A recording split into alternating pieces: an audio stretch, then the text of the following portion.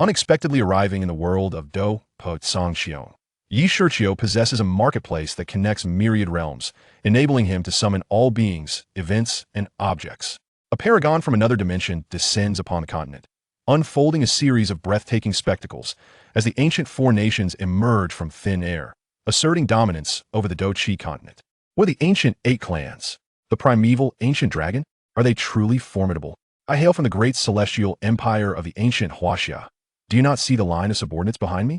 Come forth and pay homage. Chapter 1. Shiqiu. Wind release, great breakthrough.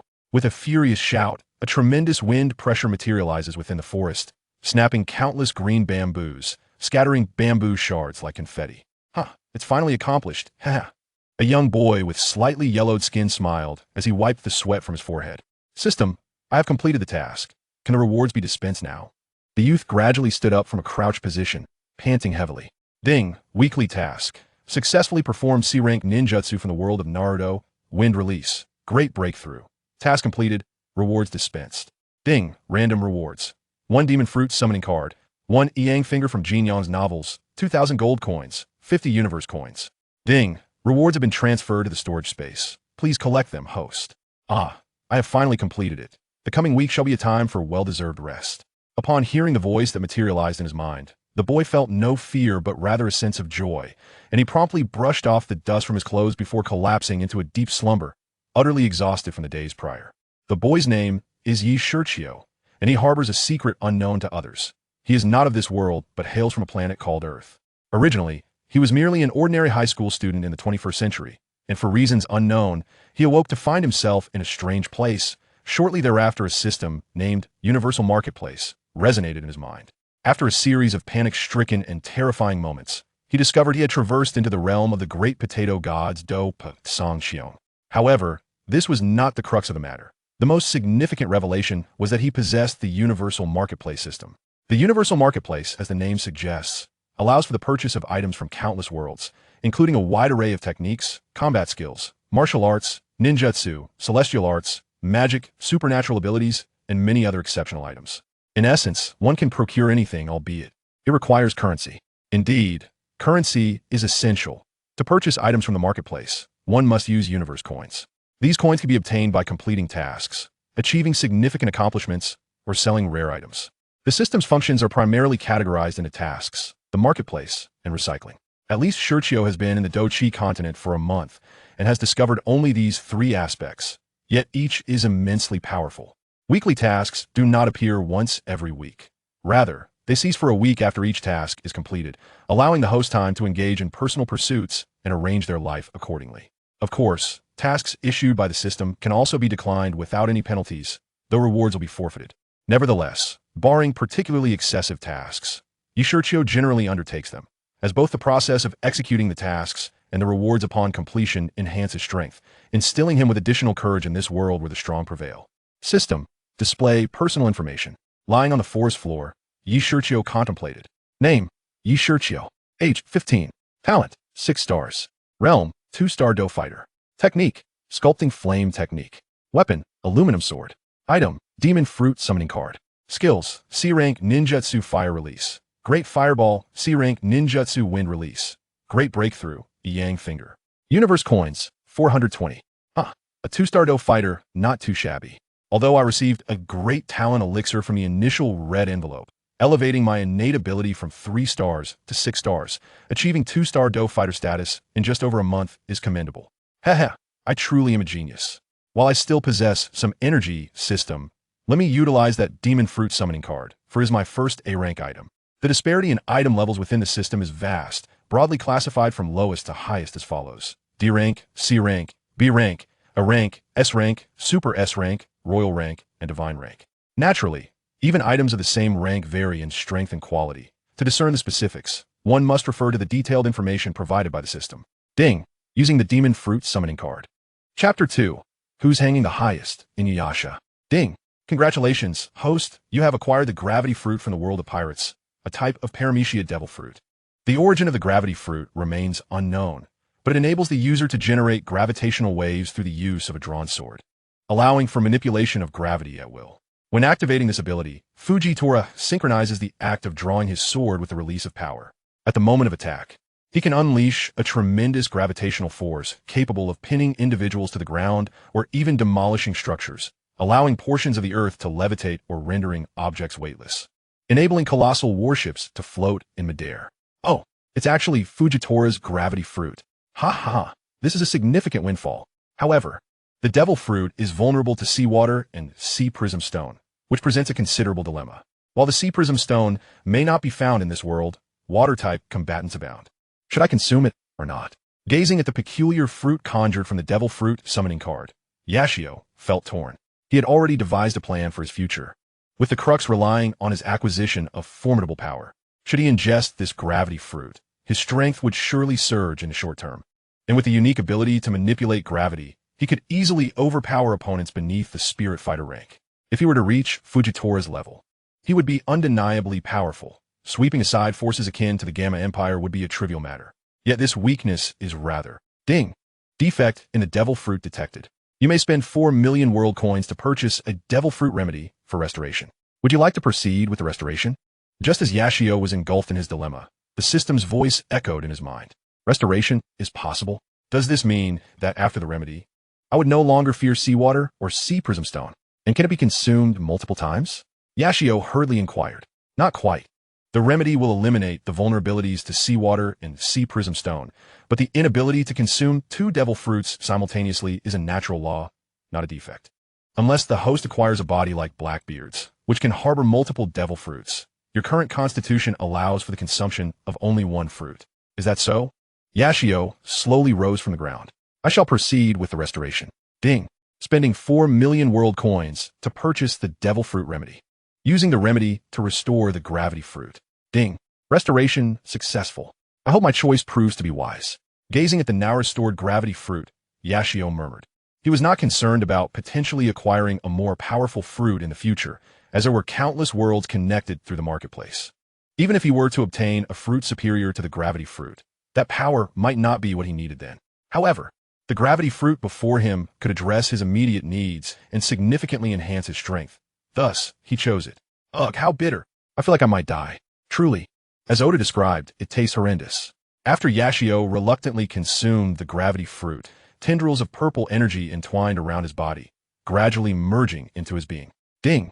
The host has awakened the power of the devil fruit, converting it into fighting energy. No sooner had the system's voice faded than Yashio felt his fighting energy surge rapidly.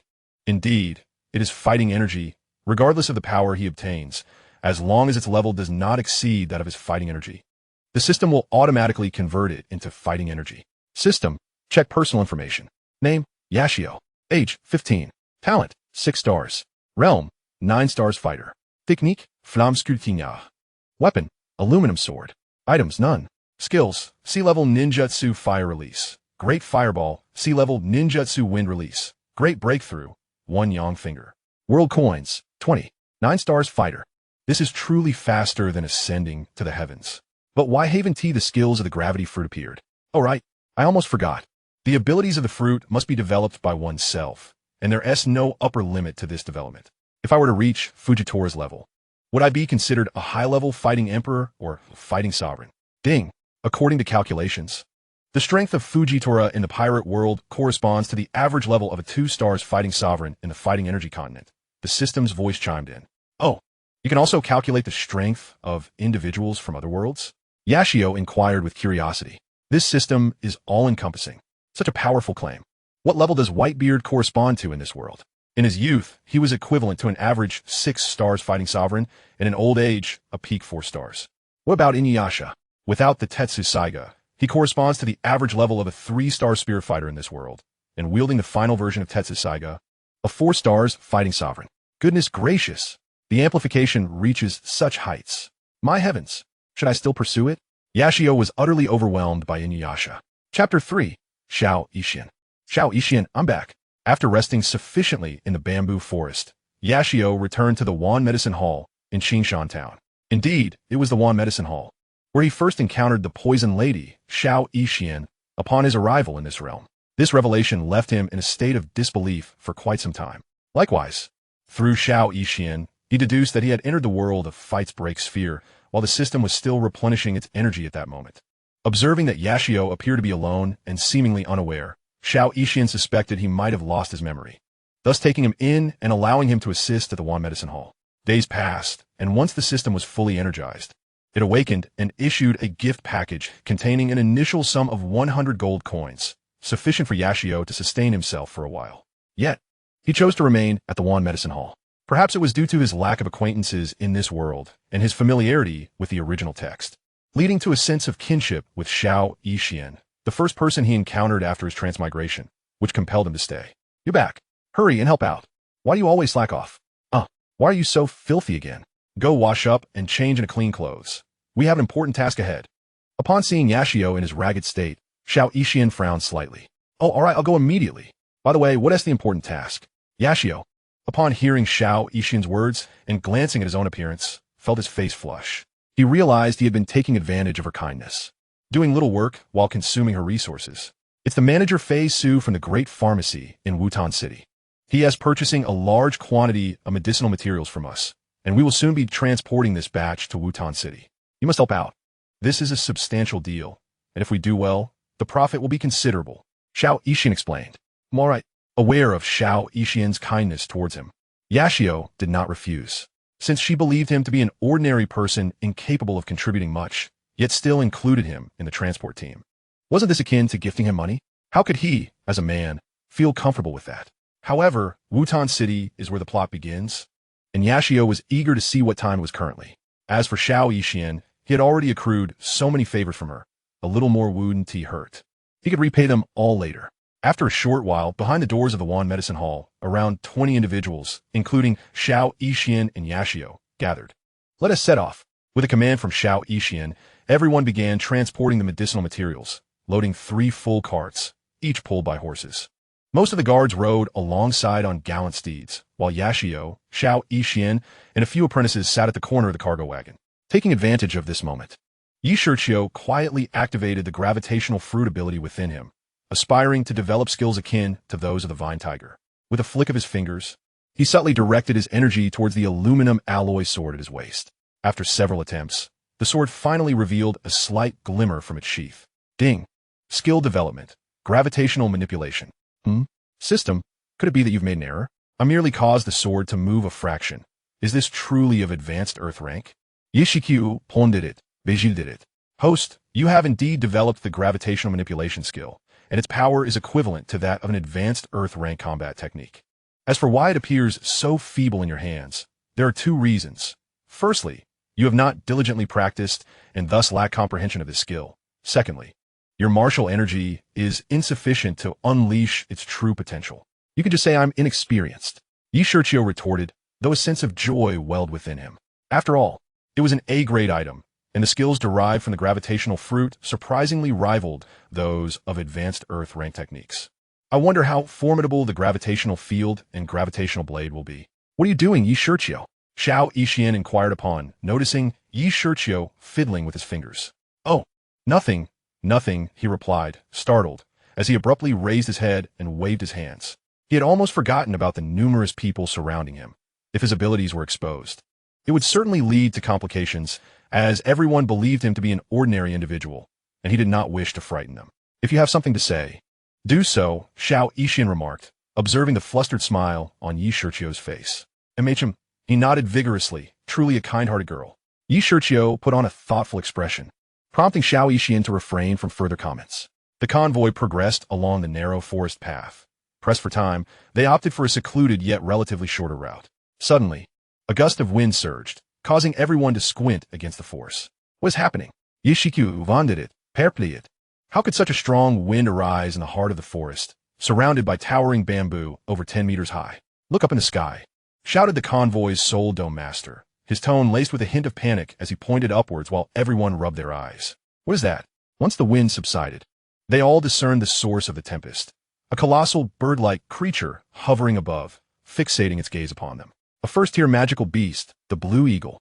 As she gazed at the azure giant in the sky, Shiao Yen let out a few delicate breaths. Chapter 4. The Blue Eagle and the Random Quest. It's a flying magical beast. Prepare for battle.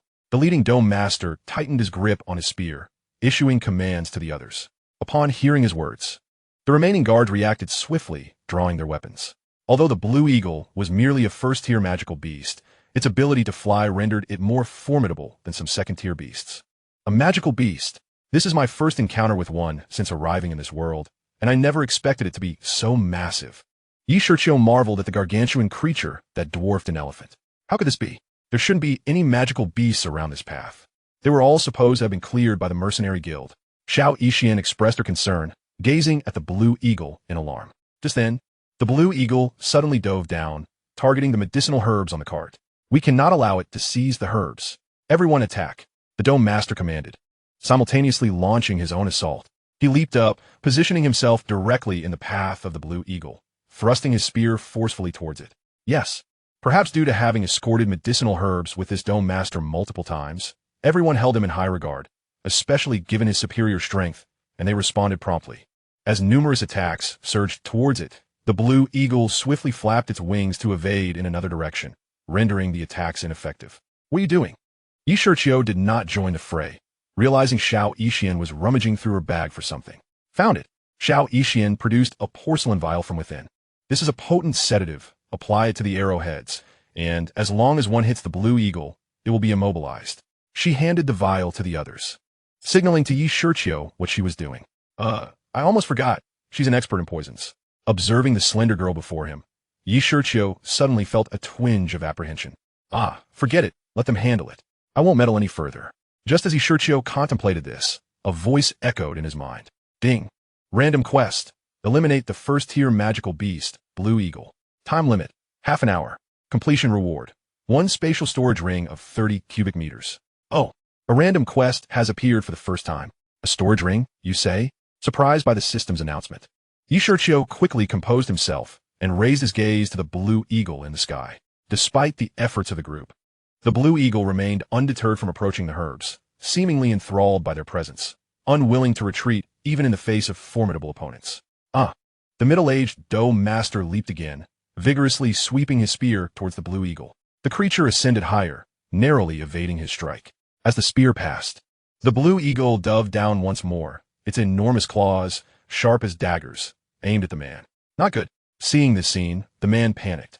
He was suspended mid-air, lacking the momentum to counterattack, and his previous technique, the Earth-Shatter Thrust, was not feasible in this situation.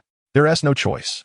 Just as the enormous claws were about to pierce him, the man could only brace himself with his spear. The Blue Eagle's claws were halted by the long spear, preventing a direct hit, but its overwhelming force sent the man crashing to the ground. Damn it, this beast thinks it can just fly away. The man, undeterred, clambered back to his feet, shaking off the dust despite the rough landing. He resumed his attempts to strike, but each time he failed, he cursed loudly. Indeed, in terms of combat prowess, the Blue Eagle was no match for him as a one-star Dome Master, especially with over a dozen companions by his side. However, its ability to soar made it difficult to land a hit. It swooped down, only to retreat upon encountering an attack, rendering arrows, spears, and blades ineffective, while Shiao Yen's sedative remained unutilized. Hey, does anyone here know any range combat techniques? The middle-aged Dome Master, exasperated, suddenly called out to the group. To deal with a flying magical beast like this, those below the Dou Spirit rank could only hope for it to descend for a swift kill or unleash ranged techniques capable of reaching the skies. Upon hearing the man's words, the crowd collectively shook their heads. They were merely ordinary mercenaries, possessing few combat techniques, most of which were suited for close combat.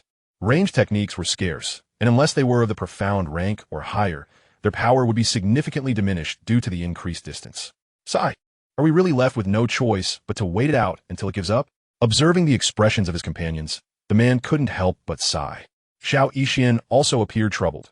If they delayed beyond the agreed time, the Wan Yao Guild would surely face repercussions. I know range combat techniques. Just as everyone despaired at having to endure this encounter with a troublesome beast, a timid voice piped up. Chapter 5. Confrontation with the Blue Eagle. Upon hearing this voice, everyone immediately turned to its source, a frail young boy clad in hempen garments. Shiqiu. What are you saying, Shiqiu? This is hardly the time for showboating. Upon hearing his words, the little medical fairy momentarily stood in bewilderment before regaining her composure, addressing Shiqiu. To her, Shiqiu appeared to be a pitiable figure, lazy and amnesiac. How could he possibly possess any combat skills? Kid, do you truly have any long-range combat techniques? Even if you do, with your cultivation level. How much power can you muster? The combat master sighed. Senior, though I may lack talent, I shall not merely stand by and watch. Aware of the skepticism surrounding him, Shiqiu clasped his hands in salute towards the man, simultaneously unleashing a formidable aura from within. Oh, what is this? How can it be? It's impossible. The surrounding guards gasped in astonishment, for the powerful fighting spirit radiating from the boy was far superior to their own. This? A 9-star fighter? How can this be? The combat master marveled at the youth before him. He seemed no older than 15 or 16, yet had attained the rank of 9-star fighter. What extraordinary talent he must possess. Alas, I misjudged you. May I inquire about your origins? I beg your pardon for my earlier discourtesy. Taking a deep breath, the man suddenly clasped his hands in respect to Shiqiu. To possess such strength at such a young age, you must be the scion of a great power, likely here for training. We must treat you with utmost deference, and it would be prudent to cultivate a favorable relationship. Senior, you flatter me. Allow me to introduce myself. I am Shiqiu from the Gama Empire. Seeing the man's demeanor, Shiqiu discerned his intentions and promptly revealed his identity. Oh, so you hail from the Gama Empire. It is an honor to meet you. I am Wutan, a humble individual from the Gama Empire. Upon hearing Shiqiu's words, Wutan quickly responded, all the while pondering in his heart about the Hasha Empire's standing in comparison to the Gama Empire. What status did Shiqiu hold in his homeland? Hey, enough of the pleasantries. Let's swiftly deal with the Blue Eagle. Otherwise, we'll jeopardize our agreed-upon time. Wutan intended to say more, but at that moment, the little medical fairy interjected, having overheard their conversation. She was aware that Shiqiu was a 9-star fighter, but that was inconsequential. What mattered was that the Blue Eagle loomed menacingly in the sky, and they were wasting time with idle chatter. Indeed, Senior, let us first eliminate this beast. Upon hearing the little medical fairy's words, Shiqiu felt no anger and turned to Wutan. Very well, I will stand guard for you, Wutan declared confidently, eager to witness the extent of Shiqiu's prowess, for even among 9-star fighters, there existed a range of strengths. All right, I shall take the lead. Shiqiu, filled with enthusiasm, recognized that this was his inaugural battle in this world, and it was against a magical beast. As he unsheathed his aluminum sword, Shiqiu pushed off with his legs, leaping into the air while simultaneously employing gravity manipulation to prolong his time aloft. One young finger, with a swift motion, Shiqiu directed a blade of energy towards the Blue Eagle. Caw! Sensing danger, the Blue Eagle frantically flapped its wings in an attempt to evade Shiqiu's attack. It was caught off guard by the speed of the one young finger. Despite its quick reflexes, it was struck upon its talon. Excellent! Witnessing the blood flow from the Blue Eagle's claw, the onlookers erupted in exclamations. Caw! Infuriated by the pain in its injured claw, the Blue Eagle charged directly at Shiqiu. Gravity manipulation, weightlessness. Observing the approaching foe, Shiqiu feigned a strike against the Blue Eagle, leaving those below puzzled by the absence of the earlier sword energy. While the observers remained oblivious, the Blue Eagle, however, understood the implications of Shiqiu's actions. As it propelled itself downward with all its might, it suddenly felt an inexplicable lightness, causing its speed to falter. Now, Shiqiu seized the moment, exclaiming, "Gravity Blade!" The Blue Eagle, bewildered and unable to perceive any incoming attack, screeched in agony as its right wing was severed by Shiqiu's strike. How could this be? Why could it not see the attack? Not only was the Blue Eagle astonished, but the spectators below were equally stunned as they beheld the creature plummeting from the sky, blood pouring from its severed wing. They marveled at how swiftly this had been resolved. Was it not less than 10 seconds? Moreover, Shiqiu appeared to have lingered in the air for an unusually long duration. As the Blue Eagle descended, Shiqiu relinquished the weightlessness he had imposed upon himself, channeling all his fighting spirit into his aluminum sword. One young finger, with a piercing thrust, Shiqiu's aluminum sword penetrated the Blue Eagle's skull. The energy of the one young finger shredding its internal organs to bits. Beep. Host has developed the Gravity Fruit ability. Gravity Blade. Achievement unlocked. Reward. Minor Light Magic. Healing Light. Beep. Random task. Eliminate the Blue Eagle within half an hour. Reward for completion. 30 square meter spatial ring. Task completed. Reward dispensed. Upon hearing the system's notification, Shiqiu was elated. Not only for the rewards, but also for having developed the Gravity Blade, which allowed the energy of the Gravity Fruit to surge within him, further enhancing his strength. Name, Shiqiu. Age, 15. Talent, 6-star. Realm, 2-star fighter. Technique, Flammesculpting Technique. Weapon, aluminum sword. Item, Low-level spatial ring. Skills, C-rank ninjutsu. Fire release, great fireball. C-rank ninjutsu. Wind release, great breakthrough. One yang finger, light magic, healing light. Universal currency, 20. Why do techniques like great fireball and great breakthrough have levels comparable to fighting techniques, yet light magic does not? Shiqiu mused upon reviewing his information panel. Light healing is categorized as a healing magic within the light magic framework, lacking offensive capability, while fighting techniques are primarily ranked by their attack power. However, if the host seeks to understand its value, the system can inform the host that its attack power is equivalent to high-tier Earth-level fighting techniques. Would you like to view the description of healing light? Yes. As the method of using healing light was implanted in his mind, he had yet to fully digest it. But the notion that its worth was equivalent to high-tier Earth-level fighting techniques was indeed promising. Beep. Healing light. A healing magic of the light element, suitable for Magus-level practitioners. Its effects can even restore bones to flesh at full mastery, making it a rather rare magic. Shiqiu, are you alright? Noticing Shiqiu lost in thought and silent, the little medical fairy inquired with concern. Oh, I'm fine, just suddenly recalled something. Responding to her caring voice. Shiqiu snapped back to reality. Oh, that's good to hear. The little medical fairy exhaled a breath of relief, patting her chest. Young friend, your strength is truly formidable. I feel rather humbled. At that moment, the middle-aged combat master stepped forward and bowed to Shiqiu. Senior, you are too kind. I merely experienced a stroke of luck. Shiqiu smiled in response. Seeing Shiqiu's extraordinary prowess, the others also approached to engage him in conversation. While the pitiful Blue Eagle was momentarily forgotten. Chapter 6. The Journey to the West, Shiqiu Edition. After dissecting the Blue Eagle, the crowd was incensed to find no magic core within. The frustration was palpable. How could such a worthless creature have wasted their time? Despite their anger, they proceeded to pack up and continue their journey, taking with them some valuable parts from the Blue Eagle. Initially intended for Shiqiu, the items were ultimately given to Shiao Yen, as she had previously rendered a favor to him, and Shiqiu showed little interest in the spoils. Following the battle with the Blue Eagle, Shiqiu's standing within the group significantly elevated, nearly on par with that of the middle-aged man.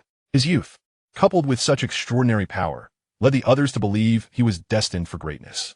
Consequently, they frequently engaged him in conversation, which Shiqiu welcomed. He was not one to shy away from dialogue, and it alleviated the monotony of the journey. In contrast, Wutan seemed to be subtly probing for information regarding the Gama Empire, clearly intrigued.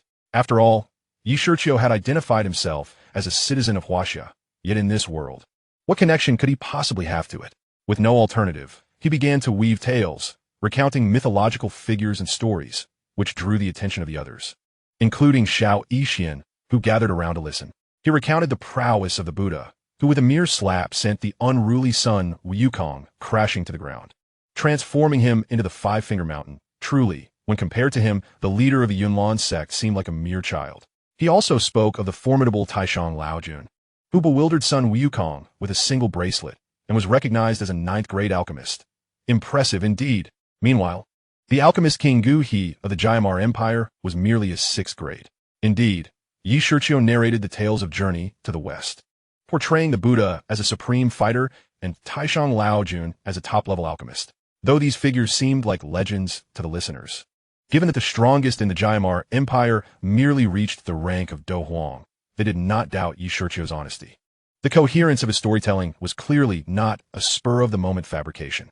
Their astonishment grew, and they held Shiqiu in high regard, despite his insistence that he was merely an ordinary citizen of Hasha. Enough of this, I'm utterly exhausted, Shiqiu exclaimed, perched upon the carriage. Parched after 2 hours of storytelling without a sip of water.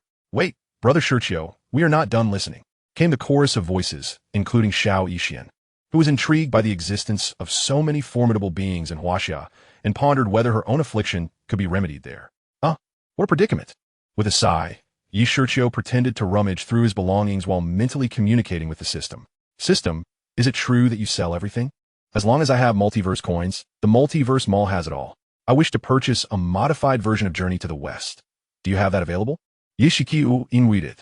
Please specify your requirements. The system responded after a brief silence. All right. Convert the power levels of the characters in Journey to the West to the ranks used in the Dou Qi Continent. With the Buddha as a 9-star Do Saint and Taishang Laojun as a 9th grade senior alchemist at the top, with a more humanized classification. Shiqiu articulated his demands. Understood. The cost is 1 multiverse coin for 1,000 copies. That is quite a lot. How about this? Just give me 1 copy for free. Shiqiu suggested amicably. Impossible. The system's curt response landed heavily on Shiqiu. Very well then. Have you found what you were looking for? The others, having waited patiently, began to question his progress. Oh yes, here it is. I was momentarily distracted. Shiqiu replied as he retrieved a modified version of Journey to the West from the system's space, which he had renamed the Journey of the Hasha Empire. What is this? The crowd's curiosity piqued as Shiao Yen snatched the book from his hands. This is a historical account of the Journey to the West, featuring the contemporary Hasha Buddhist sect's victor against demons, the ancient divine monkey son Wutan. Shiqiu chuckled. Ah, a historical record of the great sage son. Why didn't you present it sooner, brother Shiqiu? Wutan exclaimed, visibly excited, having already idolized son Wutan. Initially, Shiqiu had planned to mention it casually, but seeing the group's enthusiasm for the great sage's exploits, he decided to share, relieved that he had already read the contents. This book is a gift for you all. Thank you ever so much. The group exclaimed with palpable excitement, revealing that the inhabitants of the Dou Qi Continent indeed relished tales of heroism. As Shiao Yen opened the book and continued from where Shiqiu had paused, the group journeyed towards Wutan City, engrossed in the tale of the West, taking turns reading aloud. This transformed their journey into one of the most enjoyable experiences they had shared thus far. Thus, 7 days passed. Ding! Weekly mission. Promote Journey to the West in the Dou Qi Continent, making the journey of the Shiao Empire a legendary tale known throughout the Gama Empire. Deadline, 1 month. Mission rewards. Earth rank low-level fire attribute technique fire dragon decision, an A-level Buddhist character summoning card, and 3 million multiverse coins. Promoting Journey to the West. This could potentially disrupt the Gama Empire. What would Shiao Yen think if he knew? Yet, I must recruit that character. An A-level figure is crucial. One that stands between the pinnacle of Do Huang and Do Zone. With him in the Gama Empire, I could rest easy, but why must he be a monk? However, how to promote it? I can't just sell books. If someone with ulterior motives discovers it, that would be disastrous. Moreover, there must be a reason for it. If I succeed in the mission, won't I summon that A-level expert? Suddenly, inspiration struck Shiqiu. Chapter 7, Spreading Journey to the West. Oh no. With only a month left and the mission incomplete, what shall I do? Shiqiu feigned a troubled expression, lamenting. What troubles you, brother Shiqiu? The mission seems to be going smoothly. We'll be nearing Wutan City in about half a day, Wutan remarked. Upon hearing Shiqiu's sigh, the others turned their attention to him. What is wrong, Shiqiu? Shiao Yen asked. Sigh, it's not this mission, but rather a task assigned by the Buddhist sect. Alas, Shiqiu shook his head in dismay. The Buddhist sect? Could it be? Upon hearing Shiqiu's words, the group became immediately animated. For they had just listened to the tales of Journey to the West and were quite familiar with this term, especially the compassionate Avalokiteshvara, whose power was awe-inspiring and whose benevolence was deeply admired. Indeed, the great compassionate Buddhist sect. I am, in fact, a noble scion of the Hasha Empire. Due to my unstable mindset, my father sent me out to hone my skills, coinciding with the sect's mission to propagate teachings across various lands. With the Gama Empire among them, my path of training leads towards the northwest continent. So my father tasked me with preparing a venue for the Buddhist sect in the Gama Empire. However, I encountered bandits along the way, though I preserved my life. The funds meant for establishing the venue were lost. What am I to do? Shiqiu expressed anxiously. Brother Shiqiu, are you saying that a distinguished figure from the Buddhist sect is about to descend upon the Gama Empire, and that it shall occur within a month? The crowd was filled with apprehension. Indeed, I must prepare a venue for this esteemed personage, yet I am at a loss as to where it should be. Knight Shiqiu lamented. How splendid! The compassionate Buddhist sect is coming to our Gama Empire. The teachings of Buddhism emphasize the salvation of all beings. Surely, we are destined for brighter days ahead. Shiqiu, my dear brother, if this esteemed figure does not find it beneath him, we could establish the venue in our Qin Shan town. Wutan exclaimed, his face alight with excitement. Indeed, let us invite this esteemed personage to Qin Shan town. Upon our return, we shall promptly gather everyone to construct the venue for the arrival of the Buddhist sage. The crowd clamored. But is this truly feasible? This task was originally assigned to me, and I would be imposing on everyone, Shiqiu replied, somewhat embarrassed. Do not say such things.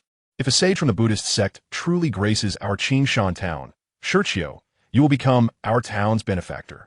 They insisted. Yes, let's build a venue for the sage. The crowd echoed, even the little healer joining in. Very well. I appreciate everyone's enthusiasm. The sage is expected to arrive in approximately 1 month. Please, upon your return, let us work together to construct a temple as the venue. Knight Shiqiu conceded, albeit with a hint of reluctance. Wonderful. The Buddhist sage is coming to our Qin Shan town. I wonder if he will accept disciples? And you wish to be his disciple? Furthermore, joining the Buddhist sect requires a lifelong commitment to vegetarianism. As long as I can become stronger, I would gladly adhere to a vegetarian diet. With Knight Shiqiu's promise, the group was filled with elation and hastened their pace to return, eager to assist in the temple's construction. Success. Knight Shiqiu rejoiced internally. The sudden surge in construction in Qin Shan town would undoubtedly attract attention, particularly from neighboring towns. Moreover, with the mercenaries and guards being quite talkative, the news of the Buddhist sect was bound to spread. Most crucially, within the system space, there remained 999 copies of the journey to the west of the Hasha Empire. Knight Shiqiu believed this venture would surely succeed. Half a day later, in Wutan City, the little healer and a few companions were receiving supplies from a pharmacy owner, while Knight Shiqiu was out with Luo Dan and others for a brief excursion. Their activities were rather unremarkable. They merely visited the middle auction house, the Shao family, the Jali family, and the Opa family, distributing copies of the journey to the west of the Shiao Empire randomly in the marketplace, giving away over 100 copies.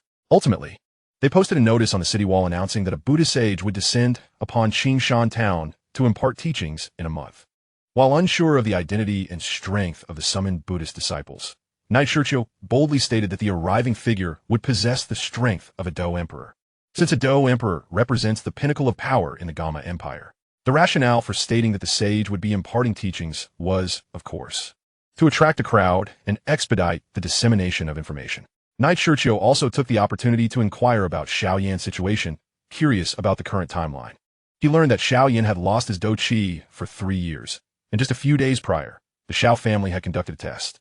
With less than a year until Shiao Yan's coming-of-age ceremony, Nalin Yenran had also arrived with the Yunlan sect to call off their engagement. This indicated that the plot had begun to unfold. In a year, Shiao Yen would depart from Wutan City, suggesting that Knight Shiqiu still had time to grow stronger, especially given the influx of formidable opponents following the plot's commencement. After attending to business, the little healer and her companions returned to Qin Shan town to rally resources for the temple's construction, while Knight Shiqiu proceeded to distribute copies of the Shiqiu edition of Journey to the west to surrounding cities. He spent 5 world coins to purchase 5,000 copies, giving them away freely and posting notices on city walls, diligently working for over half a month. Unbeknownst to him, during his half-month of fervent distribution, the journey to the west of the Hasha Empire had caused a significant upheaval in the Gama Empire. Ding! Congratulations, host, for completing the task. Rewards: low-grade fire attribute technique, fire dragon decision, A-class Buddhist character summoning card, and 3 million world coins. Rewards have been distributed. Just as Knight Shiqiu continued to distribute books amidst the bustling crowd, the system's voice rang out. Uncle Luo, please assist me with the distribution. I am feeling unwell and need to step away for a moment, he said, shoving the remaining books into Luo Dan's hands. Luo Dan stared at the pile of books before him, speechless. He had been surrounded by books for over half a month. Extract character card. Knight Shiqiu muttered in a secluded corner. A card imbued with mysterious allure materialized in his hand, its surface glowing as images flickered across it. Various names appeared, such as the Venerable Monk Mingda and the Monk Aid. The card's imagery gradually slowed, ultimately revealing a middle-aged man clad in a red robe, wielding a golden staff and holding a golden alms bowl. Ding! Congratulations, host, for acquiring the summoning card of Fahai from the world of White Snake legend. Oh my goodness! Chapter 8. The Ancient Four Nations. In Wutan City, within the Shiao family's elegant chamber, a young girl clad in azure, exuding a graceful and ethereal demeanor akin to a blossoming lotus, sat elegantly in a chair, engrossed in a thick tome. A black-robed elder bowed his head before her. Elderling, do you truly believe the contents of this book? Is there really a powerful empire known as Hasha? And what the Buddhist sect and the Dao sect? Not to mention Sun Wukong? The girl slowly closed the book, a frown creasing her brow as she spoke earnestly. It cannot be possible. If such a formidable force truly exists, how could our clan remain entirely oblivious to it? The elder responded with uncertainty. For the revelations within the book were astonishing. Numerous Dou, saints, and many powerful artifacts featured within. If true, then the Hasha Empire would surpass even the combined strength of the ancient 8 clans. Indeed, I too find it hard to believe, yet the contents do not seem fabricated. The girl expressed, her face revealing both confusion and gravity. Miss, are you suggesting that the text speaks of the 4-sea dragon kings? Is that not referring to the Taishu ancient dragon clan? And did not the dragon and phoenix's initial calamity signify the conflict between the Taishu ancient dragon and the ancient heavenly phoenix? Many elements within this narrative appear far too plausible. What could be the truth? The girl mused softly. Miss, is it not said that the Buddhist sect from the Hasha Empire will send individuals to the Gama Empire to impart teachings? It seems the date mentioned in the announcement is merely 10 days away. When they arrive, I shall investigate on your behalf. What do you think? The elder clearly regarded this matter with great importance. Although he harbored doubts about the book's authenticity, the author must possess considerable knowledge of many secrets. Otherwise, how would they know of the dragon and phoenix clans, as well as the ancient divine monkeys? They must belong to a formidable power. Very well. I appreciate your assistance. Elder Ling, the girl replied thoughtfully, nodding in agreement. You flatter me, Mississippi. Ah, someone is approaching. Please leave us. The girl waved her hand dismissively. As you wish. Before she finished speaking, the elder had already vanished, showcasing the prowess of a Dou emperor. Son, are you there? A knock echoed, accompanied by a youthful voice. I'm here, Brother Shiao Yen. The girl promptly rose to open the door upon hearing the voice. Brother Shiao Yen, what brings you here today? Were you avoiding me? She feigned annoyance. Hee. Shiao Yen chuckled awkwardly, scratching the back of his head. Father has summoned all the disciples within the clan to the assembly hall, and I came to fetch you. Oh, so it turns out that Brother Shiao Yen is merely here to run errands. Humph. Brother Shiao Yen does not care for me at all. He doesn't even take the initiative to visit Sun'er. Upon hearing Shiao Yan's words, the young girl felt a surge of anger and pouted her little lips. No, that's not it. Well, I've had a few matters recently, so Sun'er is feeling a bit thirsty. May I come over to have a cup of tea with you? Hearing the girl's words, Shiao Yen felt a swell of emotion. Ever since his Dou Qi had regressed to the 3rd tier, everyone had looked down upon him. And the only ones in the Shiao family who treated him sincerely, aside from his father Shiao Zhan, were the girl before him. Ake mipiaka, come. I'll pour you some water. Upon hearing Shiao Yan's words, the girl's slight anger transformed into shyness as she grasped Shiao Yan's hand and led him inside. All right. Watching the girl go to fetch water, Shiao Yan took the opportunity to glance around, reminiscing about how long it had been since he last visited this place. Suddenly, his gaze fell upon the books on the chair, and his mind exploded with excitement as he hurried over to pick one up and open it. What's wrong? Brother Shiao Yen? Sun'er inquired, carrying a cup of clear tea, puzzled by Shiao Yan's sudden agitation. Shiao Yen ignored her, focusing intently on the book in his hands, growing increasingly exhilarated. What's the matter, Brother Shiao Yen? Seeing his reaction, the girl asked with concern. The Hasha Empire, there's actually a Hasha Empire here. And Sun Wukong, where did you get this book, Sun'er? Upon hearing the girl's worried words, Shiao Yen closed the book and eagerly questioned her. I received it one day while I was out in the market from a stranger. I saw several people giving away this book back then, just handing out to anyone. The market? Hearing the girl's words, Shiao Yen immediately prepared to dash out. Those people have already left. They departed from Wutan City half a month ago. Noticing Shiao Yan's demeanor, the girl understood where he intended to go and quickly said, What? They've left? If only I'd gone out, I wouldn't have missed them. Who knows, perhaps now. Shiao Yen clenched his teeth and slammed his fist on the table in frustration. What's wrong, Brother Shiao Yen? Do you know this book and the person who gave it to you? Sun'er asked, astonished by his words, while Ling Ying above also perked up her ears in interest. I don't know the person who gave the book, but I've read Journey to the West no less than 10 times. I never expected it could. As soon as the words left Shiao Yan's mouth, he felt a pang of regret and, sure enough, looked up to find Sun'er gazing at him with a face full of confusion. Brother Shiao Yen knows about the Hasha Empire? The girl asked earnestly. Not only were Sun'er and Ling Ying curious, but even Yao Lao within Shiao Yan's ring was intrigued. Upon seeing Shiao Yan's expression, he released his spirit to take a look at the book, and upon doing so, he was taken aback. What is this? The great sage equal to heaven. The Jade Emperor. Who are these formidable beings? Moreover, observing his disciple's reaction, it seemed he was aware of something, knowing he had to provide a reason for this. Especially since his teacher had mentioned Sun'er's significant background, Shiao Yen had no choice but to find a way to transfer the stories from Earth into this realm. It coincidentally aligned with what Shiqiu was doing. After all, Shiao Yen reasoned that if Journey to the West had emerged as a historical text, then other tales must also hold truth, suggesting that this Dou Qi Continent possessed a Hasha akin to ancient mythologies. Of course, He did not realize that this realm had no Huaxia, but instead a fellow traveler like himself. Shiao Yen composed his thoughts and began to narrate to the girl before him in Yao Lao within the ring. The Huaxiao Empire was one of the 4 ancient empires. Once, the fire god Zhu Rong and the water god fought in Huaxia, leading to cataclysmic upheaval. The goddess Nuwa collected 5 colored stones to mend the heavens and reshape the earth, while the 3 sovereigns and 5 emperors restored Huaxia.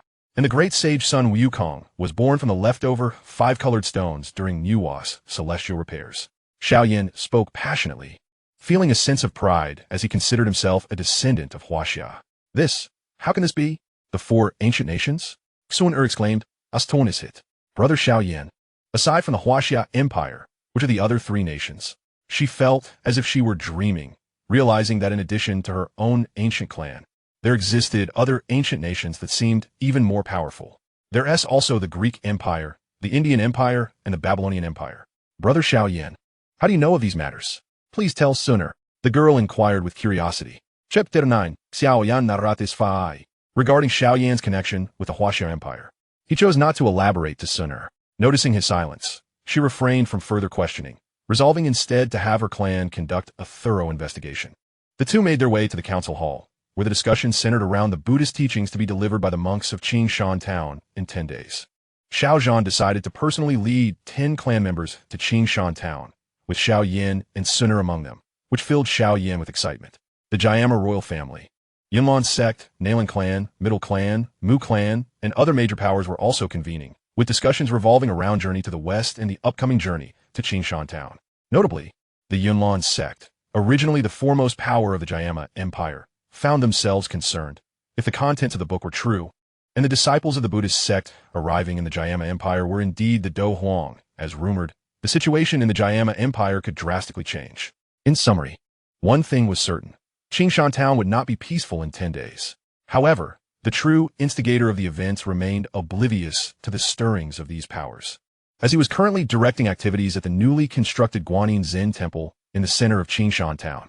The introduction on the back of the character summoning card allowed Shiqiu to breathe a sigh of relief, providing her with the confidence to disregard the current turmoil within the Gama Empire. Character 5. Origin, Legend of the White Snake. Strength, 2-star Dozong. Weapon, Golden Zen Staff, Golden Bowl. Technique, Buddhist Dawn Poem Decision. Talent, 5-star. Skills, Finger Zen, Evil Repelling Staff Technique, Pseudo Cloud Writing, Purifying Spirit, True Words, Buddhist Radiance. A 2-star Dozong.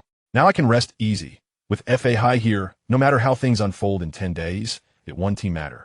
I might as well let FA High establish a sect and promote Buddhism. Otherwise, keeping him by my side will sap my motivation, Shiqiu mused. Yet, how FA High would make his grand entrance in 10 days remained a question. I have an idea. System. I wish to purchase ultra-large holographic imaging equipment from the future technological world. Ding, ultra-large holographic imaging equipment 3. 5 million rel coins. Would you like to purchase? Yes. Ding. Purchase successful. Item has been transferred to system space. Name, Shiqiu. Age, 15. Talent, 6-star. Realm, 3-star Dome Master. Technique, Fire Dragon Decision. Weapon, Aluminum Sword. Item, Low-Level Space Ring. Skills, C-Class Ninjutsu Fire Release. Great Fireball, C-Class Ninjutsu Wind Release. Great Breakthrough, One Yang Finger, Light Magic, Healing Light. Elixirs, Grade 2 Recovery Pill X10. Realm Coins, 220. Not bad. After reviewing her information, Shiqiu nodded in satisfaction. Activate Holographic Imaging. Shiqiu began to set up and activate the equipment. Suddenly, brilliant golden light illuminated the skies above Qingshan Town, and a thunderous voice echoed from high above. Namo Amitba. Oh heavens, how has the sky transformed? What is that sound? What has transpired? The sudden phenomenon has thrown the people of Qingshan Town into a state of panic, with even those from nearby towns catching glimpses of the changes above. Namo Amitabha. The resounding chant echoed once more. Did you hear that? The inhabitants of Qingshan Town and the surrounding areas distinctly heard this invocation. They heard it. Namo Amitba, could it be? Countless individuals, astonished, began to display expressions of joy. This is it.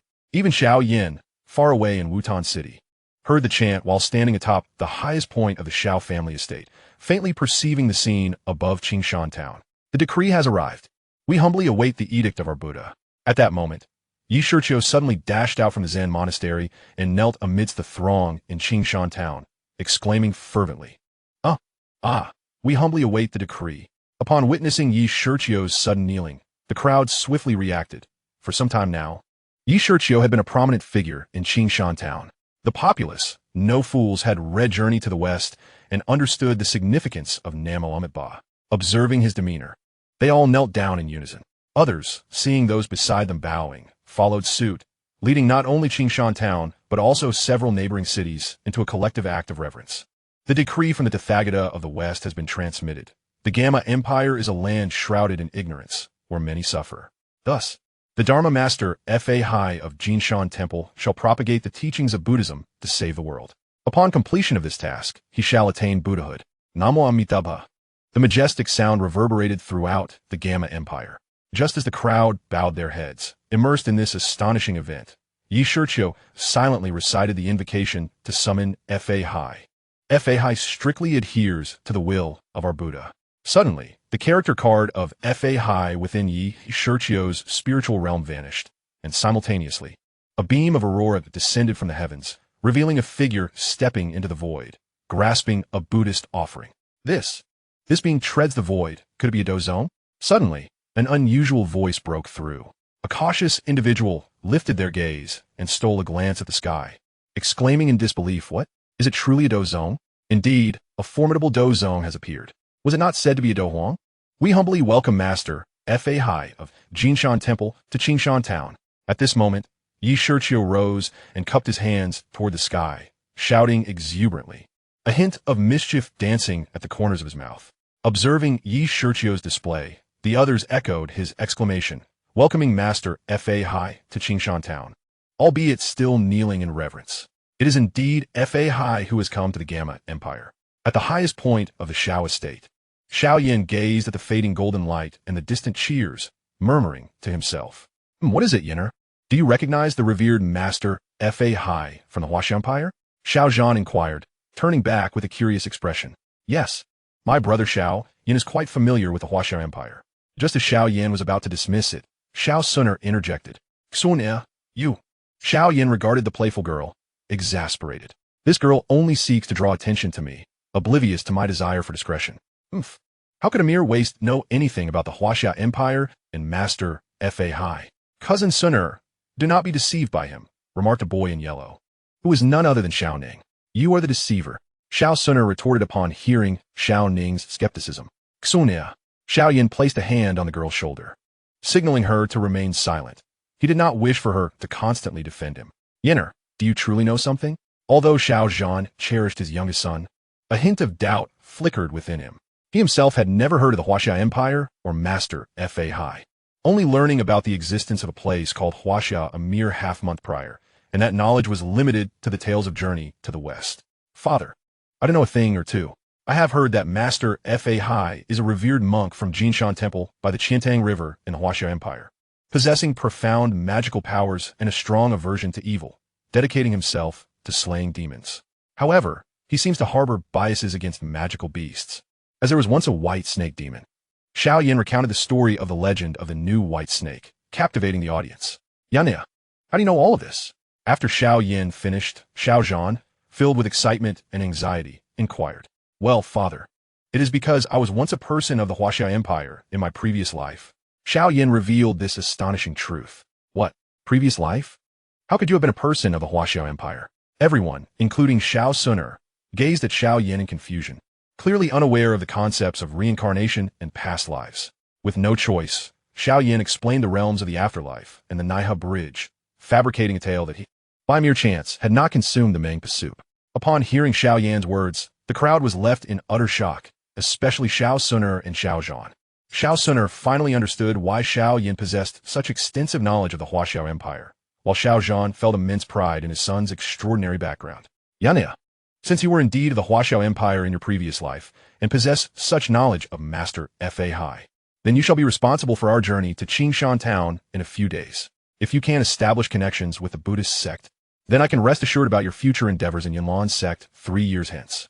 Remarkably, no one opposed Xiao Zhan's assertion today, not even the two elders, who were convinced of Xiao Yan's honesty given that he had recounted the achievements of Master Fa Hai.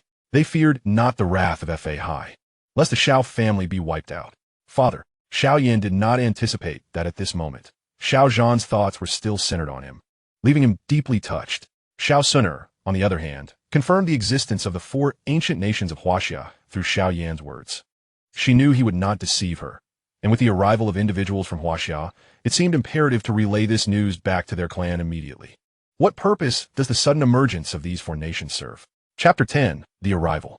In Qingshan Town, with the awe-inspiring descent of Fa Hai, the entire town was enveloped in an atmosphere of excitement, especially as the populace witnessed that, despite Fa Hai's formidable strength as a dozone, he treated them with utmost respect and courtesy. They felt a sense of kinship and involuntarily joined in the construction of the monastery. Even the prominent families from surrounding cities came to lend a hand, perhaps hoping to curry favor with Fa Hai. Originally, Shiqiu had intended to construct a modest Guanyin monastery, but had transformed into a grand temple covering 500 acres, although still under construction. Its scale was already imposing, resembling a castle, with Fa Hai personally naming it Qingshan Temple. Though summoned by the system and equipped with knowledge of the Dou Qi world, Fa Hai retained his memories from the tale of the White Snake, which was inherently associated with the Gama Empire. With only a few days remaining until the scheduled sermon, Shiqiu did not remain idle. He engaged Fa Hai as a training partner. On the edge of the Beast Mountain Range, near Qingshan Town, a youth clad in splendid attire wielded a sharp sword, relentlessly attacking the middle-aged man before him. The elder, draped in a scarlet robe and bald, wielded a golden monk's staff, parrying the youth's strikes. Were they to truly engage, Fa Hai could dispatch Shiqiu with but a sneeze. Nevertheless, Fa Hai suppressed his Dou Qi to match Shiqiu's level. Despite being of equal rank, Fa Hai's combat experience far surpassed that of Shiqiu, resulting in a flurry of clangs and clashes. The metallic clangs echoed incessantly through the air. With her body adorned in bruises, Shiqiu lunged towards Fa Hai, her alloyed sword shimmering with a radiant golden aura. Upon witnessing the blade sweeping in her direction, Fa Hai nimbly leapt into the air, ascending over 10 meters. One young finger. Realizing her initial strike had failed, Shiqiu concentrated her energy at the tip of her sword, thrusting the alloyed blade towards the airborne Fa Hai. The one young finger manifesting with fervor. A stream of sword energy surged forth like a serpent, crackling with lightning speed, captivating all who beheld it. Yet, in the face of this rapid assault, Fa Hai exhibited no fear, eschewing even the use of his own techniques. With a mere flourish of his gilded staff, he deflected the one young finger's sword energy effortlessly. What? How infuriating! Witnessing her technique being so easily neutralized, Shiqiu was overwhelmed with shame and fury, prompting her to leap forward, sword raised, determined to confront Fa Hai, who had ostensibly matched her power level. Purification mantra, silence. Fa Hai, maintaining a calm demeanor, formed a Buddhist gesture with his left hand, reciting the mantra. As he uttered the word silence, a divine radiance emanated from his palm. With a gentle push of his hand, the sanctified glow surged towards Shiqiu, enveloping her entirely. This. Initially taken aback as the beam of light engulfed him, Shiqiu found himself momentarily disoriented, unable to react. However, as time passed, he discerned that the golden light surrounding him was not harmful. Rather, it gradually soothed his tumultuous heart. His fervent desire to battle Fa Hai began to dissipate, and sleepiness enveloped him as he succumbed to slumber. Descending gently, Fa Hai observed the scene below. The golden light encasing Shiqiu remained undiminished, swirling around him incessantly. Ba, the young master has recently experienced a rapid enhancement in strength, leading to an unstable state of mind. His competitive spirit has surged forth. I, a humble monk, have invoked the true words of Buddhism to restore tranquility to his heart, hoping he can find peace and composure. Gazing at the youth ensconced in the luminous column, Fa Hai spoke softly, then turned to bow respectfully towards the depths of the bamboo grove. Ba, have the two patrons been observing for long without satisfaction? Might I inquire about the purpose of your visit? Please do reveal yourselves. Fa Hai inquired with a serene expression. Master, your insight is commendable. We, from the Gama Empire, have come to pay our respects. An elderly voice responded, accompanied by another, melodious like a lark. Two radiant figures emerged from the deep bamboo thicket. The elder, clad in simple yellow robes, had a youthful visage despite his white hair, exuding an air of ethereal grace, his gaze scanning with authority. The woman donned a form-fitting robe of golden and purple brocade, her tresses styled in a phoenix-like manner, hinting at an undeniable nobility. Her serene beauty resembled a crystal-clear spring hidden within a secluded mountain, evoking both admiration and a touch of reverence. Two figures swiftly approached, each adorned with a pair of resplendent wings, an embodiment of their fighting spirit. Amitabha, esteemed patrons, you honor us. Upon their arrival, Fahai raised his left hand in a gesture of respect. Not all, master. Your wisdom is profound. The two, both powerful Dou emperors, could sense the formidable energy radiating from Fahai, an aura that surpassed even their own. Could he truly be the Dou Zong, as the legend suggested? They exchanged glances. Before Jia Qingtian stepped forward, inquiring, is the master from the Hasha Empire? What brings you here? Amitabha, indeed, I hail from Hasha. I have come to the Gama Empire on a divine mission to propagate the Dharma and benefit all beings, Fahai replied, subtly shielding the slumbering Shiqiu behind him. Oh, does the master intend to establish a sect in the Gama Empire? Yun interjected, her voice tinged with concern. As the establishment of a new sect could threaten the standing of the Yunlan sect, the sole sect in the Gama Empire until now. Nay, I possess neither the merit nor the capability to establish a sect. I am but a practitioner of the Buddhist faith, here solely to spread the Dharma. How could I possibly found a new sect? Fahai gently shook his head. Then, master, do you intend to create a branch of the Buddhist sect in the Gama Empire? Yin pressed again. Amitabha, your words hold some truth, Fahai conceded with a slight nod. At this juncture, Jia Qingtian remarked, as a citizen of the Hasha Empire, would it not be inappropriate for you to establish power in our Gama Empire? Your assertion is misguided. The Buddha teaches that all beings are equal. Does nationality truly matter? Fahai responded, shaking his head slowly. Your words are flawed. The Buddha of your Hasha Empire is not the same as the Buddha of our Gama Empire. We have not heard his teachings, and, until a month ago, we were unaware of the concept of Buddha. Jia Qingtian retorted indignantly. Amitabha, I urge you to choose your words wisely. The Buddha's compassion must not be disrespected. Hearing Jia Qingtian's remarks, Fahai's grip on his staff tightened. He was naturally quick to anger, and the weight of his devotion to Buddha intensified his ire at perceived disrespect. Master, please remain calm. Yao Lao did not intend to offend your esteemed sect. However, it is rather excessive for your sect to intrude upon the Gama Empire and establish power. Would you not feel aggrieved if foreigners were to invade your homeland and establish their own authority? Yun interjected hastily, attempting to reason with Fahai. Unbeknownst to her, Fahai's memories of the Hasha Empire were colored by the tales of the White Snake, wherein ancient peoples welcomed visitors from all nations, embracing diverse philosophies. Moreover, as a disciple of the Buddhist order, he was not inclined to concern himself with national affairs. Amitabha, the Hasha Empire has long been known for its hospitality, and we Buddhists advocate for the equality of all beings. If anyone wishes to come to Hasha to spread the teachings, we neither welcome nor reject them. Fahai articulated calmly. Your sect has intruded into Gama, forcibly establishing influence while ensnaring the populace with your teachings. Do you not find this tyrannical? Realizing that Fahai would not abandon his intentions to establish a Buddhist branch within the Gama Empire, Jia Qingtian pointed accusingly at him. Your sect acts with such tyranny. Do you truly believe there are no capable individuals within the Gama Empire? Both Jia Qingtian and Yun, typically composed and dignified, could no longer suppress their anger. Amitabha, I cannot bear to see the beings of the Gama Empire suffer. Hence, I have been dispatched to guide them. The Buddha's compassion is boundless. Yet you choose to slander and insult me. As a disciple of the Buddha, I must confront your disrespect. With that, Fahai retracted the beads from his left hand and raised his staff, addressing the two with fervor. Your arguments are mere sophistry. Let us see the strength of the Buddhist sect's practitioners today. Jia Qingtian and Yun prepared for battle. Amitabha, those of the Buddhist order ought not to engage in combat, yet your slander compels me to impose some retribution. Unfazed by the two Dou emperors of the Gama Empire, Fahai spoke with tranquil resolve. Spare us the rhetoric. Come forth. Very well, let us commence with the evil staff technique. Chapter 11. The Great Battle.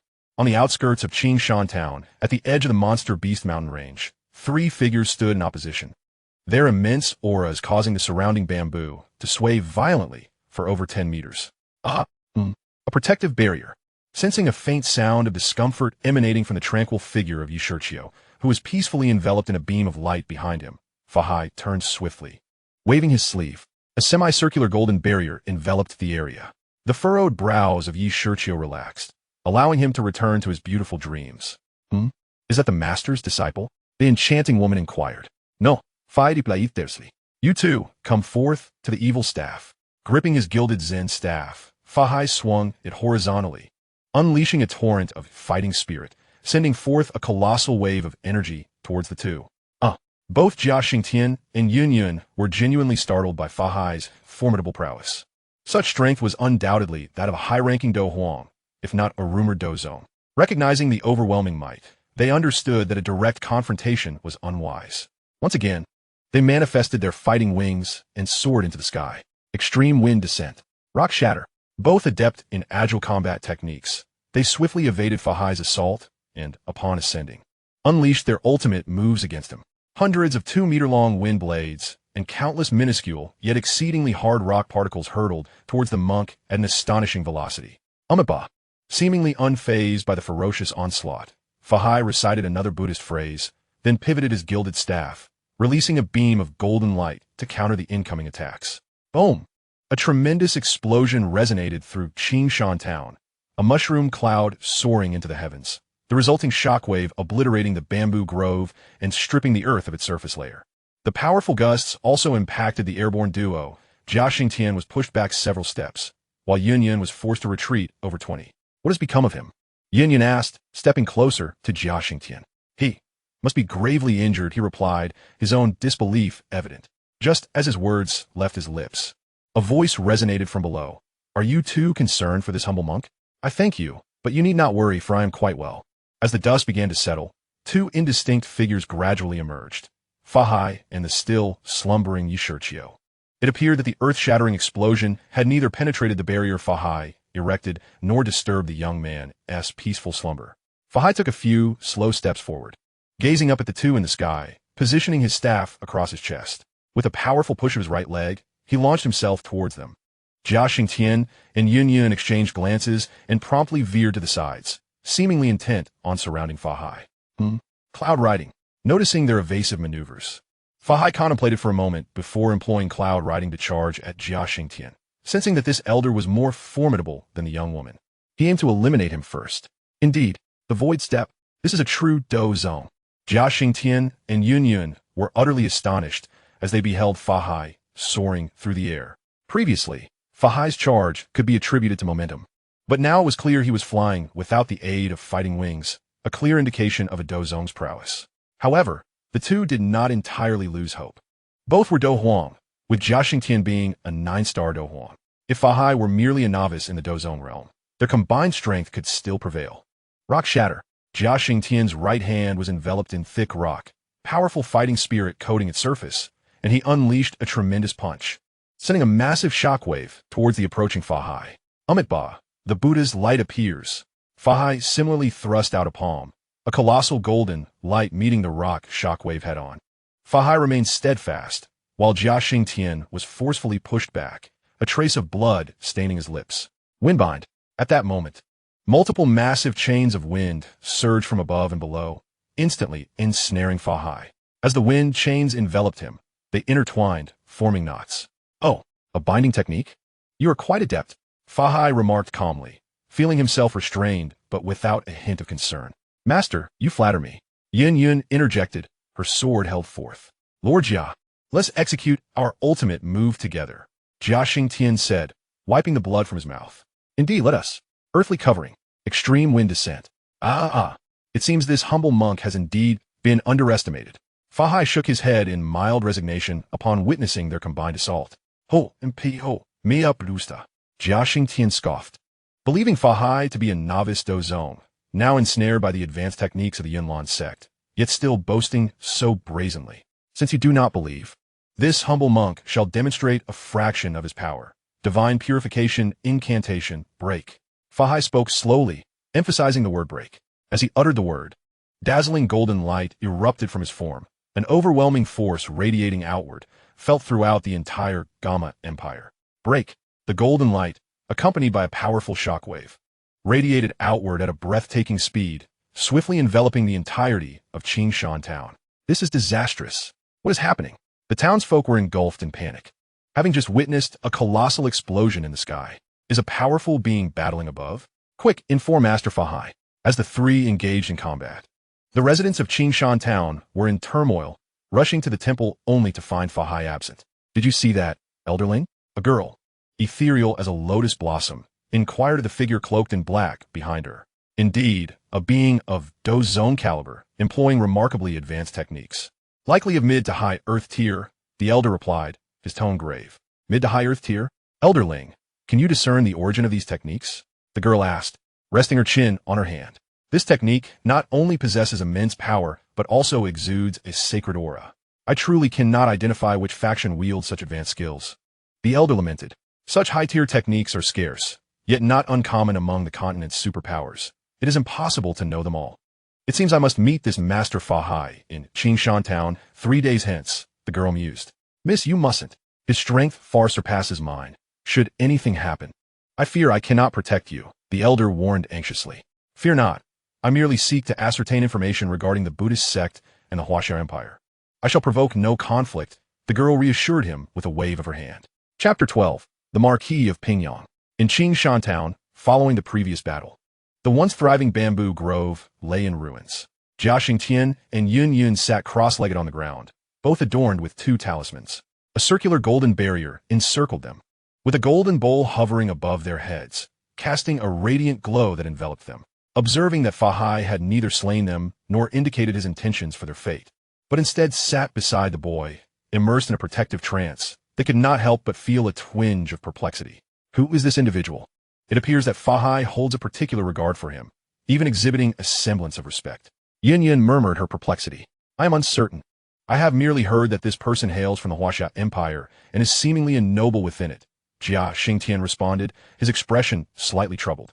To think that after traversing the Gama Empire for most of my life, I would face such an unceremonious defeat today. Reflecting on Fahai's formidable strike, he felt a pang of trepidation. Old Jia, the opponent is a powerhouse of the Dou zone realm, and his combat techniques far surpass our own. There is no need for you to dwell on it excessively. Observing the elder's despondent demeanor, Yun Yun offered consolation, her empathy evident. I naturally comprehend, yet I cannot help but ponder the future of our Gama Empire. Alas, the elder lamented, his heart heavy with worry. With such formidable outsiders, what hope do we have? Perhaps we must leave it to fate. Yun Yun wished to articulate something more, but ultimately her thoughts coalesced into a silent sigh. Ah, how delightful! At that moment, the youth within the light column finally opened his eyes and stretched luxuriously. Upon witnessing this, Fahai rose and, as the light column gradually dissipated and the youth emerged, he bowed deeply and proclaimed, Amitabha. Young master has transcended his inner demons and shattered the barriers. This is indeed a cause for celebration. I extend my heartfelt congratulations. Your words are overly generous, master. I must also express my gratitude for your use of Buddhist teachings to calm my turbulent spirit, Shiqiu replied with a respectful gesture. Despite having summoned Fahai as a companion, he felt compelled to show appreciation for the assistance he had received. Now, he could sense that while his fighting spirit had not grown stronger, it had become more grounded and stable, resulting in a more fluid application of his abilities. Additionally, he had gained some insight into the skills of the gravity fruit. Name, Shiqiu. Age, 15. Talent, 6 stars. Realm, 3-star Dome Master. Techniques, Fire Dragon Decision. Weapon, Aluminum Sword. Item, Low-level Storage Ring. Skills, C-Rank Ninjutsu Fire Release. Great Fireball, C-Rank Ninjutsu Wind Release. Great Breakthrough, One Yang Finger, Light Magic. Healing Light, Gravity Fruit Ability. Elixirs, 8 second-rank Recovery Pills. Universal Currency, 260. Who are they? Just as Shiqiu contemplated further, he suddenly noticed Jia Xingtian and Yun Yun, who were restrained by Fahai not far away. He scanned the two, lingering on Yun Yun, who was adorned in a simple gown that accentuated her voluptuous figure. Her long hair styled into an elegant phoenix adornment, her beauty captivating, and her curves exquisite. Such a paragon of beauty exists in this world, Shiqiu mused. Upon noticing Shiqiu's appraisal, Yun Yun felt a flicker of possessiveness in his gaze, prompting her to snort in annoyance. My lord, these two are the royal guardian Jia Xingtian and Yun Yun, the leader of the Yuan sect. They obstructed the dissemination of Buddhist teachings and spoke disparagingly of my faith. So I have apprehended them to await your judgment, Fahai explained, his tone respectful. Observing Yun Yun's impudence towards Shiqiu, Fahai pointed with his finger, unleashing a surge of energy that silenced her voice. before turning to Shiqiu with utmost reverence. Oh, hearing Fa Hai's words piqued Shiqiu's interest. These two are indeed significant figures within the Gama Empire. Realizing that this individual was Yun, he understood her exceptional beauty and lamented that in the original narrative, she had been delayed by that scoundrel Shiao Yen. Shiqiu Sikit Inyardi. I am Jia Xingtian. May I inquire about the esteemed identity of the young friend before me? I previously acted disrespectfully towards Master Fa Hai. I would be most grateful if you could intercede on my behalf, Jia Xingtian remarked, his awareness dawning that this youth must possess a status above Fa Hai, hence the monk's reverence. I am a Marquis Pingyang, bestowed by the current Emperor Xianyuan of the Hasha Empire. Shiqiu, he proclaimed, intending to merely state his name, but unexpectedly, the system intervened, compelling him to fabricate an identity. Beep. Main quest. Establish the Gama Empire as a vassal state of the Hasha Empire, with annual tributes. Reward. 1 mid-level storage ring of 300 square feet, an A-rank weapon. Celestial Silkworm Whip, low-level Earth-grade Dou techniques. Thousandly Whip Thunder, A-rank Ninjutsu. Spirit Summoning. Rashomon. A B-rank Random Demon Fruit Summoning card. A B-rank Random Pet Summoning card. A B-rank Alchemist Summoning card, and 10 million Universal Currency. Beep. Weekly quest. Establish diplomatic relations with the Gama Empire in the name of the Hasha Empire. As an ambassador. Time limit. 1 month. Reward. 1 random Bloodline Limit Summoning card from the Naruto world. 1 random Earth-grade Technique Extraction card. 1 random Earth-grade Dou Technique Extraction card, and 10 million Universal Currency. Oh, the Marquis of Pingyang from the Hasha Empire? Upon hearing this, Jia Xingtian regarded him with renewed interest. The Gama Empire also held titles, with marquises ranking just below princes and dukes. This youth certainly held a considerable status in Hasha. My heavens, though Fa Hai is formidable, I have only him by my side, and I am expected to serve as an ambassador? What am I to do? Only 1 month remains. Shiqiu appeared calm outwardly, yet internally he was anxious.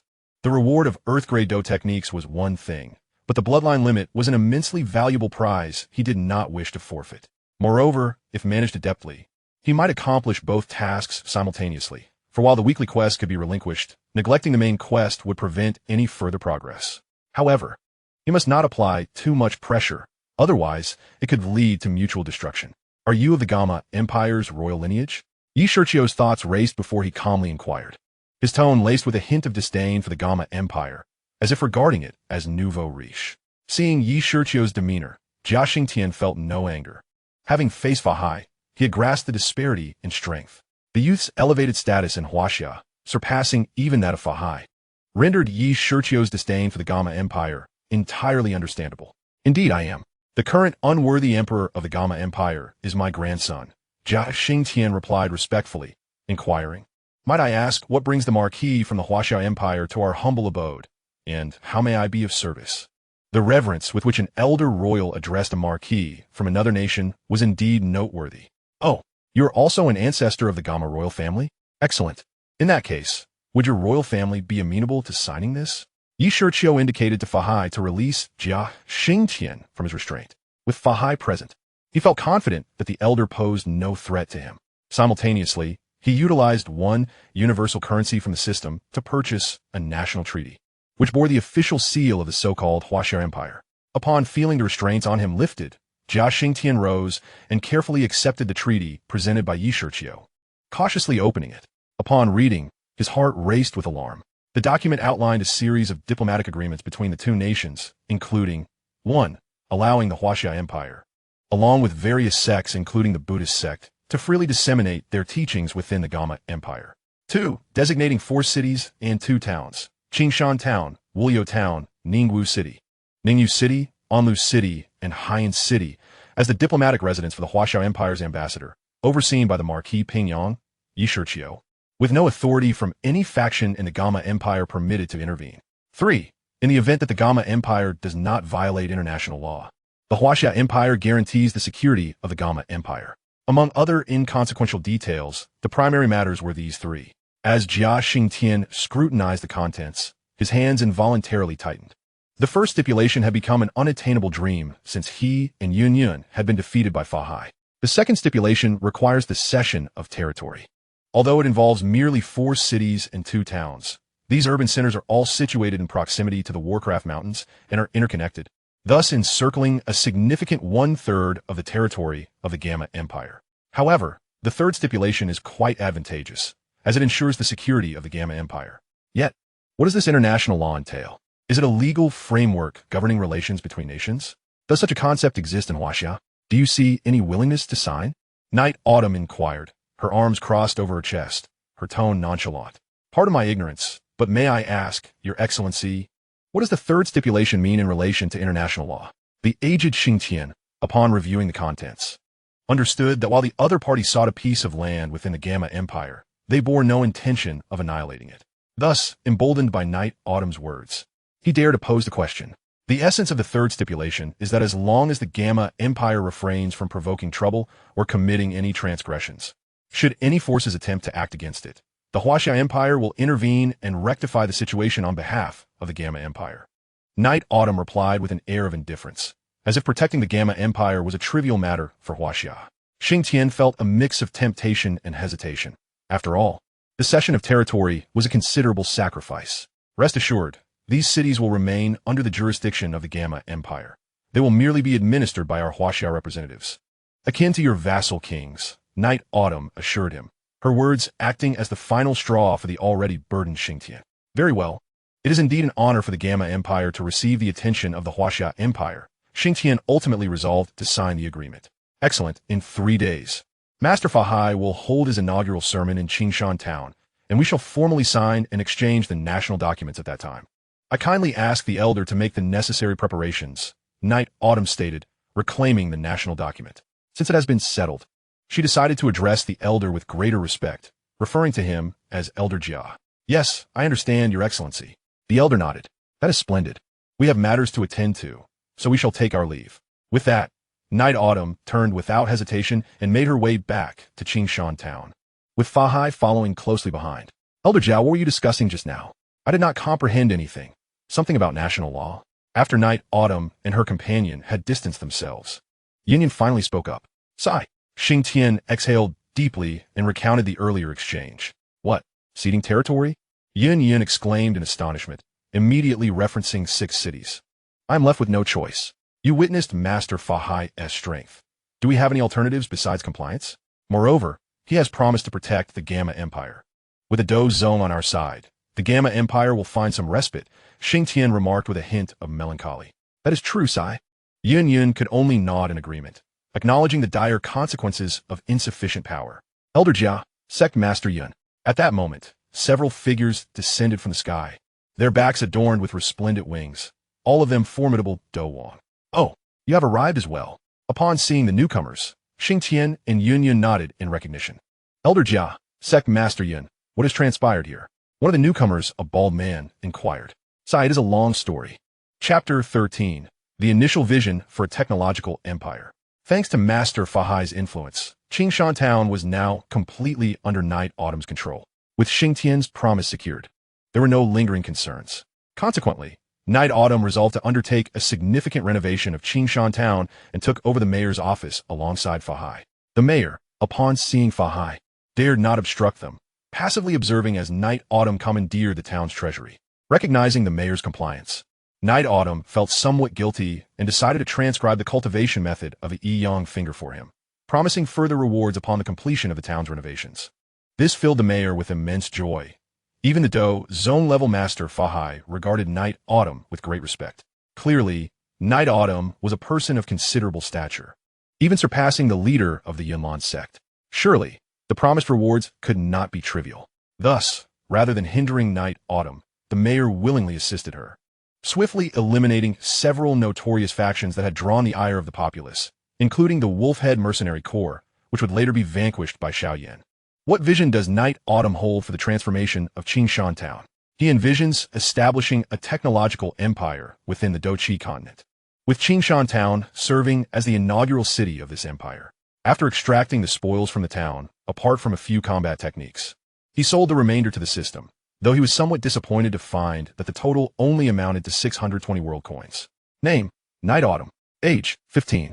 Talent, 6 stars. Realm, 3-star Dome Master. Technique, Fayel Dragon Technique. Weapon, aluminum sword. Items, low-level storage ring. Skills, C-rank ninjutsu, fire release, Great Fireball, C-Rank Ninjutsu. Wind Release, Great Breakthrough. Eong Finger, Light Magic. Healing Light, Gravitation Fruit Ability. Elixirs, 2nd Grade Recovery Pill, X8. World Coins, 879. The system procured a complete set of solar power generation equipment and 500 solar-powered streetlights. Oh, and 3 summons for high-level technicians from the 21st century, particularly skilled in electromechanical engineering. Night Autumn organized his thoughts, determining that the technological standard should align with that of the 21st century, as anything too advanced would exceed his current budget, and communicated with the system. Ding! A complete set of solar equipment costs 1 million world coins. 500 solar-powered streetlights cost 500,000 world coins, and 3 C-rank technician summons from the technological world total 6 million world coins, for an overall expenditure of 7,500,000 world coins, leaving a remainder of 129 world coins. Activate the character summon cards. Ding! Summoning successful. As the system's voice resonated, 3 middle-aged men with slightly yellowish, dark skin appeared before Night Autumn and Fahai. We pay our respects to your excellency and greet Master Fahai. All 3, in addition to their original world memories, have been implanted with fabricated memories and basic information about this world by the system, and they promptly bowed to Night Autumn and Fahai. Night Autumn sensed that none of them exhibited any energy fluctuations, indicating they were merely electrical workers, which explained their low value. All right, I need you 3 to assist the others in setting up the solar power generators and streetlights in Qingshan Temple. Do you understand? Night Autumn inquired. We shall obey your command. Night Autumn then took the 3 to meet the workers constructing Qingshan Temple, assigning them to set up 100 streetlights within the temple, with the remainder to be installed in the bamboo forest that had been destroyed by Fahai, Xingtian, and Yunyun. The location in question is not within the confines of Qingshan Town. It was originally a bamboo forest, but has now been transformed into a vast expanse of flat land, nearly 1,000 acres, thanks to the efforts of 3 individuals. Surrounding this area for thousands of miles is the territory of Shiqiu, who intends to develop it into a modern marketplace. Shiqiu plans to initially apply contemporary technology to this market, subsequently expanding its influence to the entirety of Qingshan Town. Naturally, he cannot finance this venture himself, as he lacks the resources. Instead, he must persuade the local families to barter goods in exchange, which he will then sell to the system for a modest profit. How cunning! The Qingshan Temple is only half completed. The pace is rather sluggish. Shiqiu lamented. Indeed, it is somewhat slow. The inhabitants of the Dou Qi Continent are not like the 21st century Earth dwellers. They are imbued with fighting spirit and possess exceptional physical strength. Yet, it has been nearly a month, and the construction of the temple remains unfinished, despite its considerable size of 500 acres. Wasn't the collective effort of the entire town supposed to expedite the process? Why is it only halfway done? This is due to a shortage of materials. At this moment, a melodious voice resonated, bringing a sense of ease. It's the little medical fairy. Hearing this voice, Shiqiu turned to greet the approaching maiden with a smile. I have met Master Fahai. The little medical fairy acknowledged Shiqiu with a nod before performing a respectful gesture towards Master Fahai. You are too kind, young lady, Fahai remarked, casting an appreciative glance at her. Little medical fairy, what do you mean by saying there's a shortage of materials? Shiqiu inwarded, puzzled. Literally what I said, she replied with a playful tone. All right, I won't jest with you any longer. The labor force for constructing the Qingshan Temple is adequate. However, the supply of materials is insufficient. Originally, Qingshan Town was a haven for mercenaries, and the townsfolk primarily survive through hunting. Many of them live from day to day, so acquiring abundant stone resources is impractical. Even gathering all the stone in the town is not enough for the temple's needs. Uncle Luo has already dispatched people to mine materials, but the pace remains inadequate. The little medical fairy observed the expression of dismay on Shiqiu's face and stifled a giggle. I see. In that case, how much stone is still required? Stone should not be too costly, Shiqiu pondered. We likely need around 10,000 tons of stone, she replied. Well, since it is for our own construction, let us ensure it is done well. Since we have completed half, we can allocate that portion from Master Fahai's monastery, and the remaining half shall be well. Let us see, Shiqiu thought wickedly. System, how many world coins are required to purchase a modern villa of 500 square meters from the 21st century, complete with a suite of furniture and plumbing? Beep. The cost for a modern villa of 500 square meters, including furniture, is 1 million world coins. Would you like to proceed with the purchase? Buy. Beep. The villa summoning card has been issued. Convert the remaining 29 world coins entirely into local construction materials from the Gama Empire. Beep. 29 world coins have been expended to purchase 2,900 tons of ordinary stone from the Dou Qi world. How disappointing. 10,000 tons are required. Never mind. I shall use what I have now and gradually procure the rest through mining or purchases from other cities. Let us proceed. Master Fahai, little medical fairy. I have nearly 3,000 tons of stone available for immediate use. Let them utilize it for now. Shiqiu informed the two as he made his way toward the construction team's location. Where did you acquire so much stone? What do you need it for? Are you always preparing to build? The little medical fairy questioned, her curiosity piqued. Chuckling at her thoughts, Shiqiu awkwardly scratched the back of his head. After clarifying the matter, he chose the center of the unconstructed area to use the villa summoning card. Suddenly, a modern villa materialized before him, settling onto the earth with a profound tremor. Is this the architecture of the Shiao Empire? How exquisite. Indeed. More importantly, my dear brother Shiqiu can carry a house with him. This is truly unimaginable. The crowd gazed in awe at the villa's sudden appearance, their fear of Shiqiu's capabilities growing. Chapter 14. Continuous Summoning. Ignoring the astonished craftsman, Shiqiu mused, if they're surprised now, what will happen in the future? They might be terrified. With the villa in place, Shiqiu felt as though he had returned to modernity, to his homeland. Reclining lazily on the grand bed in the villa's bedroom, he experienced a wave of satisfaction. Everything in the Dou Qi Continent is splendid, yet he still harbors a fond nostalgia for life on Earth, having spent 15 years there while only 2 months have passed in this realm. Perhaps this is what they call homesickness. Beep. Achievement unlocked. Resounding presence in Gama. The host is now renowned among the elite of the Gama Empire, and various factions have deemed the host a person of utmost importance to avoid offending. The host has been rewarded with a D-rank designated group summoning card, 3 B-rank random character summoning cards, and 5 million world coins. Rewards have been dispensed. System, what is the meaning of this? How have I attained such renown in Gama? Shiqiu suddenly sat up, questioning the system. The system does not err. Your name has indeed spread among the high-ranking officials of the Gama Empire. Could it be due to the assistance of Jiang Xingtian and Yunyan? Haha, what a fortuitous turn of events. Shiqiu quickly deduced the connections, bursting into laughter. By the way, system, I understand everything else, but what is this 100-person designated summoning card? Shiqiu inweited, puzzled. The designated group card can be utilized to summon a specific class of individuals from a certain profession. The host has acquired a D-rank group summoning card for 100 individuals, meaning you can summon a team of 100 D-rank characters from the same profession. Oh, excellent. Just as I was pondering what to do about Master Fahai being the only monk, now I have assistance. Shiqiu exclaimed excitedly, applauding at the system's explanation. System, activate the D-rank group summoning card, specifying the profession as monks. Shiqiu manipulated the prayer beads he received from Master Fahai as he spoke. Beep. Summoning 100 D-rank monks. Summoning successful. The card vanished, and a blinding light erupted, revealing 100 bald-headed monks in Shiqiu's bedroom. Ah! Witnessing the crowded room, Shiqiu's lips twitched in disbelief, as he found himself unable to open the door due to the throng of monks surrounding him. He sighed in exasperation and shot out a burst of energy, piercing the lock of the door, which swung wide open.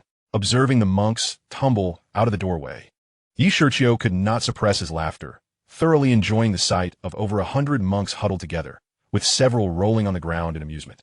Go to the hall. Everyone. Struggling to regain his composure, Shiqiu instructed the group. Yes, Lord Ho, the monks replied in unison, bowing. Oh, huh. Once the room was emptied, Shiqiu succumbed to his laughter, reveling in the moment. In the villa's hall, Shiqiu reclined on the sofa, surveying the crowd. He noted the varying strengths among the 100 monks. Some were comparable to him, resembling 3-star or 4-star Dou masters, while others possessed only the energy of 8 or 9 segments of fighting spirit. How can there be such disparity in strength among individuals of the same D-rank? Shiqiu pondered it. The system categorizes individuals based on the power levels across myriad worlds. In the vast universe, 1 segment of fighting spirit is equivalent to a 1-star Dou master. They belong to the same tier, the system elucidated. Interesting. Now, let us proceed to use the B-rank character summoning cards. I shall utilize all 3. Shiqiu playfully twirled the prayer beads while gesturing grandly. Ding! Utilizing a B-grade random character summoning card, I conjured the formidable Xiao Feng from the realm of the 8 dragons. Employing another B-grade random character summoning card, I summoned Lin Pingji from the world of the smiling, proud wanderer, and finally, the urban adept Wang Yi. Upon witnessing the three individuals, each adorned in distinct garb, particularly the modern-day Wang Yi, Shiqiu's eyes gleamed with recognition, for he was a true compatriot from his own time. "Greetings, my lord." The trio clasped their hands in respect. "Please, no formalities. Let's not stand on ceremony," Shiqiu replied, rising to greet them. Aside from Wang Yi, whom he was unfamiliar with, the others were illustrious figures he had often heard of in his past. Turning his gaze to the first individual on his left, Shiqiu beheld a robust man in his 30s, clad in a tattered gray robe. He possessed thick brows, large eyes, a prominent nose, and a square face that bore the marks of hardship, exuding an imposing aura with every glance. Name: Xiao Feng. Origin: the 8 Dragons. Age: 30. Strength: 4-star Dou Wang. Martial arts: Dragon Subduing Heart Method. Skills: 28 Palms of Dragon Subduing, Dragon Seizing Technique, Dog Whacking Stick Technique, Arhut Fist. Innate talent: 4-star. Personality: magnanimous, generous, unconcerned with trifles, possessing a chivalrous heart. Indeed, Xiao the Great was a paragon of righteousness, and within this low martial world, he had already ascended to the rank of Dou Wang. Shiqiu pondered how far such a talent could ascend within this continent of Dou Qi. Next, he shifted his attention to the second individual, who was remarkably handsome, possessing delicate features that surpassed even the fairest maiden. This elegant youth, exuding a refined demeanor, seemed to possess an ethereal grace, standing tall like a jade tree in the wind, truly resembling no mere man. Name: Lin Pingji. Origin: the smiling, proud wanderer. Age: 20. Strength: 9-star Douling. Martial arts: Evil Repelling Heart Method. Skills: Evil Repelling Sword Technique, 19 Swords of the Jade Maiden. Personality: courteous in demeanor, gentle yet resolute, externally elegant and humble, composed and tranquil, internally proud and stubborn, with a tenacious spirit. Innate talent: 4-star. A 9-star Douling with a low-tier, evil-repelling heart method, Shiqiu mused, glancing at the impeccably handsome figure in white, suddenly feeling a chill beneath him. Well, let it be. Better a eunuch than a disaster for the women of this Dou Qi continent. With that face, who could resist him? Curiosity piqued. He wondered if he should ask Lin Pingji to provide him a glimpse of what a eunuch truly resembled. Oh, the last compatriot, a modern man, observing the final individual. Attired in black and sporting a stylish fringe, Shiqiu noted his striking appearance and an aura of detached elegance, reminiscent of a hermit dwelling in the city. Slightly less captivating than Lin Pingji. Name: Wang Yi. Origin: Modern Extraordinary City. Age: 26.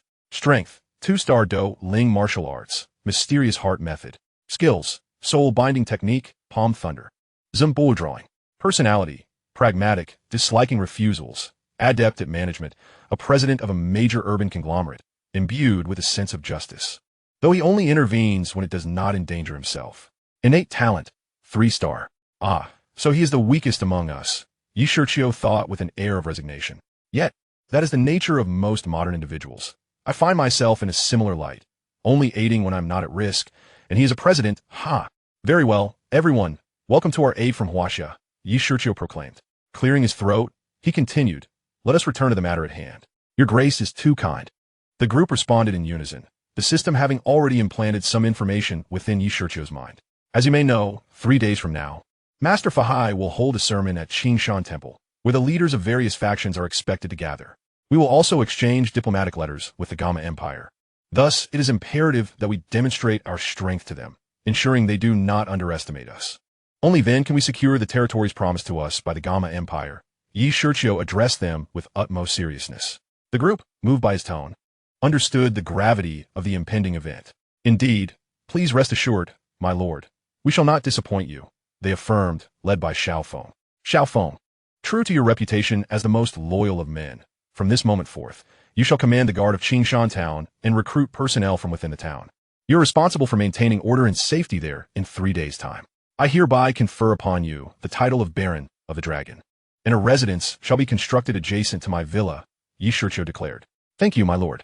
Xiao Feng shall dedicate his life to repay your graciousness, Xiao Feng exclaimed, kneeling in gratitude, while the others gazed at him enviously. Lin Pingji shall be appointed as my personal guard, the Baron of the Smiling Wanderer, Shiqiu continued, sensing the envy from the others. As Master Fahai will be preoccupied with spreading his teachings, I require a training partner. Thank you, my lord, Lin Pingji replied. Also kneeling in gratitude. Wang, you shall be designated as the vice envoy of the embassy, the Baron of Leisure, to reside therein once it is completed, assisting me in organizing internal affairs. The remaining monks shall reside at Qingshan Temple awaiting Master Fahai's instructions. Yes, my lord. As Shiqiu busied himself with directives for the significant event in 3 days, the others commenced their journey towards Qingshan town. Following his instructions, Jia Xingtian dispatched half of the treasury from the other 4 cities and 1 town to Qingshan town, placing it in Shiqiu's hands, much to his delight. With this newfound wealth, he could equip himself before the others arrived at Qingshan town. In his exhilaration, Shiqiu expressed goodwill to Jia Xingtian, informing him that during the exchange of diplomatic letters and gifts 3 days hence, the Huaxiao Empire would present a treasure of great value. This news brought joy to Jia Xingtian, as it seemed that ceding 6 cities was not such a loss after all. Of course, Shiqiu was not one to be taken advantage of, indiscriminately dispensing treasures. Rather, the impending gathering of the Gama Empire's various factions presented a splendid opportunity to showcase the extraordinary items of Huaxia, allowing him to sell the rare goods purchased at a low price from the system for a handsome profit, while also selling what he received in return to the system, thereby increasing his currency in the multiverse. Thus, while tasks may be fixed, the ingenuity of individuals remains vital across all realms. Chapter 15. The journey begins. Having acquired half of the wealth from the other 5 cities, Shiqiu and Xiao Feng organized the resources, retaining what was necessary and selling the surplus to the system, keeping only 5 million gold pieces for emergencies. Name: Shiqiu. Age: 15. Innate talent: 6-star. Realm: 3-star Dou Qi. Martial arts: Fire Dragon Decision. Weapon: Aluminum Sword. Item: Low-grade storage ring. Skills: C-rank Ninjutsu. Fire style: Great Fireball. C-rank Ninjutsu. Wind style: Great Breakthrough. 1 Yang Finger, Radiant Healing Magic, Gravity Fruit Ability. Elixirs: 8 second-grade recovery pills. Universe currency: 3,859. Over 30,000 universe currency, quite impressive. Thus, it is imperative to expedite the equipping of Qingshan Temple, my residence, and that of Xiao Feng, along with the modern market currently under construction. Originally, a 500 mu Qingshan Temple was planned. However, due to a previous shortage of stone, Shiqiu had a sudden inspiration, allocating half of the resources to construct a residence connected to Qingshan Temple, serving as a dwelling for himself and his confidants. As Shiqiu and his companions busied themselves with the grand event in 3 days and the renovation of Qingshan Town, the powerful factions of the Gama Empire had already begun their advance, their sights set squarely on Qingshan Town. In the capital of the Gama Empire, Yao Yi. Are we prepared? Jia Xingtian inquired of a woman behind him at the pinnacle of the imperial city. All arrangements have been meticulously made, awaiting the great-grandfather's command, she replied. This woman exuded an air of cold elegance, her captivating gaze imbued with an enchanting allure. She was none other than Yao Yi, the grand princess of the Gama royal family. Let us depart. Yes, great-grandfather. The disciples of the Nalan family, follow me. The disciples of the Miter family, accompany me. The Mu family disciples, set forth. Each major faction dispatched representatives and several gifted disciples to Qingshan Town, primarily to witness the establishment of relations between the Gama Empire and the Huaxiao Empire, and to discern the true nature of the so-called Buddhist teachings. Yinran, this time you shall accompany me to Qingshan Town for an enlightening experience. Remember, do not provoke any trouble. A woman adorned with a phoenix headdress, possessing extraordinary beauty, instructed the young girl beside her in the square of Yunlan's sect. The girl, clad in a flowing, fitted moon-white robe with wide sleeves, her delicate waist cinched with a pale silver belt, perfectly accentuating her slender figure, had hands as gentle as a flower and skin as smooth as cream. Teacher, are the envoys from the Huaxia Empire truly that formidable? Even Nalan family and Yunlan sect harbor such trepidation? The girl finally voiced her doubts, for in her eyes, the Yunlan sect was the most powerful entity in the Gama Empire, and none could stand firm beneath its name. This was the very reason she had dared to break off her engagement with the Xiao family without her family's consent. However, now both the Nalan family and even her own teacher, the sect leader of Yunlan, had instructed her to avoid trouble, which left the self-proclaimed superior Nalan Yinran quite unsettled. Their strength is unfathomable. Not only we at Yunlan's sect, but even the combined might of the Gama Empire may struggle to contend with them, Yun replied helplessly, a few strands of hair caressed by the gentle breeze, appearing irresistibly alluring. Nalan Yinran's world view shattered. One person, one nation, Let us set forth, Yin said, patting the girl's shoulder with a smile. There was no point in overthinking. Life must go on. After all, the other party bore no grudge against the Yunlan sect. And it was not an impending catastrophe. All right, teacher, the girl acquiesced. A beam of white light shot forth from Yunlan Mountain, heading straight for Qingshan Town. In an instant, Qingshan Town became a convergence of tempestuous energies. Chapter 16. The Serpent's Heart of Posey. At the Pingyang Marquis Mansion in Qingshan Town, the 21st century villa, Yi Shiqiu was engaged in a sword duel with a dashing young man. Yi Shiqiu wielded an aluminum sword and made a sweeping strike towards Lin Pingji. Lin Pingji sidestepped, countering with a thrust, employing the meteor fall technique from the exorcism swordplay. His sword flowed effortlessly, a torrent of strikes, some comprising common techniques, while others were advanced skills from the exorcism swordplay. Lin Pingji's style was fluid and unrestricted, showcasing his exceptional swordsmanship, whereas Yi Shiqiu, despite wielding a sword, lacked proficiency in swordplay, merely flailing about. Even when Lin Pingji suppressed his cultivation to match Yi Shiqiu's level, he found himself at a disadvantage. It was well known that Yi Shiqiu's martial techniques were superior to Lin Pingji's, supplemented by the superpower of the gravity fruit. Yet now he was being overpowered at an equal level, which was quite vexing. After exchanging over 100 moves, Yi Shiqiu suddenly shouted, raising his sword for a downward strike, Gravity Blade. The Gravity Blade's skill harnessed horizontal gravity, possessing immense destructive power.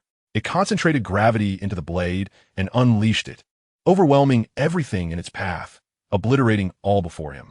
Even if an object survived the destruction, it would be sent flying by the immense wind pressure generated by the gravity. A signature move of General Fujihira, its might comparable to mid-level Earth-ranked martial techniques. Lin Pingji, lacking the observation haki to sense the trajectory of Yi Shiqiu's gravity blade, relied on his extensive combat experience and the overwhelming wind pressure to realize that evasion was futile. With a flick of his wrist, he directed his sword towards Yi Shiqiu's chest, propelling himself forward with a powerful push. Clang! Bang! Lin Pingji's sword met Yi Shiqiu's gravity blade, sensing the imminent danger. He promptly released his grip and leaped backwards, executing a backflip to evade the attack. Upon landing, he glanced at his sword, which lay shattered on the ground. Its blade reduced to fragments, save for the hilt. Such a formidable attack. Realizing the opportunity, Yi Shiqiu charged towards Lin Pingji with his sword raised. Lin Pingji, upon witnessing this, could only sigh in resignation, using his hand in place of the sword. With a resounding clash, the sword energy emitted from Lin Pingji's fingertip forcefully deflected Yi Shiqiu's aluminum sword. Without waiting for Yi Shiqiu to react, he sprang forward, his movements ghostly and alluring. His fingers poised at Yi Shiqiu's throat. Alas, the fifth challenge has once again ended in failure. Gazing at the striking young man's fingers aimed at his throat, Yi Shiqiu lamented. Your talent is exceptional, Marquis. This time you have improved significantly, even mastering the gravity blade to a small degree. That last strike truly startled me. Lin Pingji remarked, retracting his hand and smiling gently at Yi Shiqiu. Staring at Lin Pingji's handsome visage, reminiscent of a breathtaking beauty, Yi Shiqiu momentarily froze, then shook his head vigorously. After all, he considered himself a straight man. How could he be swayed by this fellow? Though he couldn't deny that Lin Pingji was undeniably charming. Marquis, Lin Pingji, oblivious to Yi Shiqiu's sudden head shaking, would surely be incensed if he were aware of Yi Shiqiu's thoughts. Oh, Pingji, you flatter me.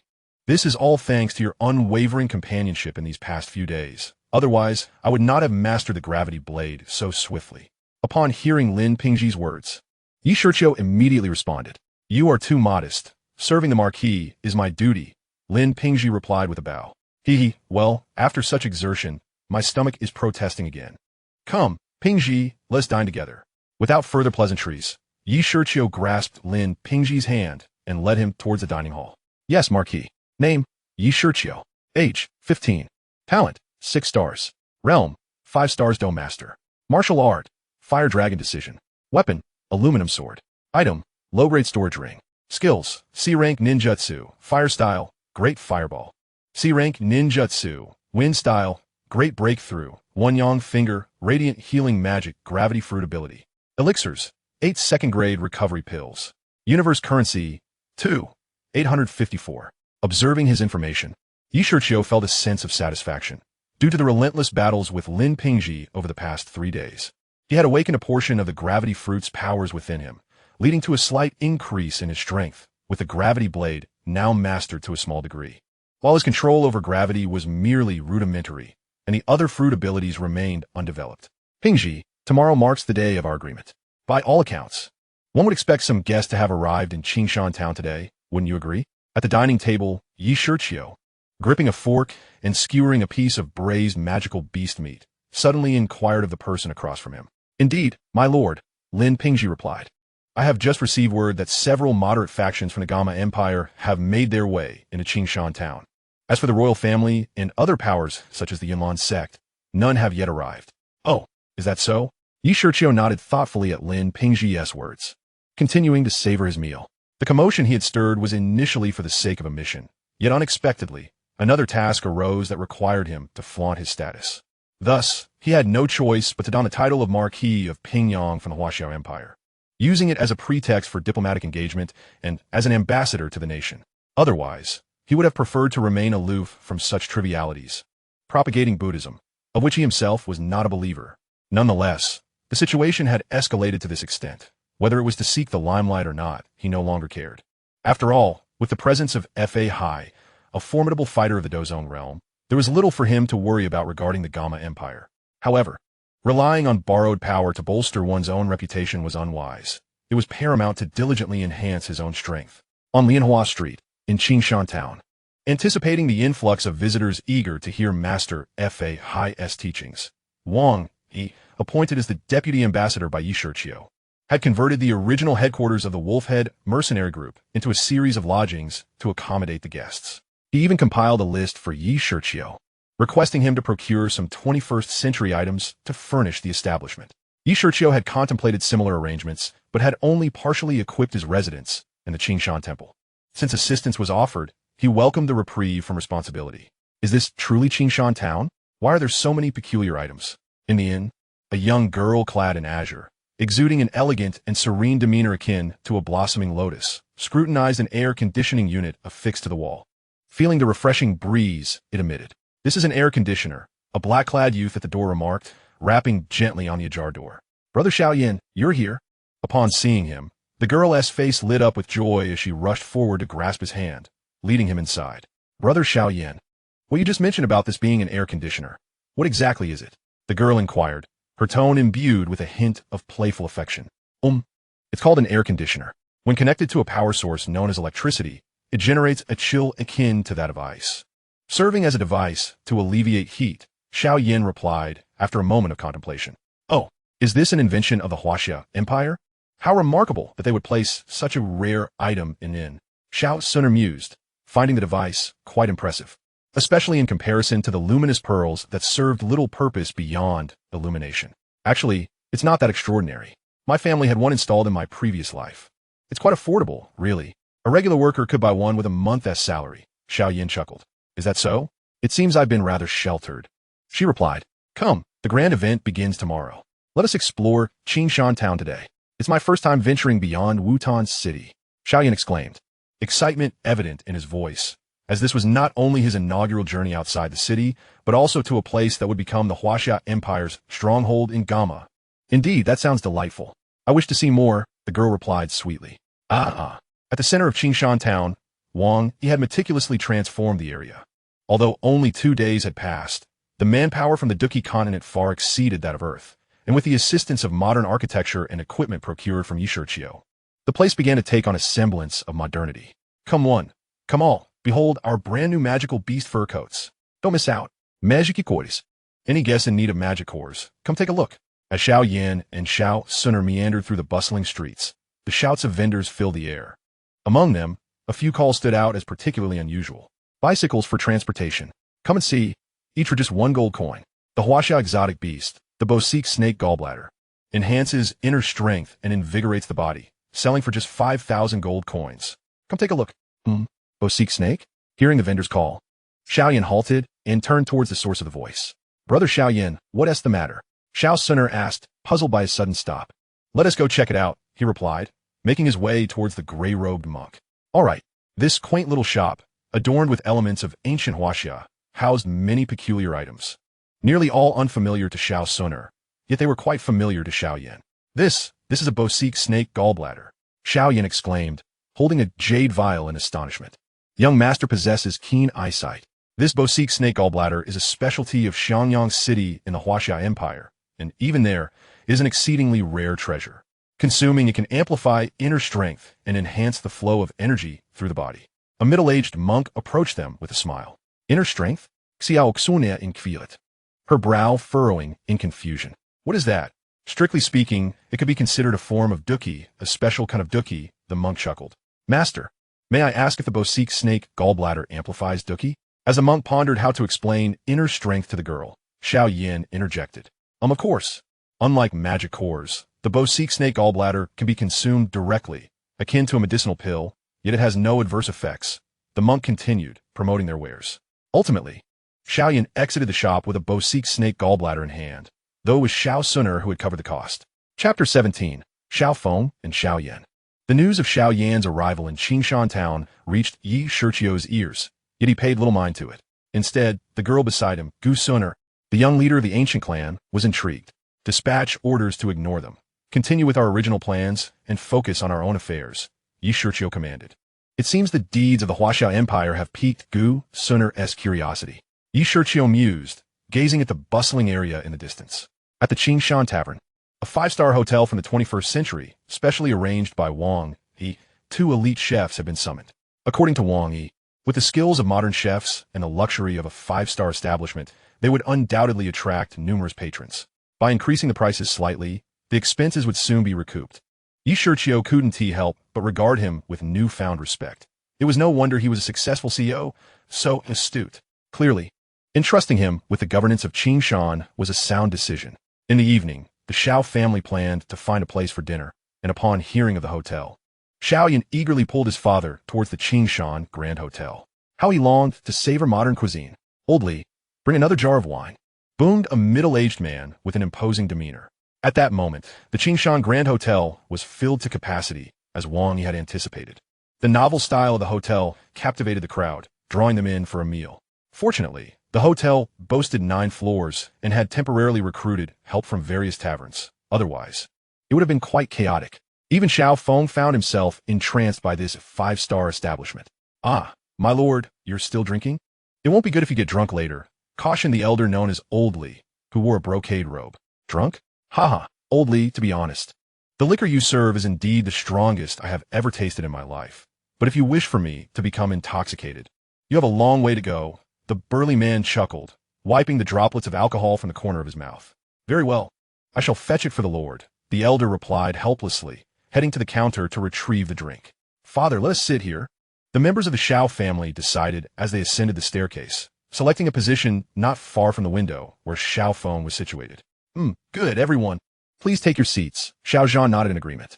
The table where the Xiao family gathered was a large dining table capable of accommodating 20 individuals. Perfectly suited for their group. Xiao Yen, be cautious. The individual behind you is not to be underestimated. The voice of Yao Chan echoed in Xiao Yan's ear just as he settled into his seat. The person behind me? Upon hearing Yao Chen's words, Xiao Yen swiftly turned his head, only to find a ragged young man sitting alone at a small table behind him, drinking. He hardly seemed like a figure of significance. Do not be deceived by appearances. Despite his inconspicuous demeanor, I estimate that his strength surpasses that of a Dou Wang. Yao Chen asserted. What? A Dou Wang? Xiao Yan's eyes widened in disbelief.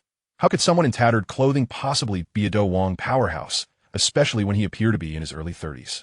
Oh, young brother, why do you gaze at me so intently? Is there something amiss? Xiao Feng, having just downed a hearty gulp of liquor, set his bowl down with satisfaction before turning to the scrutinizing Xiao Yen. No. I merely admired your boldness in drinking, which prompted me to take a closer look. Please forgive my rudeness. Xiao Yen stammered, startled by the sudden address from the burly man. Oh, is that so? It is a fortuitous encounter indeed. I find myself rather lonely while drinking. Would you care to join me, young brother?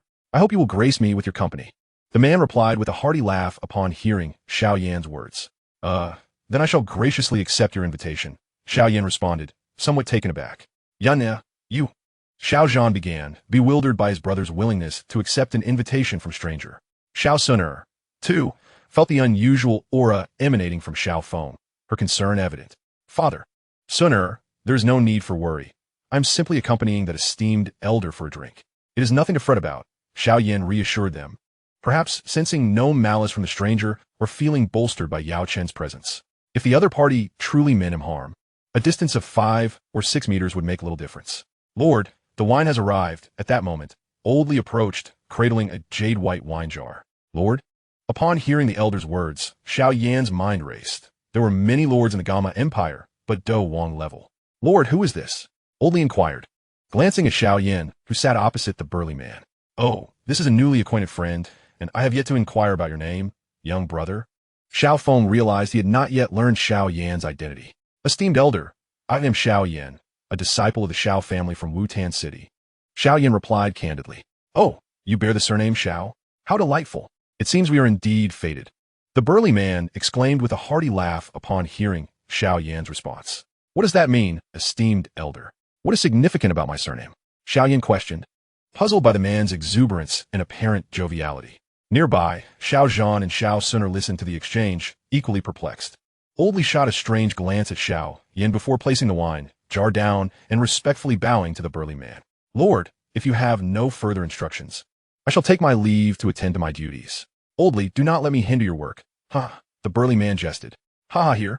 This is the Ling Tai precious wine from the Tinshui Empire. In the Gama Empire, you will not find anything like it. After Old Li departed, Xiao Feng filled a bowl to the brim and downed it in one gulp, introducing the drink to Shiao Yen. All right, cheers. Encouraged by the burly man's exuberance, Shiao Yen set aside his thoughts and joined him in toasting. Ha ha, young brother, you are truly spirited, Xiao Feng exclaimed, slapping the table with vigor. Esteemed elder, you are the true hero. Shiao Yan's face flushed slightly. Perhaps it was the humiliation he had endured over the past 3 years, combined with the restrictions of the Xiao family, that made him indulge so freely this time. Brother Yen, do not drink too much. You are on the verge of inebriation. At that moment, Xiao Suner approached, urging Shiao Yen to be cautious. Her gaze toward Xiao Feng tinged with disapproval. Understanding the girl's concern, Xiao Feng opened his mouth to say something, but Old Li suddenly rushed over and whispered in his ear, Young brother, I have an urgent matter to attend to. I must take my leave. Without hesitation, Xiao Feng declared, Old Li, put the cost of the wine on my tab, and with that he leaped out of the window. Witnessing this scene, everyone was left in shock. Could it be that he had become so intoxicated that he sought to end his life? Just as everyone was bewildered, a pair of gray-black wings suddenly emerged from Xiao Feng's back, and with a powerful flap, he took off into the distance at an astonishing speed. That is the Dou Qi transformation into wings. He is indeed a Dou Wang powerhouse.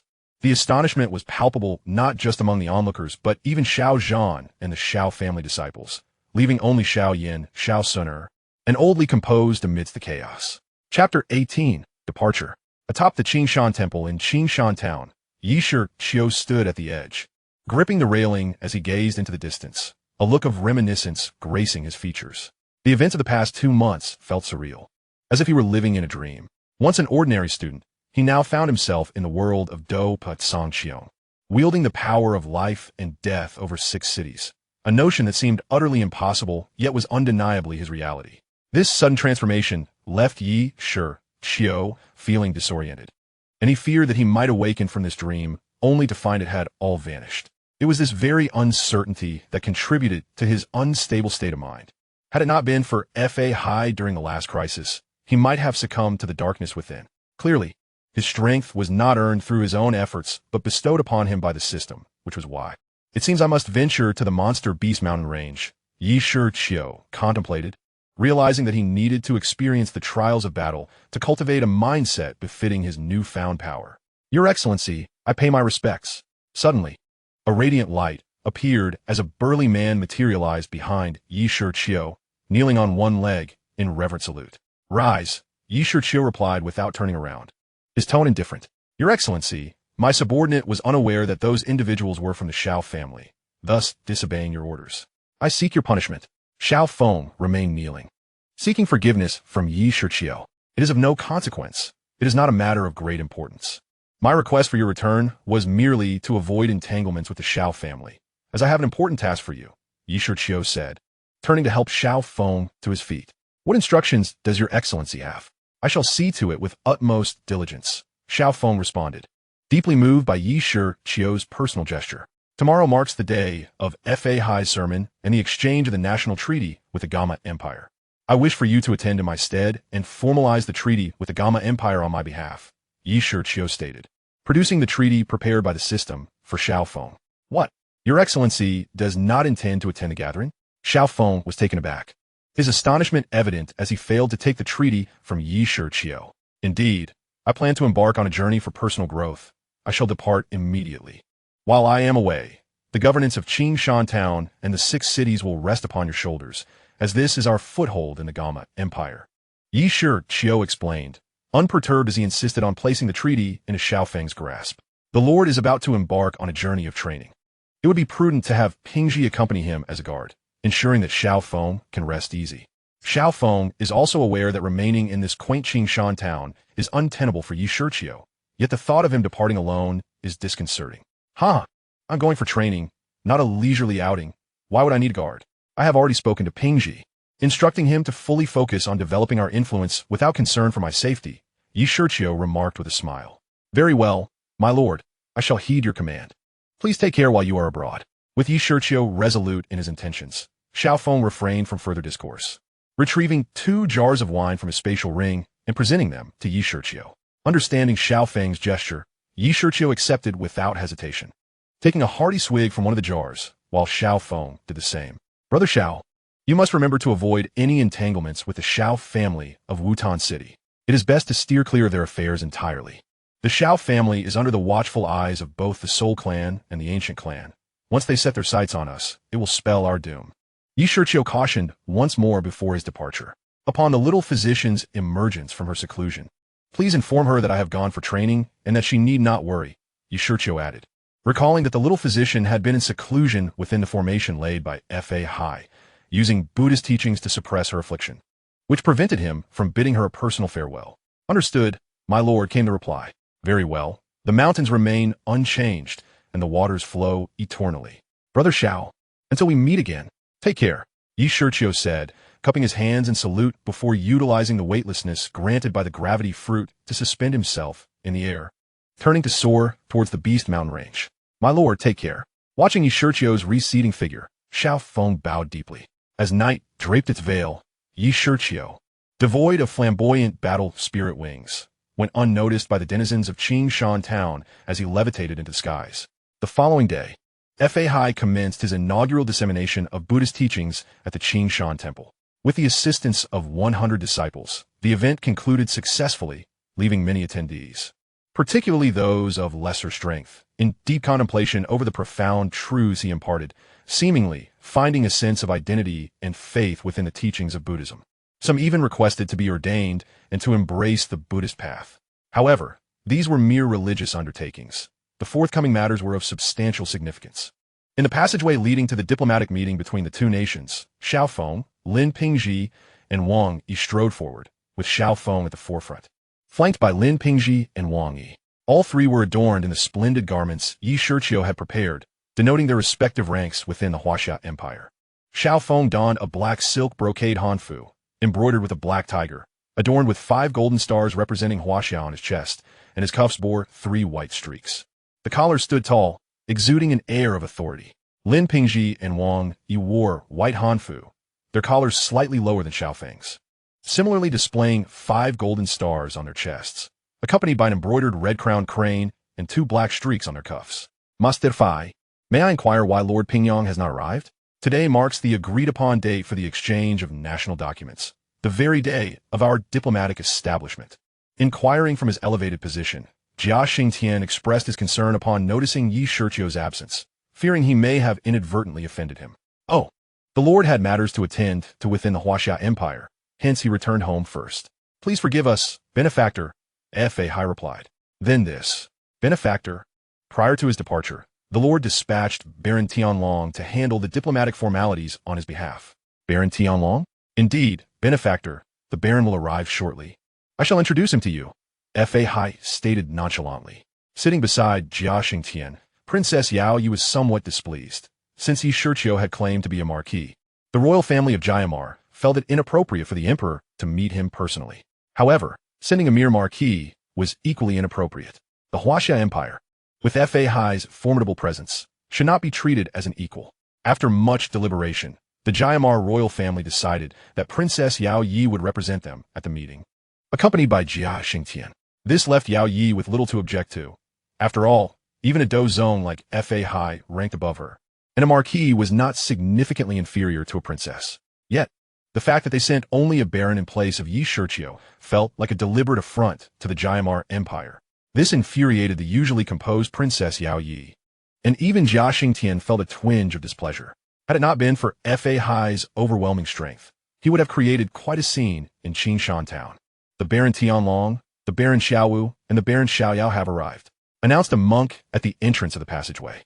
The spectators, eagerly awaiting the diplomatic proceedings, fell silent, their discussions abruptly ceasing.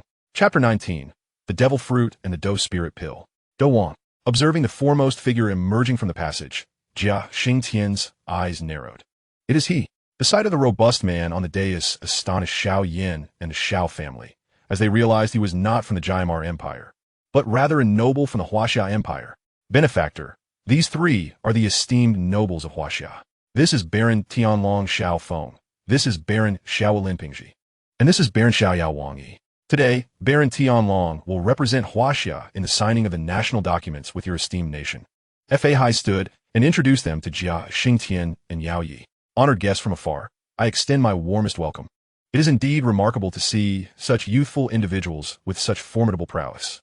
The Huaxia Empire is undoubtedly a great power of our time. Jia Qingtian observed Xiao Feng and his companions, quickly discerning their strength. The mightiest, Xiao Feng, was a 4-star Dou Wang, while the others were Dou Spirits, with Lin Pingji astonishingly reaching 9-star Dou Spirit. Their youth was truly remarkable. You flatter us, esteemed elder, please. Xiao Feng responded without formality, steering the conversation towards the matter at hand. Very well, please. Noting Xiao Feng's desire to proceed without further pleasantries, Jia Qingtian guided Yao Yi back to their seats. All matters concerning the diplomatic engagement unfolded methodically, adhering to the customary protocols of the continent. Prominent figures from the Jiamar Empire, such as Yunlan Sect's Master Yun, the heads of the 3 major families, and the president of the Alchemist Guild, were present, as such diplomatic matters were traditionally the purview of the royal family. Various factions that had come to Qingshan town, along with the local residents, gathered to witness the proceedings. The townsfolk were particularly elated, as it was the first time so many eminent figures graced their town, and the monumental event of diplomatic establishment was taking place there, ensuring that the name Qingshan town would resonate throughout the Jiamar Empire. Now, may the representatives of both nations exchange the national documents. At last, they arrived at the final item on the agenda. Xiao Feng faced Yao Yi, while Fa Hai stood before Jia Qingtian. The two pairs exchanged glances simultaneously. Xiao Feng and Yao Yi affixed their signatures to the national documents before presenting them to each other, engaging in a symbolic handshake. Excellent. Long live the Jiamar Empire. Long live the Huaxia Empire. Witnessing this scene, the crowd erupted in cheers, their voices echoing into the sky. To witness the establishment of diplomatic relations between the two nations was indeed a moment of immense pride, though the loudest cheers came from the lesser factions and common folk, while the prominent figures remained silent. In a bid to foster deeper ties and strengthen the friendship between the two nations, the royal family announced that Qingshan Town, Wuliu Town, Ningwu City, Ningyu City, Anlu City, and Haiyan City would be designated as territories for the Huaxia Embassy in Jiamar. Princess Yao Yi proclaimed this to the assembly. The crowd, which had been jubilantly cheering, fell into stunned silence. Ceding territory, and particularly these cities? Was it that their domain? Indeed, the establishment of diplomatic relations between the Huaxia Empire and the Jiamar Empire was known only to the royal family, the Yunlan sect, and the 3 prominent families prior to this moment. This was precisely the reason for their arrival. As for the representatives of other smaller factions, most were drawn by proximity to Qingshan town, eager to witness the prowess of the Dou zone-level Master Fa Hai. The cities they hailed from were, fortuitously, the ones closest to Qingshan town, the very homes of the majority among them. Alas, upon witnessing the scene, Yun and the others could only sigh in resignation. Amipa, our Huaxia is a grand nation, and since these 6 cities have joined us, we shall treat their inhabitants as our own kin, equally and without prejudice. At that moment, Master Fa Hai spoke up, his countenance radiant with the brilliance of Buddha, exuding an imposing aura befitting a Dou zone. What formidable strength! To treat all equally indeed. How splendid! From henceforth, we shall enjoy the protection of a Dou zone.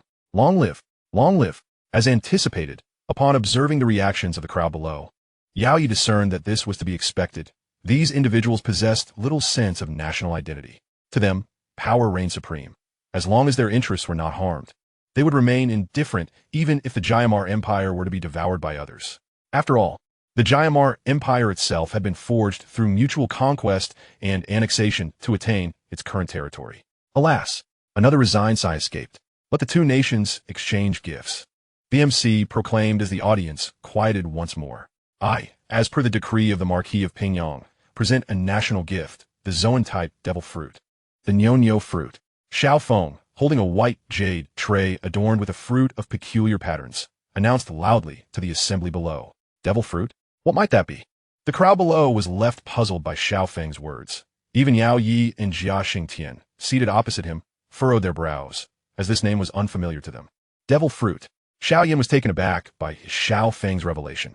He had once perused the tales of One Piece.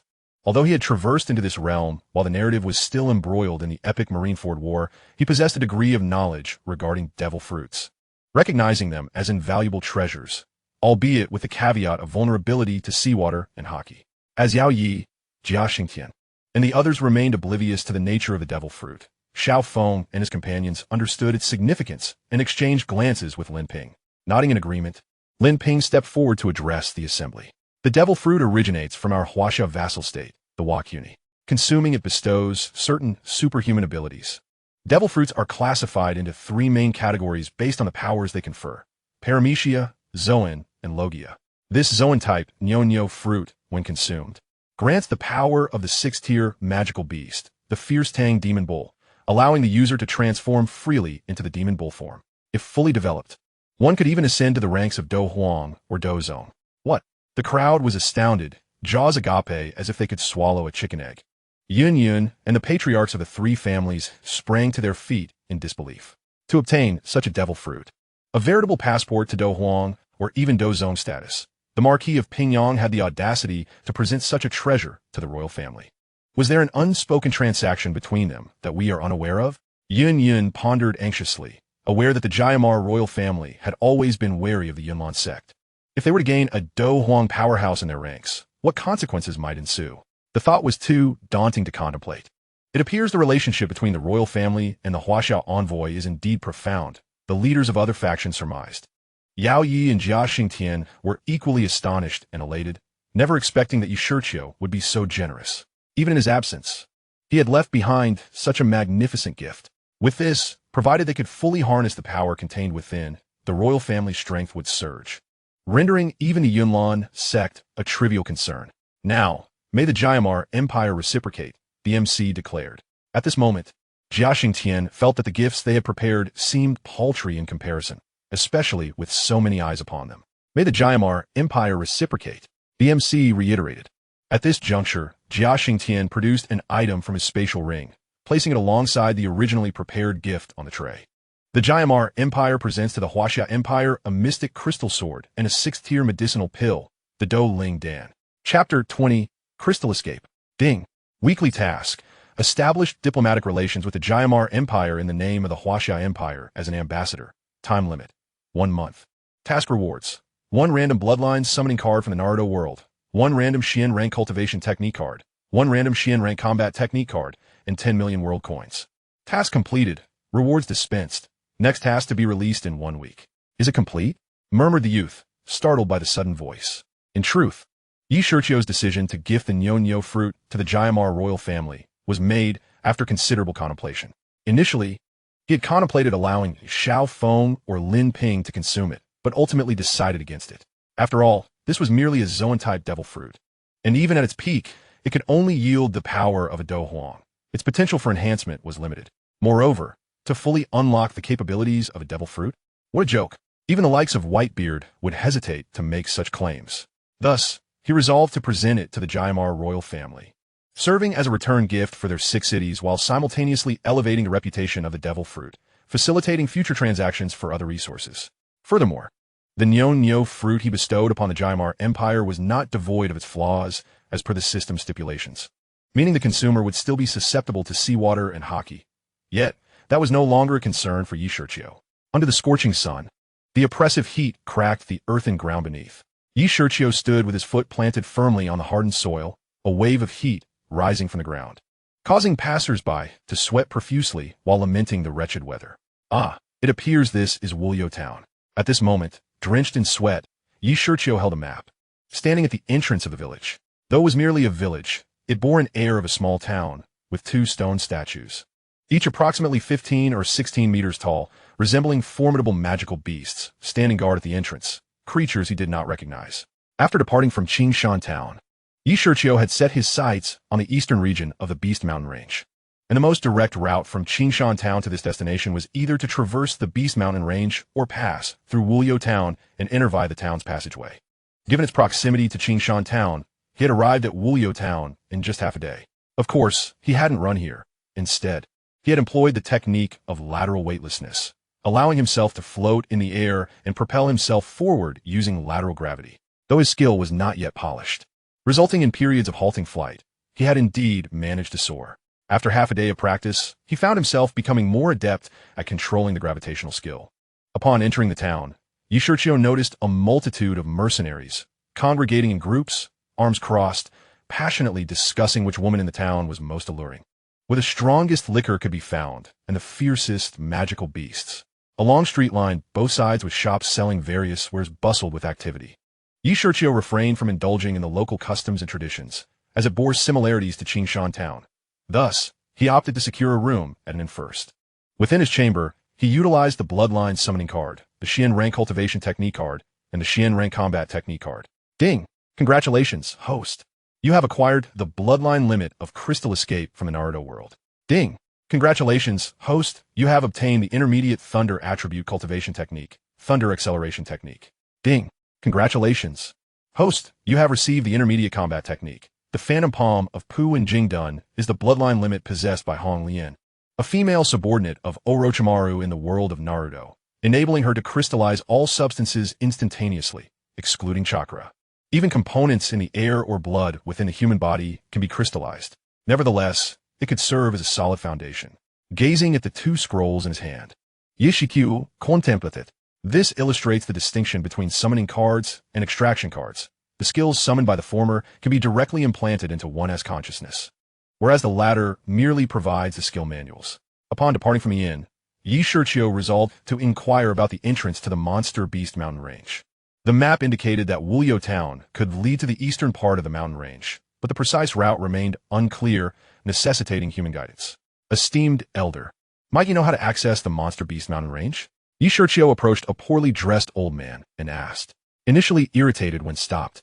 The elderly gentleman's demeanor shifted upon noticing Shiqiu's opulent attire, realizing he was of notable standing.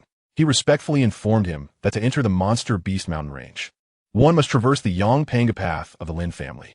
Shiqiu expressed his gratitude and handed the man a gold coin, leaving him overjoyed and repeatedly thanking him. The Yangpanga path of the Lin family suggests that the route to the Monster Beast Mountain Range has been monopolized. However, it is merely a matter of payment. Not wishing to incite trouble, Shiqiu mused that once Xiao Feng and his associates completely seized control of Qingshan Town, they would undoubtedly come to claim Wuliu Town as well. While walking, a sudden voice from the street drew Shiqiu's attention. Approaching, he witnessed a middle-aged man, dressed as if he were to be denounced, accompanied by several lackeys, forcibly dragging a disheveled woman forward. Beside her, an elderly woman wept profusely, pleading for the man's mercy to spare her and her granddaughter. Cry, cry, cry. What are you lamenting about? It is only just that debts are repaid. Your family owes money. If you cannot pay, then your granddaughter shall serve as collateral. The middle-aged man brusquely shoved the old woman aside, his impatience palpable. Masterly, we will surely repay the debt. We only ask for a few days' grace to find a solution, the old woman pleaded, falling to her knees. Grandma, the girl cried out. You old hag, the middle-aged man retorted, momentarily taken aback. I beseech you, my granddaughter is still young. Please, I implore you. The old woman continued to bow her head in desperation. Impossible. I know your family well. You cannot repay the debt. Today, she must serve as collateral. Otherwise, if you two flee in the night, who will I turn to for justice?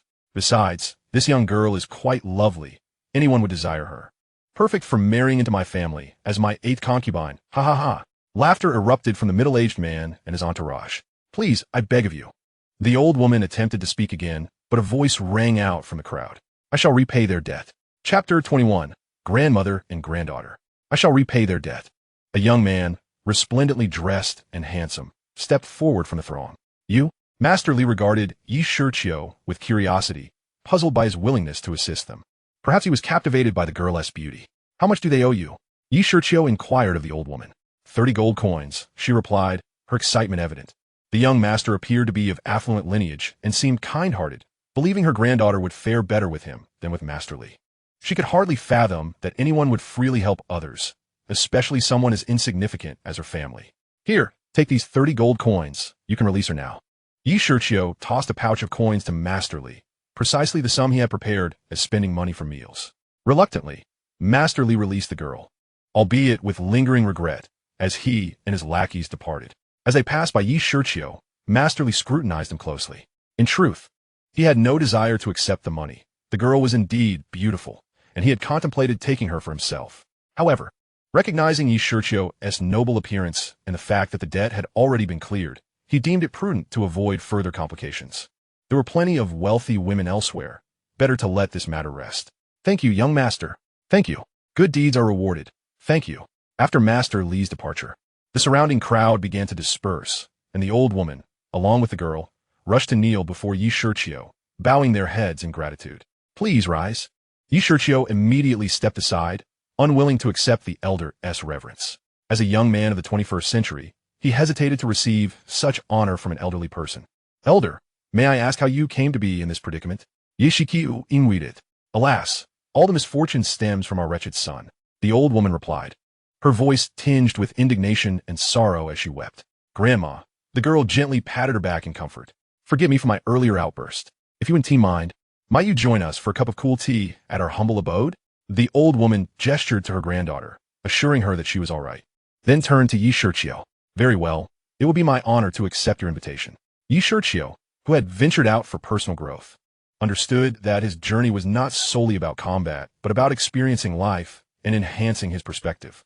After all, his current prowess had not yet matched his mindset. Although Wuliu Town had yet to be officially claimed, he regarded it as his territory, and observing the lives of its inhabitants was indeed a responsibility. The home of this grandmother and granddaughter was but a modest single-story dwelling, stark in its simplicity, reminiscent of villages deep in the mountains of the 21st century. It seemed this continent of martial arts harbored many who struggled to make ends meet. Shiqiu reflected with a sigh. Grandma, I'll go freshen up, the girl said, bowing to Shiqiu before entering the bedroom. Shiqiu then turned to the elder to inquire further about their plight. It turned out that the old woman's son, the girl's father, had incurred the ire of the third leader of the local Yanxi mercenary group due to his involvement with a wayward woman at a tavern. The two had engaged in a fierce altercation, and the old woman's son, bested, had been forced to sell off their assets to flee Wuliu Town. Fearing retaliation, he had abandoned his mother and daughter without a second thought. Thankfully, the leader of the Yanxi mercenary group did not pursue them for the son's actions. But Master Li had long coveted the girl's beauty, given that the old woman's son had previously accrued a debt of 30 gold coins for drinks.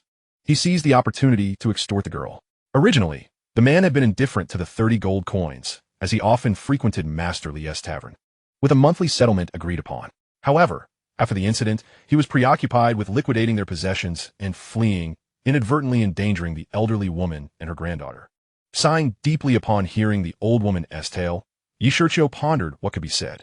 Should he address Master Li? While he was undoubtedly no paragon of virtue, repaying debts is a matter of principle. As for the leader of the Yanxi mercenary group, conflicts were commonplace in this world, and he had no direct involvement with the family. Ultimately, the fault lay with the old woman's son. He had provoked a powerful adversary and, after being defeated, abandoned his mother and daughter, taking all their possessions with him, effectively condemning them to despair. What a despicable act! Shiqiu exclaimed in outrage. Forgive my outburst, young master. The old woman wiped her tears and replied, Grandma, young master, please have a cup of tea. At that moment, the young maiden emerged from within the room, having tidied herself up, no longer resembling the disheveled figure that obscured her visage. Knight Shiqiu's eyes widened in astonishment at the sight of her. The girl now exuded an air of serene fragility. Her lustrous black hair cascaded gracefully, and her flawless skin radiated a delicate fragrance akin to that of an orchid, while her clear, vibrant eyes seemed to encapsulate the brilliance of the universe, ensnaring all who beheld her. How could she possess such exquisite beauty? Knight Shiqiu mused in awe. Chapter 22. Yen Yulao. The young lady, Yen Yulao, approached Knight Shiqiu, expressing her heartfelt gratitude for his life-saving assistance. Each step she took was measured and graceful, showcasing her enchanting form, yet her tone carried a hint of coldness. Please rise, my lady. I have done nothing deserving of such reverence. Upon witnessing her kneeling before him, Knight Shiqiu hastily rose to assist her, and upon touching her soft arm, an electric sensation coursed through him, leaving him momentarily parched. Nevertheless, after helping her up, he quickly withdrew his hands, ensuring that she sensed no oddity. Nay, had it not been for your assistance, I fear I would be in dire straits.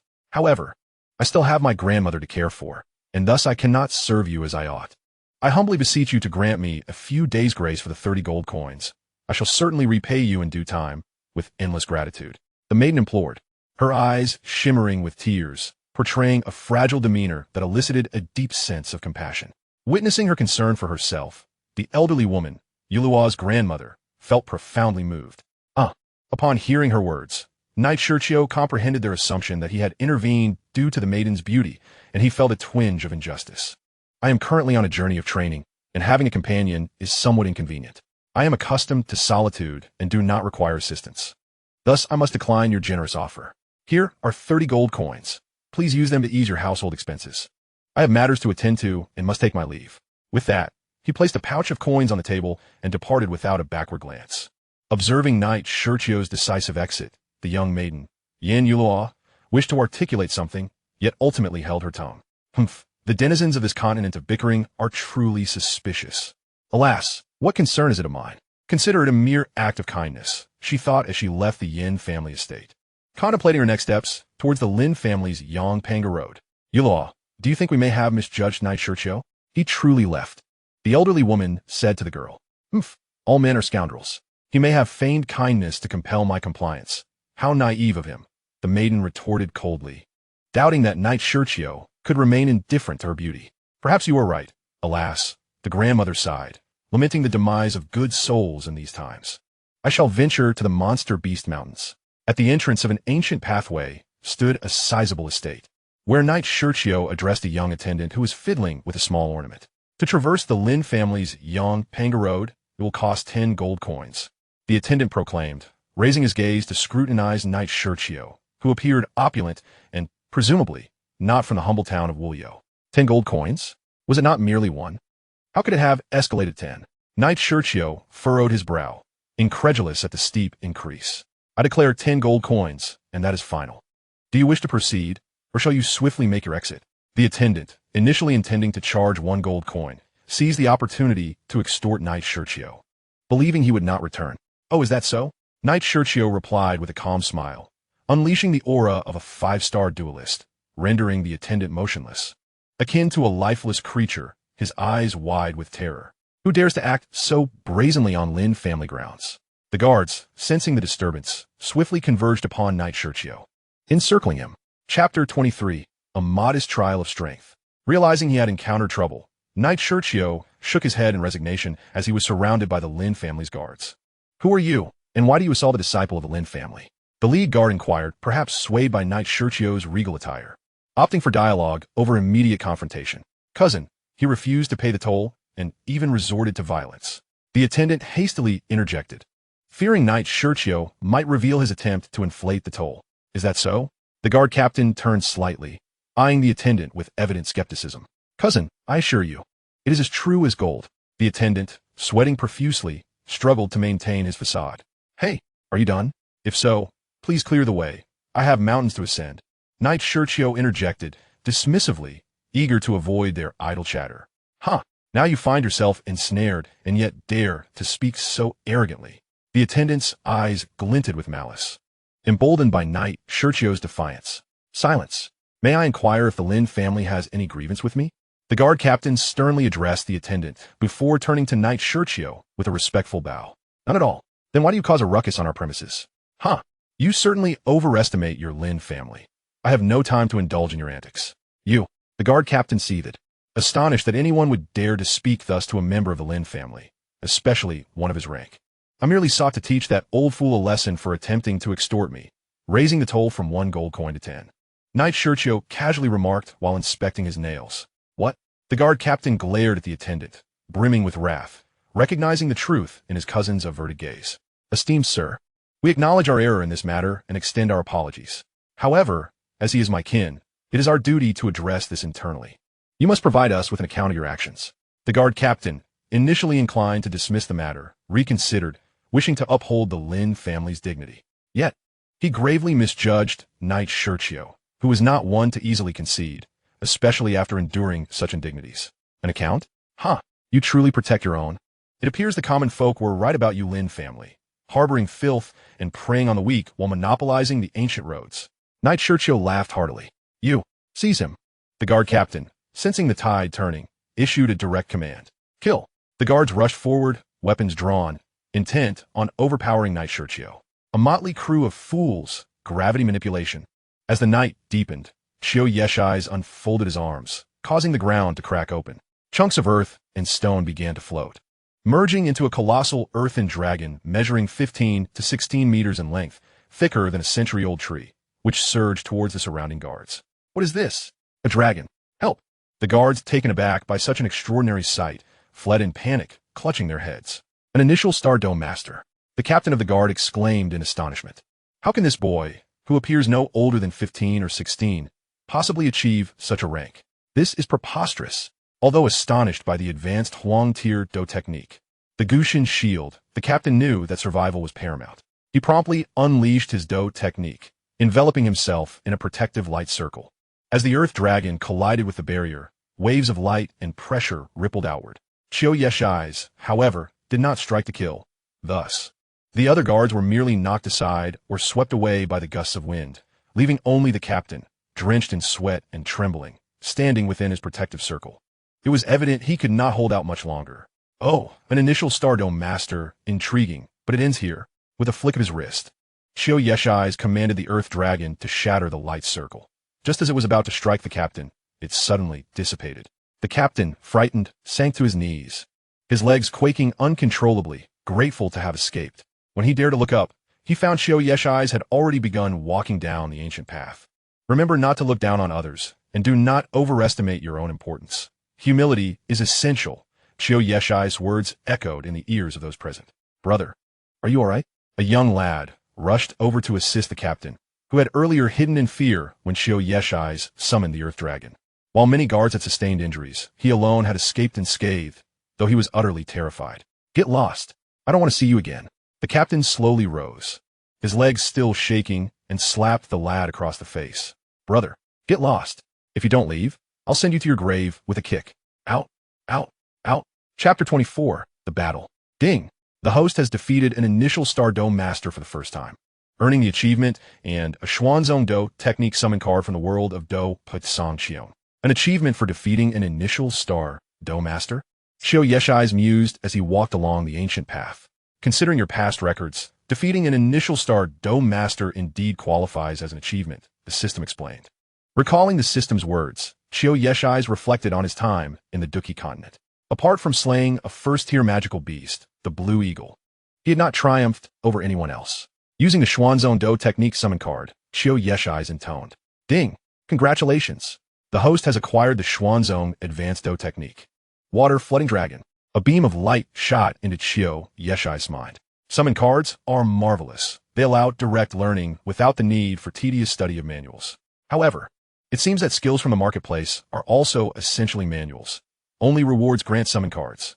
After some exploration, Shiao Yeshai's discovered a feature of the system.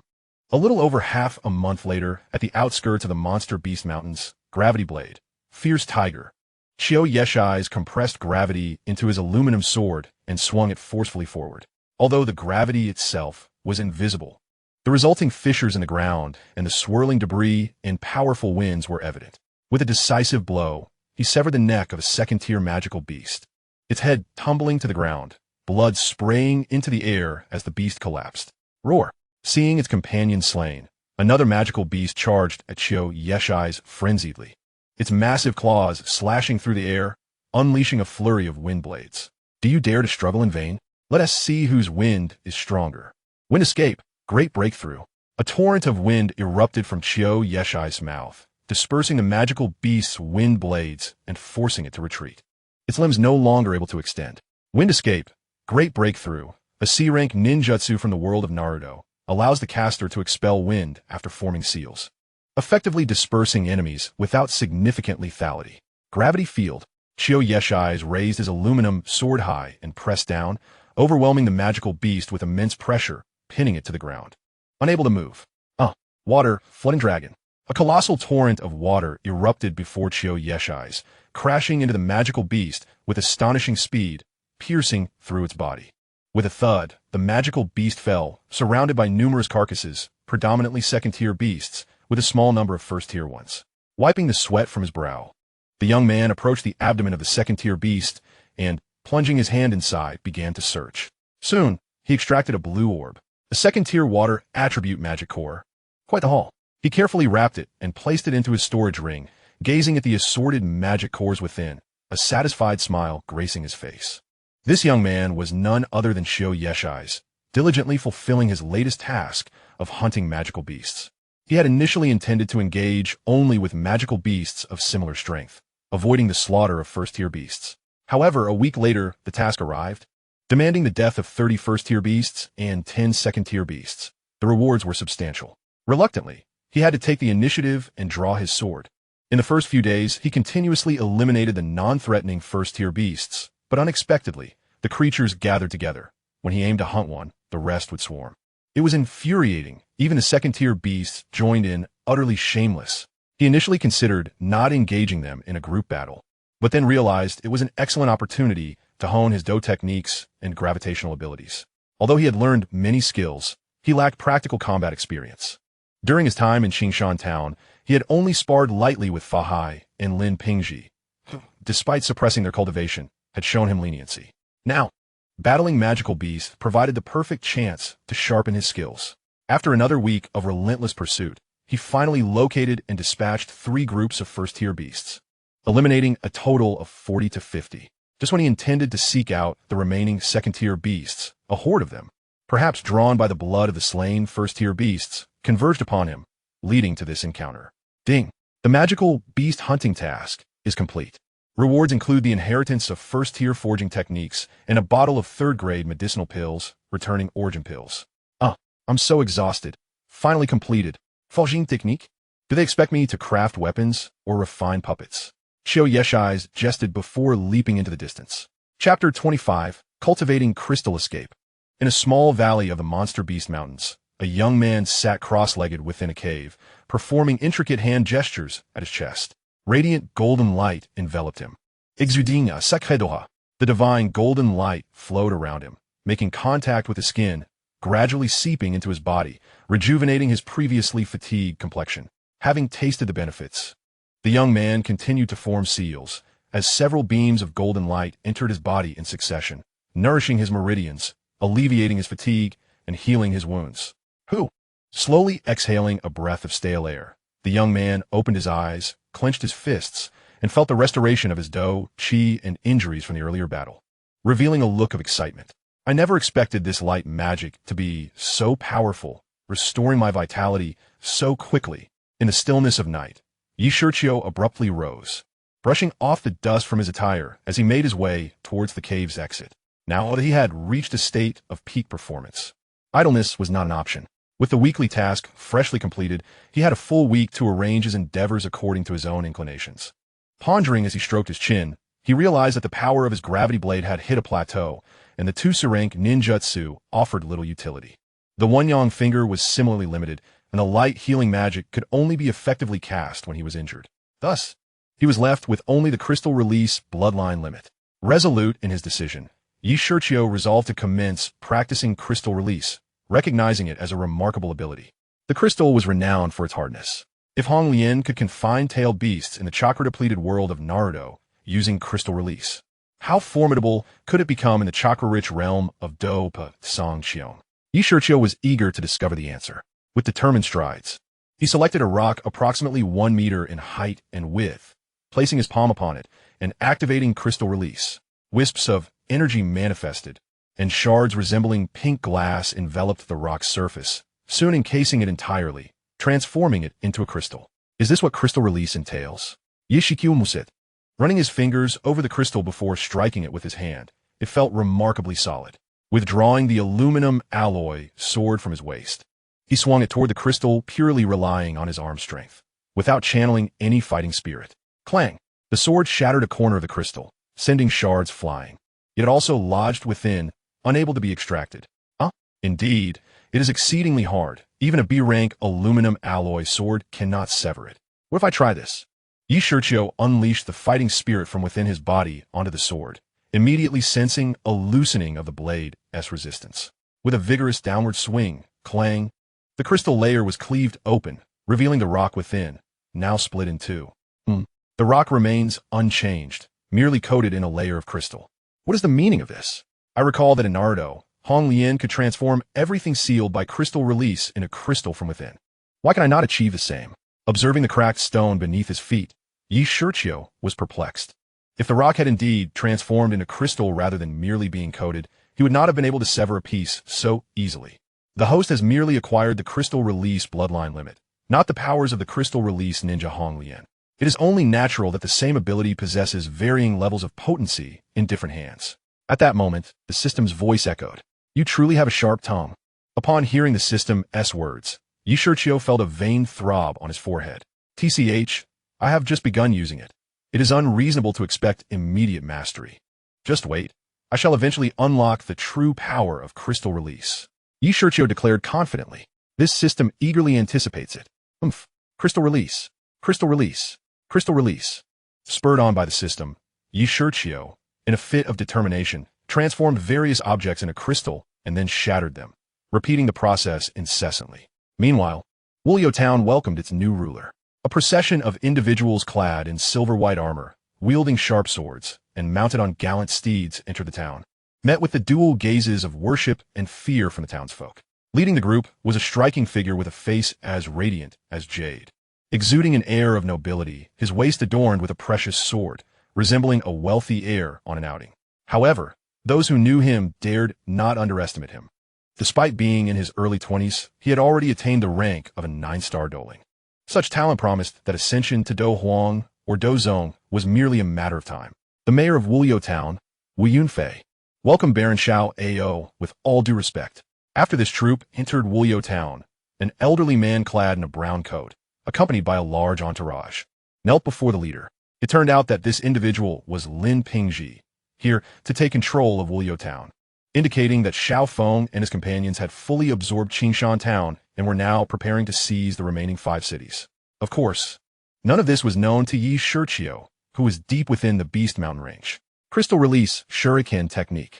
Shiqiu formed hand seals, and in an instant, countless crystal shurikens materialized around him, sweeping outward in all directions. Boom, boom, boom. Numerous trees and rocks were shattered, sending clouds of dust into the air. In a corner of the Beast Mountain range, at the edge of a cliff, Shiqiu unleashed the crystal release spiral arrow. A multitude of spiraling crystal arrows surged toward a second-tier beast on the verge of advancing to the 3rd tier. This beast, an ice attribute monster known as the Wild Tiger, bore a resemblance to the long-extinct saber-toothed tiger on Earth, its 2 fangs extending like swords, sharp and menacing.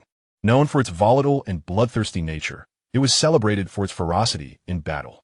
Shiqiu had no intention of provoking it.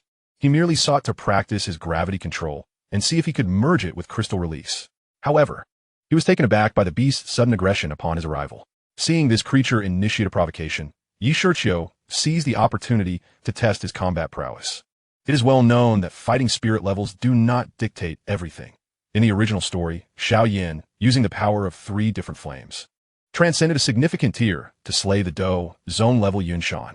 Although Yunshan had been injured by Yao Chen's strike, his strength remained formidable. Yet Xiao Yen still defeated him. This illustrates that the enhancement from wondrous treasures is far from trivial.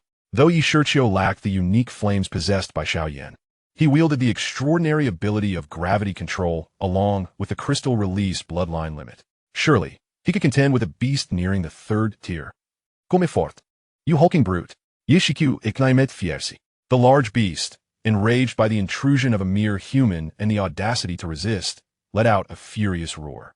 Its massive, razor-sharp claws slashed downward, unleashing frigid energy that shot forth, ultimately colliding with Yi Shiqiu's crystal arrows. Unfortunately for the beast, the two attacks met. The crystal arrows did not shatter, but instead formed a thin layer of ice, continuing their assault on the wild tiger.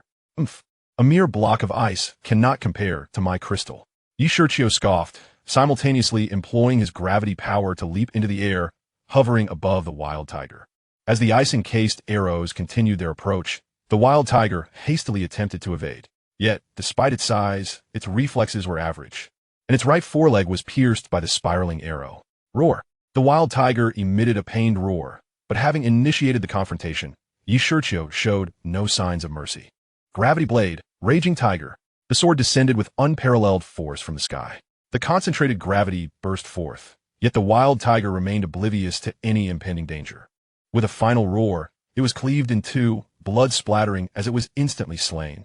Along with it, the cliff was similarly split, collapsing downward. What is that? Suddenly, Yi Shiqiu noticed an unusual plant atop the falling boulder. Halt! Yi Shiqiu extended his hand toward the descending rock, and it immediately ceased its descent. Floating motionless in midair, he flew toward the plant's location. The plant stood only half a meter tall, featuring few branches, adorned with a 5-petaled flower and an unripe fruit at its center. Each petal was of a different hue: red, yellow, blue, green, and purple, while the fruit, also displaying 5 colors, seemed not yet mature, roughly the size of an egg. System, do you know what this plant is? Yi Shiqiu inquired of the system, sensing that this plant must possess an extraordinary origin. Ding. The system is currently scanning. Ding. After comparison, this is the 5-color tree from the world of Dou Qi Continent, which thrives in the northwestern region of the Dou Qi Continent, nourished by the spiritual energies of heaven and earth. It blooms once every decade, exhibiting blossoms of 5 colors: red, blue, yellow, green, and purple. 10 days after blooming, it bears the blood shepherd fruit, which matures after 30 days, containing a potent energy that, when consumed by magical beasts, significantly enhances their strength and awakens their intelligence, while humans who partake can bolster their physique and expand their meridians. Those at the Dou Huang level and above can consume it directly, while those below must refine it into a potion for ingestion. Upon hearing the system's announcement, Yi Shiqiu grasped the reason behind the frenzied attack of the wild tiger. This extraordinary treasure was the cause. It appeared that the blood shepherd fruit would soon be ripe, and that unfortunate beast would pay with its life for failing to seize this treasure. However, it was foolish to have attacked him.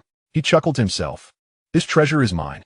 With a swift motion of his hand, the massive stone levitated upwards, following him as he soared toward the valley where he previously resided, crashing down at the mouth of the cave with a resounding thud. System, how long until the blood shepherd fruit matures? Yi Shiqiu inquired, wishing to prepare accordingly. After calculations, the system responded, approximately 3 days remaining. 3 days, huh? Very well. It seemed that Yi Shiqiu could not stray too far from it during this time. Otherwise, should an oblivious magical beast devour it, he would suffer a tremendous loss. Chapter 27. The Three-Origin Barrier. Standing atop the peak of the valley, Yi Shiqiu glanced up and could see a significant portion of the outline of the magical Beast Mountain range. Before his eyes, verdant trees dominated the landscape. Occasionally, a gust of wind would surge from within the mountains, stirring up a green wave over the forest, a sight both magnificent and awe-inspiring. Raising his gaze to the blazing sun, Yi Shiqiu wiped the sweat from his brow, extending his arms to activate his gravity control ability. He then leaped from the summit, utilizing the anti-gravity force to glide toward the opposite end of the valley. Gravity fist mountain shatter. As he approached the rocky cliff of the valley, Yi Shiqiu unleashed a powerful punch. A tremendous wave of gravitational force surged from his fist, crashing into the rock face with a resounding impact, creating a gaping hole in the small valley. The thunderous sound startled numerous first and second-tier magical beasts outside the valley, causing them to scatter in panic. Excellent. The power has increased once more. While it cannot rival the gravity blade's ferocity, it compensates with its direct application from my fist. Moreover, my fist lacked the resilience of the aluminum alloy sword, allowing for a shorter charge time. With further training, it may even be unleashed instantaneously. Yi Shiqiu thought as he gazed at the destruction he had wrought. Ding! Young master has developed the gravity fruit ability, Gravity Fist Mountain Shatter. Rewards include 1 barrier technique summoning card and 200 Wanjia coins, which have been issued. Barrier technique? Is that a defensive combat skill? Well, I currently have numerous offensive methods, but aside from my ability to fly, I lack effective defensive measures. Extracting the summoning card adorned with peculiar symbols from the system space. Shiqiu communicated with the system to use the barrier technique summoning card. Beep. The summoning card transformed, its images coalescing into a stream of golden light that flowed into the young man's mind. Ding. Congratulations. Host has acquired the three-origin barrier technique inheritance. The three-origin barrier. Shiqiu mused as he closed his eyes and floated in midair, gradually assimilating the newfound knowledge of the three-origin barrier technique in his mind. Unlike his previous offensive techniques, the three-origin barrier was exceedingly obscure and complex. Even after obtaining the inheritance, it took him half a day to fully comprehend it. Just as he was about to test its defensive capabilities, he suddenly furrowed his brow and opened his eyes. From the valley below came panicked shouts, and, judging by their volume, there seemed to be quite a number of voices. Oh no, the blood shepherd fruit, Shiqiu thought to himself, immediately flying towards the five-color tree at the cave's entrance. Huh, the blood shepherd fruit is unharmed, and there is no one here. What on earth happened? As he flew with all his might toward the cave entrance, Shiqiu discovered that the five-color tree remained safe, and it appeared that no one had arrived. Phew, that was close. Thankfully, all is well. It seems I must remain vigilant in the future. Shiqiu lightly patted his chest to calm his racing heart. He had been traveling at an excessive speed and felt somewhat overwhelmed. Oh, it turns out some mercenaries were hunting magical beasts, but in their eagerness to attract attention, they mistakenly drew in a second-tier ice-type magical beast. Now, they were in a state of chaos, having been driven into the valley by that beast.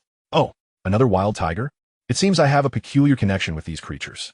Seeing that the five-color tree and the blood shepherd fruit were unharmed, Shiqiu cast a layer of crystal escape crystal for protection over the surface and the not yet fully mastered three-origin barrier, then ascended into the sky to ascertain the source of the commotion. Shaking his head in resignation, Shiqiu executed a graceful flip in midair, his feet landing securely atop a massive tree trunk as he surveyed the scene below. Beneath him lay a spacious clearing, where at least dozens of mercenaries were desperately fleeing, pursued relentlessly by two second-tier magical beasts, the wild tigers. With their mere Dou Qi strength, these mercenaries were no match for the ferocious beasts, resulting in a one-sided chase. As Shiqiu scrutinized the mercenaries, he noticed they seemed to belong to a single mercenary group. The Blood War Mercenary Group. How could I have forgotten? This is the gathering place for mercenary groups within the magical Beast Mountain range. If Xiao Feng and the others could subdue these mercenaries, our strength would significantly increase. Shiqiu thought to himself. Just then, a piercing scream echoed from the beleaguered crowd below, causing Shiqiu to momentarily pause. His gaze shifted downward to see a young girl among the mercenaries, who had stumbled over a stone, while behind her, a wild tiger lunged with its gaping maw, ready to pounce. In response, Shiqiu swiftly extended his hand downward, applying gravitational force onto the wild tiger as he shouted, "Beast, begone!" With a command, a robust figure burst forth from the trees, wielding a massive broadsword that radiated potent Dou Qi, striking the wild tiger's paw with great force. Both combatants were forced to retreat a step. Observing the sudden arrival of someone capable of battling the wild tiger without faltering, Shiqiu gasped in surprise. Although he had dispatched this creature with ease before, engaging in a direct confrontation without Dou techniques or fruit abilities would be a different story.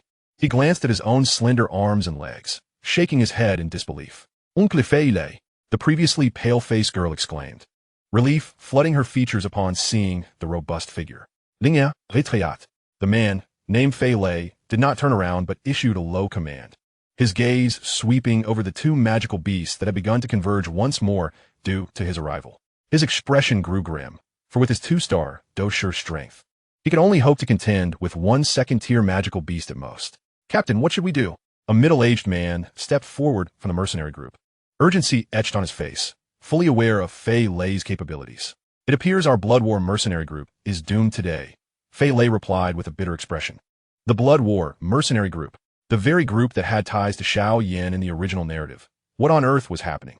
Shiqiu absorbed every word spoken below, astonished. Chapter 28. The Blood War Mercenary Group. Kargan, regroup immediately. Do not scatter, or we shall be picked off one by one. Fei Lei barked with a serious tone. "Uncle Fei Lei, you cannot hope to contend with those two second-tier magical beasts alone." Then Air exclaimed urgently, her intent to rush forward thwarted by a long arm that reached out from behind, seizing her. A cool, melodic voice followed. "Do not disturb the captain. Captured by the woman's grip, Lin Er turned with a look of distress, gazing at the striking figure of the cold beauty behind her, who possessed a physique that could only be described as devilishly alluring. Sister Qing, shall we assist Uncle Fei Lei in fending them off for a moment? The woman, referred to as Sister Qing by Lin Er, stood tall and statuesque, her skin a sun-kissed bronze rather than the alabaster hue of porcelain. She wore a tight black leather bodice that accentuated her ample curves, the garment ending just at her navel, leaving her smooth, flat midriff tantalizingly exposed. A sight that was almost irresistible. Her lower attire consisted of a similarly short black leather skirt, and a long dagger was sheathed at her thigh.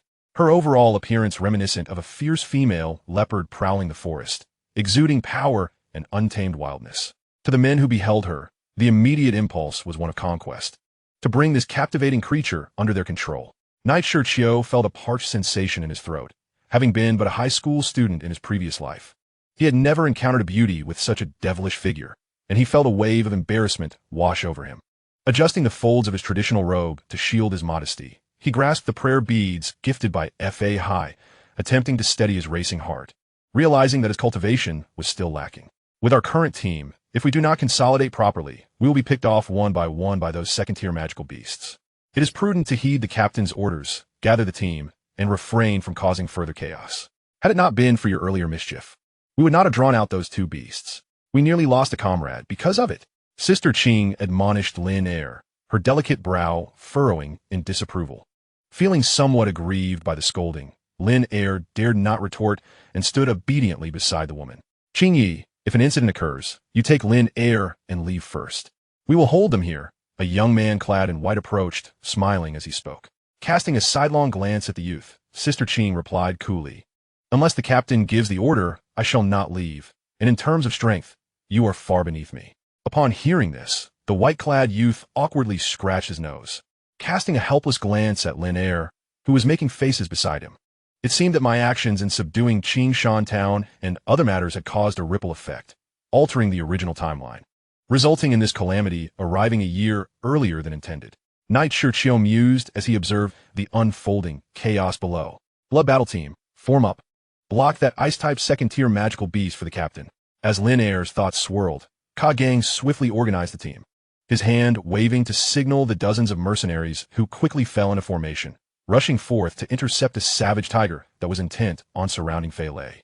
With its path obstructed by the mercenaries, the tiger let out a furious roar, its massive claws slicing through the air, and a wave of chilling energy surged forth, striking the shields of the mercenaries and coating them in a thin layer of ice, the frigid temperature forcing several to abandon their now icy shields. Huh, is that all it knows? It has no other tricks? Knight Shiqiu chuckled, recognizing the attack as identical to that of the tiger he had previously slain, albeit with diminished power. Hold it back. Earth-type fighters, take the front. Fire-type fighters, target its vulnerabilities. Ka Gong shute urgently. Observing the team falter as they first engaged with the beast. Just as Ka Gang's command echoed, the tiger unleashed an impatient roar, sending a blanket of icy tendrils spiraling out from its feet, enveloping any mercenary who came into contact with it in a chilling haze that threatened to freeze their very blood. The hastily assembled team crumbled under the onslaught, barely able to withstand the tiger's ferocity. Having breached the front line, the tiger's crimson eyes ignited with the thrill of the hunt, and several mercenaries who failed to evade its charge were sent reeling, bloodied, and battered. "Captain, we cannot hold." Ka Gong shutet, his face pale as he turned towards Fei Lei, who was locked in a fierce struggle with another second-tier beast. With a powerful swing of his great sword, Fei Lei pushed back the approaching beast, taking several steps back before addressing the team. "I will hold them off. You must flee. Captain, go now. This is my final command as your captain. Do you wish to defy me? Flee, or it will be too late."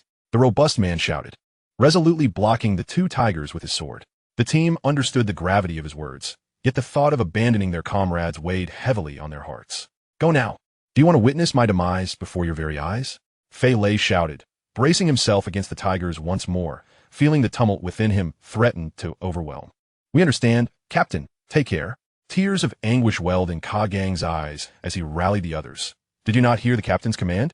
Withdraw, quickly." Despite their reluctance and sorrow, the time for retreat had come. Following Ka Gang's lead, the group hastily fled in another direction.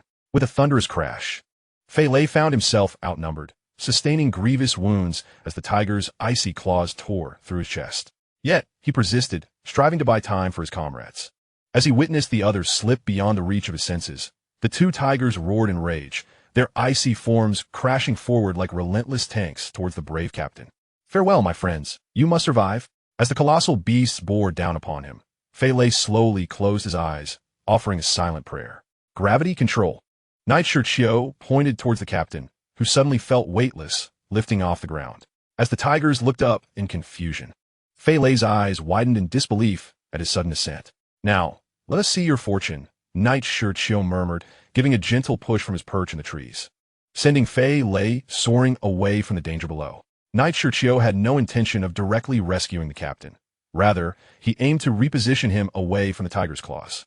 Whether Fei Lei would survive now rested solely upon his own strength.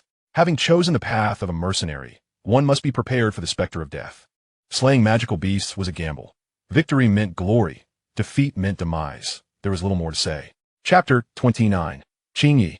With Fei Lei absent, the two tigers lost their obstruction and surged after the fleeing members of the Blood Battle mercenary group, despite their strategy of splitting up to increase their chances of survival.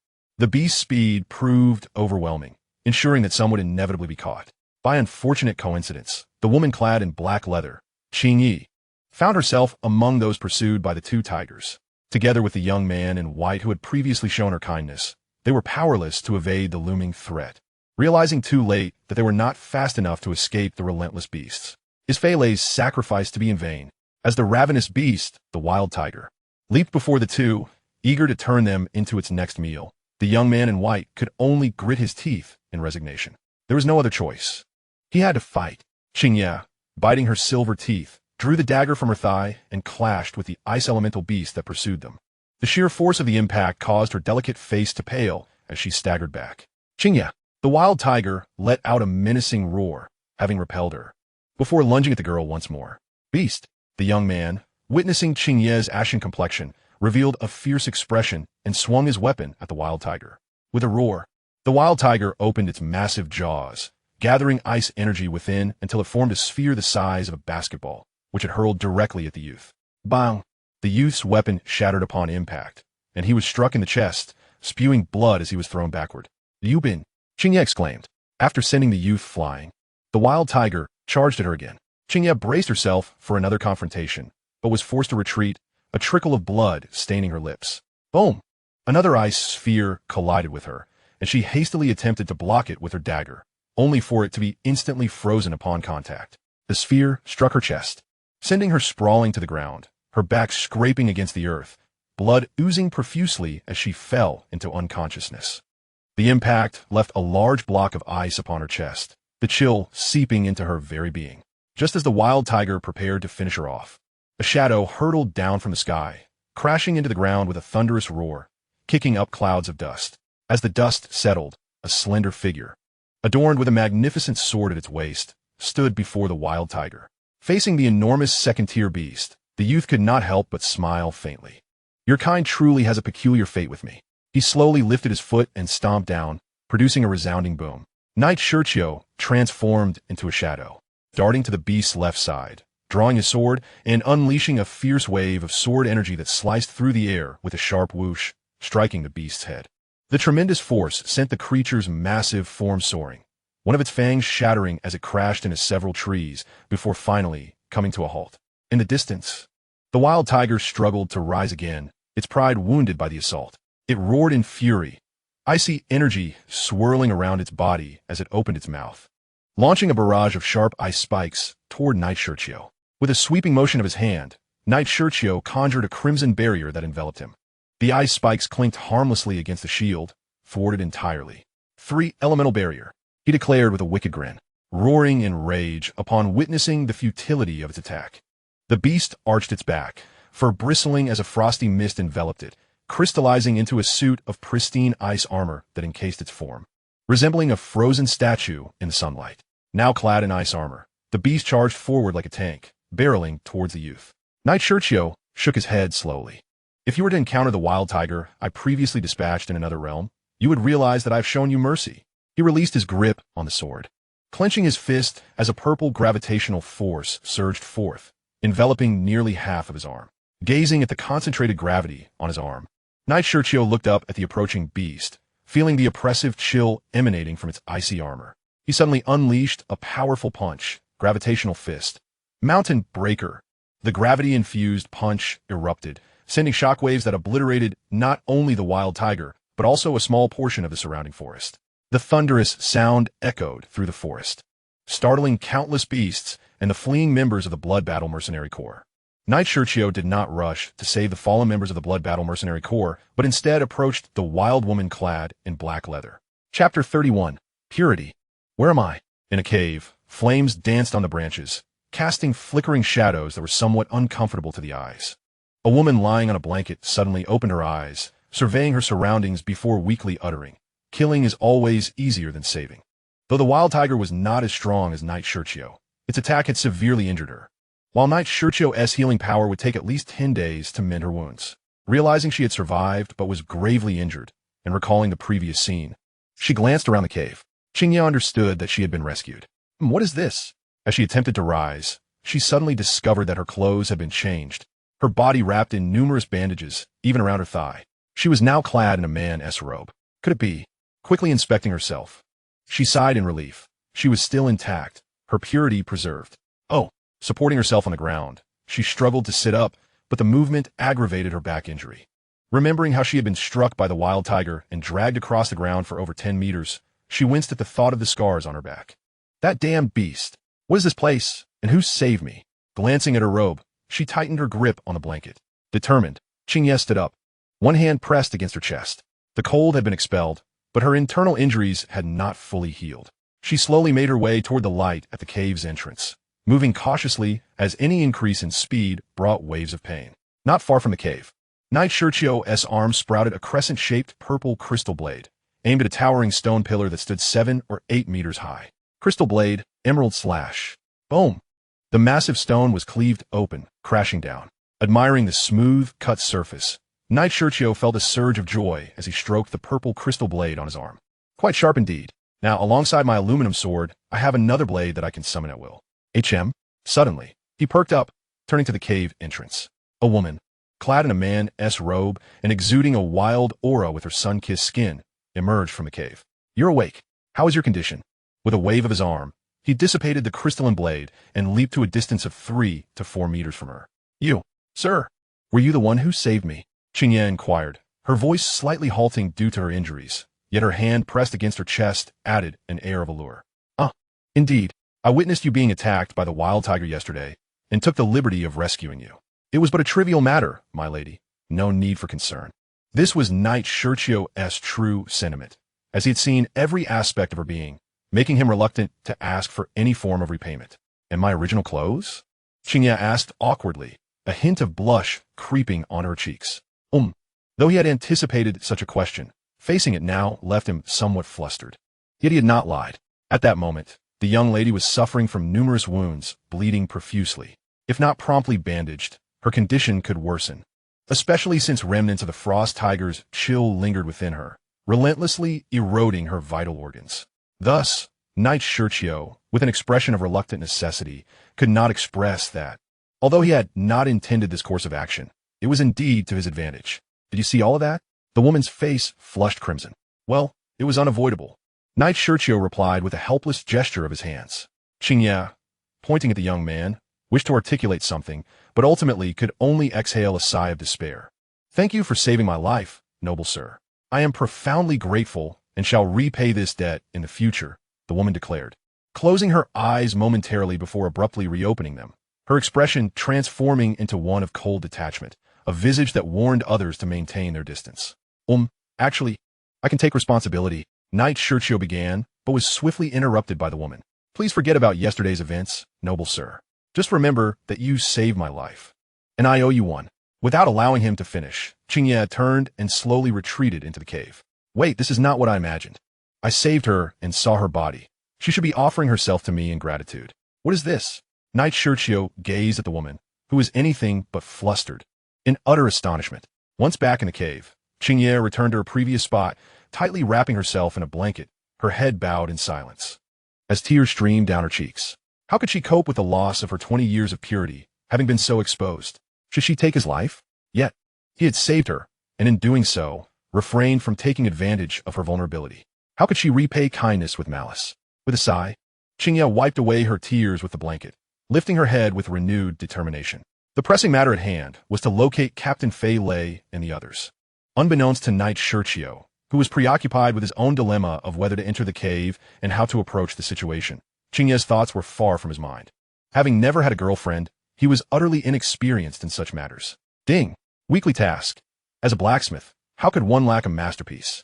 Please utilize level 1 forging skills to create a refined weapon. Task deadline. 5 days. Task reward. 1 A-grade pet summoning card and 30,000 gold coins. Just as Knight Shiqiu was lost in thought, the system's voice suddenly echoed in his mind. Oh no, I forgot today is the 8th day. I must act. Chapter 32.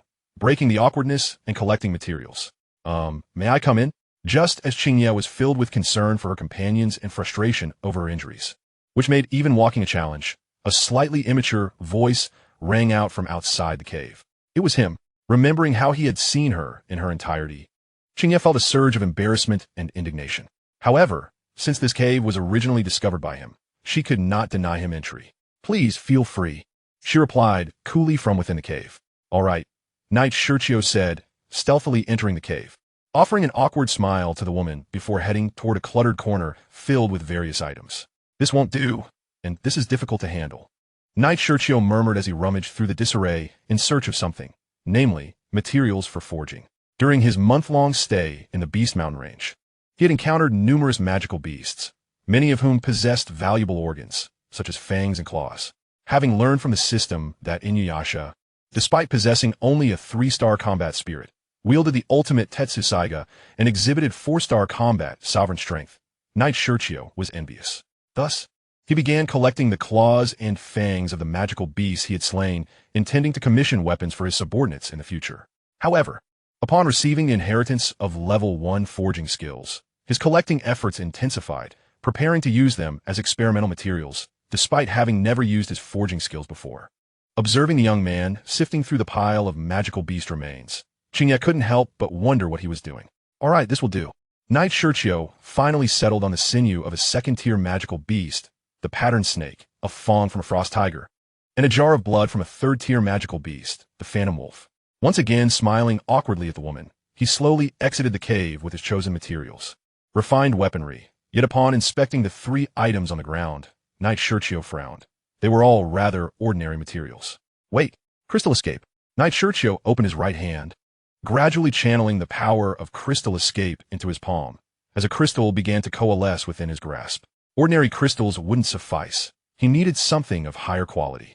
Transforming his hand into a claw, he compressed the crystal's power, reducing a crystal the size of a pencil case to that of an egg, its pink hue shifting to a regal purple. A sudden exclamation broke the silence. Turning around, he found Qingye had stepped out of the cave, curious to observe, and had just witnessed the process of him condensing the crystal. Oops, Knight Shiqiu chuckled sheepishly, reminiscent of a boy next door. He placed the egg-shaped crystal down and addressed Qingye. Miss Qingye, you have been unconscious since yesterday and haven't eaten. Are you hungry? Would you like something to eat? No. I'm fine, she replied, her face instantly flushing as she unconsciously touched her protesting stomach. Haha, Knight Shiqiu leaped in front of her, retrieving from his system space a portion of milk avocado jam cake and a bottle of juice, presenting them to her. As for the boy's ability to conjure food from thin air, Qingye found it unsurprising, having noticed the ring on his hand, a storage ring. He had 3 of them. What astonished her was the food he presented, which she had never seen before. However, unfamiliar as it was, she was hungry, and her stomach would not be appeased without sustenance. As for any potential issues with the food, if the one before her intended to harm her, they would need no further means. Knight Shiqiu gently supported her arm, helping her sit down slowly. Initially, Qingye had intended to refuse his touch, but for some reason, she held back, perhaps thinking that since he had seen her, a mere touch of the arm was inconsequential, especially as he was merely concerned for her stability. Sitting at the cave entrance, Qingye began to savor the delicacies of the 21st century, the cake and juice. Delicious. I've never tasted anything like this before. This appears to be juice, but it's far better than the juice of the compassion fruit. By the way, I still don't know your name. She suddenly inquired after tasting the cake. Living near the Beast Mountain range and relying on mercenary work had made her quite straightforward, quickly adapting her mindset. Finally asking for my name, are we? A splendid start. I am Knight Shiqiu. I am Qingye. I know you know. I was merely reiterating it. She replied quickly, a hint of crimson adorning her bronze complexion. Suddenly recalling something, she asked, Noble Knight, when you saved me, did you happen to see my companion? He should have been nearby. Clearly, she referred to the young man in white who had fought alongside her against the Frost Tiger. No, I only saw you. Knight Shiqiu replied immediately. I see, she said, a smile gracing her lips. Take your time eating. I must attend to some matters. Observing her seemingly eager, yet restrained manner, Knight Shiqiu couldn't help but find it amusing. Though she may be a mercenary, a woman is ultimately still a woman. Having glimpsed her form, I have secured a place in her heart. By the way, what were you doing before? I noticed you had condensed a crystal. Hearing Yi Shiqiu's words, Qingye suddenly inquired. Oh, I am a weaponsmith, currently endeavoring to forge a weapon.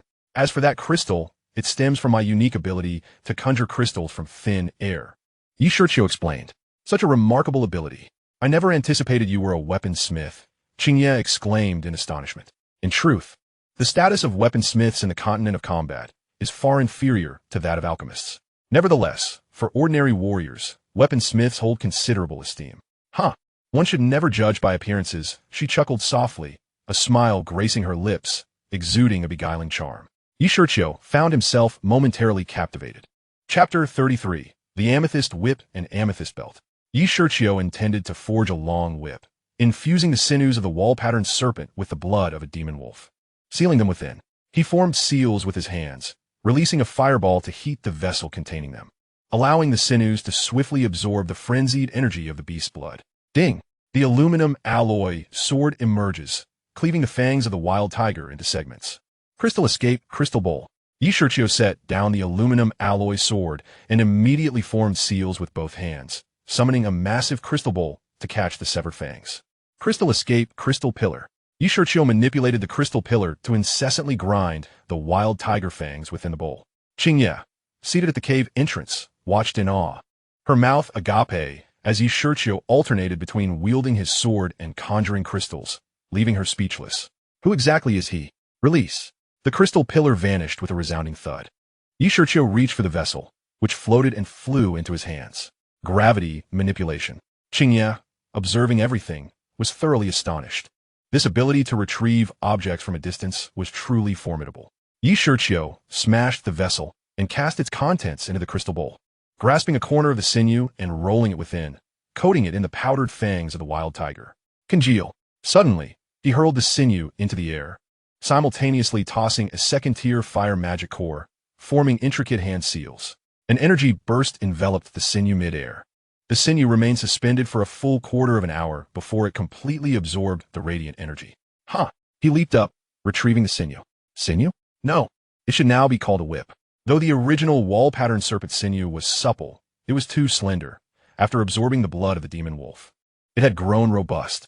Yi Shiqiu then coated its surface with a layer of tiger fang powder, enhancing its solidity while masking the sinew's odor. The magic core perfectly harmonized the three distinct energies. Gazing at the whip, now measuring a full 6 to 7 meters, the formerly emerald veins, now cloaked in the powder of the wild tiger's fangs, appeared snow-white, sturdy, yet delicate. And this. Yi Shiqiu divided the egg-sized condensed crystal into 24 circular rings, affixing them to the whip for secure attachment. Have you finished? Came the cool voice of the woman. Almost. I just need to decide on a handle for the whip. But I haven't yet determined what to use, and it's rather lengthy for convenience. Yi Shiqiu replied to the enchanting figure seated at the entrance. Is that so? Why not use one of those crystals as the handle? She suggested, admiring the crystal's beauty and hardness. Having practiced the crystal escape technique multiple times, Yi Shiqiu had conjured numerous crystals in the vicinity. Qingye casually picked one up and was astonished by its durability, having never encountered anything so resilient before. The hardness of the crystal makes it ideal for both offense and defense, which is precisely why I incorporated crystal rings at various points along the whip. However, the most crucial aspect of a handle is its grip and comfort, yet the crystal is far too smooth for that purpose, the young man explained with a smile. I see. Qingye nodded in understanding. Wait. Yi Shiqiu suddenly recalled that they were in the Monster Mountain range, where wood was plentiful. He decided to craft a handle from timber, as the system's requirements were not particularly stringent. After all, he was merely a first-tier weaponsmith. This would certainly suffice.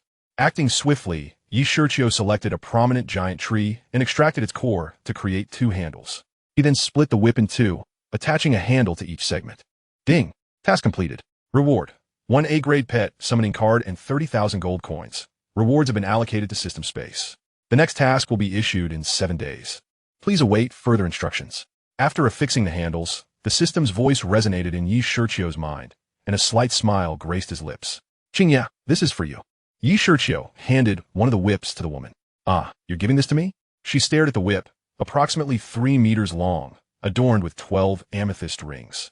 Astonished, she had just witnessed its entire creation process and recognized it as an exceptional weapon, far superior to the dagger she had previously used. "Yes, it was too long originally, so I divided it in 2. 1 is sufficient for me, and you have no weapon as of yet. So this should put your mind at ease," Shiqiu stated. "Thank you. What shall we name it?" Perhaps the boy was right. She indeed needed a weapon. And perhaps the allure of the 12 meticulously crafted amethyst rings compelled her to accept the gift. A name? I haven't thought of one yet. But since it features amethyst rings, we might as well call it the Amethyst Whip, Shiqiu mused, stroking his chin. The Amethyst Whip? Then yours shall be the Amethyst Whip, and I shall call mine the Amethyst Belt. With that, Qingye folded it and wrapped it around her waist. The belt? Why not? It's quite convenient. I can use it in battle and wear it when not in use. An amethyst belt, no less. Would you rather I always brandish a whip? Upon hearing her words, Shiqiu couldn't help but envision her wielding the whip, striking at random, and he instinctively shuddered at the thought, the image undeniably captivating. Chapter 34, Cohabitation in the Cave. Crystal Escape. Art of the Shuriken in all directions. Before dawn, the young man began his training, deeply committed to honing this unique ability. Distinct from ordinary combat skills, such an ability could give rise to numerous powerful techniques. Surveying the area he had previously disturbed, Shiqiu waved his hand, dispersing the dust before leaping from behind the stone pile and nimbly descending the small hill. After a brief run, he returned to the refreshing cave. As for the blood pasture fruit outside, he estimated it would ripen today, an invaluable treasure. Upon entering the cave, he found Qingye, who had been resting on the blanket. Propped up on her hand with a serene expression, sitting casually on a stone bench, she smiled upon his return, saying, "You're back." Nodding with a smile, Shiqiu approached, brandishing the aluminum alloy sword, and pulled a box of Kentucky Fried Chicken and 2 bottles of cola from the system space, plopping down to inquire nonchalantly, "Are you feeling better?" Having witnessed Shiqiu's mysterious abilities, the woman was not particularly curious about this novel food. She rose slightly, a faint fragrance wafting in the air. As Shiqiu sat beside Qingye, she furrowed her delicate brows and sighed softly. There are no significant external injuries, but the internal ones may take over 10 days to heal completely. For now, let us remain here. I have set up a crystal maze at the cave entrance, ensuring that those magical beasts will not approach us. Turning her head slightly, Shiqiu addressed the woman at her side. "Please, feel free to open the family bucket." The woman, whose form-fitting leather attire had been rent asunder by Shiqiu, now donned his long robe. While the heavy black garment might appear cumbersome on others, it accentuated her alluring figure, imbuing her with an air of mystery. As she moved gracefully, a glimpse of her bronze-like calves became enticingly visible. Extracting a chicken leg from the family bucket, the woman began to eat, yet her demeanor suggested she was savoring a gourmet delicacy, taking delicate bites. With her beautiful eyes fixed on the ravenous Shiqiu, she inquired with a smile, "How old are you this year?" Upon hearing the question regarding his age, Shiqiu's heart skipped a beat, but he maintained his composure and replied, "I will soon be 16. 16, indeed. Just how powerful are you?" Qingye asked, voicing the question that had lingered in her mind. With her own abilities, she could not gauge Shiqiu's depth, and the formidable and peculiar techniques he displayed led her to conclude he must be a scion of a prominent family undergoing training. "Strength, you ask?" "I am a 7-star Dome Master," Shiqiu answered, though he refrained from mentioning that even an average Dome Master would be no match for him. 7-star Dome Master. The woman stood in astonishment, her initial reaction one of disbelief. However, recalling how he had rescued her from the clutches of a 2nd-tier magical beast, the Savage Tiger, and his impressive crystallized techniques, she found herself convinced. Taking a deep breath, she asked enviously, "How did you cultivate to achieve such strength at such a young age?" "There's not much to it. With good talent and some decent training resources, I suppose luck has played a significant role," Shiqiu chuckled. easily discerning that Qingye was merely an 8-star Dou warrior. Truly enviable, she lamented, recognizing that individuals like herself, lacking exceptional talent and coming from a mercenary background without familial support, would only attain the status of a great Dou master at best, unless a fortuitous opportunity arose. Their brief conversation slowly waned into silence as they continued to consume their food. It was not until Knight Shiqiu retrieved a handkerchief from his spatial ring and offered it to Qingye that she nodded gently in acknowledgement. Once you have healed, do you intend to search for your companions? He mumbled with a mouthful of cola. Yes, I must ensure their safety, Qingye sighed softly. Knight Shiqiu shook his head. Having witnessed the battle between those individuals and the savage tiger, he evidently believed the likelihood of survival for the members of the Blood Battle mercenary group was slim. We had already distanced ourselves from the savage tiger and fled in different directions. Even if a few were pursued, the rest should be able to return safely. Observing Knight Shiqiu's expression, Qingye's brows knitted together, her tone laced with a hint of resentment and hope. Perhaps, Knight Shiqiu replied, non-committally. It is possible that a few might escape, but I cannot ascertain whether they would be able to safely depart from this perilous realm teeming with magical beasts. After gulping down another mouthful of cola and letting out a burp, Knight Shiqiu stood, stretched lazily, and bid farewell to Qingye before sitting cross-legged on a nearby stone platform, his hands forming a seal for cultivation and gradually closing his eyes. A purple gravitational force swirled around his hands. Watching Knight Shiqiu begin his cultivation, Qingye also rose to her feet, clearing away the remnants of their meal from the stone table before washing her greasy hands. As dusk fell, the blood pasture fruit that Knight Shiqiu had eagerly awaited finally ripened. He carefully plucked it and placed it into a white jade box, nodding in satisfaction. His gaze then shifted toward the small 5-color tree. To leave it and wait another 10 years for its yield? That would be far too pessimistic. I shall exchange it for something tangible instead. Knight Shiqiu's eyes grew resolute as he communicated with the system. System, how much can I obtain for selling this 5-color tree? Beep. A 10-year-old 5-color tree can be traded for 10 million realm coins. 10 years? Does this mean this is the first fruit produced by the tree? What difference does the age make? Knight Shiqiu queried in confusion. The older the 5-color tree, the greater the energy contained within the blood pasture fruit it bears, thus increasing its value, the system explained. So, you mean I received the least valuable blood pasture fruit? Knight Shiqiu, looking at the fruit nestled in the jade box, was left speechless. Indeed. Very well, let us proceed with the sale. Transfer the realm coins to me. 10 years later, a single blood pasture fruit would be of little help to me. I can't be bothered to wait. I might forget about it entirely. Beep. The 10-year-old 5-color tree has been reclaimed, and 10 million realm coins have been transferred to the host. Please check your account. Why does the 10-year-old 5-color tree in the store cost 20 million realm coins? Knight Shiqiu glanced at the store and inquired. Reclaiming is at half price. Such a powerful phrase. Knight Shiqiu swallowed hard, feeling a wave of nausea. Chapter 35, Pegasus. During the days that Qingye spent recuperating, her relationship with Knight Shiqiu gradually deepened due to his attentive care. Perhaps it was because Knight Shiqiu had seen her body that her previously frosty demeanor began to thaw, bringing a sense of ease to Knight Shiqiu's heart. Their tranquil coexistence in the cave lasted for 2 days, and on the 3rd day, Knight Shiqiu informed Qingye of his departure to seek out magical beasts for battle. He needed to assess his current combat prowess. Name, Knight Shiqiu. Age, 15. Talent, 6 stars. Realm, 7-star Dou Master. Cultivation technique, Fire Dragon Decision. Weapons, aluminum sword, purple crystal whip. Items, 2 low-level spatial rings, 1 mid-level spatial ring, pet summoning card. Skills, 1 Yang Finger, C-Class Ninjutsu Fire Release. Great Fireball, C-Class Ninjutsu Wind Release. Great Breakthrough, Water Flooding Dragon, 3 Origin Barrier, Minor Light Magic. Light Healing, Gravity Fruit Ability. Medicinal Pills, 17 second rank recovery pills. Realm Coins, 4258. I wonder how my 7-star Dou Master compares to an average Great Dou Master of the Gama Empire? Knight Shiqiu mused.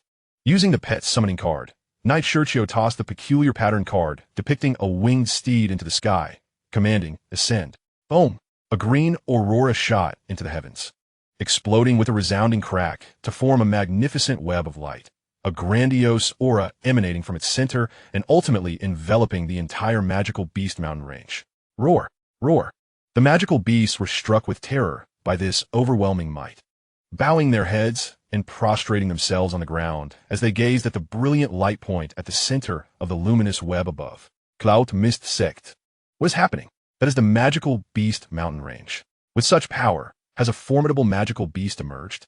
Could it be the purple crystal-winged Lion King? A noble, aloof woman murmured as she stared toward the magical beast mountain range.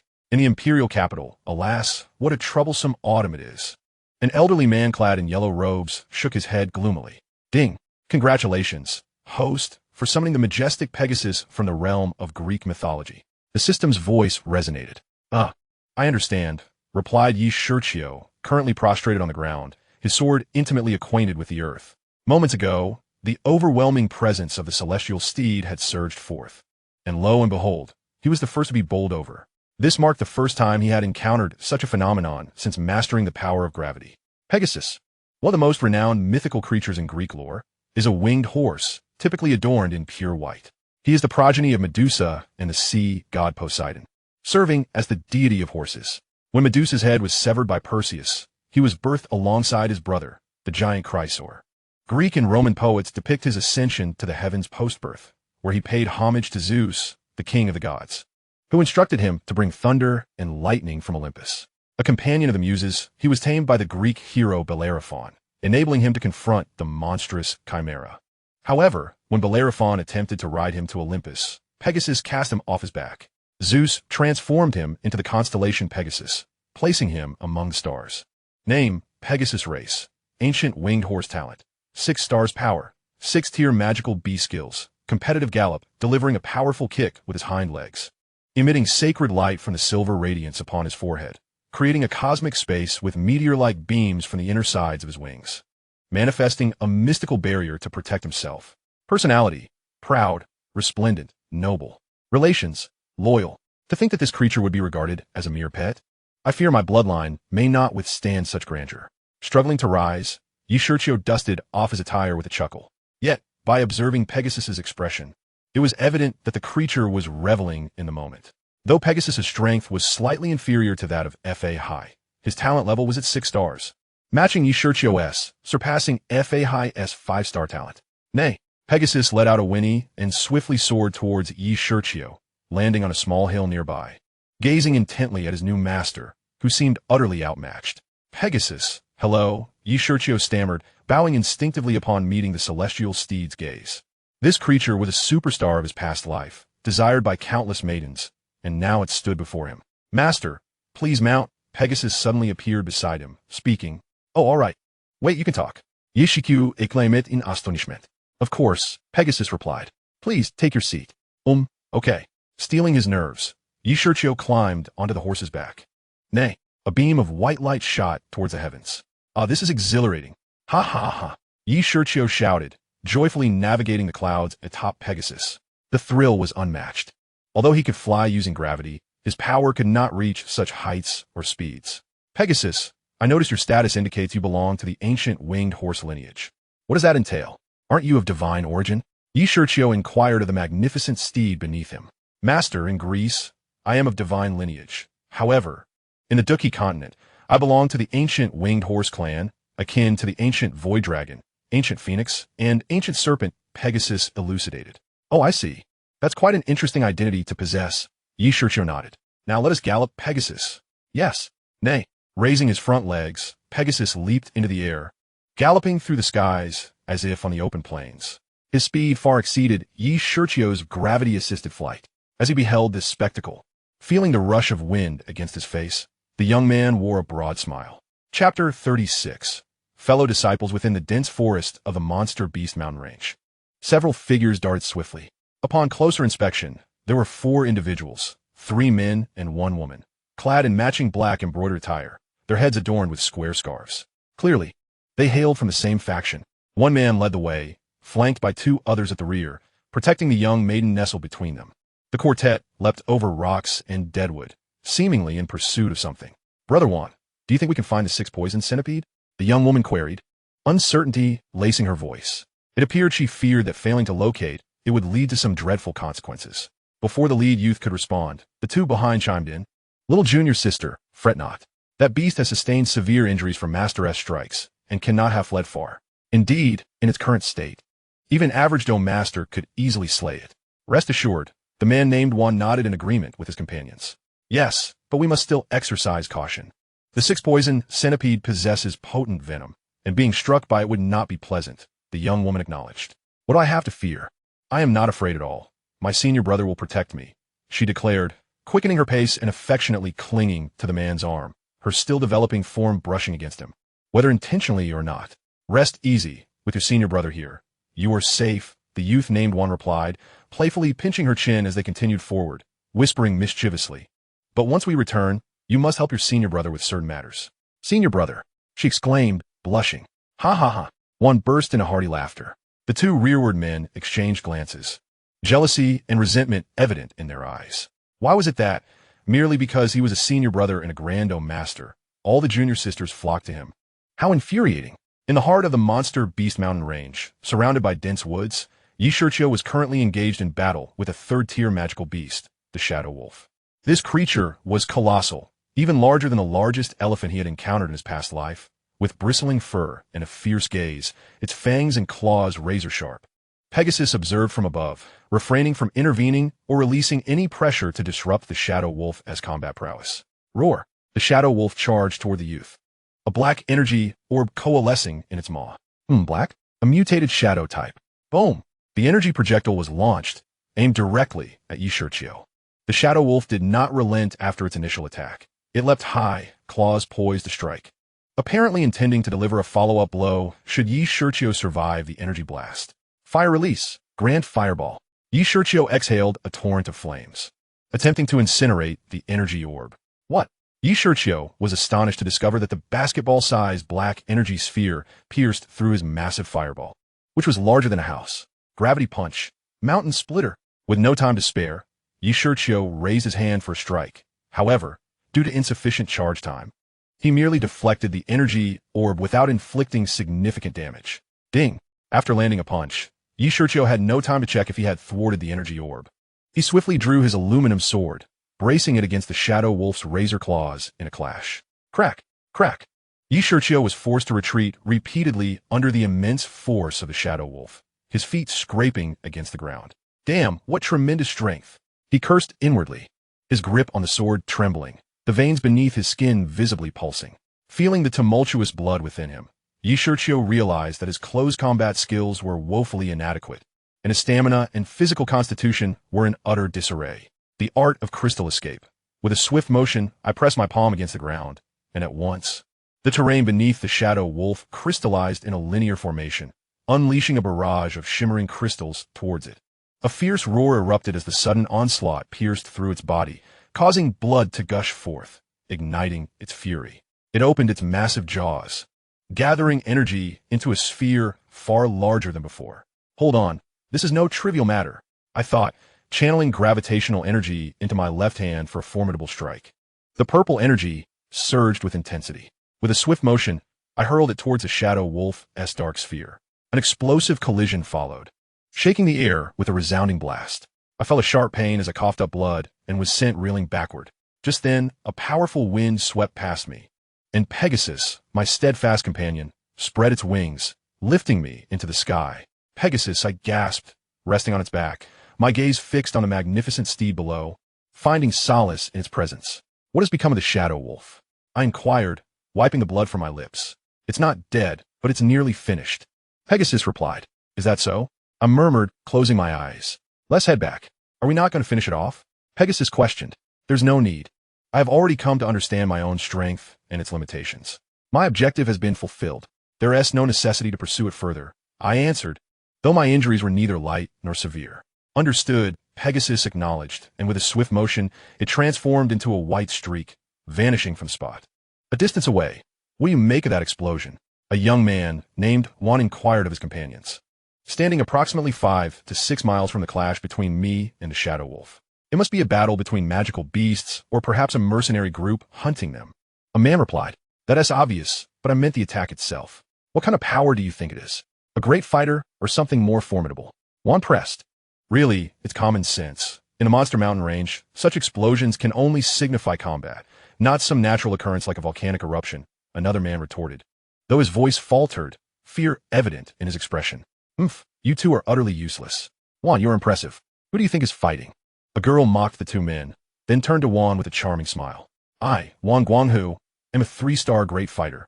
Yet the force of that explosion suggests it was unleashed by a spirit fighter or perhaps 2 or more 5-star great fighters engaged in battle. We should keep our distance, Yuan stated, exhibiting a rational demeanor despite the chaos. 5-star great fighters. The trio was taken aback, shocked at the prospect of such powerful beings nearby. Indeed, Yuan.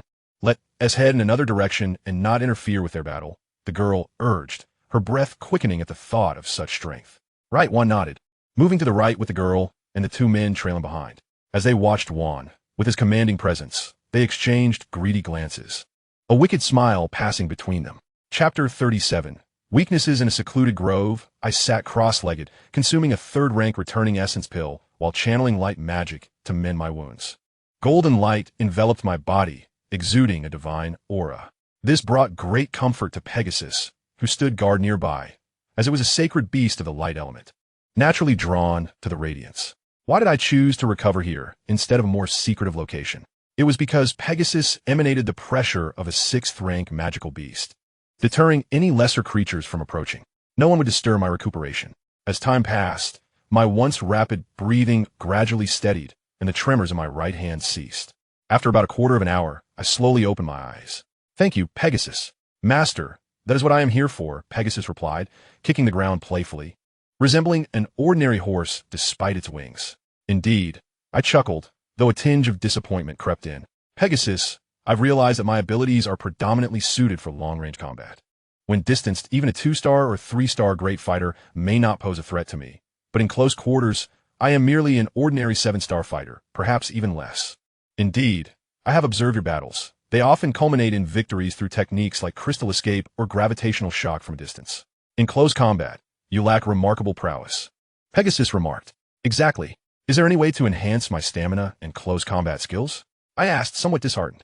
Master, I have not undergone physical training nor mastered any hand-to-hand combat techniques. However, if you wish to improve, consider weight training, Pegasus suggested after pondering. Weight training? Yes, Master. You can manipulate gravitational forces to alter your own weight. Start with double gravity, then progress to triple. Gradually, your physical capabilities will increase. As for close combat skills, seek out a technique focused on melee attacks and engage in a few close-range battles. This will naturally enhance your abilities. That makes sense, I acknowledged, rising to my feet and pacing back and forth. Indeed, Pegasus was correct. Weight training was an excellent method for building physical strength, just like Goku and Vegeta from the Dragon Ball world, who often train this way. Now, with my ability to control gravity and my growing skills in it, I had the perfect opportunity. Clenching my fist, I declared, from this moment on, I shall engage in physical training and close combat practice.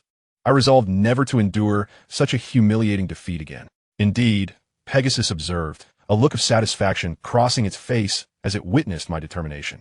In the depths of the forest, a massive centipede, its body a mottled gray-red with a yellow underside, slithered through the underbrush.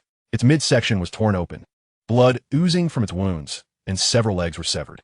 Yet it pressed on, as if a colossal beast was in relentless pursuit. Chase it. Don't let it escape. At last, we have tracked you down, you beast. It was the 4 individuals hot on its trail, confirming it to be the 6-poison centipede. Even a dying insect fights on, much less this 6-poison centipede, they thought. As it released a cloud of toxic mist behind it, the centipede hurriedly scuttled away. Its poisonous mist. Be careful, Wang Guanghu shouted. He quickly unleashed his sect's advanced technique, the low-level Fire Lion Strike, sending a lion-shaped flame forward to disperse the toxic cloud. However, damn it, it got away again. After the mist dissipated, the 4 realized the 6-poison centipede had vanished from sight, igniting their fury. Juan, what do we do now? The girl asked, worry etched on her face.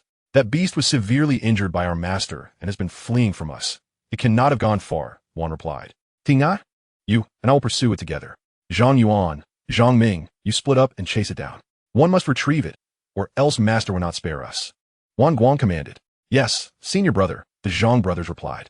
Although reluctant, they felt compelled to follow his orders. Otherwise, if the 6-poison centipede escaped, as he had said, master would surely not forgive them.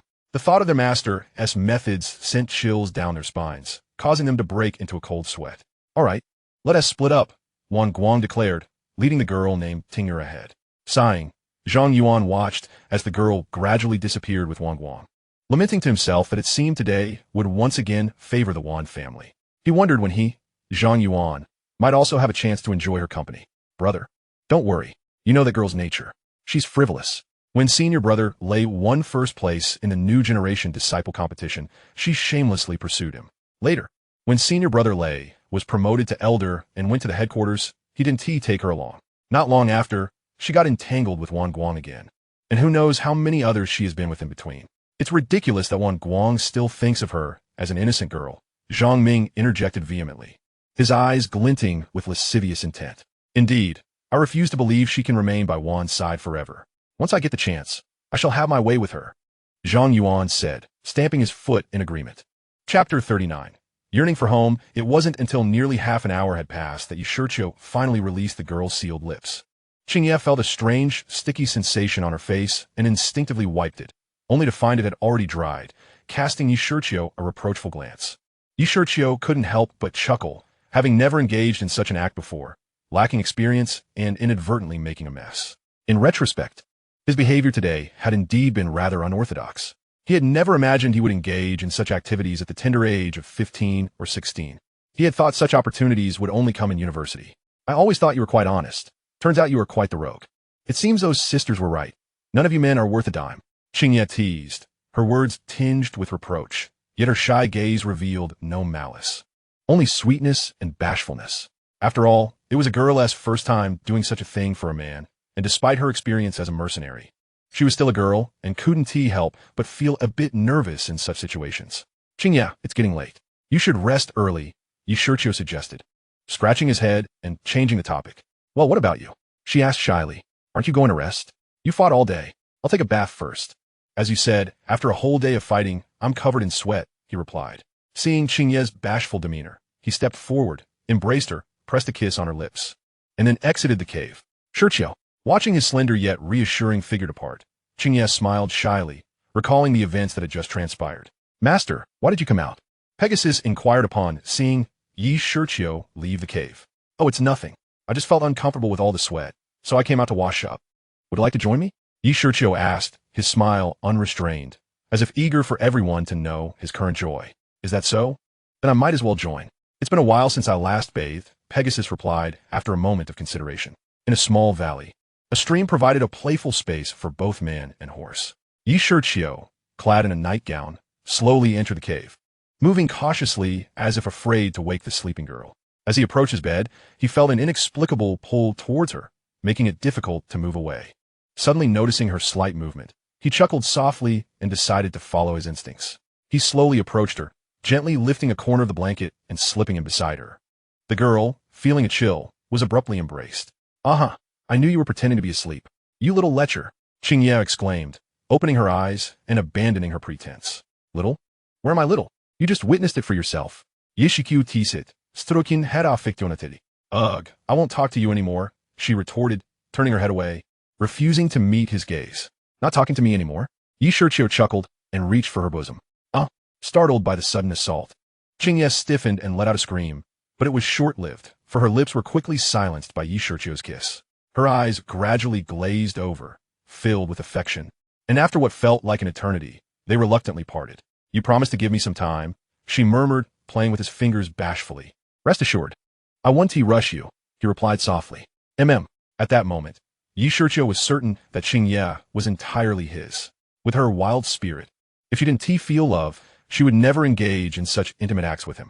Yet, she still needed time to fully relax. Due to the blanket being rather snug, Shiqiu held her tightly. Qingye's body had an astonishing elasticity, even through the layers of fabric. Their faces were nearly touching as he said, I won't do anything. Just holding you like this is enough. I will wait for you. For the day you are ready to entrust everything to me. His tone was filled with tenderness. Hearing his heartfelt words, Qingye's rigid body slowly softened under his warmth. She nestled against his chest, wrapping her arms around his waist, and with a soft sigh, she closed her eyes. With her silent consent, Shiqiu tightened his embrace, his heart racing as he inhaled the sweet scent of her hair, relishing the comfort of her warm body. As fatigue from the day's battles washed over him, the two drifted gently into slumber. Ding! Qingye's yearning for home. The host has subdued the first woman in the Dou world, achieving a milestone. Rewards include 1 Devil Fruit Extraction card from the Pirate world, 1 Holy Spirit Sword Art Summoning card from the Wind and Cloud world, and 20 million Realm coins. Rewards have been distributed. Please check at your convenience. The system's voice echoed, yet the slumbering individual remained blissfully unaware.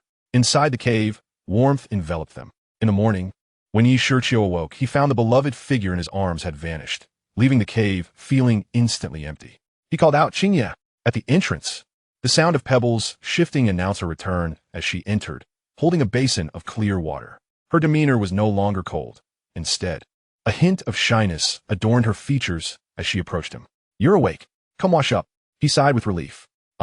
I was so exhausted yesterday that you startled me, I thought." Qingye smiled slightly. "What? You thought I had left? Did you forget? I'm still injured and can't leave this valley, let alone face all those magical beasts." Shiqiu readily agreed, having decided not to continue treating her or giving her medicinal pills, fearing that if she recovered, she might leave him. At this moment, although Qingye had fallen in love with herself, she found it difficult to produce the elixir. After freshening up, she shared a delightful breakfast from the 21st century with him.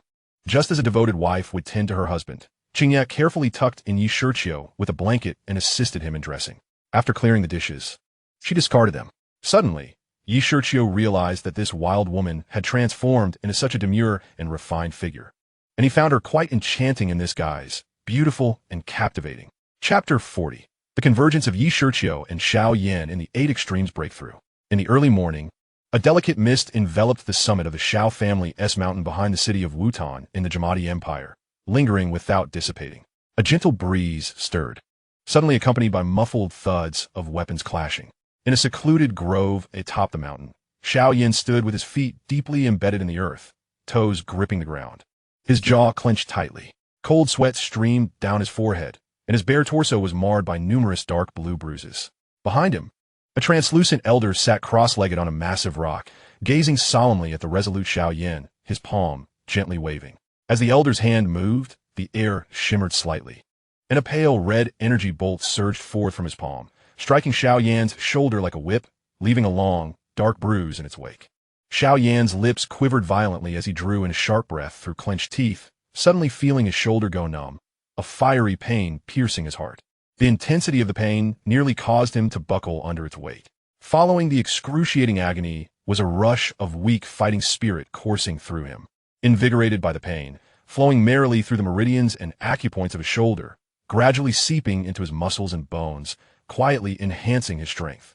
Again, as the pain in his shoulder began to diminish, Shiao Yan's youthful face was etched with determination and stubbornness as he gritted his teeth. Observing his tenacity, the elder's weathered face broke into a gratifying smile, nodding slightly, as pale red energy surged forth from his palm once more. Thud, thud, thud. In the small grove, a series of ominous thuds mixed with pained groans echoed continuously. The elder's strikes were meticulously measured, each one reaching the threshold of what Shiao Yen could endure, ensuring he would not be grievously harmed while still experiencing genuine pain. The penetrating pain from the energy strikes contorted Shiao Yen's small face in agony, and with each wave of the elder's hand, more bruises appeared on his body. Bang! Another energy bolt shot out, and, at last, Shiao Yen reached his limit. His legs buckled, and he collapsed, gasping for breath. After a moment, he wiped the cold sweat from his brow and struggled to smile. "Teacher, how did I do?" "Quite well," the elder replied with a smile. "You endured 94 strikes today, a significant improvement from the 9 you managed a month and a half ago. It seems the snake gall from the Pusku snake is indeed quite effective." The elder nodded, a hint of astonishment flickering in his eyes. Shiao Yan's resilience and progress over the past month and a half had exceeded his expectations. Since consuming the gall purchased in Qingshan town, Shiao Yan's vitality had noticeably increased, truly remarkable. Hearing the elder's words, Shiao Yen exhaled heavily, sinking into the mud to rest for a moment. Once he regained his senses, he slowly rose and retrieved his clothes from a nearby rock. As the cool fabric touched his bruises, he grimaced in pain. The elder's translucent form twisted and vanished into the black ring, leaving behind his familiar admonition. "Quickly return and soak in the Foundation Establishment elixir. Otherwise, the residual bruises will leave you gravely injured." Understood. In the valley of the Monster Mountain Range, the gravity field doubled. In a region surrounded by purple crystal stones, Shiqiu stood at the center, where the gravitational force was magnified. Dressed in a tight-fitting training outfit, he was engaged in his martial arts practice. Each punch he threw was followed by labored breaths, his body feeling exceedingly heavy. Sweat poured from him, completely soaking his attire, yet he persevered, grimly continuing to throw punches. Meteoric light. Above Shiqiu, Pegasus hovered in the air, suddenly spreading its wings, unleashing a flurry of tiny meteors towards the youth. Thud, thud, thud. Shiqiu, struggling against the incoming meteors, swung his fist to defend himself. Yet under the influence of doubled gravity, his strikes could only displace a few meteors, leaving his body exposed to the rest. Countless tiny meteors battered his back, abdomen, thighs, and arms, leaving a multitude of dark bruises. His lips trembled violently, and he gasped between clenched teeth, feeling as though his body no longer belonged to him, waves of sharp pain piercing his heart. The intensity of the agony rendered his legs weak, nearly causing him to collapse. Qingya, at the entrance of the cave, saw the boy's grueling training and was instantly overwhelmed with concern, her beautiful eyes fixed on him, filled with worry. Suppressing the excruciating pain, he summoned healing magic. The restorative energy swiftly coursing through the meridians and acupoints of his shoulders, gradually alleviating his injuries. Simultaneously, fighting spirit flowed into his muscles and bones, enhancing his body. Reminiscent of Shiao Yen's training method, the 8 extremes breakthrough. Could it be? Indeed, ever since Pegasus suggested he seek a close combat fighting technique, Shiqiu had meticulously searched the marketplace. After much deliberation, he ultimately decided to adopt the same 8 extremes breakthrough as Shiao Yen. The 8 extremes breakthrough, a high-level Xin class fighting technique, specializes in close combat and contains 8 hidden layers of force. Mastery of it grants power comparable to low-level Earth class techniques, making it perfectly suited for Shiqiu's current needs. Techniques that were too lowly lacked allure, while those too advanced were beyond his reach. Thus, he chose the 8 extremes breakthrough, one that he recalled from the original text. Ignoring his injuries, Shiqiu unleashed another punch against the purple crystal wall he had erected. Thud! A light sound echoed as he struck it, yielding no indication of extraordinary resistance. Curse it! Shiqiu struck the crystal again with renewed vigor. After more than an hour of relentless effort, the youth finally could not sustain himself and collapsed. Hiss! Pegasus clamped onto the boy's clothes and hoisted him onto its back, carrying him from the gravity chamber. Upon seeing Pegasus return with Shiqiu, Qingya hurriedly guided them into the cave. About half an hour after their departure, a massive gray-red centipede slowly approached. It surveyed the circle of purple crystal stones, its eyes darting, before inching closer and crawling through the stones. Chapter 41. The 6 Poison Centipede. Ugh, it hurts so much. After consuming a Yuan returning pill, the healing magic of night autumn surged through her body like a radiant river. Her pores, bones, and muscles craved this healing light as if a parched soul had suddenly found sweet nectar, desperately absorbing the luminous energy. Master, are you feeling better? Pegasus inquired. Night Autumn, are you all right? Kaiyahane also approached with concern. Night Autumn opened her eyes, stretched her limbs, and smiled as she replied, Kaiyahane, do not worry. I am fine. Pegasus, it seems that the burden method truly is effective. I feel much stronger than before. That is good. When shall we continue? Right now. Kaiyahane, I'm off. Do not fret. Night Autumn leapt onto Pegasus' back, raising her fist as she exclaimed, let us depart. Yes, you see, just like that. He vanished, Kaiyahane remarked, shaking her head. A training fanatic, perhaps? But it doesn't seem like it. At that moment, within Night Autumn's specially designed gravity chamber, an enormous centipede, measuring a full 8 meters in length, lay coiled. The surrounding crystal stones were scattered haphazardly, with pieces missing here and there. Upon closer inspection, it appeared that the missing fragments had been either melted or consumed, evidenced by the cut marks and the presence of liquid amethyst. The 6 Poison Centipede. Indeed, this was the battle-scarred creature that had been relentlessly pursued. However, it was now vastly different from just a few days prior. Previously, it had a large gash in its abdomen and had lost half of its legs. Yet now, it bore only a barely visible scar, and many of its legs had regrown, with just a few minor gaps remaining. How had it achieved this? At that moment, a gust of wind heralded Night Autumn's arrival on Pegasus, who entered the crystal circle. Upon witnessing the scene, the youth's eyes widened in astonishment. What in the world happened here? Did a construction crew come to demolish an illegal structure? What is this? Night Autumn gazed at the immobile 6 Poison Centipede before him. Bewildered. Pegasus, do you recognize it? Night Autumn asked the winged horse beneath him. I have never seen it before. Seriously? But you are a 6th-tier magical beast. Well, all right then, system, please assist me. Night Autumn communicated with the system. Beep. Scanning. Beep. Searching. Beep. Identity confirmed. Name none. Species. 6 Poison Centipede. Talent, 4 stars. Strength, 3rd tier magical beast. Skills, Venom, Poison Mist, Coiling Strangulation, Devour, and Regenerate. Characteristics, average attack power but extremely potent toxicity. The released Venom and Poison Mist possess strong corrosive properties. As long as it does not sustain fatal injuries, it can restore itself by devouring other energies, exhibiting remarkable vitality. Relationship, fearful. Oh, regeneration and deadly poison. Night Autumn was taken aback by the system's description of the centipede before him, astonished that this creature possessed such capabilities. But why was it afraid of him? Surely, he was far more handsome than it appeared. Why would it fear him? Had he truly done nothing to it? Of course. Night Autumn was not foolish and quickly realized that its fears stemmed from the presence of Pegasus beneath him. Hey, big guy, did you do this? Night Autumn pointed at the damaged crystal walls surrounding him, addressing the terrified 6 Poison Centipede before him. The centipede hesitated, nodding slightly before emitting a series of unintelligible sounds that Night Autumn could not comprehend. Master, it says it was pursued by others and sustained severe injuries, and somehow escaped here. It consumed some of the energy from the amethyst crystals to heal itself, unaware that this place belongs to you. It hopes you can forgive it and not kill it. The centipede's garbled voice made Night Autumn's head spin. At that moment, Pegasus took on the role of translator. What? It ate my amethyst crystals? Night Autumn was astonished. Although this amethyst was not the hardest material that could be created by crystal escape, it was still formidable. How could this creature have devoured it? How did it manage to swallow it without being harmed? Master, it appears that the crystals have been melted, Pegasus remarked, stepping forward to examine the remaining amethyst. Melted? Right, the system mentioned that its poison has strong corrosive properties. However, I did not expect it to be able to melt my amethyst. Night Autumn nodded in contemplation. Wait, how did you get in here? I clearly sealed the entrance with crystal escape for a mile around. Could it be that you? Night Autumn suddenly realized, leaping into the air to survey his surroundings. His expression darkened. Around him, the walls he had constructed using crystal escape had gaping holes, resembling the disarray within a gravity chamber. Well, I have made my decision. I shall keep you.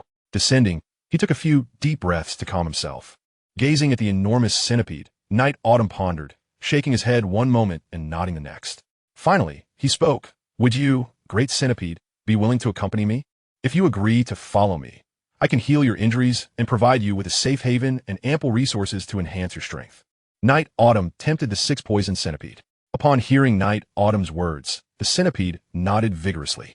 It was now homeless and pursued by enemies. Having someone willing to shelter it was a boon. Furthermore, the prospect of a safe place and materials to increase its strength was irresistible. As for bowing to a human, that would be beneath its dignity as a magical beast? Nonsense. Just look at what was beneath Night Autumn. It was a different matter altogether. Dignity? In front of a 6-tier magical beast. A 3rd-tier beast had no right to speak of such things. Good, quite decisive. Here, take this. Night Autumn tossed the Yuan returning pill to it. Without hesitation, the 6 Poison Centipede swallowed it whole, sensing the pure energy contained within the pill. Watching the centipede digest the Yuan returning pill and gradually recover, Night Autumn smiled gently. A 3rd-tier magical beast with 4-star talent could indeed make for a fine subordinate. Chapter 42, Small Spirit Gathering Array. Beep. Congratulations, host, on subduing the 3rd-tier magical beast, 6 Poison Centipede. Achieving the capture of a wild magical beast grants the following rewards. 1 small spirit gathering array and 30,000 gold coins. Rewards have been distributed. A small spirit gathering array? Beep. Small spirit gathering array, featuring 4 corners indicating east, south, west, and north. It can attract the spiritual energy of heaven and earth to the array center. Individuals within this array will experience doubled cultivation speed. Oh, what a valuable item. It somewhat resembles the flame tower of the Canaan Academy, both designed to accelerate cultivation speed, though it holds no utility for me. Night Autumn assessed. The so-called increase in cultivation speed primarily benefited those with mediocre talents, enhancing their quiet practice speed to surpass that of external battles. However, for Night Autumn, who had always focused on closed-door cultivation, even a 2-fold speed increase paled in comparison to the enhancements gained from external battles and completing tasks. It seems I must return to Qingshan Town. Night Autumn mused, gazing at the square copper plate inscribed with peculiar patterns within the system space. Although this item would not boost Night Autumn's strength, it would be a rare treasure for any faction. Those with less than extraordinary talents could achieve significant advancements within the Spirit Gathering Array. Wait, what is this? An A-rank Devil Fruit summoning card. S-rank Holy Spirit sword technique. S-rank? S-rank. Upon noticing the two objects adjacent to the square copper plate, Yiqiu's eyes widened in astonishment. The devil fruit was one thing. He had already acquired two and had consumed one himself. However, the renowned divine spirit sword technique held a reputation that echoed like thunder in his ears. This was the ultimate skill of the sword saint, Dou Qi. From the tumultuous world, had it not been for the sword saint exhausting his energies, resorting to a projection of his spirit to battle the tyrant Xiongba. Hindered by the emotionless Bu Jingyun, he would have long since obliterated Xiongba, bringing the first chapter to a decisive conclusion. To his utter disbelief, he had now obtained it, an S-rank skill, one that could be ranked among the finest across the myriad realms. This was a remarkable feat for Yiqiu, marking his first attainment of an S-rank skill. System, what is the meaning of this? Why such generosity today, bestowing upon me two great gifts? Yiqiu inwaited, perplexed. He found it hard to believe that the system had suddenly become so benevolent, especially after the last incident where the phrase recovered at half price had left him deeply wounded. This is a reward for the achievements you have attained as the host. The system's voice replied nonchalantly.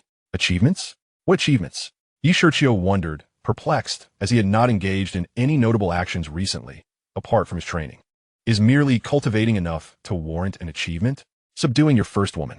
That counts as an achievement? Yiqiu clearly did not anticipate this kind of accomplishment. The first time is always special. Thereafter, who knows what women might catch my eye. Oh, I see. That's quite fortunate. Otherwise, I might have become a stallion. With his thoughts redirected, Yiqiu's gaze fell upon his fortuitous star, the six-poisoned centipede, which had brought him the spirit-gathering array. This creature was indeed gravely wounded. Even a third-rate recovery pill had failed to heal it. He pondered who could have inflicted such injury. The methods employed were quite exceptional. Someone approaches. Yiqiu suddenly frowned, realizing that he had not commanded Pegasus to release any pressure. So aside from witnessing the six-poisoned centipede with his own eyes, no magical beasts were aware of the six-tier beast presence here. Thus, it was hardly surprising that two magical beasts were drawn to this location. After all, this was the monster beast mountain range, and the crystal array had been devoured by the massive centipede, leaving a gaping hole. Yet, human footsteps were indeed approaching, two pairs. To be precise, Senior Brother Yuan, do you really think that beast is here? A sultry female voice reached Yiqiu's ears. Indeed, there can be no mistake. It is right here. You cannot escape now. A male voice crouched down, tracing the marks left by the six-poisoned centipede on the ground, affirming with certainty. Should we go in now? The girl still sounded hesitant and fearful. Although the six-poisoned centipede had been severely wounded, it was still a third-tier magical beast, after all. Yes, Wang Guangwu nodded.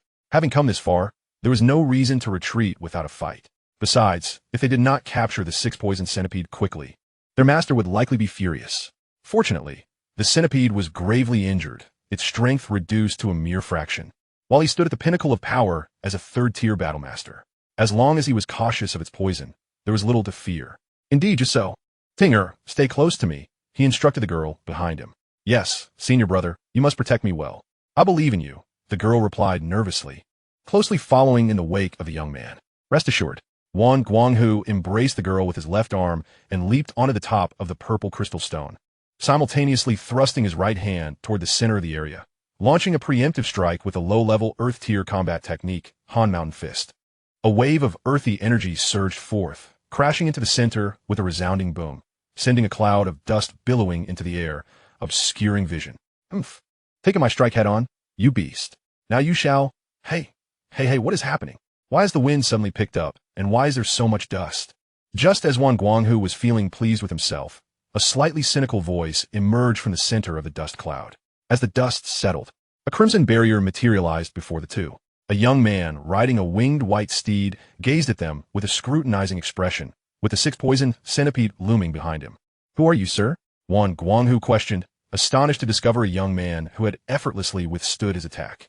Shouldn't you introduce yourself before inquiring about others? You two barged into my training ground and attacked me without cause. What is the meaning of this? Are you so eager to kill? Yiqiu questioned, genuinely startled. He had sensed their approach, but had not anticipated such aggression. Hey kid, how dare you speak to us like that? How can we know you were here? And do you even know who we are to speak to us in such a manner? The girl retorted, her disdain for Yiqiu palpable. Oh, who are you? Yiqiu asked nonchalantly, digging at his ear with a finger, feigning indifference. Seeing Yi Shiqiu's casual demeanor only fueled the girl's fury. Since she had joined Wang Guanghu, none of their peers had dared to speak to her in such a manner. Tinger, this young brother here is Wang Guanghu, a disciple of the Ling Shua sect from the Outcloud Empire. I was unaware of your presence here, so I apologize for any offense caused. Might you kindly hand over the 6-poison centipede to me? Wang Guanghu stepped forward, cupping his hands in a gesture of respect, his words carrying a semblance of courtesy. The Outcloud Empire, Ling Shua sect? Yi Shiqiu murmured, recognizing the Outcloud Empire as a neighboring power, slightly stronger than the Gama Empire. In the original narrative, Shiao Yen had ruled over that nation. However, he had no recollection of the Ling Shua sect. The 6-poison centipede?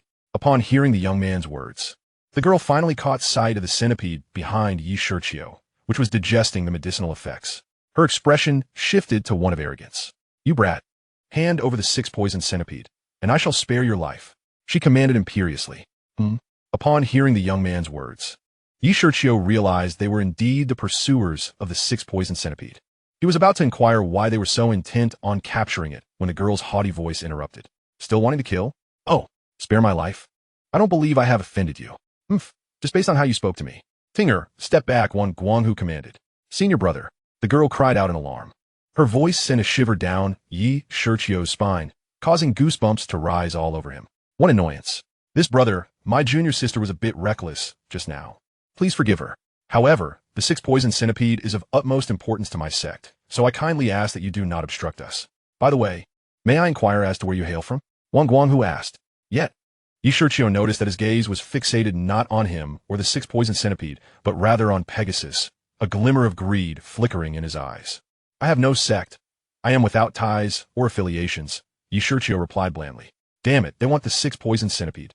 And now they dare to look at my Pegasus with such covetous eyes. What do they intend? Do they wish to hasten their journey to another world? No sect. Is that so? Then, young man, hand over your winged steed along with the 6-poison centipede. Do not resist. I, Wang Guanghu, shall make your death quick, or else you shall experience the torment of the Outcloud Empire's poison masters. The young man's demeanor shifted abruptly, his previously courteous facade replaced by a vicious and menacing expression. Chapter 43, Torture and Slaughter. Oh, upon hearing the young man's words, Yi Shiqiu couldn't help but raise an eyebrow. What a quintessential scoundrel. He had spoken so amiably before confirming the other's identity, but upon realizing there was no significant backing, he immediately turned hostile, intent on killing and seizing treasures.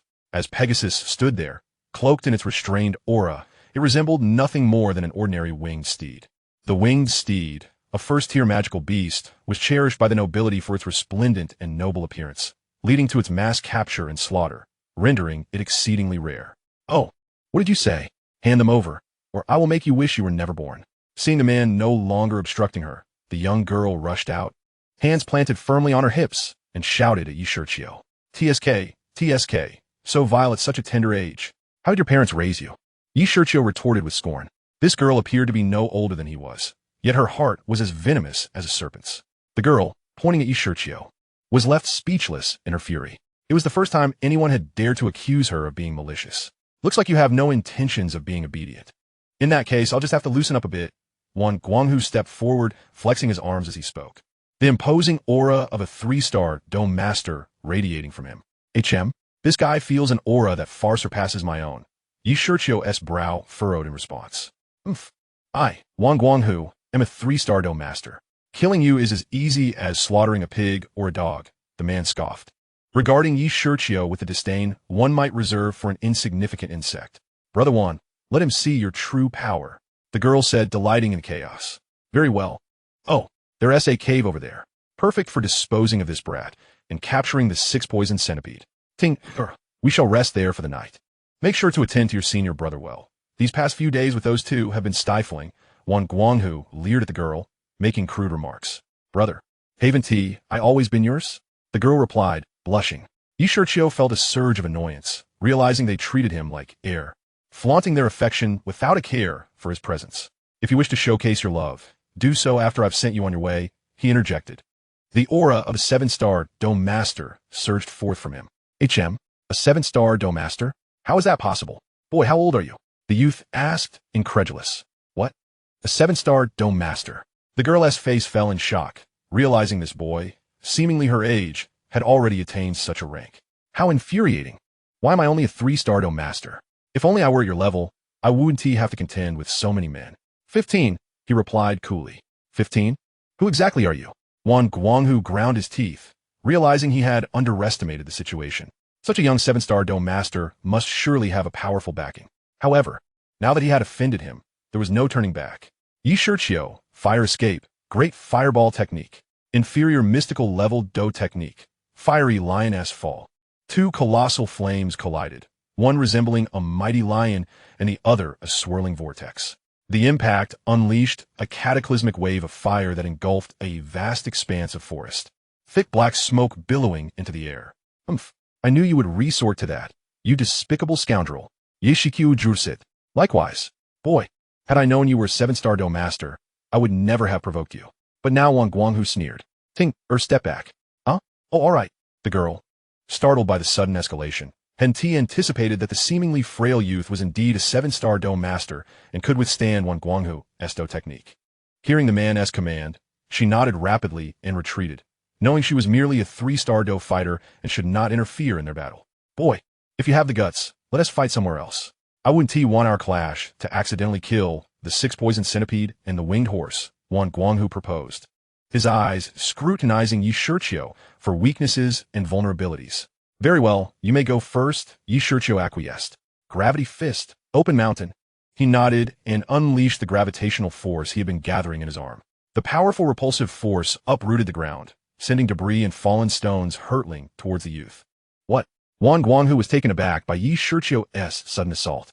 The sheer might of the attack made him break into a cold sweat. Fists of Dou Qi armor. A gray-black Dou Qi armor enveloped his body, a skill only possessed by formidable Dou masters.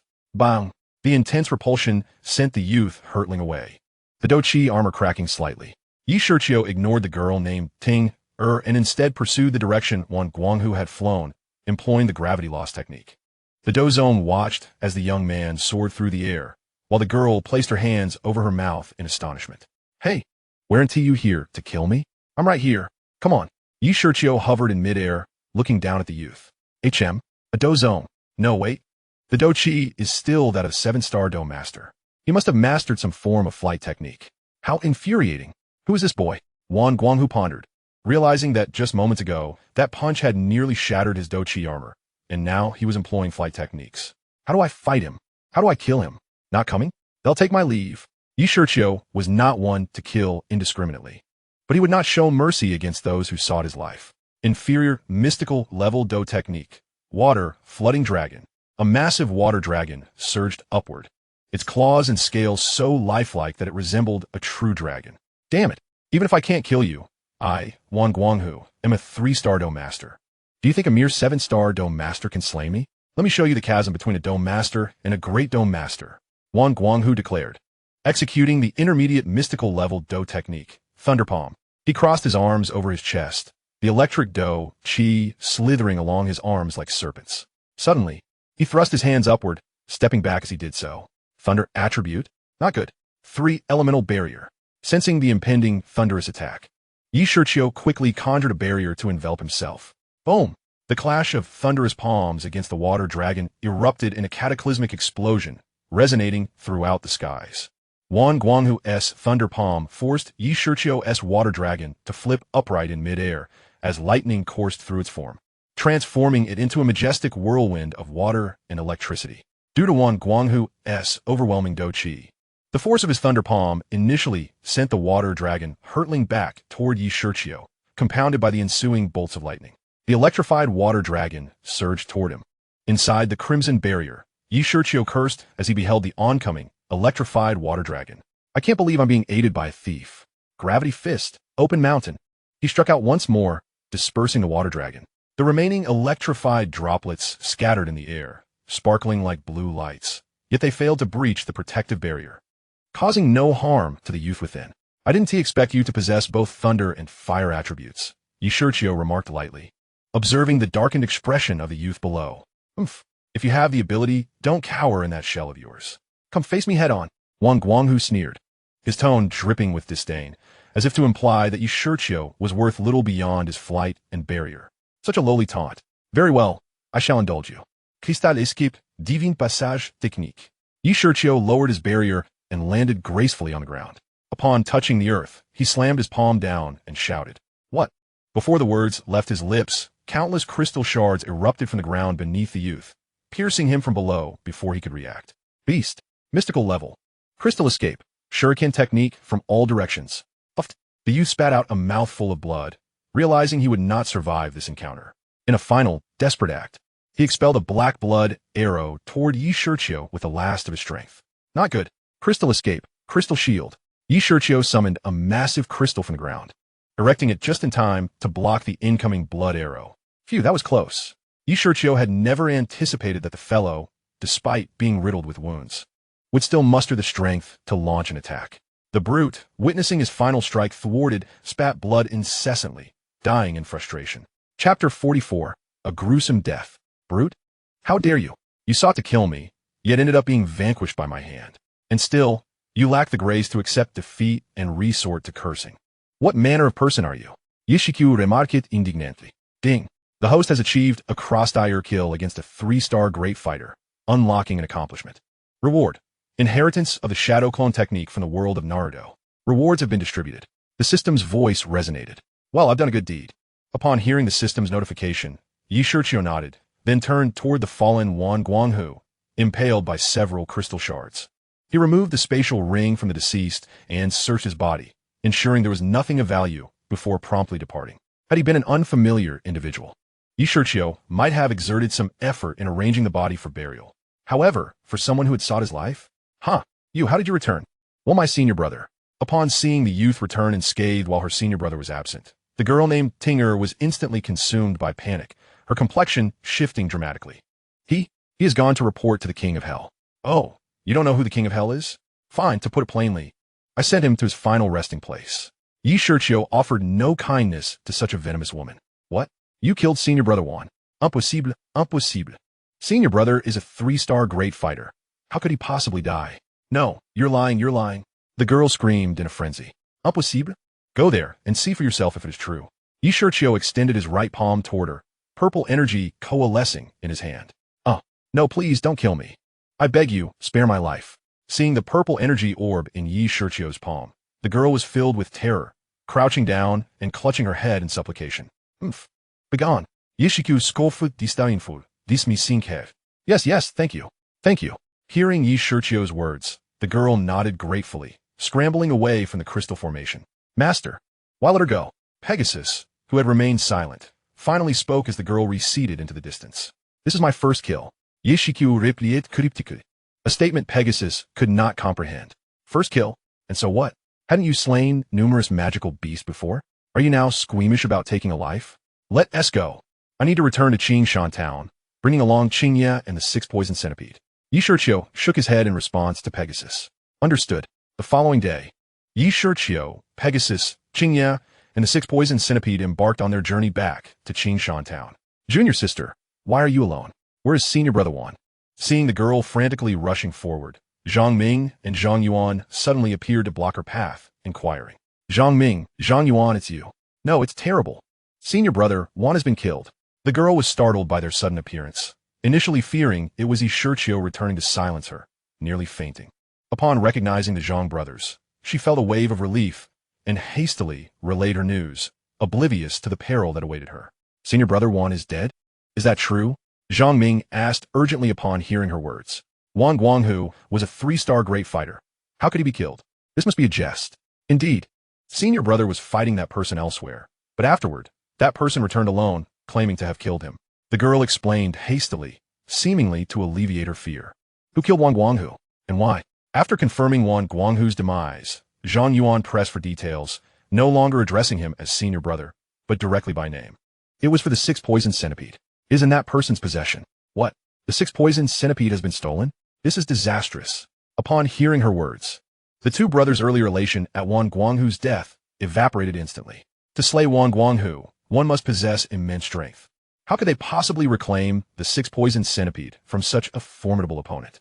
The thought of failing to retrieve it from their master was unthinkable. Quickly, we must report to our master. Let him avenge senior brother Juan. The girl's face twisted in hatred as she pulled the two forward. not knowing if her rage was for her fallen lover or due to Shiqiu's previous mockery. Who was it that killed Wan Guanghu and took the 6 poison centipede? Zhang Ming swatted the girl's delicate hand aside and stepped forward to demand. He said his name was Shiqiu. Beyond that, I know nothing. The girl replied, somewhat dazed as she was interrupted. She had never before dared to speak so boldly. Oh, I see. Brother, Haven T, you always lamented not having the opportunity to enjoy her charms? Now, it seems you have your chance. After gathering all the information, Zhang Ming's face twisted into a lecherous grin, much like a wolf spotting a lamb. Oh, indeed. Now I can finally unwind. I've been exhausted these past few days.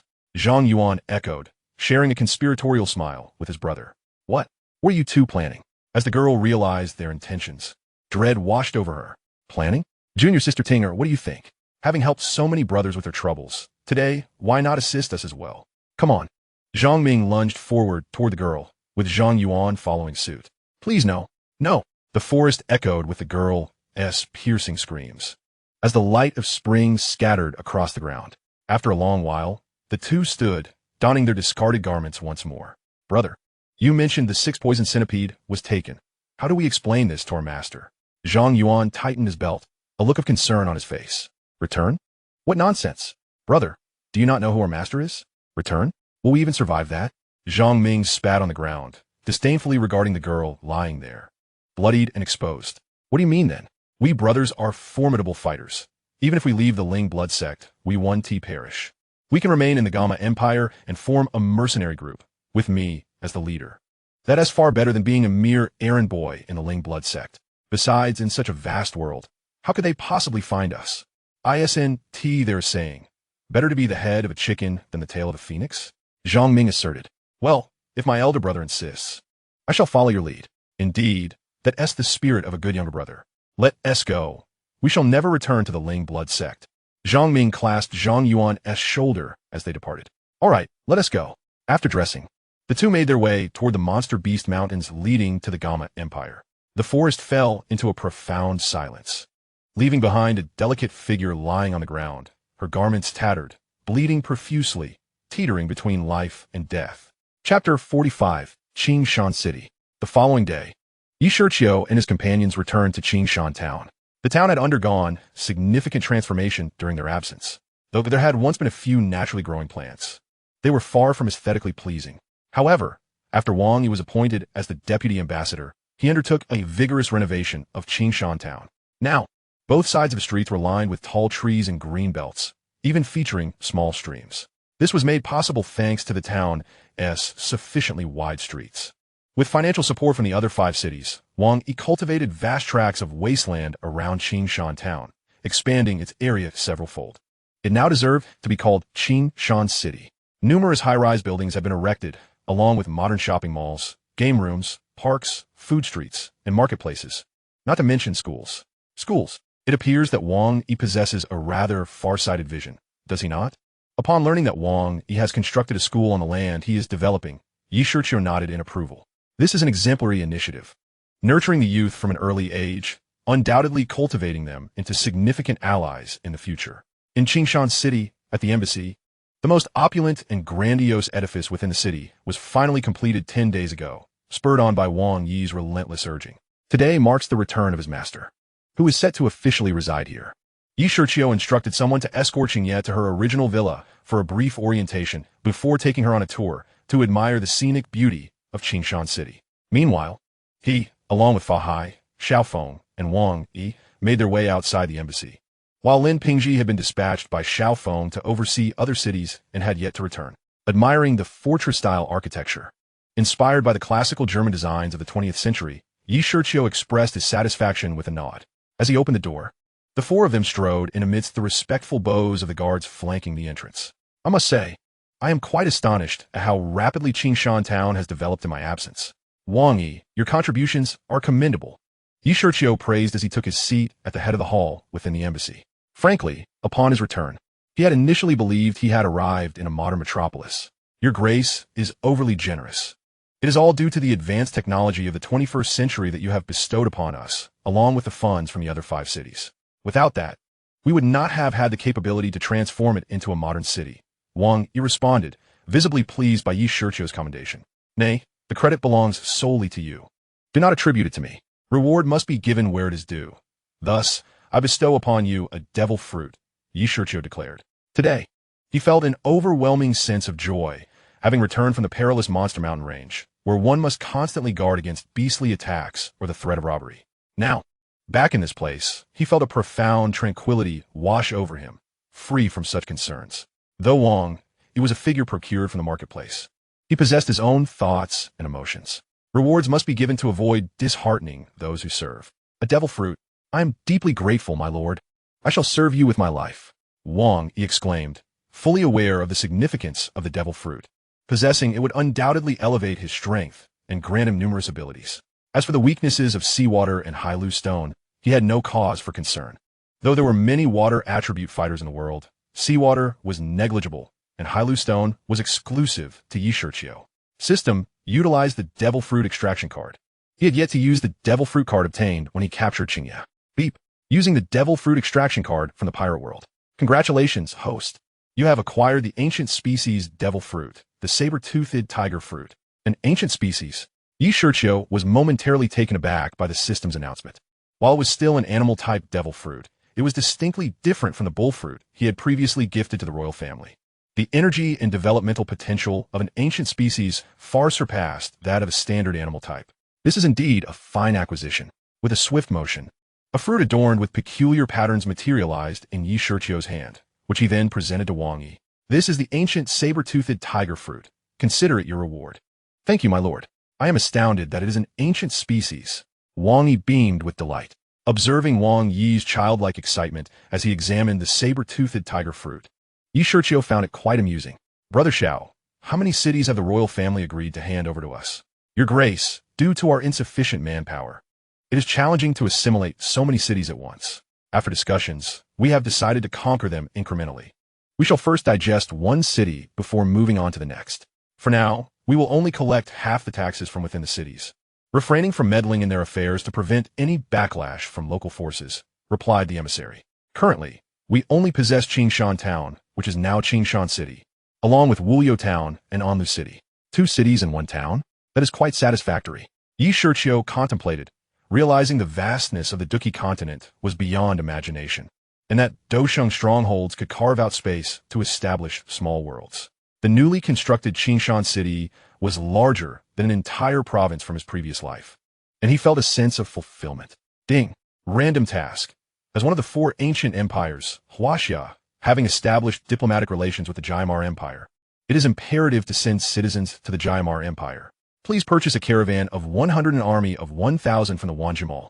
Task reward, 3 B-grade character summoning cards. Task deadline, 1 day.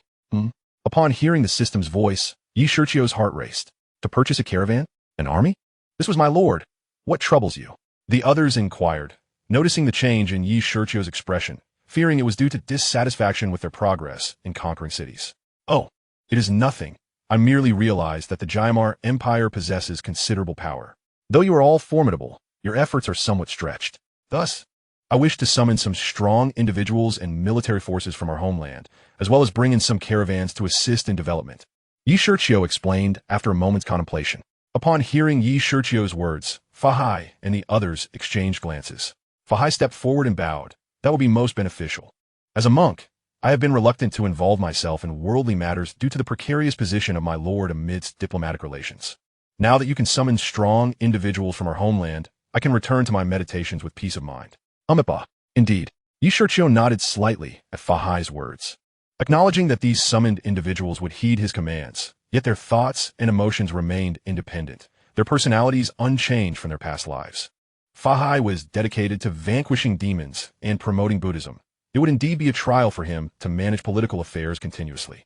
My lord, do you have an estimate of how many troops and caravans will arrive from the homeland? I wish to prepare their encampments and trading houses in advance, Wang Yi inquired, having stowed away the devil fruit. 1,000 troops, 100 caravans, and 3 formidable individuals, their strengths ranging between Dou Ling and Dou Wang. Shiqiu replied, after some consideration. While he could have purchased more troops, he preferred to allocate the Wanjia currency towards equipping himself. Only due to the task and its generous rewards was he inclined to proceed in this manner. Only 1,000? Rest assured, my lord, prior to forming the city guard, I had constructed 3 barracks capable of accommodating 20,000 personnel. Currently, Lord Xiao has recruited over 10,000, and Lin Pingji has taken away 5,000. So the barracks will suffice for the imperial warriors. Wang Yi exclaimed with excitement. As Yi Shiqiu's influence grew, so too did his own authority as the deputy ambassador. And what are the trading houses and the residences for the 3 powerful individuals? At present, only the middle family has sent representatives to establish an auction house in Qingshan City. Other smaller factions are either too insignificant or have dwindled in size. Thus, there are no additional trading buildings. However, please rest assured, within 3 days, I shall erect a magnificent structure to serve as the Qingshan trading house for our Huaxia caravan. Wang Yi promisit. As for the residences for the incoming 3 colleagues, I have instructed my men to construct a villa district in the expanded Donghua area, which can serve as their abodes. That will not do. Everything must be arranged within 1 day. What nonsense is this? 3 days. The deadline will have passed. And what will we accomplish then? Wang Yi found himself in a predicament. The trading house and residences were not the same. Construction required various designs and equipment, all of which necessitated time. My lord, may we allow the caravan to temporarily reside in the villa district until the trading house is completed? Seeing Wang Yi's distress, Xiao Feng stepped forward to inquire. Of course, that is entirely acceptable. Yi Shiqiu had initially intended to refuse, but suddenly recalled that the system only specified the purchase of the 2 groups within a day, not their immediate settlement. How foolish of him. Thank you, my lord. Both Xiao Feng and Wang Yi bowed in gratitude.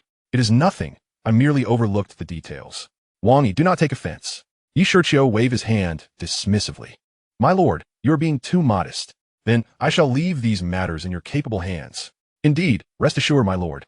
The 2 assured. Chapter 46. Yu Buchuan, Murong Fu, and Xiao Yicai. After the trio departed, Yi Shiqiu reclined on a soft chair, instructing the system to display the prices for a 1,000-man army within the Myriad Realms marketplace. Ding. Searching. Organizing for your selection. The prices appeared. 1,000-strong demon army from the primordial world, 10 million realm coins. 1,000-strong devil army from the function world, 8 million realm coins. 1,000-strong Frisia army from the Dragon Ball world, 1 million realm coins. Stop. What is this nonsense? Hundreds of thousands to millions? How could I possibly afford that?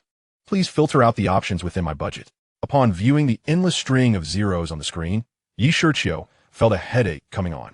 Ding. Please review the following options. 1,000-strong assault team from the 22nd century technological world, 50 million realm coins. 1,000-strong assault team from the 21st century technological world, 20 million realm coins. 1,000-strong Qin army from the world of ancient martial arts, 20 million realm coins. All right, I shall purchase the 21st century assault team. Ding. Spending 20 million realm coins to acquire the 1,000-man army from the 21st century technological world. Is this confirmation? Confirmed. Ding. The summoning card for the 1,000-man army has been sent to the system space. Please check host. Let us summon another 100-man merchant team. Ding. Task completed. The host is rewarded with 3 B-class character summoning cards, which have been distributed. In Qingshan City, at the city guard's military camp, Yi Shiqiu, Xiao Feng, and Wang Yi stood before the expansive training ground. Use the army summoning card. Whoosh!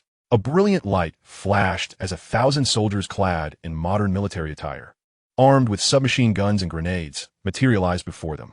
Greetings, my lord, and the 2 lords. The soldiers saluted. Brother Xiao, this team is now under your command. Ensure they are well trained. Yi Shiqiu sensed that the fighting spirit within the 1,000 men was nearly negligible. However, their submachine guns did provide some semblance of combat capability. Yes, my lord. Xiao Feng held a different perspective. To him, the size of the army mattered. He regarded this team as commendable, with strict discipline. Use the merchant team summoning card. Once again, a radiant light emerged, revealing 100 merchants garbed in ancient Han attire, adorned with square caps. Assign them to Wang Yi. Now the main event was about to unfold. System, utilize all 3 B-class character summoning cards. Ding. Congratulations, host. You have summoned Yu Buchuan from the world of the smiling. Proud wanderer. Ding. Congratulations, host. You have summoned Murong Fu from the world of demigods and semi-demons. Ding. Congratulations, host. You have summoned Xiao Yicai from the world of Zhuxian. What on earth? Upon seeing the trio before him, Yi Shiqiu couldn't help but exclaim. 3 hypocrites. Is the system doing this on purpose? 3 in a row, all hypocrites. What on earth do I need this band of charlatans for? He turned his gaze to the first man, who wore a green robe, a light garment trailing elegantly, casually waving a folding fan, exuding an air of nonchalance. With 5 strands of long beard beneath his chin and a face as refined as jade, he appeared to be around 40, a figure resembling a celestial being. Name: Dou Qi. Age: 54. Talent: 3 stars. Identity: leader of the Huashan sect. Strength: 1 star Dou Wang. Skills: Huashan swordplay, Zixia divine skill, and exorcism swordplay. Personality: a smiling tiger, a hypocrite, extremely ambitious, adept at enduring, ruthless and merciless. 1 star Dou Wang, stronger than Lin Pingji. And this exorcism swordplay. This old fellow has mastered it too. Shiqiu scoffed inwardly at Dou Qi's information. The second figure, a dashing young man, wielded a long sword but bore the demeanor of a scholar. Name: Murong Fu. Age: 30. Talent: 4 stars. Identity: descendant of the great Yen royal family. Strength: 2 star Dou Wang. Skills: Dozhuan Xingyi, Murong swordplay, Wahojuman knife, and Shaolin's 72 ultimate techniques. Personality: ambitious, willing to employ any means to achieve his goals. The last young man, dressed in blue, sported a stylish headband. Name: Xiao Itsai. Age: 232. Talent: 3 stars. Identity: senior disciple of the Qingyun sect. Strength: 1 star Dou Huang. Skills: Taiji Xianqing Dao Beast God Power. Personality: ambitious, willing to employ any means to achieve his goals. What manner of individuals are these? With such subordinates, will I become a great villain in the future? Shiqiu pondered as he regarded the trio. We greet you, my lord. The 3 bowed respectfully to Shiqiu. No need for such formality. Regardless, you are all on my side. Even if you're villains, you are still my villains. As long as you do not betray your comrades, it matters not. However, their ambition is a cause for concern. How shall I manage them? Shiqiu felt a twinge of worry. He introduced the 3 to Xiao Feng and Wang Yi, and they exchanged polite greetings. Since they possess ambition, I shall provide them with an opportunity. Late at night, Shiqiu hosted a grand banquet at the embassy to welcome the arrival of Xiao Itsai and the others. Although they were 3 antagonists, Shiqiu felt an undeniable sense of joy. After all, they were all formidable fighters above the Dou Wang level, especially Xiao Itsai, who was already a 1-star Dou Huang. Even if Fa Hai withdrew from management, he need not worry about deterring those with ulterior motives. Murong Fu. I have heard of your desire to restore the glory of the great Yen. Shiqiu toasted to Murong Fu, inquiring. My lord, you see clearly. The Yen dynasty has fallen into disrepair for too long. As a descendant of the Yen royal family, I naturally wish to restore my ancestors' brilliance, and I assure you, my loyalty to you is unwavering. Murong Fu quickly rose to respond upon hearing Shiqiu's words. Do not be anxious. I hold sufficient trust in you. It is only natural to wish to reclaim your ancestral heritage. I now extend an opportunity to you. Are you willing to accept? Shiqiu gesturet dismissively. Thank you for your trust, my lord. May I inquire as to what this opportunity entails? Murong Fu inquired, relieved by Shiqiu's lack of suspicion. Originally, the Jama royal family agreed to cede Qingshan City, Wuliu Town, Anlu City, Ningwu City, Ningyu City, and Haiyan City to me. However, due to a shortage of manpower, we have only managed to take control of Qingshan, Wuliu, and Anlu. My intention is for you to select 1 city from the remaining 3 and take charge of its conquest. Wang Yi interjected to clarify Shiqiu's explanation. If you successfully reclaim a city, it shall be renamed Yen City, and you will be appointed as its lord, Shiqiu promised. I am deeply grateful for your generosity, my lord. I shall not disappoint you. I will surely reclaim a city. Murong Fu exclaimed, overwhelmed with joy, and promptly knelt in gratitude. His long-held aspiration was finally within reach. As for the possibility of failure, does he think that the strength of Murong Fu, a 2-star Dou Wang, is mere decoration? Indeed, I trust you will not let me down. Observing the excitement on Murong Fu's face, Shiqiu smiled gently and nodded. As for you, Dou Qi, I wish to appoint you as the headmaster of Qingshan Academy. Are you amenable? I am willing. Dou Qi accepts the command. Very well. Dou Qi, once the leader of Huashan, had taught many disciples, albeit none other than Ling Huchong and Lin Pingji had proven remarkable, and even their skills bore little relation to his own. However, at the very least, he has taken on apprentices and possesses ample experience. He is more than capable of imparting knowledge to those students and disciples. As for Xiao Itsai, Knight Shiqiu found himself somewhat perplexed. His subordinates were either too weak and ineffective or too powerful, making it challenging to find suitable tasks for them. Xiao Itsai is a formidable Dou Huang, and trivial matters are not to be trifled with. yet there are no significant affairs befitting his status at present. This left Knight Shiqiu in a quandary. Chapter 47. Knight Shiqiu's desire to auction. What task should be assigned to this youthful lad? Knight Shiqiu pondered as he regarded Xiao Yitsai. Despite being over 2 centuries old, still bore the youthful and handsome visage of a 30-year-old. My lord, I am willing to journey to a city and serve as its lord. Much like Morong Fu, Xiao Yitsai volunteered as Knight Shiqiu remained lost in thought. You too? That's simply one do. Qingshan City is our main stronghold, and with Master Fa Hai focused on Buddhist matters, you are the strongest among us. How can you leave Qingshan? Knight Shiqiu replied. You are appointed as the guardian of the Gathering Spirit Tower, responsible for its oversight. Suddenly, Knight Shiqiu recalled the purpose of his return, to establish a small Gathering Spirit array. Understood. I shall obey, Xiao Yitsai responded. Though he was uncertain about what the Gathering Spirit Tower entailed, Knight Shiqiu proceeded to explain the small Gathering Spirit array to everyone, stating, I plan to construct a Gathering Spirit Tower near Qingshan Academy, sealing this small Gathering Spirit array within. It will allow those exceptionally gifted or contributing disciples and soldiers of the Academy to enter and cultivate. Yitsai, this task is entrusted to you and Wang Yi. Remember, the tower must be divided into sections. The areas closer to the Gathering Spirit array should have a denser concentration of spiritual energy, and they cannot be uniform. Yes, I shall ensure this matter is handled well. Please rest assured, my lord. Xiao Yitsai and Wang Yi vowed as they carefully accepted the Gathering Spirit copperplate handed to them by Knight Shiqiu. Satisfied to see everyone with their respective tasks. Knight Shiqiu nodded approvingly. Yitsai, stay behind. I have a few matters I wish to trouble you with before the Gathering Spirit Tower is completed. After the banquet concluded, everyone departed, but Knight Shiqiu called Xiao Yitsai back. In the inner hall, only Knight Shiqiu and Xiao Yitsai remained, and no one knew what they discussed. However, when Xiao Yitsai left, he held a scroll and a jade vial containing a red liquid. That night, Knight Shiqiu did not return to the villa to join Qingye, but instead chose to stay alone at the embassy. Within the opulent chambers of the embassy styled in 20th century European fashion, Knight Shiqiu reclined on the soft bed, unable to sleep as he contemplated how to maximize the benefits from the Wanjimal system. Name, Knight Shiqiu. Age, 15. Talent, 6 stars. Realm, 7 stars. Dou Master. Devil Fruit ability, Gravity Fruit. Bloodline limit, Crystal Release. Magic, Minor Light Magic, Healing Light. Cultivation method, Fire Dragon Technique. Weapons, Aluminum Sword, Amethyst Whip.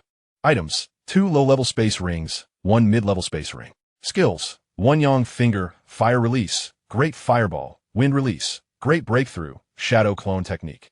Water Flooding, Great Dragon, 3 Yuan Barrier, Holy Spirit Sword Technique. Pills, 37 second rank recovery pills. Wanjia Coins, 9358. To increase his Wanjia Coins, Knight Shiqiu instructed Wang Yi to collect all the rare items in the Qingshan City treasury that were no longer of use. Handing them over to the system for recycling resulted in a substantial profit. It was indeed a being that absorbed half the wealth of 5 cities. Speaking of which, the devil fruit given to the Gama royal family must have caught their attention by now. Perhaps it would be prudent to hold an auction, exchange for some valuable items, and make a profit? Yes, that sounds feasible, especially with a merchant caravan at hand. Once the trading company is established, I shall proceed with it, Knight Shiqiu suddenly thought. With the plans set, weariness overcame him, and after a yawn, the young man succumbed to slumber. The next morning, Wang Yi arrived at Xiao Yitsai's residence, bearing the specially designed blueprints for the Gathering Spirit Tower, eager to discuss its construction. After all, although he had been appointed by Knight Shiqiu to oversee the internal affairs of Qingshan City, the guardian of the Gathering Spirit Tower was Xiao Yitsai. It was essential to consult him. He pressed the doorbell, but received no response. Pressing it again yielded the same silence. Has he gone out? Where could he possibly be this early? Wang Yi pondered outside the villa, where Xiao Yitsai resided. With no other options, he decided to report to the Lord.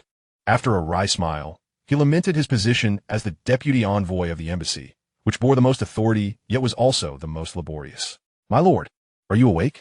It is your subordinate, Wang Yi. With a matter to discuss, he knocked on Knight Shiqiu's chamber door. Being the deputy envoy, the guards naturally did not impede him, and he made his way through the convoluted paths toward Knight Shiqiu's quarters. Wang Yi, what brings you here? Come in. Knight Shiqiu called as he opened the door. At that moment, he was brushing his teeth and washing his face, utilizing toothpaste just as one would on Earth. Yes, regarding the construction of the Gathering Spirit Tower, I have had someone design the blueprints. Please take a look, my lord.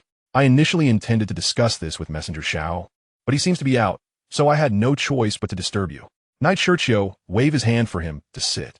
But Wang Yi first bowed to report the matter before slowly taking a seat. With a final spurt of water, Knight Shiqiu wiped his mouth with a towel.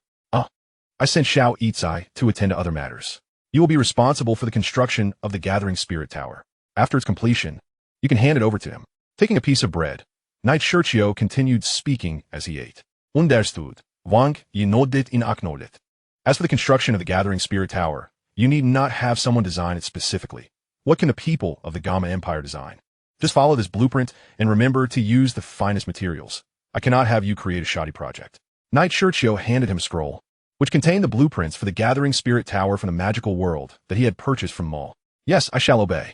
Wang Yi accepted the scroll with both hands, internally chuckling at the irony of receiving the blueprints only now, after he had summoned people late into the night to design them. By the way, Wang Yi, have you consumed the saber-toothed tiger fruit yet? Knight Shiqiu inquired. Though Wang Yi was among his subordinates, he was relatively weaker, yet still far stronger than Knight Shiqiu, a mere dome master. Yes, thank you for your kindness, my lord. I consumed that devil fruit last night after returning home, but I have yet to develop its powers. Wang Yi responded gratefully upon hearing Knight Shiqiu's query. Name, Wang Yi. Origin, modern extraordinary city. Age, 27. Talent, 3 stars. Strength, 3 stars. Dou Spirit. Devil fruit ability. Ancient saber-toothed tiger. Cultivation method, profound heart correct method. Skills, soul binding technique. Palm thunder, symbol drawing. Personality, pragmatic, dislikes refusal, adept at management, president of a large urban conglomerate, possesses a strong sense of justice. Detests bullying the weak, but only intervenes when it does not implicate him. Relationship, utterly loyal. Oh, his strength has increased by a star, and he has aged a year. Knight Shiqiu was slightly taken aback upon reviewing Wang Yi's information. Speaking of which, I will soon be 16 as well. According to the customs of the Dou Qi Continent, 16 marks adulthood. I must prepare for a coming-of-age ceremony. He reflected, somewhat wistfully, on how he had been in this unfamiliar world for nearly half a year. Do not mention it. I am well aware of your contributions. Among us, your efforts are the most significant. Qingshan City is flourishing now, and your merits are unparalleled. This is what you deserve, Knight Shiqiu said with a smile. Wang Yi indeed rendered him considerable assistance, for he is the president of the 21st century. Although his capabilities may be lacking, he possesses a deeper understanding of how to manage and operate a faction than many others. Upon hearing Yi Shiqiu's praise, Wang Yi displayed a somewhat naive demeanor, scratching the back of his head, leaving Yi Shiqiu bewildered as to which version of him was authentic, the domineering president or this simpleton. Well then, you should invest more effort into the matters concerning the Merchant Association and the Gathering Spirit Tower. I may also wish to host an auction, Yi Shiqiu contemplated, deciding to discuss this with Wang Yi. An auction? Wang Yi was perplexed by Yi Shiqiu's sudden proposal. Why the need to auction off items? Are we not already affluent, with several cities under our control? Moreover, are you expecting me to surrender those precious treasures that are currently of little use to you for the auction? Chapter 48, Miter Yafei. The reasoning is as follows. Different regions yield different prices. We can auction items that are unavailable or scarce in our Hasha. Do you believe this could yield substantial profits? The mere mention of earning universal currency invigorated Yi Shiqiu, who eagerly pulled Wang Yi down to elaborate extensively. Initially indifferent, Wang Yi soon grasped the significance of this opportunity. Take, for instance, the last gathering, when those factions visited Qingshan town and laid eyes on the bicycles. They were utterly astonished, some returning home with armfuls. The bicycles were priced at 5 gold coins, while Yi Shiqiu had procured them from the marketplace for merely 1 coin. Even if he were to sell them back to the system at half price, he would still profit 1.5 coins. Lord, this indeed is a commendable strategy, but it requires careful execution, Wang Yi remarked, his mind racing with possibilities. Well then, share your insights. Yi Shiqiu expressed his anticipation for the President's Council. The subordinate proposed. First, the items to be auctioned must be either non-existent or rare on the continent. But their value should not be excessively high to avoid attracting formidable adversaries we cannot contend with. Agreed, that makes sense. Secondly, we must publicize the auction beforehand to attract various factions from the Gama Empire and even some foreign entities. Indeed, promotion is crucial. Otherwise, who would attend? An auction without attendees is pointless. Lastly, to mitigate the risk of encountering an overwhelmingly powerful adversary, we ought to seek a protective ally, essentially leveraging their influence. What's that supposed to mean? Shiqiu inwit it. We could acquire powerful individuals from the marketplace, but 9 million universal currency would hardly secure any peak-level experts. And we would still need to utilize those funds for procurement. What we truly need is not the actual presence of powerful beings, but rather to embellish our auction items with a backstory, one that no one would dare to offend. Vangi Gurinit Juningli. Oh, upon hearing this, Shiqiu finally understood. To bestow these auction items with a fictitious, untouchable seller. You are truly devious. He chuckled, pointing at Wang Yi. Lord, you flatter me. Wang Yi responded, feeling as if he had received the highest praise. Then I shall leave this matter in your capable hands. With a grand gesture, Shiqiu resumed his role as the decision-maker. Oh, what do you mean? Are you expecting me to take the stage and conduct the auction? Shiqiu pouted, expressing his disinterest. My lord, it's not that I'm shirking responsibility. It's just that I am not particularly well-versed in the nuances of auctioning. As for the merchant associations from the Empire, I've already made contact with them, and they're adept at trade, but they're inexperienced in auctions. Are you suggesting that I must recruit an auctioneer from within country? Shiqiu raised an eyebrow at Wang Yi's words, feeling frustrated at the prospect of incurring more expenses. No. Bringing someone from the domestic realm would likely complicate matters even for you, my lord. Instead, I propose we directly hire an auctioneer from the Gama Empire to preside over this auction. Wang Yi replied, shaking his head. Directly from the Gama Empire? Oh, how could I have forgotten her? Shiqiu suddenly recalled a name and turned to Wang Yi with fervor. Wang Yi, take my name card and send someone to Wutan City to invite miters Yafei to Qingshan City to host the auction. Miter Yafei? Wang Yi repeated the name, as if it rang a bell. Where had he heard it before? This miter Yafei is renowned for her prowess in auctions, and it is said that her enchanting beauty has led many to spend lavishly at her events. Indeed, as Shiqiu continued to extol Yafei's virtues, Wang Yi finally recalled where he had encountered the name. My lord, there is no need to go to Wutan City. She is currently in Qingshan City, Wang Yi exclaimed, realization dawning upon him. Oh, what is the reason behind this? Shiqiu questioned, curious if his arrival had somehow triggered a butterfly effect. Yes, she was indeed previously in Wutan City. However, as you may recall, I mentioned that the Miter family sent someone to establish a merchant association in Qingshan City. It is said that they specifically dispatched Miter Yafei from Wutan City. Wang Yi elucidated. Oh, I see. Understanding the intricacies of the situation, Shiqiu recognized that Qingshan City was the capital of the Hasha Empire stationed in Gama. The items previously showcased, such as bicycles, Bosey snake gallbladders, air conditioners, street lamps, and electric fans, had revealed a lucrative opportunity to the Miter family. Thus, they had sent the highly sociable Miter Yafei to Qingshan City. Truly, one cannot underestimate a business family. They are undoubtedly shrewd in their dealings. Very well, let's enlist Miter Yafei's assistance in organizing the auction. However, the venue must not be at Miter, but rather on our own territory, and it is imperative that she remains unaware of the seller's identities, lest complications arise. Do you understand? Shiqiu instructed. I comprehend, my lord. I will only consult her on the auction's organization and request her to act as the auctioneer. She shall not interfere with anything else, Wang Yi assured. Good. Shiqiu nodded in satisfaction. He had faith in Wang Yi's capabilities. At the Miter auction house in Qingshan City, a woman dressed in a form-fitting red gown, possessing an alluring and curvaceous figure, looked astonished at Wang Yi. Her voice was so enchanting it could render one's bones weak. This was Wang Yi's first encounter with Yafei. He had only heard of the Miter family sending someone, but he had not anticipated her to be so stunningly beautiful and naturally alluring. He found himself somewhat charmed. Indeed, the upcoming event marks the coming-of-age ceremony for the Lord of Pingyang, who wishes to keep things simple. However, as his subordinates, we cannot allow that. Therefore, we seek to host an auction in the name of the Lord to celebrate in advance. Wang Yi fabricated an explanation. Coming-of-age ceremony? Forgive me for my boldness, but may I inquire about the noble age of the Pingyang Lord? Yafei asked, curious if the rumors of his youth were indeed true. The Lord is 15 years old and will soon turn 16. Wang Yi smiled, secretly planning to throw a grand coming-of-age celebration for Shiqiu. To think the Lord is so young, truly remarkable, Yafei praised, covering her mouth with her delicate hand, laughing softly, her charms seemingly boundless. Wang Yi felt captivated, nearly entranced. Fortunately, as a successful urban president, he had encountered many beautiful women and had experience to draw upon. Otherwise, he might have succumbed to the allure of this enchanting girl. Indeed, the Lord is the pride of the empire. Wang Yi graciously accepted the compliments directed at Shiqiu. May I inquire about the details of the auction items? Yafei asked, As the deputy envoy of the Hasha Empire stationed in Gama, even the family head would treat her with courtesy. Why not make use of this opportunity? Since Miss Yafei has graciously agreed, I kindly request your assistance in organizing the necessary arrangements. I shall send someone with the auction list tomorrow, Wang Yi remarked. In this instance, consider it a favor owed by me to you, Mississippi. Then I express my heartfelt gratitude to Lord Xiaoyao. Upon hearing the man's promise, Yafei's face blossomed into a genuine smile. I shall take my leave now. There are esteemed guests in the Duke's domain who require my attention, he stated, departing without awaiting Yafei's response. Esteemed guests of the Pingyang Marquis, an auction. Observing Wang Yi's retreating figure, Yafei stroked her chin thoughtfully, pacing a few steps before abruptly lifting her gaze and urgently instructing her maid.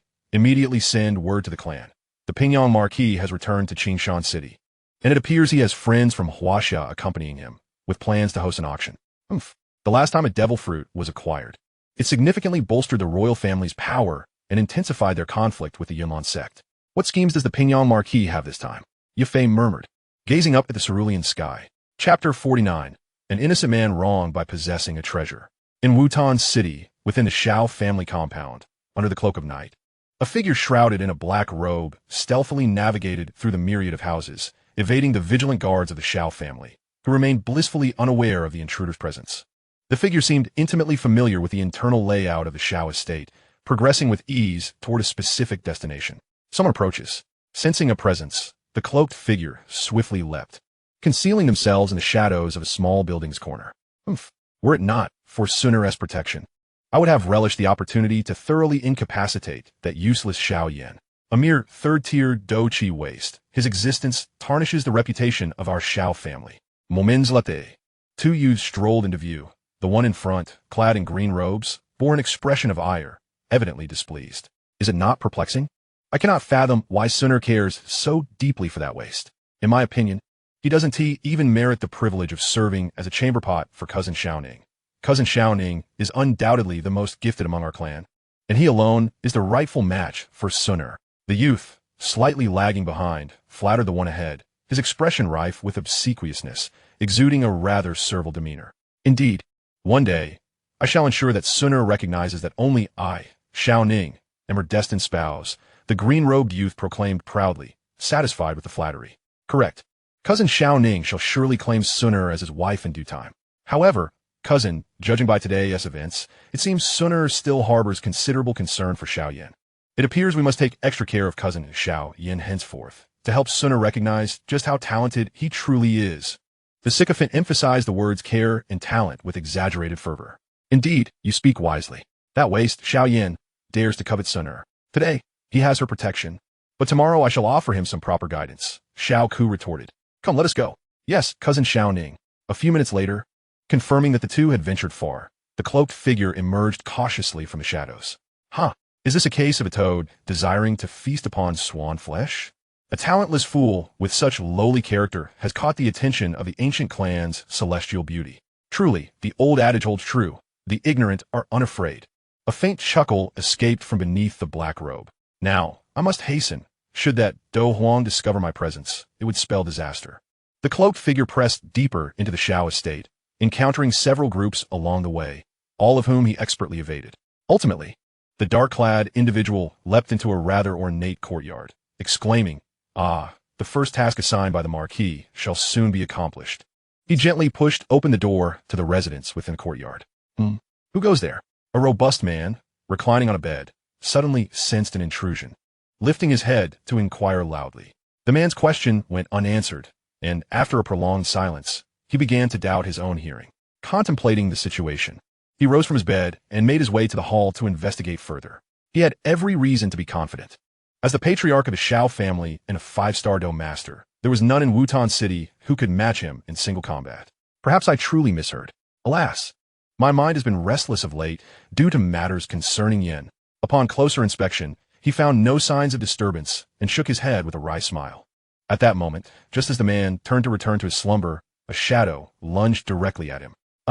The man had no time to defend himself and was struck by the black-robed figure's palm, sent sprawling backward, blood spewing from his mouth.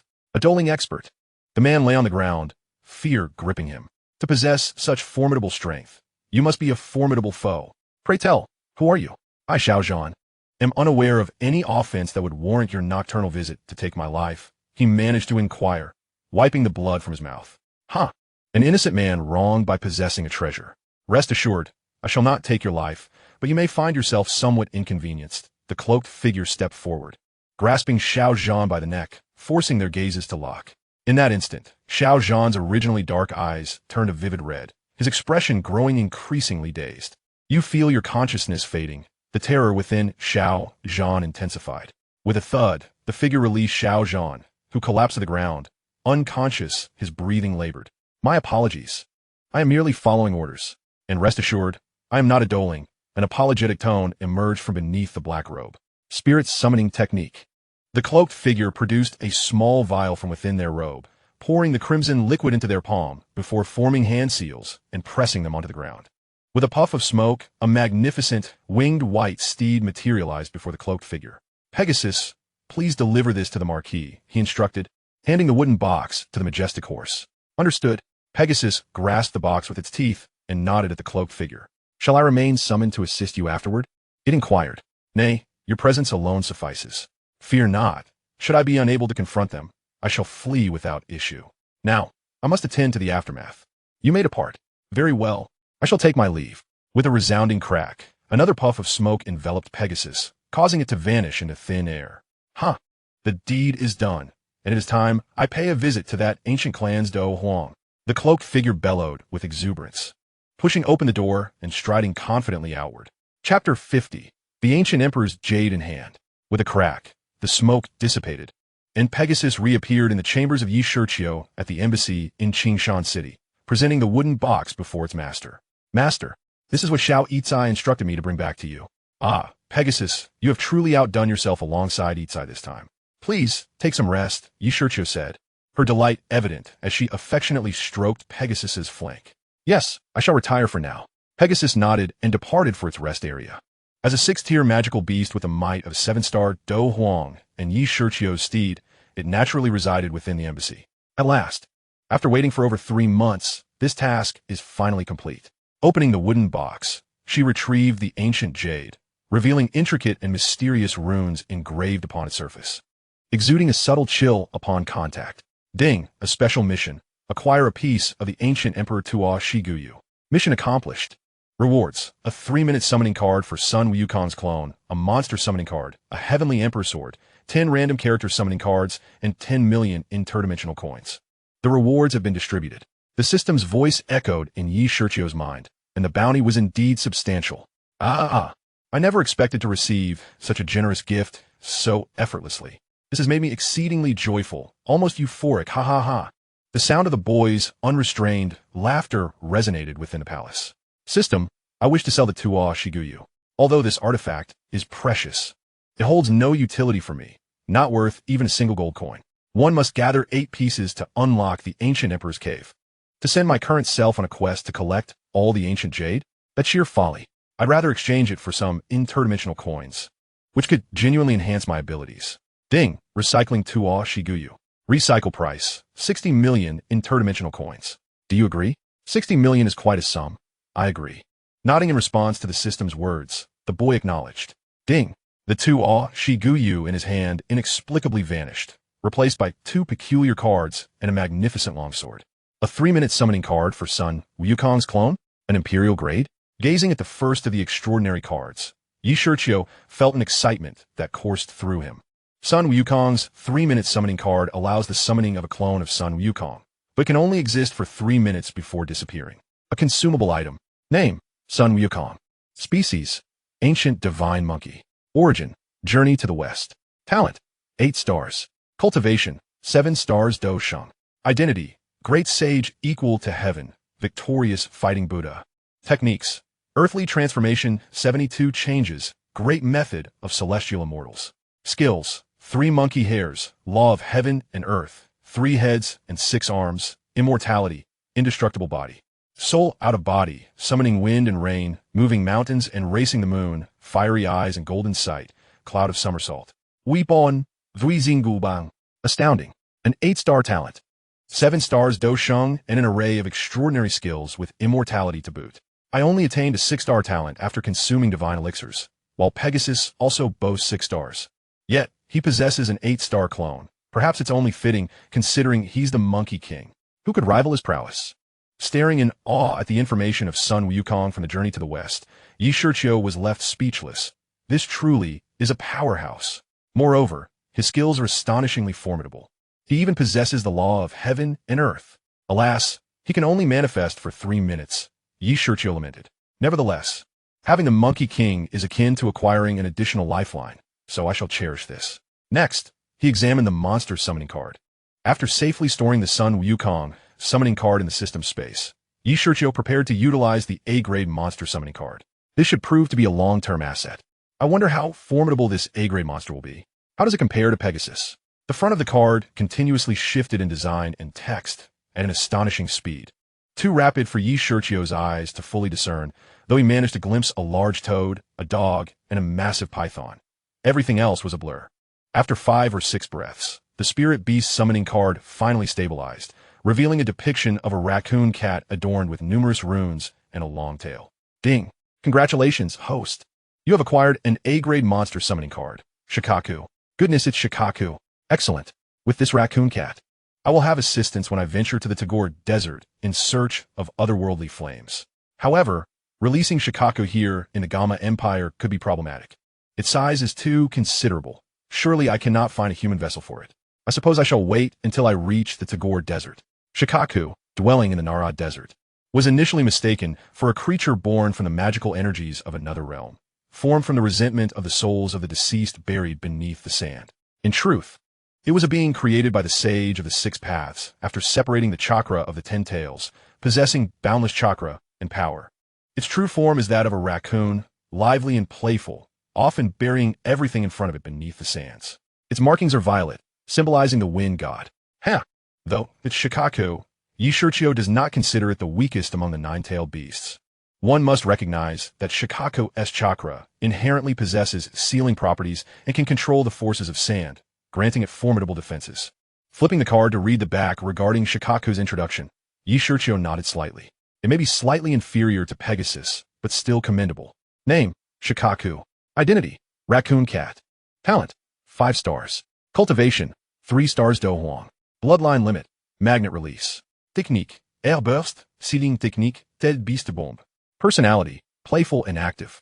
Originally, when the Xiao family arrived in Qingshan City for the National Assembly, they triggered the special task of acquiring the Tuo Shiqiu. Such special tasks are those that can only be activated under specific circumstances or events, making them exceedingly rare and hence, their rewards exceptionally bountiful. In truth, with Shiqiu's abilities at the time, acquiring the Tuo Shiqiu was feasible, especially with Fa High present. Yet, should the ancient clan discover it, it would spell disaster. If the ancient jade went missing, Gu Suner would certainly suspect him. Considering their arrival in Qingshan City coincided with the loss of items, this would inevitably raise suspicions.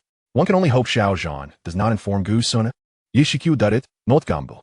After much contemplation, Shiqiu resolved to hold off for the moment, avoiding any inquiries about the Xiao family, treating them as if they were invisible. Perhaps this would alleviate Gu Suner's wariness regarding the empire he had formed. 3 months passed, and feeling it was nearly time, Shiqiu remained cautious, worried that the ancient clan or the Soul clan might discover anything. Therefore, he sent Xiao Yizai, who had just been summoned and had yet to be seen by outsiders, to the Xiao family. After acquiring the ancient jade, he would use summoning techniques to deliver it to himself.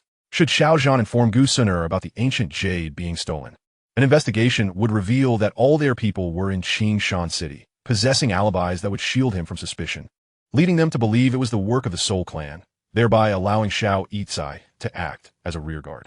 In Wutan City, at the Xiao family residence. Who are you? Gu Suner was engaged in a fierce battle with a figure cloaked in black. I am here to take your life. Miss Gu Suner, today, you shall fall. The black-clad figure transformed his palm into a claw, lunging at the girl. Do not harm my lady. Despite utilizing secret techniques, the girl sustained injuries during the struggle with the black-clad individual. Just as the black-clad figure was about to strike her, a shadow swiftly approached him. Have you finally arrived? Let me witness the might of the Gu clan's Dou Huang. The black-clad figure immediately redirected his assault towards the newcomer. As their palms collided, the black-clad man staggered back several steps, crashing into the wall with such force that it crumbled. To think that the disparity between a 7-star and a 1-star Dou Huang would be so vast. Wrapped entirely in black, Xiao Yitsai's expression darkened. Thief, meet your end. Shadow bind. Ling Ying leaped into the air, suspended against the backdrop of the night, appearing eerily sinister like a deity or demon. Chapter 51, A Minor Skirmish. His body seemed to meld into the enveloping darkness, as Ling Ying formed hand seals, causing the surrounding black shroud to surge violently. A torrent of black threads erupted from it, intertwining and ultimately coalescing into a black spear. This spear, stretching 6 to 7 meters in length, was engraved with strange patterns. With its tip spiraled, dark energy swirled around it like the tumultuous sea. Humph, this old fool seeks to obliterate me entirely. Watching the elderly figure's stance, a bead of cold sweat trickled down Xiao Yitsai's forehead. But can you truly accomplish that? The long sword stood upright, as Xiao Yitsai delicately placed his fingers upon its central blade, unleashing a fierce surge of Dou Qi, characteristic of a 1-star Dou Huang, which flowed into the sword. As the Dou Qi infused the weapon, a brilliant blue radiance enveloped it, and visible sword energies erupted around the blade. Gripping the sword firmly, Xiao Yitsai swung it upward in a graceful arc, pointing it toward the heavens. Suddenly, the world altered, high above, far surpassing Ling Ying's position. Vast dark clouds converged toward a singular center, each cloud crackling with streaks of lightning and blue light. With a thunderous roar, the clouds rapidly coalesced into a black vortex, where lightning flashed ominously, creating a scene of sheer terror. At that moment, the young man intoned the incantation for the 9 heavens' mysterious abyss, transforming it into divine thunder, a manifestation of celestial might, summoned forth by his sword. Go! Descend! Ling Ying, undeterred by the ominous storm above, seized the enormous spear before him and hurled it toward Xiao Yitsai, vowing that any scoundrel daring to harm the young lady must perish. Boom! Meanwhile, deep within the clouds, countless arcs of electricity converged, and the sound of thunder rolled across the sky incessantly. In a mere moment, from the depths of the dark vortex, a colossal bolt of lightning surged downward, striking Xiao Yitsai's long sword. The dazzling brightness resembled a radiant beacon in his grasp. Without hesitation, Xiao Yitsai unleashed the heavenly thunder from his sword toward Ling Ying. A blue and a black streak, each embodying terrifying energy, tore through the night sky, colliding with a resounding crash. In that instant, the heavens erupted with a thunderous roar akin to a celestial wrath. Moments later, a massive surge of energy erupted from the point of their collision, unleashing a horrific force that obliterated countless structures in the vicinity, reducing them to mere dust. Sensing the immense lightning power concentrated within Xiao Yitsai's sword, Ling Ying deduced that the collision of their attacks would yield a catastrophic explosion. Immediately after thrusting the spear, she swiftly positioned herself in front of the young lady, shielding her. Sword flight. Likewise, Xiao Yitsai had no desire to engage in a deadly confrontation. After all, he was merely a 1-star Dou Huang. Utilizing the divine sword thunder command, he soared away on his flying sword, propelled by the destructive force of the explosion and the billowing dust. He, the ancient clan's young lady, indeed possesses protective measures. I concede this time. Next time, my clan will dispatch even stronger warriors. Await our return. With that proclamation, the overwhelming explosion erupted, deafening those nearby, while blinding light rendered them momentarily sightless. Old Ling, has the opponent escaped? The young lady inquired of the elder, shielding her. It appears he has fled. I regret my tardiness in protecting you, my lady, the elder responded, kneeling in apology. Do not blame yourself. Today, I had specifically instructed you not to follow me, while Shiao Yen and I ventured out. None could have anticipated such an event. Yet, the Soul Clan dared to launch an assassination attempt, believing our ancient clan to be fearful of them? The young lady declared with fierce indignation. Indeed, from his earlier words, it is highly probable he was of the Soul Clan. My lady, we must report this matter to our clan. If the Soul Clan sends stronger forces, I fear I may not be able to protect you, the elder cautioned. Hasten to notify the clan, she commanded. The Xiao clan, having suffered significant devastation in the recent explosion, mourned the loss of many disciples as they rushed out, anticipating a sleepless night ahead. At the back mountain of the Xiao clan, a young man clad in black, filled with anxiety, cried out, "Stop! That is the Xiao clan. What has transpired? I must return." As he raced toward the source of the commotion, a figure resembling a ghost swiftly blocked his path. You cannot proceed. It is too perilous. The explosion emanated from a clash between 2 Dou Huang. We cannot confirm their departure yet. Until then, You must remain here, Dou Wang. But that direction leads to the Shiao clan. What if my father is in danger? I must, with a swift motion. Shiao Yen was knocked unconscious by a flick of the elder's sleeve. Alas, it seems the Shiao clan cannot escape the shackles of fate, the elder murmured, turning away with hands clasped behind him, gazing sorrowfully at the dust rising from the direction of the Shiao clan. At the capital of the Gama Empire, atop the royal palace, an elderly man with a youthful visage wondered aloud what transpired near the Beast Mountain range, which seems close to Qingshan City. A beautiful woman adorned with a phoenix headdress replied, "The Yunlan sect has noticed an influx of powerful individuals in the Gama Empire. Issue a directive that disciples must maintain a low profile when venturing outside to avoid attracting trouble." "Yes, sect master." "Ah, is that the Divine Sword Thunder Command? How magnificent!" On the rooftop of the Qingshan City Embassy, Yi Shiqiu, Xiao Feng, Wang Yi, and Yu Buchuan stood in astonishment at the sight of the descending bolts of heavenly thunder. In light of this, the ancient clan will undoubtedly seek out Xiao Yitzai through this sword technique. Upon his return, he must be advised to use the Divine Sword Thunder Command sparingly to avoid detection. Yi Shiqiu cautioned Wang Yi. "Indeed, Marquis," he replied. "By the way, 10 friends are en route from the Empire. Let us welcome them while this splendid spectacle still graces the sky," Yi Shiqiu suggested, eyeing the dissipating lightning. "Certainly, Marquis. I wonder which friend from the homeland are arriving?" they inquired. "I shall introduce you shortly," Yi Shiqiu chuckled. "System, utilize all 10 C-grade random character summoning cards." Ding. Using 10 random character summoning cards. Are you sure? Confirmed. With a burst of golden light, 10 figures of varying species and heights, lacking any semblance of harmony, emerged before the four. The sight elicited reactions from Xiao Feng and Wang Yi. Even Yu Buchuan, despite his adeptness in Qi cultivation, couldn't suppress a twitch at the corner of his mouth. "Ha ha ha." Observing their expressions, Yi Shiqiu erupted into laughter, having also been taken aback by the unexpected arrivals. Chapter 52. The Shiao Clan. In the assembly hall of the Shiao clan, numerous disciples gathered, with clan leader Xiao Zhan seated at the head of the table. Flanked by 2 elders, their eyes filled with concern. It was evident to all that the middle-aged man occupying the foremost seat appeared weak and pallid, occasionally coughing and pressing a hand against his chest. "Sigh, clan leader, it appears the Gaili and Opa clans have learned of your injuries. They have allied to besiege our Shiao clan and encroach upon our marketplace. Already, they have lured away a significant portion of our customers." The elder to Xiao Zhan's right lamented. Cough. Upon hearing the elder's words, Xiao Zhan felt a pang of urgency, aggravating his injury, and he began to cough violently, a trickle of blood escaping the corner of his mouth. The gathered disciples murmured anxiously among themselves. "Father." Seeing Xiao Zhan's condition worsen, Shiao Yen rushed from the crowd to his side, gently stroking his back to ease his breathing, his worry palpable. "Yen or no, do not fret. Your father is fine." After a moment, Xiao Zhan took a breath and patted Shiao Yan's hand reassuringly, speaking softly. "Clan leader, who could have been so wicked as to inflict such harm upon you? Even the healing elixirs crafted by Gu and I are ineffective," the second elder exclaimed, slamming his hand upon the table in anger.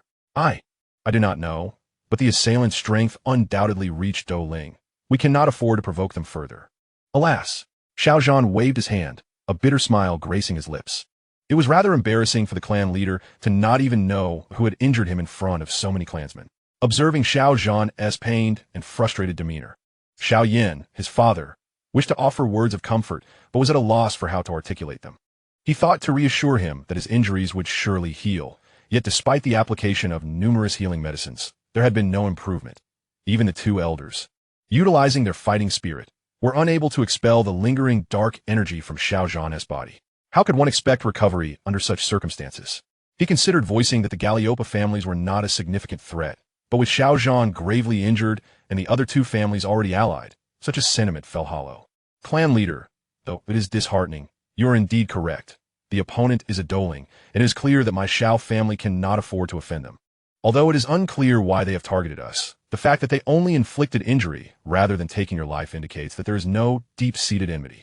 In that case, perhaps we can set this matter aside for now. However, the encroachment of the Galliopa families upon our market is an urgent issue that cannot be delayed." The Grand Elder sighed. "Even so, with our clan leader severely injured, our Shiao family's combat strength has diminished significantly. How can we withstand the onslaught of the Galliopa families?" The second elder interjected. "I propose we seek peace with them. After all, we are both prominent families in Wutan City, and it would be prudent to maintain cordial relations. Suggested one.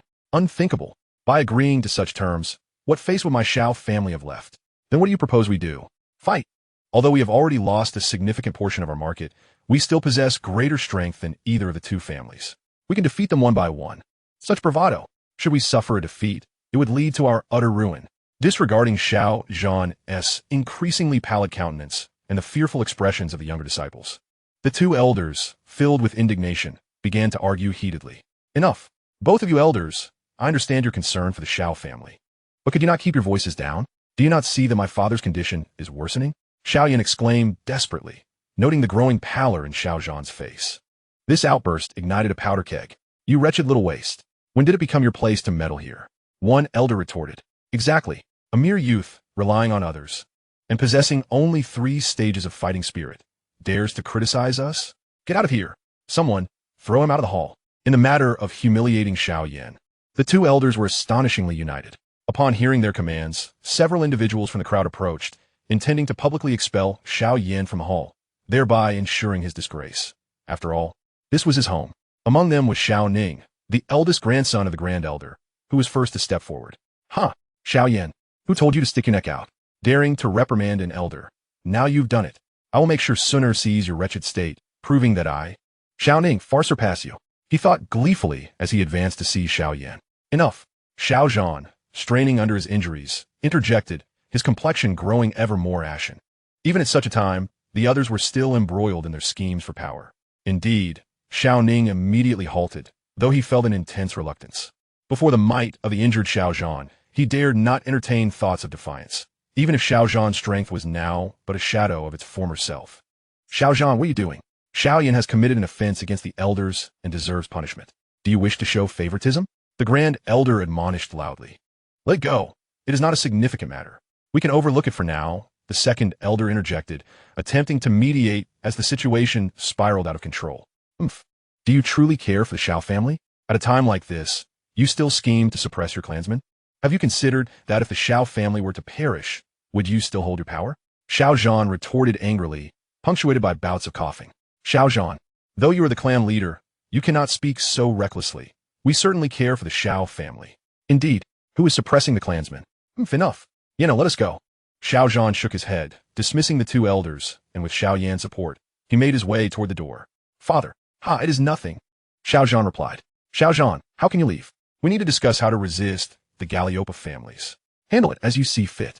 With that, Shiao Zhan uttered his final words and exited the hall with Shiao Yen. Once Shiao Zhan departed, the remaining members of the Shiao family turned their gazes toward the two elders on the platform. With the clan leader gone, who could lead them against the Galliopa families? Feeling the expectant eyes of the crowd upon them, the two elders became animated, for this was the life they sought. Shiao Zhan, just wait. We will show you that the Shiao family under our leadership will thrive 100-fold compared to your reign. Cough. Everyone listen closely. In the face of the Galliopa family's blockade, our Shiao family must stand united. Yes, we will fight to the bitter end. Wait, I meant we should unite in defense and take the opportunity to negotiate. What? You still think of negotiating? What of it? Chapter 53, Visitors from the Ancient Clan. Miss, the current situation of the Shiao family is as such. An elderly man clad in a gray robe with half-white hair reported to a graceful young girl. The girl, dressed in a purple gown, stood elegantly, her calm and youthful face unaffected by the elder's words. Her cool and serene demeanor resembled a lotus flower newly in bloom. At such a tender age, she already exuded an otherworldly charm, leaving one to ponder how enchanting she would become as she matured.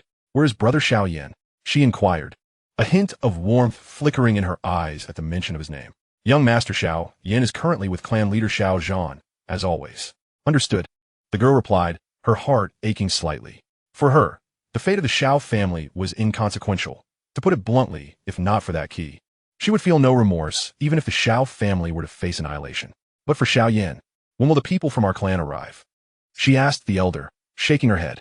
Approximately. Guyu greets the young miss. Gufeng greets the young miss. Before the elder could finish, two voices resonated from within the room, followed by a spatial fluctuation as two figures, one clad in blue and the other in purple, appeared before the girl, kneeling on one knee in salute. The two elders have arrived. Rise, the girl said indifferently, her words lacking warmth. perhaps only showing a flicker of emotion when it pertains to matters related to Shiao Yen.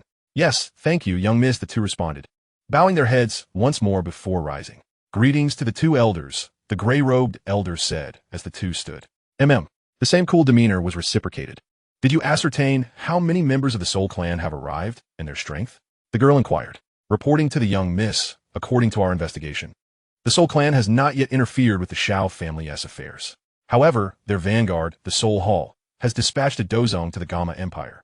As for their intentions, I regret to say my subordinates are incapable of discerning them, the middle-aged man in blue replied. What other purpose could they have but to seek the key? The middle-aged man in purple scoffed.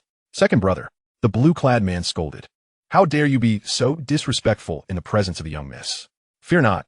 Elder Gu Feng did not err, aside from that key.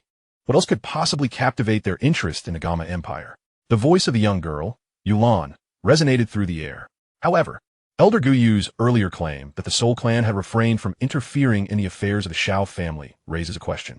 Could it be that those who trespassed upon the Shiao family, severely injuring Uncle Xiao Zhan and assaulting me, were not members of the Soul Clan? Furthermore, Ling Ying mentioned that the strength of that individual was merely that of a one-star Dou Huang. The girl felt a tinge of confusion. This subordinate is also unaware. However, upon investigation, it is indeed confirmed that no individuals from the Soul Clan have set foot in Wutan City. The man in blue hesitated before continuing, yet, prior to my arrival, the elders within the clan instructed me to inquire with you, miss, as it is highly probable that the person who intruded upon the Shiao family came in pursuit of the key. They urged that you retrieve the key and return it to the clan promptly. I understand now. Upon hearing the man's words, the girl tightened her small hands, a wave of sadness washing over her. After all, she could not enjoy a prolonged companionship with him. Very well, I shall take note of this matter. What about the individual I tasked you to investigate previously, as well as the information I sent back to the clan? What progress have you made? Adjusting her mindset, she exhaled a fragrant breath and inquired, regarding the individual who suddenly appeared in the Gama Empire. Claiming to hail from the Huaxia Empire and having authored the journey to the west, that legendary Lord Pingyang. I cannot help but feel that this person is far from ordinary. Moreover, what the so-called Huaxia Empire, one of the four ancient nations? Why had she never heard of it? Even Shiao Yen mentioned the existence of such ancient states, yet the girl remained skeptical, or perhaps afraid to believe. If those nations truly existed and were as formidable as described in texts, or as Shiao Yen proclaimed, what place would her ancient clan occupy? Indeed, I report to you, miss, we have conducted a thorough investigation as per your instructions. It has been confirmed that this individual is not a citizen of the Gama Empire and is shrouded in mystery, Gu Yu said, clasping his fists in respect. The findings reveal that this person suddenly appeared in Qingshan town 6 months ago. However, we remain utterly ignorant of his activities prior to his arrival there, his origins. How he reached Qingshan town are all elusive. We have exhausted all means to uncover this information, yet to no avail. Oh, so we are entirely in the dark regarding the events preceding this person's arrival in the Gama Empire, including information about the Huaxia Empire? The girl mused slowly, astonishment evident in her voice. To think that with the resources of the ancient clan, we cannot even uncover the details of a mere specter. This is truly perplexing. Indeed, our clan has consulted numerous ancient tomes, but found no mention of the Huaxia Empire or nations such as Babylon. Have you discerned the purpose of his visit to the Gama Empire? The girl furrowed her brows. It seems merely to establish contact with the Gama Empire. Bi replied uncertainly. It is hard to believe that a nation as mysterious as this would send someone to a Gama Empire, which boasts no stronger than a Dou Huang, solely for the sake of establishing relations. Even I find it hard to accept. Yet, this was the information they had gathered. Establishing relations? Upon hearing the man's words, the girl could not help but chuckle. It seems there is indeed something amiss. Have you discovered where Uncle Xiao was when he was attacked? Did Qingshan City dispatch any formidable warriors? Upon investigation, this individual was indeed within Qingshan City and did not venture outside. Recently, many oddly dressed individuals have appeared in Qingshan City, rumored to be from Huaxia. Due to their overwhelming numbers, we could not perform a thorough check, yet none of them possess the strength of a Dou Huang. Oh, a multitude of Huaxia individuals has arrived in Qingshan City? The girl's expression darkened at this revelation. Yes. How did they arrive? Is there any way to trace their path back to uncover the location of that Huaxia Empire? This subordinate feels ashamed. It appears they arrived via a spatial wormhole, as they materialized directly within Qingshan City. A spatial wormhole, a dozune, the girl mused. Even if the Huaxiao Empire is not as powerful as depicted in literature, it should still not be underestimated. She caressed the copy of Journey to the West resting upon her desk, murmuring to herself. However, if that person were not from the Soul Clan, the girl found it quite peculiar, especially since those who attacked her and Xiao Zhan had previously claimed that their clan would send strong reinforcements. At that moment, she truly believed that it was the Soul Clan seeking her life, for both the Soul Clan and the Ancient Clan coveted the Dou Qi Ancient Emperor's jade, and their enmity ran deep. Yet if the Soul Clan wished to eliminate her and seize the Ancient Jade, why would they send merely a one-star Dou Huang? Would they not fear that a failure would lead them into conflict with the Ancient Clan, ultimately benefiting the other clans? The more she pondered, the more unsettling the situation became, until her gaze fell upon the four striking characters on the cover of Journey to the West, igniting a spark of suspicion. The words Huaxia Empire echoed in her mind. For reasons unknown, Gu Suner felt an undeniable connection between this matter and that individual, as well as their nation, prompting her inquiries. Yet, he was not present in Wutan City at that time, and their clan had only a Dou Zong, Fa Hai, without any Dou Huang? Who then could it be? Why was there an assassination attempt on her, and why were her thoughts being led towards the Soul Clan? What could their true intentions be? Alas, the situation is indeed convoluted. I must keep a vigilant watch over the individuals sent by the Soul Clan to the Gama Empire, as well as that Huaxia Lord. I cannot shake the feeling that their purpose for coming to the Gama Empire is far from simple, the girl remarked, a hint of frustration in her tone. Understood, miss. Gu Yu and Gu Feng responded in unison. Chapter 54, Stirring Trouble. It has been half a month since the battle between Xiao Yizai and Ling Ying in Wutan City. Yet, the true identities of the two Dou Huangs, whose conflict nearly led to the annihilation of the Xiao family, remain shrouded in mystery. Xiao Yizai, having discreetly evaded attention, returned to Qingshan City. Knight Shiqiu arranged for him to occupy a newly established residence beside the Gathering Spirit Tower, allowing him to guard the tower. During this past half-month, Knight Shiqiu has not interfered in any matters, instead focusing on training with Yu Buchuan to enhance his experience. Yu Buchuan, skilled in swordsmanship, made for an excellent sparring partner, especially as Knight Shiqiu's most formidable techniques currently stemmed from the Holy Spirit sword technique of the Sword Saint from the Wind and Cloud World. It was only when Wang Yi arrived to report that the day of the auction was approaching that Knight Shiqiu finally released Yu Buchuan, allowing himself to rest well in preparation for the grand event the following day. The sky was a brilliant blue, and although the heat in the air intensified, making one reluctant to venture outside, the lively atmosphere of the towns along the way persisted as Shiao Yen and Yao Lao crossed into the territory of Huaxia. Qingshan City was now within sight, its newly constructed towering walls emanating a sense of grandeur that evoked feelings of insignificance. Is this Qingshan City? The former Qingshan town has transformed into such a magnificent sight. How long has it been? Shiao Yen marveled at the city before him. In contrast, even Wutan City paled in comparison. Truly, it was deserving of being the capital of the Huaxia Embassy. Yao Chen nodded lightly. As a ninth-grade alchemist and a peak Dozun expert, he had encountered many prosperous cities in his time, far surpassing Qingshan City. Though he was surprised by the rapid transformation of Qingshan Town into an imposing city within mere months, he was ultimately a person of stature, accustomed to grand spectacles. The notion of transforming a small town into a colossal city in such a short span of time was unfathomable for ordinary folk, yet for those of great power, it was trivial. His willingness to bring Xiao Yen here was less about attending the auction and more about exposing Xiao Yen to the broader world. With this thought in mind, the two made their way directly toward the city gates, where a significant throng awaited entry. Flanking the gates were two rows of modern soldiers clad in military uniforms, armed with submachine guns and grenades at their waists. Scattered across the city walls were numerous mortars, ready for action. Yao Chan gazed in perplexity at the city gate, which was evidently spacious, yet the pedestrians traversed only one side.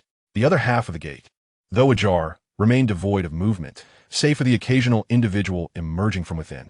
Furthermore, the peculiar figures clad in eccentric attire, wielding strange black iron implements, and the iron columns atop the city walls, piqued his curiosity. However, he refrained from voicing his thoughts, for Xiao Yen had already joined the line to enter the city. Why did he not proceed through the vacant half? As a transmigrator, could Xiao Yen be oblivious to the customary regulations in Huaxia that dictate the division of entry and exit to prevent congestion? Moreover, those military personnel wielding formidable weaponry and their imposing artillery Having watched countless cop dramas, Shiao Yen was well aware of their lethal potential. Nevertheless, he understood that some individuals were less informed. Shortly after Shiao Yen entered the city, a group, noticing the empty side, made their way over. Stop. Just as they were about to cross the threshold, several soldiers brandishing submachine guns barred their passage. Seated atop his steed, Lu Ling furrowed his brow, casting a sidelong glance at the young woman beside him, reflecting on the numerous moments he had embarrassed himself in her presence during their journey. He could not help but emit a cold snort. He casually retrieved a purse from his spatial ring and tossed it toward the peculiar-looking leader among the guards at the gate, declaring, "Here, as a reward. We wish to enter the city, so clear the way." The purse struck the chest of the gate guard, who paid it no heed, allowing it to fall to the ground. His gaze fixed upon the group, tinged with a hint of disdain. He spoke, "Outsiders? I presume you have never visited Qingshan City before?" Lu Ling felt a wave of confusion wash over him. The looks from both the soldiers and passers-by were decidedly unsettling, causing him to furrow his brow further as he addressed the guard. "Is it insufficient? Country bumpkin." The guard exhaled in exasperation, bent down to retrieve the purse, and tossed it back to Lu Ling, pointing toward the queue. "Form a line. This side is designated for those exiting the city. Also we, the soldiers of Huaxia, do not accept bribes." Lu Ling turned back, glancing at the long line of people waiting, astonished as he exclaimed, "Line up? There are hardly any people here. Do you even know who we are? Who are you?" The guard retorted directly, "Open your ears and listen well. I am Lu Ling, disciple of the esteemed Dan Wang Guhi, a 6th-grade alchemist, and this is Miss Nailin Yen Ran, disciple of the esteemed Yun Lanzong's leader, Yun Yen." "Oh, so you are disciples of significant figures?" Upon hearing the youth's words, the guard feigned surprise, though his expression suggested indifference, as if to say, "So what? You, knowing who we are, you still refuse to let us pass." The young man, incensed by the guard's demeanor, raised his voice in anger. Nailin Yinran remained silent, intently observing the surroundings around the city gate, particularly the soldiers' submachine guns and the mortars atop the walls. She sensed that these were far from ordinary decorations. "Let you pass? If you wish to enter the city, you will queue up over there." The guard responded curtly, showing no respect to these so-called disciples of the Dan Wang. Lu Ling, infuriated, pointed at the guard, gripping the hilt of his sword, seemingly ready to strike him down. This is the rule set by the Pingyang Marquis. Qingshan City now boasts nearly 1 million households, and countless merchants traverse it, especially in recent days. To prevent congestion, the gate has been divided. Entry and exit are separated. Except in emergencies, from the Emperor of Jiamar to the leader of Yun Lanzong, down to the common folk, none are permitted to transgress. The gate commander, growing increasingly impatient, added, "You all are bothersome. The meaning is simple. Regardless of who you are, enter the city from the right and exit from the left. Just comply. It's that straightforward." Lu Ling stood dumbfounded, astonished by the severity of Qingshan's regulations, which even included the emperor and the leader of Yun Lanzong. Did they not fear offending anyone? "I am a disciple of the Dan Wang. How dare you treat us with such disdain? Is the Pingyang Marquis not too arrogant?" Lu Ling exclaimed, his face darkening with indignation. He felt he had embarrassed himself before the young woman. "Lu Ling, be silent." Upon hearing the young man's outburst, Nailin Yinran quickly urged her horse forward. Her father and teacher had repeatedly instructed her not to provoke trouble in Qingshan City, especially not to offend the high-ranking officials of Huaxia, let alone the city's highest authority, the Pingyang Marquis. She silently prayed that her words would not reach the ears of the Pingyang Marquis. Casting a glance at the gate commander, Nailin Yinran smiled and nodded, saying, "Forgive us. General, we are newcomers to Qingshan City and were unaware. Who dares to insult the Marquis as arrogant, possessing such audacity? Step forward. I, the great Wolf King, must educate him on the ways of the wolf. Humanity." Just as Nailin Yinran attempted to apologize to the guard, a boisterous voice resonated from within the city. A diminutive figure sauntered out, with gray skin, a hat adorned with a yellow patch, a yellow scarf, and scars upon his face. He bore a navel marked with an X, a missing piece of his left ear, and a chipped tooth on the same side. Most remarkably, he was a wolf that stood on 2 legs and could speak. Chapter 55, The Great Wolf King. Attention, salute. Upon sighting the newcomer, not a man, but a wolf, the guard hastily commanded the soldiers. "Greetings, Dr. Grey Wolf." The 2 rows of soldiers saluted the short figure emerging from the city. The Great Wolf King, as he stepped forth, nodded indifferently. He relished the sensation of being saluted, particularly as the individuals queuing for entry gazed upon him with a mix of shock and awe, their eyes reflecting a trace of reverence. This greatly satisfied his vanity, prompting him to visit the city gate almost daily. However, he had not anticipated overhearing something displeasing today. Someone dared to insult Shiqiu in his presence. Although Lu Ling feigned ignorance of his presence, it mattered little. He had seen Lu Ling, and that was sufficient. How dare he speak ill of Shiqiu? Who was Shiqiu? The very benefactor of the Great Wolf King. Currently appointed as the director of the Qingshan City Technology Research Institute, the Great Wolf King was growing weary of his daily lamb feasts. Shiqiu, a person who cared so deeply for wolves, was being slandered? Did they possess no wolf-like integrity? Observing the Great Wolf King's ostentatious stride, Lu Ling could not help but break into a cold sweat, his grip on the reins trembling.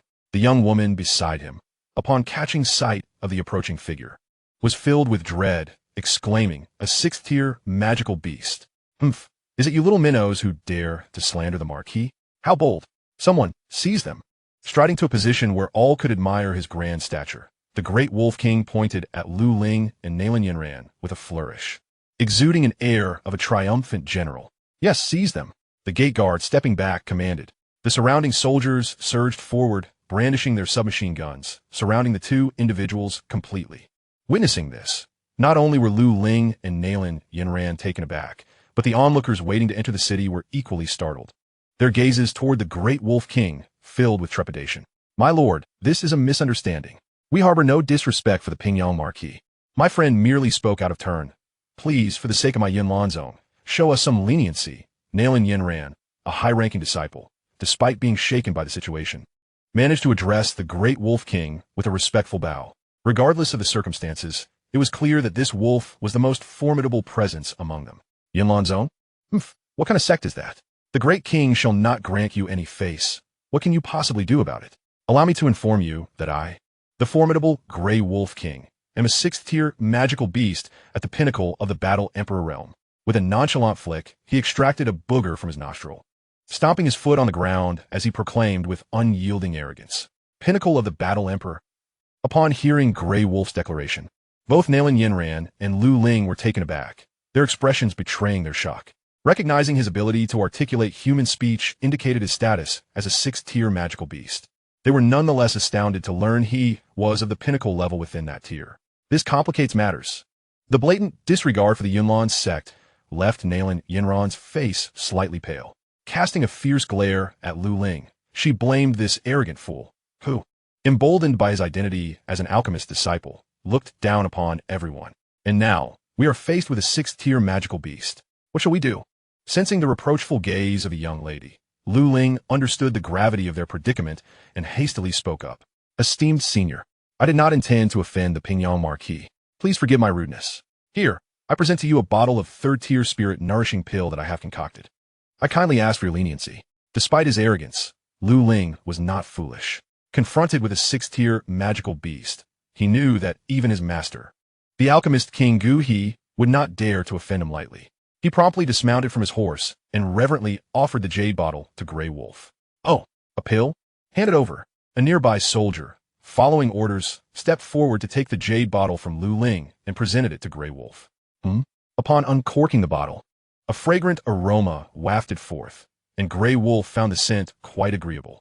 "This pill is of the third tier?" he inquired, eyeing Lu Ling. "Indeed," Lu Ling replied respectfully. "Is that so?" As he toyed with the jade bottle, Grey Wolf rested his chin on his hand, gazing at both Lu Ling and Nalan Yinran, who were quite perceptive. "Very well, considering your youthful ignorance, I shall grant you this reprieve. However, there shall not be a next time." After a moment's thought, Grey Wolf waved his hand, commanding his entourage to regroup. "Dr. Grey Wolf, please proceed to the right to line up for entry into the city." "My apologies." Just as Grey Wolf was about to turn back, a nearby guard respectfully intercepted him. "I understand now." It seemed he could not take a shortcut without being noticed. Exchanging glances, Lu Ling and Nalan Yinran decided to follow Grey Wolf, lining up to enter the city. To their astonishment, the regulations in Qingshan City were indeed stringent. Even a sixth-tier magical beast was required to queue patiently. Observing the diminutive figure of Grey Wolf, they thought to themselves, "Grey Wolf King, may I inquire if you are an official dispatched by the Hasha Empire to the Gama Empire? You refer to yourself as a king. Could it be that you are a noble of Hasha?" Nalan Yinran stepped forward, recalling her father's and grandfather's instructions, and posed the question to Grey Wolf. who was half a head shorter than her. The little girl has a keen eye. Let me enlighten you. I, Grey Wolf King, am the director of the Qingshan City Technology Research Institute and have been bestowed with the title of doctor. As for nobility, while I may not hold a title in Huaxia, I'm the king of the wolf tribe on the green grassland, a fact acknowledged throughout all of Huaxia. Grey Wolf declared proudly, as if he were indeed the invincible sixth-tier magical beast he claimed to be. Name, Grey Wolf. Origin, world of Pleasant Goat and Big Wolf. Identity, inventor, king of the wolf tribe, beast. Cultivation talent, 1 star. Inventive talent, 7 stars. Strength, 0 stage of Dou Qi. Skills, wolf claw, invention and creation. Personality, arrogant.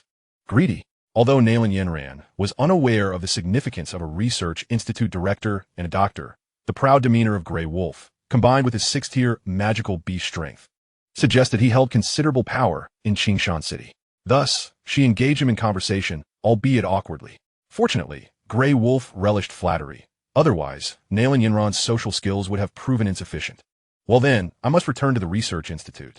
You, little girl, suit my taste quite well.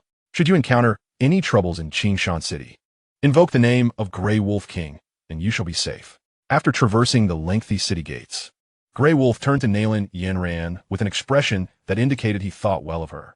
I appreciate your kindness. Nalan Yenran smiled as she handed him a bottle of Qi gathering powder. Of course. However, it is getting late, and I must take my leave. After collecting 2 bottles of pills, Grey Wolf's spirits were high, and he chuckled. Nevertheless, his smile conveyed an air of arrogance.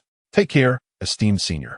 We still need to find lodgings at the inn. We shall visit you at the Research Institute another day, Nalan Yenran and Lu Ling said, bowing respectfully. All right. I'm off now. Oh, by the way, tonight at Qingshan Cinema, there will be a screening of the One Piece movie. I must hurry.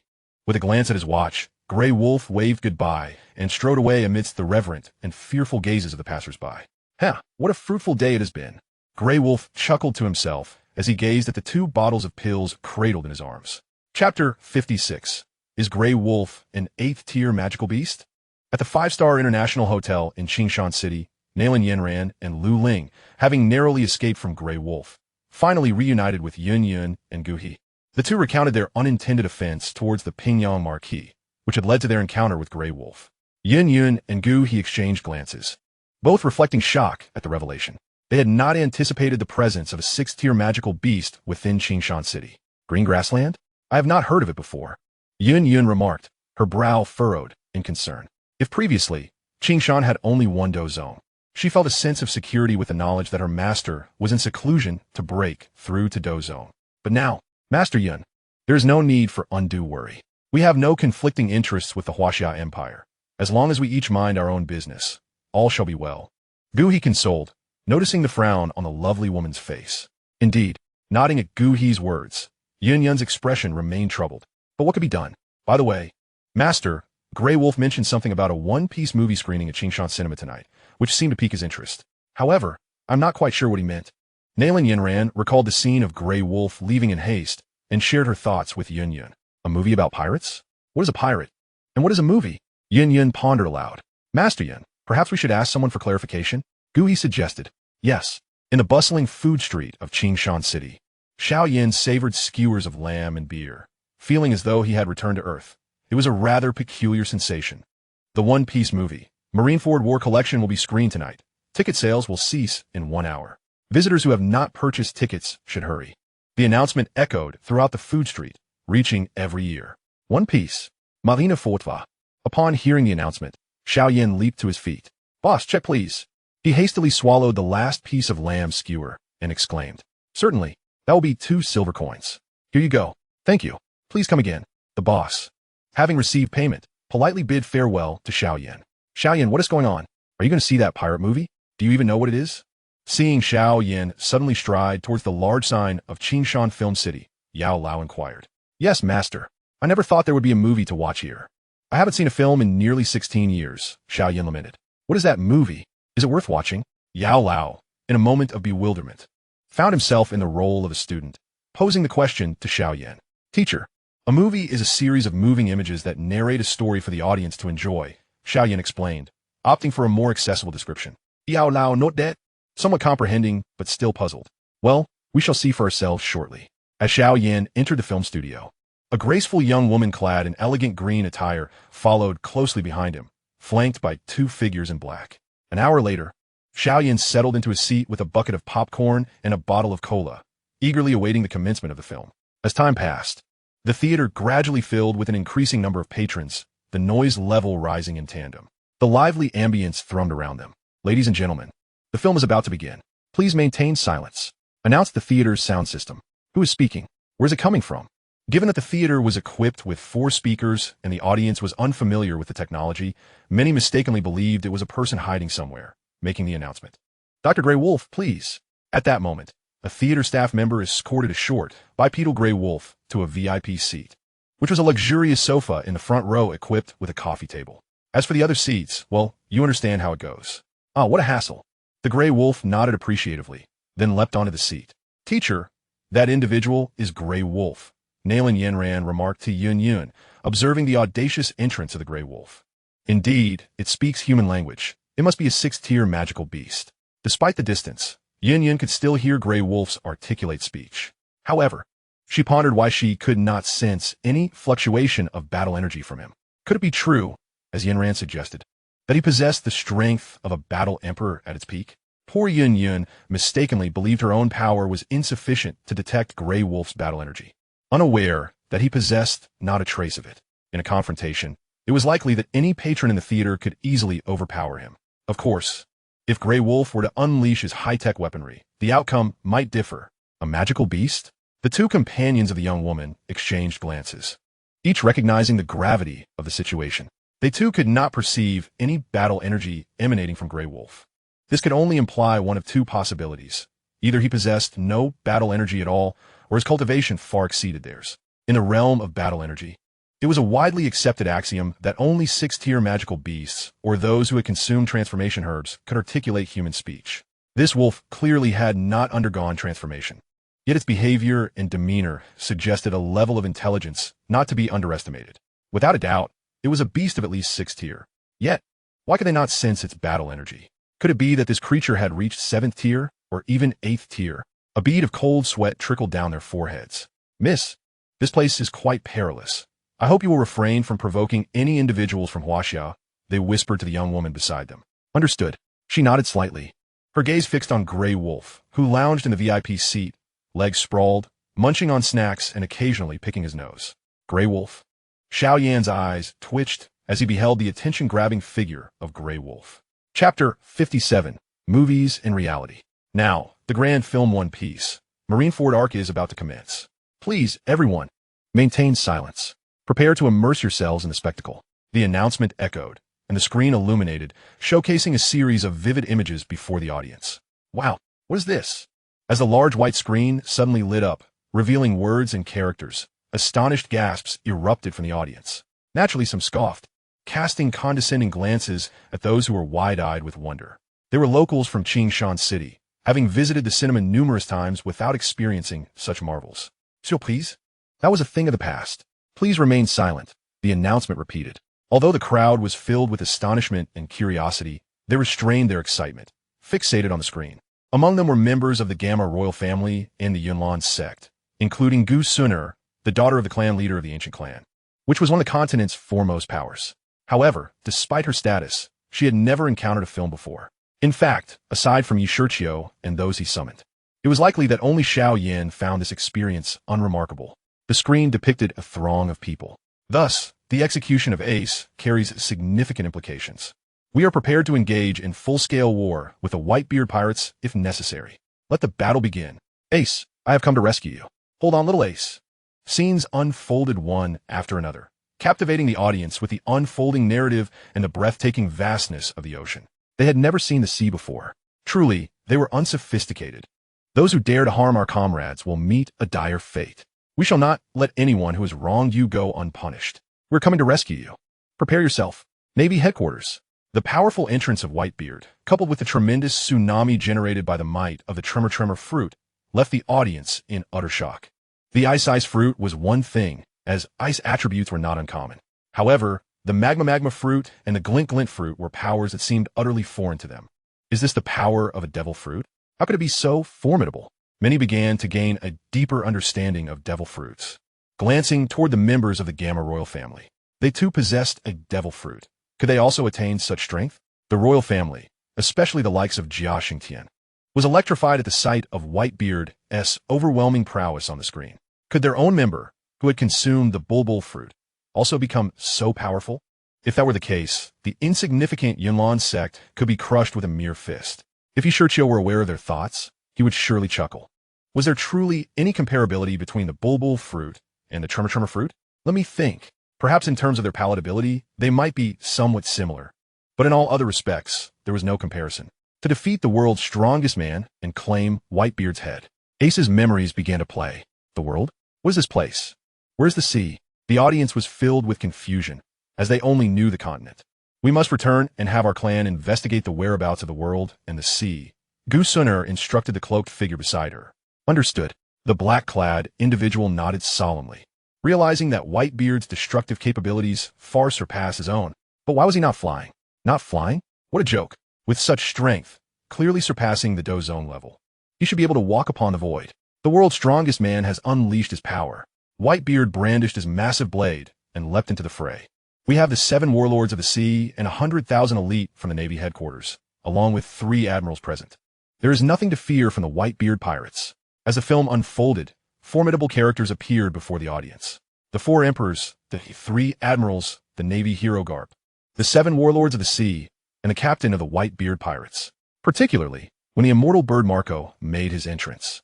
Gu Sun'er and her companions were left utterly astounded. An immortal bird?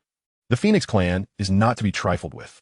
Our Navy headquarters has stood firm for a full 8 centuries. Hence, one should refrain from carelessly uttering threats of annihilation. You impudent child.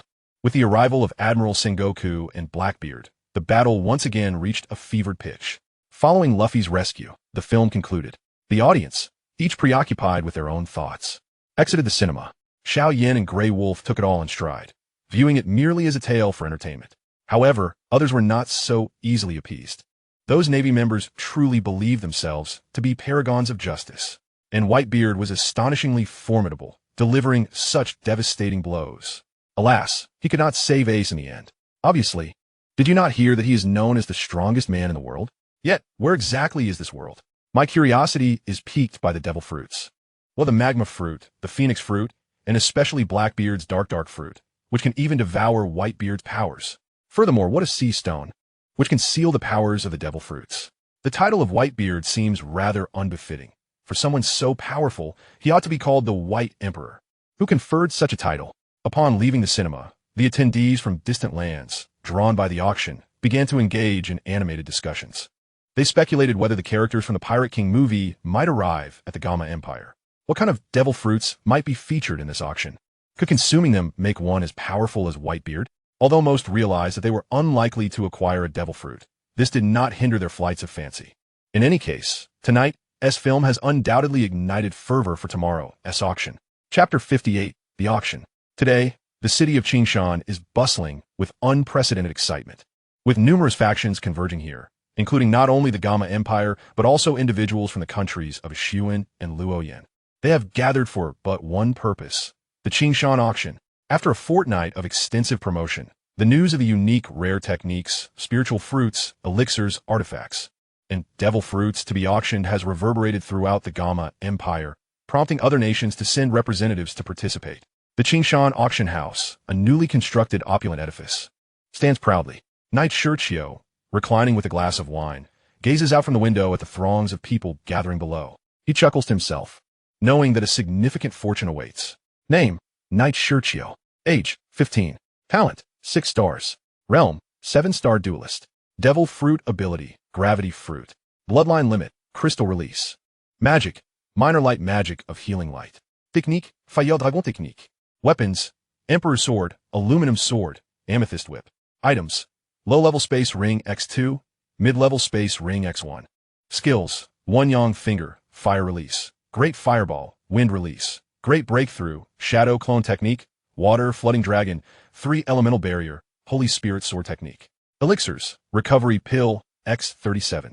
Universal currency, 42,324. Due to the task involving the Tosh ancient imperial jade and the sale of ancient jades, Knight Shiqiu has accrued an additional 70,000 universal currency.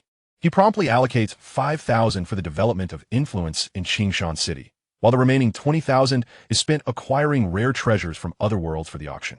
With the rarity and value of these items, coupled with Maitel Yafei's adept handling, I am certain I will not be disappointed. Ha ha ha. After savoring a sip of spirit wine, Knight Shiqiu chuckles joyfully. Inside the grand hall of the Qingshan auction house, a sea of heads fills the space, leaving little room to spare. Thanks to the sheer size of the hall. Although Qingshan City lies in the southern part of Gama and is adjacent to the Beast Mountain Range, resulting in sweltering weather, this poses no challenge for the remarkably modern Qingshan City. 12 large air conditioning units strategically positioned throughout the venue provide a refreshing atmosphere for the auction attendees. Ding! An automatic elevator ascends, revealing a stunning woman who gracefully steps onto the auction stage. Dressed in a red gown, her alluring figure and captivating beauty are undeniable. Welcome, esteemed guests, to the Qingshan auction, where we present the exquisite treasures of Huaxia. I Maitel Yafei stand here on behalf of the Marquis of Pingyang to express our heartfelt gratitude for your presence.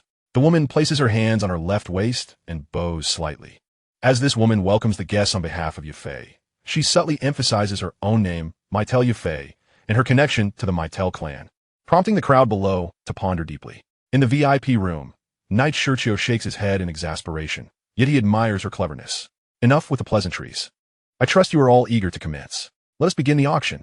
With a nod, the woman reveals her identity as a member of the Maitel family, without disclosing the relationship between the Maitel clan and Qingshan, leaving ample room for speculation. A well-executed maneuver. The first item up for bid is a solar-powered helicopter. As the woman's words resonate, a shadow swiftly descends from above, accompanied by the sound of slicing air, landing beside her on the auction stage. This helicopter, powered by solar energy, requires no additional fuel, allowing its operator to soar freely through the skies. Even without the strength of a dual king, one can take to the heavens with it, she explains, pointing to the helicopter. At this moment, the helicopter's window opens, and a small figure wearing a patch cap leaps out. This item is provided by Lord Grey Wolf, king of the Evergreen Wolf clan of the Shiao Empire. Quality guaranteed, the woman announces, introducing the little Grey Wolf to the audience. Taking the microphone from the woman, Grey Wolf declares, "This helicopter not only flies, but does so at incredible speed. Its engine employs the latest technology. Even a typical dual king might struggle to outpace it. This is my proud creation. Don't miss out, folks." After his proclamation, he hands a microphone back to the woman and leaps off the auction stage, striding away amidst a mix of astonishment, fear, and trepidation from the crowd.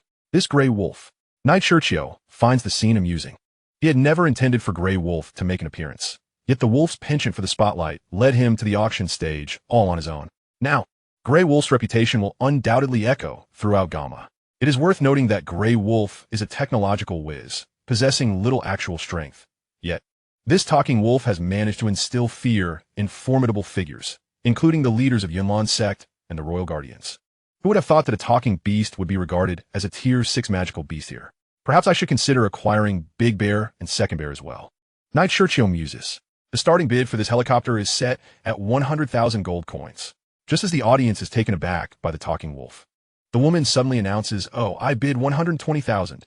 The crowd quickly regains their composure, realizing that this helicopter is akin to a flight combat technique, and it operates without the need for fighting spirit. I bid 150,000, 16 million. As the fierce competition unfolds, Nailin Yinran turns to the elegant woman beside her, asking, "Teacher, should we place a bid?" "No need, Yinran. The true treasures lie further along. While this helicopter is indeed marvelous, allowing one to take flight, it pales in comparison to true flight techniques. Why? Because with a flight technique, you can attack others freely and engage in combat. However, within this aircraft, is it possible to launch an attack? Should it sustain damage, will we not plummet directly from the skies?" Yun, truly a formidable Dou Emperor, immediately discerned that this aircraft was merely suited for leisurely pursuits or travel. As for combat, I regret to inform you, it is devoid of any offensive apparatus. "Master, what exquisite treasures do you speak of?" Upon hearing the woman's explanation, Nailin Yinran nodded in acknowledgement, only to be overcome by curiosity. "Indeed, I have received word that this auction features 2 advanced martial arts techniques and 3 devil fruits. Just yesterday, you witnessed the formidable strength of that white beard. Now that the Gama royal family possesses a devil fruit, how can our Yunlan sect possibly lag behind?" Yin Yin imparted to the young girl. "Des vieux fruits. Are they as powerful as Whitebeard's tremor fruit?"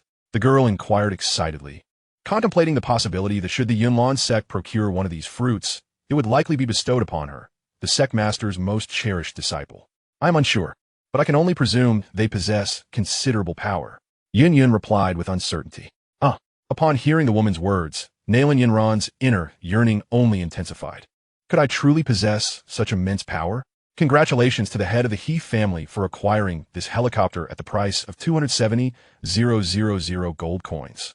The next item up for bid is the esteemed Xian-level advanced martial art, Zixia Divine Skill, from the Huashan sect of the Shiao Empire.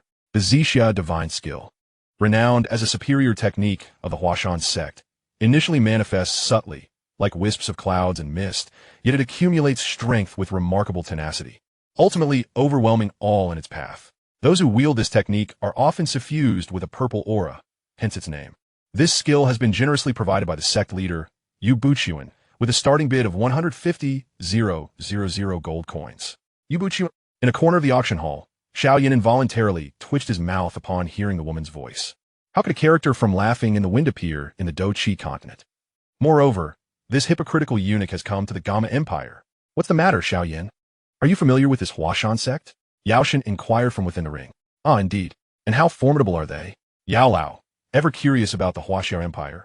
Ponder how a ninth-grade alchemist could be so unaware of certain nations. 4 of them, no less. Such a revelation was quite the blow to his pride. Their strength? They surpass our Shiao clan, but they should be no match for the Yunlan sect. After a moment's reflection, Shiao Yen articulated. Upon hearing Shiao Yan's response, Yao Lao was left speechless. Stronger than the Shiao clan, yet weaker than the Yunlan sect? Were you not aware of the vast disparity between your clan and the Yunlan sect? Such comparisons leave one questioning the true strength of the Huashan sect. Nevertheless, knowing that the Huashan sect could not even rival the Yunlan sect extinguished Yao Lao's interest. Ultimately, the Zixia Divine Skill was secured by a prominent faction for 310,000 gold coins. Next, the auction presented 3 devil fruits from the vassal nation of Japan in the Huashan Empire, each to be sold individually. First up was the spring fruit, a paramecia-type devil fruit. Consuming this fruit allows one to transform one's body into that of a spring, thereby harnessing its propulsion to enhance speed and attack power. It is worth noting that this spring fruit is on par with the tremor fruit. Even the esteemed Lord Pingyang has consumed a paramecia-type fruit himself. The starting bid is set at 1,000,000 gold coins, or items of equivalent value. Paramecia, a spring that augments speed and attack power. Just like the tremor fruit, Lord Pingyang has also consumed a paramecia-type fruit. Upon hearing Yafei's words, the crowd's tension escalated, as the previous day's cinematic depiction of the war had left a profound impact on them. Master, upon the revelation of the devil fruit's appearance, Nalan Yinran eagerly addressed the woman beside her. Patience, let's observe first. After all, we are dealing with significant figures, Yin Yin responded calmly. Indeed, the young girl, in her youth, found it difficult to maintain an impassive demeanor, her excitement palpable. Shiao Yen, would you care for a devil fruit? I possess several valuable pill formulas and martial arts techniques. Allow me to bid on one for you. Clearly, after yesterday's film, Yao Lao understood the monumental significance of devil fruits in augmenting one's strength and promptly suggested this to the youth. Master, I had no idea you possess so many treasures, having kept them hidden until now. Shiao Yen remarked with a smirk upon hearing the voice from the ring. I feared you would squander them. Now is the time to employ them for noble purposes. So what say you? Shall I bid on this devil fruit? The elder inquired. To bid on a devil fruit? Shiao Yen pondered Yao Lao's words, his mind racing. With only 2 months until his coming-of-age ceremony, he currently stood at the 5th stage of Dou Qi, and in 2.5 years, he would face Nalan Yinran in the Yunlan sect. Shall I? If you desire, I shall exchange some pill formulas with you. Yao Lao plets. Knowing that his understanding of devil fruits paled in comparison to Shiao Yan's, he opted to let the youth decide. Devil fruit users harbor a fear of seawater and a sea prism stone. The Dou Qi Continent is predominantly landlocked, with perhaps only small streams and lakes, devoid of vast oceans. Water attribute fighters are unlikely to carry salt with them, so that is not an immediate concern. However, the notion of sea prism stone left Shiao Yen in a quandary. Alas, even if one fears the sea prism stone, one need not be imprisoned by it. If an enemy possesses the capability to restrain you, what difference does it make whether they possess sea prism stone or not? Shiao Yen, very well, master, I kindly request that you assist me in bidding for a devil fruit. Xiao Zan, how says the imlot Yao Lao? Yes, indeed. Is it the paramecia type spring fruit on stage? The same type as that of Whitebeard and Lord Pingyong? Yao Lao Inquit, clearly intrigued by the devil fruits. Even if Shiao Yen had no desire to consume it, it was likely that he himself wanted to secure one. That one? I'm afraid not. Master, although they are both paramecia type, not all devil fruits are created equal. The spring fruit is not particularly exceptional. Unless one possesses a unique constitution akin to Blackbeard's, a person can only consume one devil fruit in their lifetime. Thus, I wish to select the best possible option. After careful consideration, Shiao Yen articulated. However, that girl did not disclose information regarding the other two devil fruits. How can you ascertain which is superior? Why not simply inquire? Inquire? Indeed. After conversing with Yao Lao, Shiao Yen stood and approached the auctioneer, Ye Fei, bowing respectfully. Ms. Jia Fei, we understand that the devil fruits are being auctioned separately. However, would it be possible for you to share the details of the other two fruits with us beforehand? For at this moment, Shiao Yen was shrouded in a black robe, and apart from the girl who had shown particular concern for him, no one else was aware of his identity. Indeed, please enlighten us regarding the other two fruits. What if there are more suitable options? And we inadvertently bid on the wrong one? Kindly disclose the information so that I may contemplate my bidding strategy. As soon as Shiao Yan's words left his lips, the crowd erupted in fervent discussion, as though each individual were capable of bidding for a devil fruit. After casting a fleeting glance at the figure cloaked in black, Ye Fei playfully covered her cherry lips and chuckled. I understand that everyone wishes to acquire information about the auction fruits. However, the auction house has its own regulations. This auction will adhere to a sequential format, and the specific details of each item can only be disclosed at the time of its respective auction. I ask for your understanding. Let us commence the bidding for the spring fruit. What is this? We are to bid on it first. What if the other two fruits are better suited for me? Indeed, unless you disclose the particulars of the other two fruits, I shall refrain from making a bid on this wretched fruit. What if it happens to be the least desirable among all the devil fruits? That would be a tremendous loss. The crowd below was a chaotic mix, comprising individuals from various regions of the Gama Empire and other imperial factions. Their understanding of the strength of Qingshan City was rather limited. The figure on the stage, Ye Fei, was merely a minor combatant, and thus, the assembly paid her little heed. Even with the presence of that gray wolf, what could it matter? They were here to participate in the auction.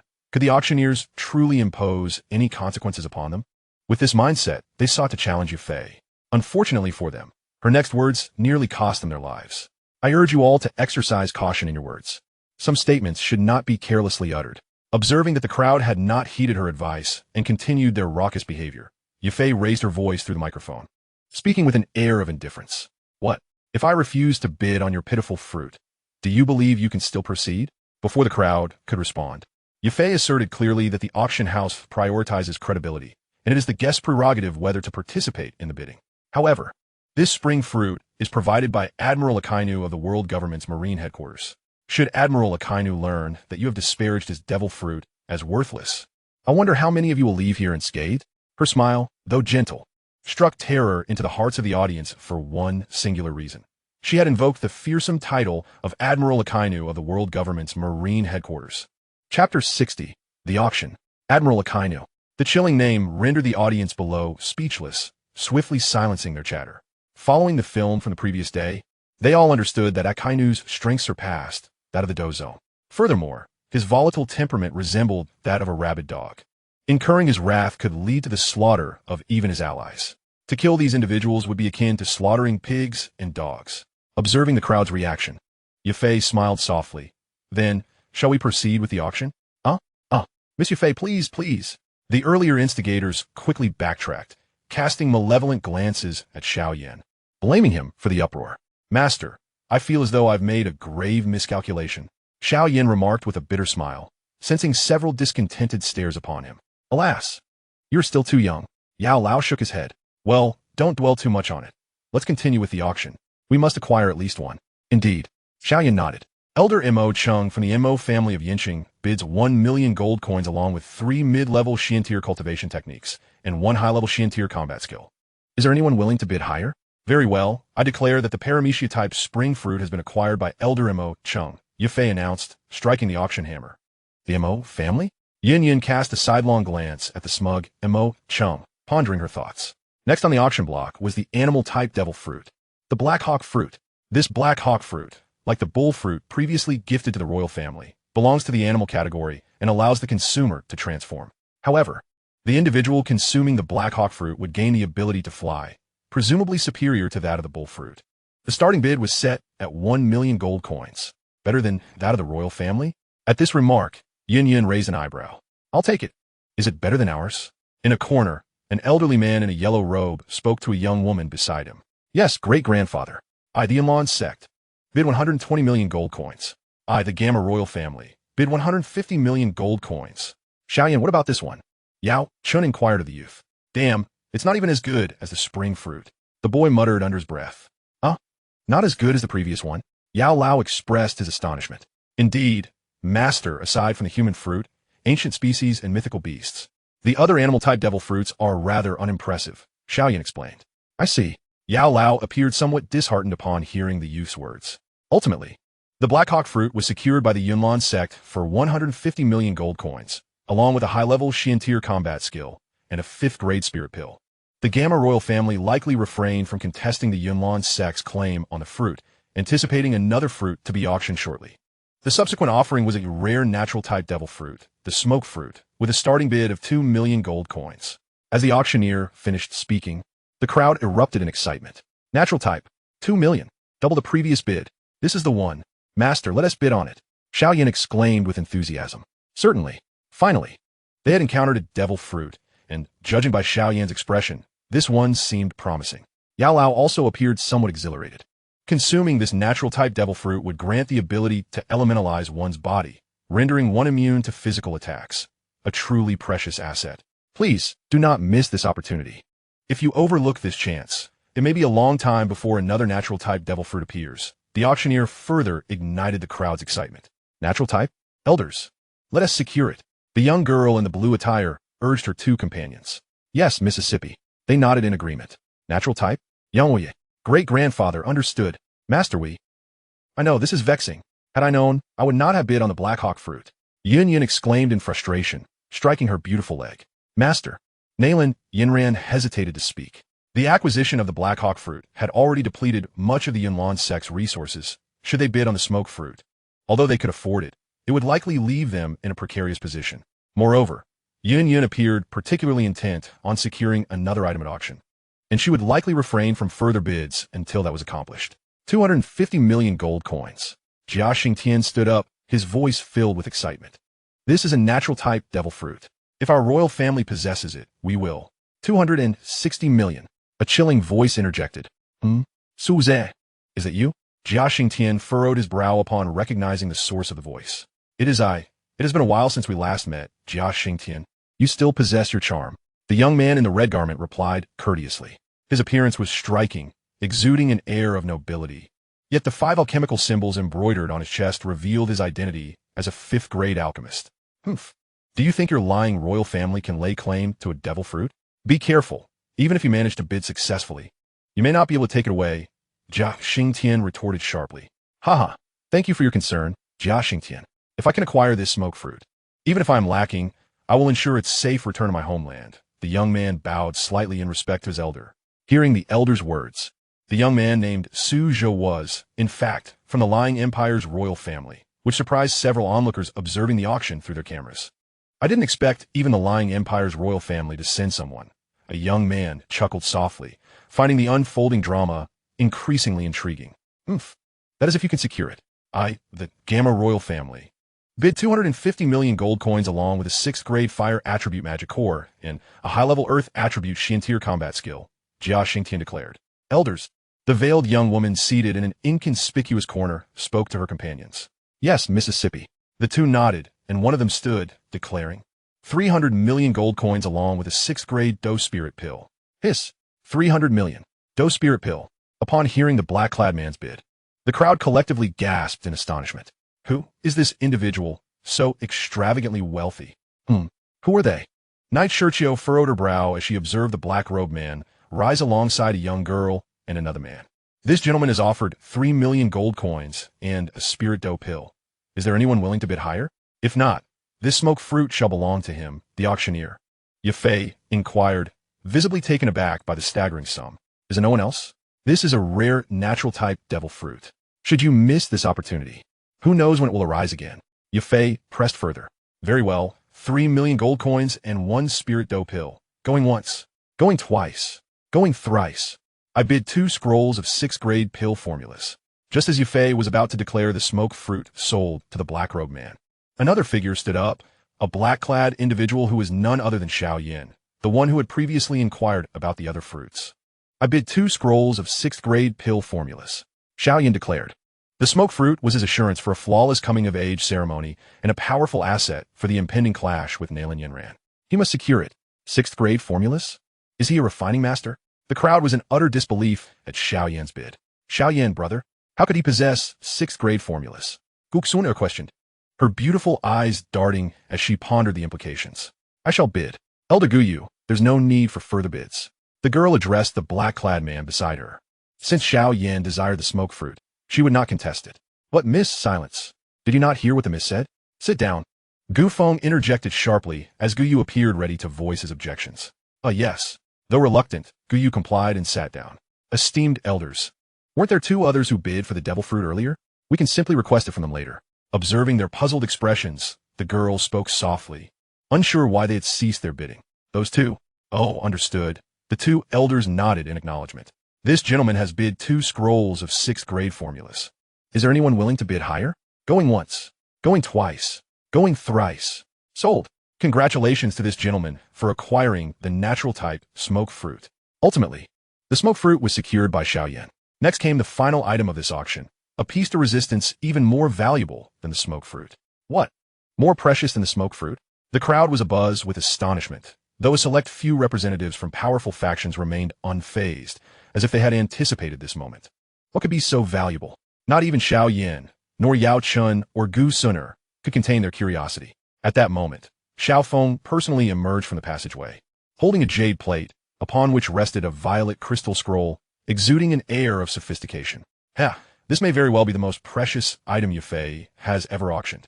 Reflecting on it now, she feels immensely fortunate. The woman exclaimed, her face adorned with fortune. This only deepened the crowd's intrigue. What could this scroll be that elicited such a reaction from the beautiful auctioneer, presented by none other than the Dragon Earl himself?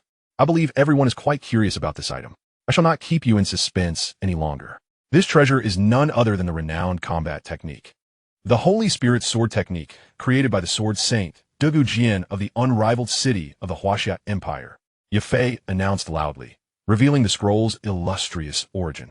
The audience, from the esteemed Gu clan to mere onlookers, collectively held their breath. What did we just hear? A combat technique? No, that's not remarkable. A renowned combat technique? Still not impressive. Unrivaled city? Where is that? I don't recognize it. Sword saint?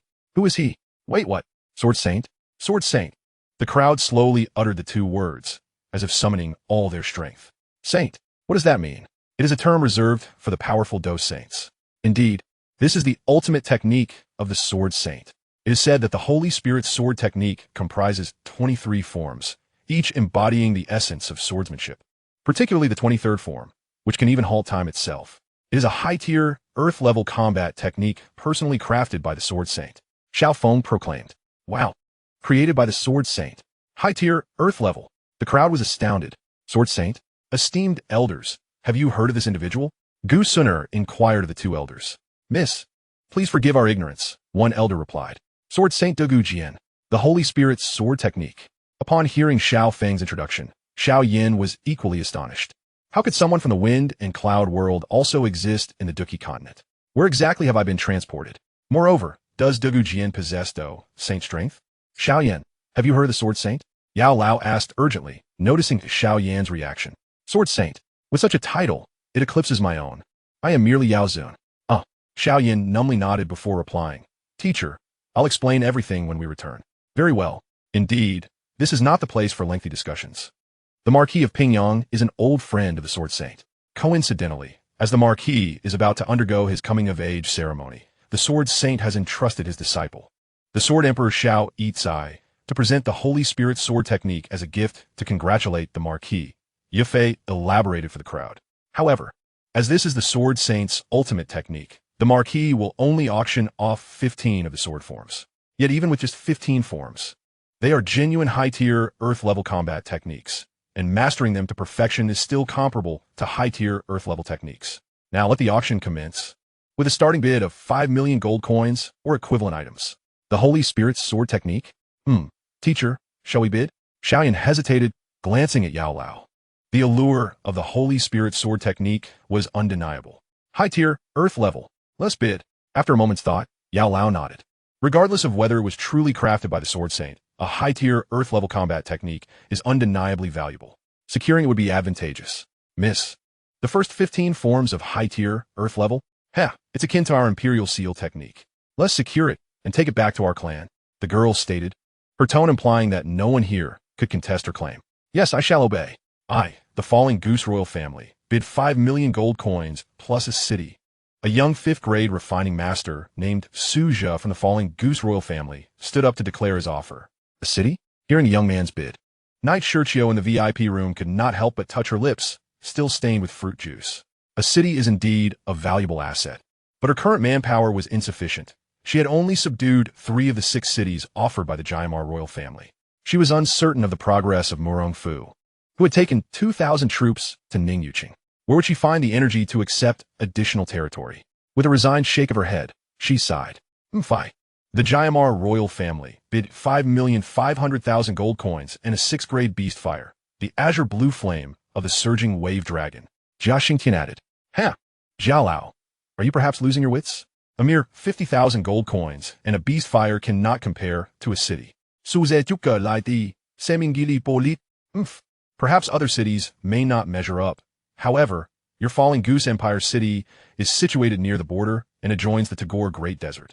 Its reputation for poverty is widely known, Jia Xingtian retorted disdainfully. The auction proceeded with a palpable tension in the air as a voice echoed. 2 scrolls of 6th-grade alchemical formulas and 1 scroll of a 7th-grade formula. At this moment, Shiao Yen once again rose to make a startling declaration. What? A 7th-grade formula? Who is he exactly? As Shiao Yen made his bid, a wave of confusion swept through the crowd.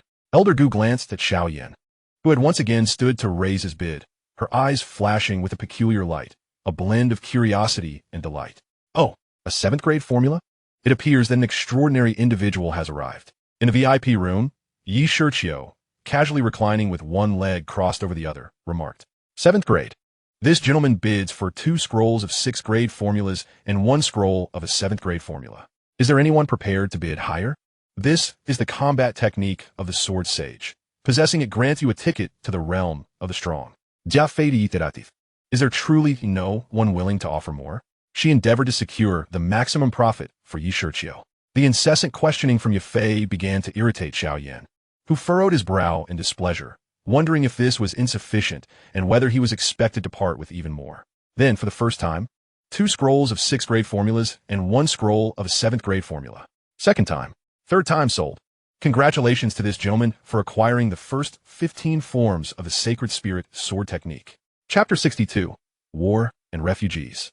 The auction concluded successfully.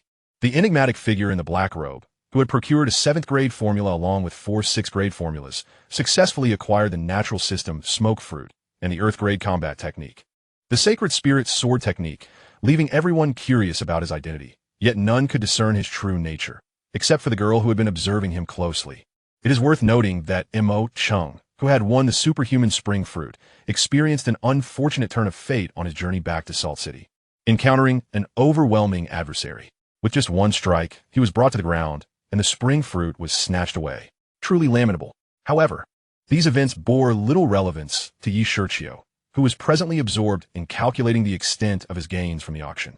Sitting at his desk with a notebook and pen in hand, Yi Shiqiu meticulously recorded the auctioned items alongside their market prices. The calculations are complete. Based on the original prices, I have profited 900 million realm coins. However, since the Zixia Divine Art and the Sacred Spirit sword technique were already in my possession and not purchased from the marketplace, my net gain stands at 17 million realm coins.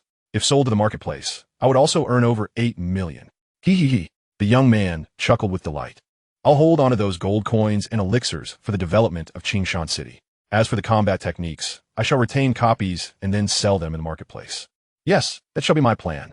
Yi Shiqiu envisioned his path to wealth. Lord, Wang, you request an audience. Just as Shiqiu prepared to transcribe the techniques acquired from the auction onto scrolls, a knock echoed at the door. Wang Yi, Guomin, Ye Shiqiu, puzzled by the late hour, inquired about the matter. Thank you, my lord. Wang Yi gently turned the doorknob and entered. What's the matter, Wang Yi? My lord, war has erupted. Jiyuan City and Shunchang City are at odds. Wang Yi reported, bowing respectfully. Jiyuan City? Shunchang City?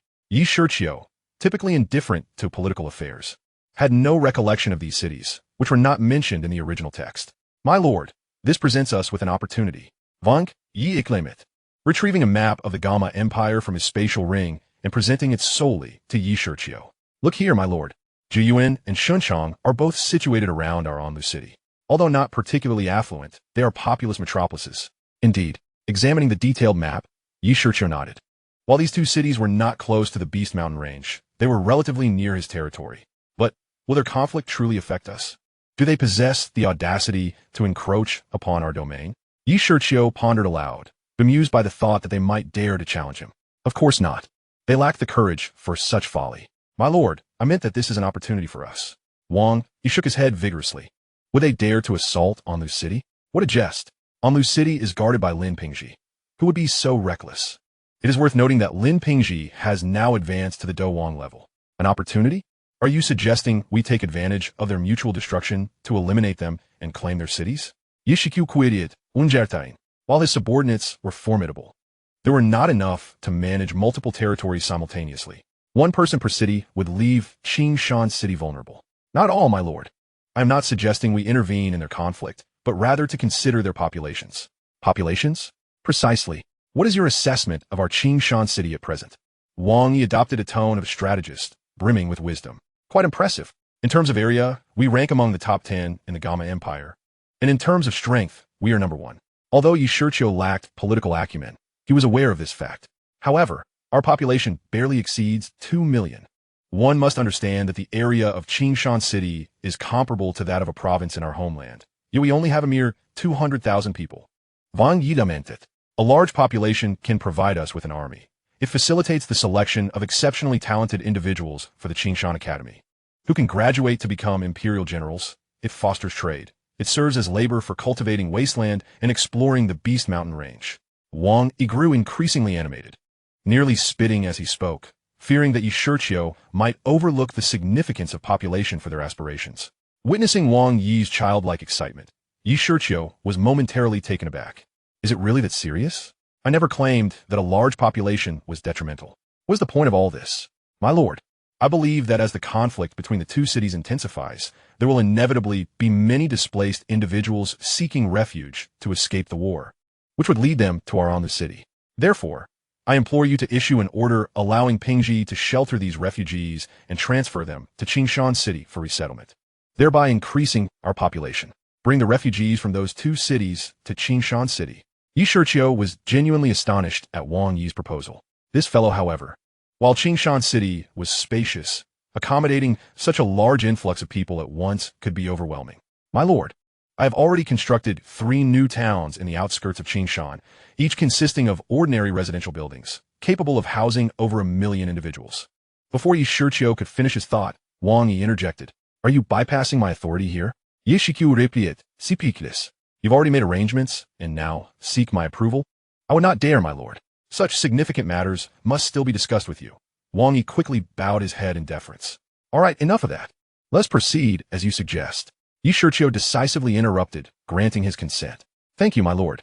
Wang Yi expressed his gratitude repeatedly. Very well, if there is nothing further, you may leave. Yi Shiqiu gestured for him to depart. Yes, I take my leave. My lord, rest well. Wang Yi bowed and exited the chamber. This Wang Yi. Yi Shiqiu shook his head, unsure of how to articulate his feelings. At times, he displayed the calm and composed demeanor of a sagacious leader, while at others, he seemed like an impetuous youth brimming with enthusiasm. It was difficult to discern which aspect was his true nature. Well, humanity is inherently complex. As long as he remains loyal to me, I need not concern myself with the details. For now, I shall peruse the marketplace for items that can enhance my strength. Shaking his head, Yi Shiqiu resolved. System, display the elixirs and spiritual fruits that are suitable for me and within my purchasing power that can enhance my cultivation. Chapter 63, Seclusion and Commencement. Qingshan City, the Embassy. Within the confines of a secret chamber, a youth adorned in a regal purple high-collared robe, intricately embroidered, sat cross-legged atop a training platform. With his eyes firmly shut and an aura of rich violet energy enveloping him, he deftly shifted through various peculiar hand seals. Gradually, the surrounding purple mist began to surge like tumultuous waves before settling into a serene stillness akin to a lifeless pond. Suddenly, the youth abruptly opened his eyes, his hands transforming into claws directed at two stone lions before him. Gravity strangle. He converted his claws into fists. The two stone lions erupted with a thunderous crash, disintegrating into a cloud of dust. The force is excessive, yet control is lacking, the youth mused to himself upon witnessing his handiwork. It appeared that the gravity fruit was indeed challenging to harness. He had intended to crush the stone lions into a compact sphere, only for them to be reduced to mere powder. Insufficient control could easily squander vital energy in combat. I still have much to learn. Acknowledging his shortcomings, the youth once again succumbed to a state of closed-eyed meditation. Having engaged in battles within the Monster Mountain range for some time, Shiqiu had gained newfound insights into the capabilities of the gravity fruit. Shortly after the conclusion of an auction, he opted for seclusion. Fortunately, the system had issued a task to comprehend and further develop the powers of the devil fruit, sparing him the dilemma of whether to cultivate in isolation or undertake system missions. During Shiqiu's period of introspection, numerous events unfolded in the outside world. Firstly, the protagonist Shiao Yen had successfully passed the Shiao family's coming-of-age ceremony. And due to multiple purchases of the Bosque Snake gallbladder from Qingshan City and the acquisition of the mist fruit at the auction, his strength had significantly surpassed that of his original self at this juncture in the narrative. Secondly, the war between Jiyuan City and Qingshan City had rendered countless civilians homeless. At the behest of Wang Yi, Shiqiu consented to let Lin Pingji, the lord of Anlu City, open the city gates to shelter the refugees, integrating over 130,000 individuals into the populace of Qingshan City. The third noteworthy event was the breakthrough of the royal family S. Yen Wang Zhao Yuoqing into the Dou Huang realm, originally an 8-star Dou Wang. After consuming the Nyonyo fruit received during the last National Assembly, he astonishingly ascended to the pinnacle of Dou Wang. Following arduous training, he shattered the barriers of Dou Wang and advanced to Dou Huang. The fourth occurrence was Murong Fu successfully capturing Ning Yuqing, subsequently renaming it Yinqing under Shiqiu's decree, with Murong Fu appointed as its lord. The fifth event saw Nalan Yanran officially being proclaimed as the deputy leader of the Yunlan sect, marking a formal alliance between the Yunlan sect and the Nalan family. The sixth point of interest was that the little medicinal sage, after several months of seclusion, finally emerged, stepping into the realm of 7-star Great Dou Shi. Her unique physique truly set her apart. Lastly, the Grey Wolf established a munitions factory, inventing numerous modern weapons, including atomic bombs. Qingshan City's military was bolstered to a formidable force of 200,000, all armed and ready, exuding an unprecedented aura of might. Of course, amidst all these developments, Shiqiu within his secret chamber remained blissfully unaware. In Wutan City, the economic clash between the Shiao and Jia families concluded with the victory of the Shiao family, while the Jia family, as the vanquished, saw their influence swiftly dwindle, unable to regain their former glory. In desperation, the Jia family made an unexpected decision to migrate en masse to Qingshan City. Although the strength of Qingshan City was immense and its status unparalleled, the Jia family could hardly aspire to be a top-tier force there, potentially relegated to the status of a third-rate family. However, with diligence and determination, perhaps one day they could reclaim their standing in Wutan City. As the rivalry between the two families stirred excitement in Wutan City for over a week, the populace, ever fickle, gradually shifted their focus to another significant event, the enrollment at Jia Nan Academy. Renowned as one of the prestigious institutions of the Dou Qi Continent, Jia Nan Academy was a sacred place in the hearts of all youths. Graduating from the academy almost guaranteed a prosperous future, enabling one to return home in triumph. And it was a coveted target for various factions. Enrollment at Jia Nan Academy emphasized innate talent over social status. Those lacking sufficient aptitude would find it forever difficult to step through the door that symbolized a smooth path ahead. However, exceptions existed for those backed by powerful factions, as the academy welcomed substantial tuition fees from affluent students.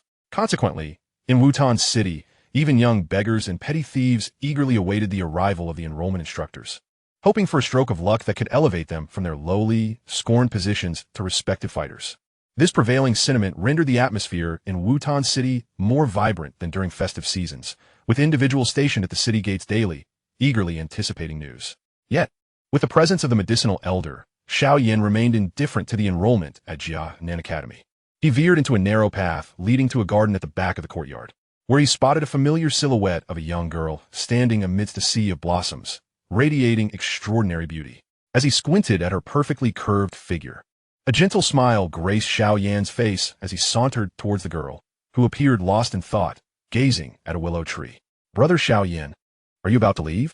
Before he could approach her, the slightly melancholic voice reached his ears. Pausing for a moment, Shiao Yen nodded with resignation and walked over to stand beside Sun Er, tilting his head to see her slightly downcast, yet exquisitely delicate face. He offered a warm smile, reaching out to gently pat her head, his hand gliding through her silky hair, a comforting sensation that left him somewhat entranced. "Are you not going to Jia Nan Academy?" As Sun Er allowed Shiao Yen to affectionately play with her hair, she whispered softly. "I'm nodding," Shiao Yen replied with a light chuckle. "I have my own matters to attend to." "Is it because of Nailan Yanran?" A strange chill flickered in her watery eyes as Sun Er bit her lip and spoke softly. Shiao Yan's hand, which was playing with her hair, paused momentarily. He shrugged and smiled lightly. "I cannot possibly break the promise made in front of so many people back then. If I did, even you would look down on me." Sun Er's brows furrowed slightly, and with a soft sigh, she murmured in a voice barely audible to herself, "I should have never let her return alive. Rest assured, once I complete my tasks, I will visit Jia Nan Academy to seek you out, Sun Er. At most, it will take a year and a half. No, just a year." Noticing Sun Er's face suddenly turn sorrowful, Shiao Yen quickly adjusted his words with a smile. "Brother Shiao Yen, actually, if you stay with me, I have ways to help you defeat Nailan Yanran within the promised time." After a moment of contemplation, Sun Er hesitantly suggested. With a wry smile, Shiao Yen shook his head, letting out a self-deprecating sigh. "You often say things that make me feel quite ashamed." "I know Brother Shiao Yen would never consider it charity," Sun Er replied with a sweet smile. "Besides, you don't lack confidence in your battle against Nailan Yanran, do you?" Shiao Yen regarded her with curiosity, sensing a deeper meaning behind her words. "How is your training with a mist fruit and the Holy Spirit sword technique going, Brother Shiao Yen?" The girl inquired sweetly. "What? Xunia? How do you know about these things?" Shiao Yen exclaimed in disbelief. "Brother Shiao Yen, I won't pry into your secrets, but I hope you remember that no matter what happens in my heart, you will always be my Brother Shiao Yen." As she spoke, the young girl gently leaned against Shiao Yen's shoulder. With a soft chuckle, Shiao Yen slightly shook his head, wrapped his arm around the girl's waist, and, gazing skyward, exhaled deeply, declaring with a smile, "Rest assured, I am confident. A year from now, I shall ascend to the Yunlan sect and confront Nailan Yanran." Held in Shiao Yan's embrace, the girl, Sun Er, felt a blush creep to her delicate ears, her fair face tinted with an alluring flush. "Sun Er, a year hence, I shall seek you out at the Jia Nan Academy. Await my arrival." Burying her head amidst Shiao Yan's silky hair, the boy's promise brought a flustered compliance from the girl, who nodded obediently. Chapter 64, Jia Nan. Is this Qingshan City? I never imagined it would be so magnificent. A group of young men and women clad in white and blue robes passed through the gates of Qingshan City in a horse-drawn carriage, trailed by several gallant riders. It was rumored that Qingshan City now belonged to an empire called Hasha, shrouded in mystery, with few knowing its whereabouts. Within the carriage, a young man lifted the curtain to gaze at the bustling streets, remarking, "This man, with azure hair and fair complexion, possessed a strikingly handsome, angular visage. Not knowing is of little consequence. We must focus on fulfilling the tasks assigned to us by the Academy." The young woman across from him expressed indifferently. Clad in a form-fitting red gown, she towered gracefully, her beauty accentuated by long, flowing black hair cascading enticingly down her back. "Indeed, liar, you are correct. Completing our mission is paramount." The young man chuckled softly in agreement with her words. Jia Nan Academy? Wang Yi, seated at the forefront of the embassy's administrative hall, raised an eyebrow upon hearing a report from his subordinate. "Yes, my lord, it is indeed Jia Nan Academy. They have come to recruit students in Qingshan City and have received the consent of the Gama royal family," replied a middle-aged man dressed in the official garb of Qingshan City, kneeling before Wang Yi with his head bowed. The consent of the Gama royal family? Do they possess the authority to dictate matters in Qingshan City?" Wang Yi retorted, showing no respect for the royal family upon hearing his subordinate's report. Yes, yes. The subordinate, aware of Wang Yi's lofty status as the deputy envoy of the embassy, responded hastily, his demeanor reflecting the gravity of the situation. How should we address the matter of Jia Nan Academy's recruitment in Qingshan City? He inquired, posing the crucial question. Have they already entered Qingshan City? Indeed. It seems we have not received any application from Jia Nan Academy regarding their intent to recruit here in Qingshan City, Wang Yi observed, turning to another official for confirmation. To report back, my lord, there has been no communication from Jia Nan Academy. They only informed the Gama royal family without any prior notice to us. The official responded, bowing respectfully. Such arrogance from Jia Nan Academy. Issue an order to the city management office to expel them from Qingshan City at once. Wang Yi exclaimed, slamming his palm on the table, issuing a direct command. Yes, I shall carry out your orders, my lord. The middle-aged man, still kneeling, rose and bowed before slowly exiting the administrative hall. Now then, do not just stand there like statues. Return to your duties. Wang Yi gestured dismissively at the other officials who remained motionless. Yes, my lord. As the population of Qingshan City begins to swell, and we have yet to recruit students for our own Qingshan Academy. Now Jia Nan Academy dares to encroach upon our territory. Wang Yi muttered indignantly. In the central park square of Qingshan City, a throng of instructors and students from Jia Nan Academy were engaged in recruitment activities. Renowned across the continent, Jia Nan Academy attracted numerous citizens of Qingshan City eager to enroll and undergo assessment. However, the Academy's admission criteria were exceedingly stringent, with only 2 individuals currently meeting the standards. Wan Yuan, come quickly and take a look, Zhang Li suddenly exclaimed with astonishment, drawing the attention of another young man stationed nearby. What is it? This? How is that possible? Wan Yuan turned to inquire, only to be struck dumb by the sight before him. He witnessed the crystal ball used to test the student's fighting energy, glowing with a dazzling blue light. A 6-star water attribute fighter. Yet, as he glanced at the child standing before the crystal ball, who appeared to be merely 11 or 12 years old, with an innocent and bashful demeanor, he could not help but wonder, how old is he? 10, 12 years old, Zhang Li replied, her voice trembling with excitement. My goodness! What fortune have I stumbled upon, discovering such a gem, a 12-year-old 6-star fighter. My standing and benefits within the academy will surely rise significantly. Little brother, you have been chosen by us at Jia Nan. Just as the girl was about to continue, a thunderous voice interrupted her. Surround them. In an instant, modern military vehicles surged onto the scene, and waves of soldiers poured out, enclosing the members of Jia Nan Academy. What was happening? The sudden influx of city management personnel bewildered those waiting in line for assessments. Disregarding the onlookers, Li Xingyun, the head of the city management office, strode confidently through the ranks of soldiers, advancing toward the Jia Nan Academy group. Li Xingyun appeared remarkably youthful, having recently come of age. Donned in a striking red high-collared robe, a headband adorning his brow, and a formidable sword slung across his back, exuding an air of handsomeness. Who are you, sir? Why do you obstruct our recruitment? We are representatives of Jia Nan Academy. Zhang Yuan stepped forward, addressing Li Xingyun with a bow, deliberately emphasizing the name of their academy. Jia Nan Academy? Indeed, we have not mistaken our targets.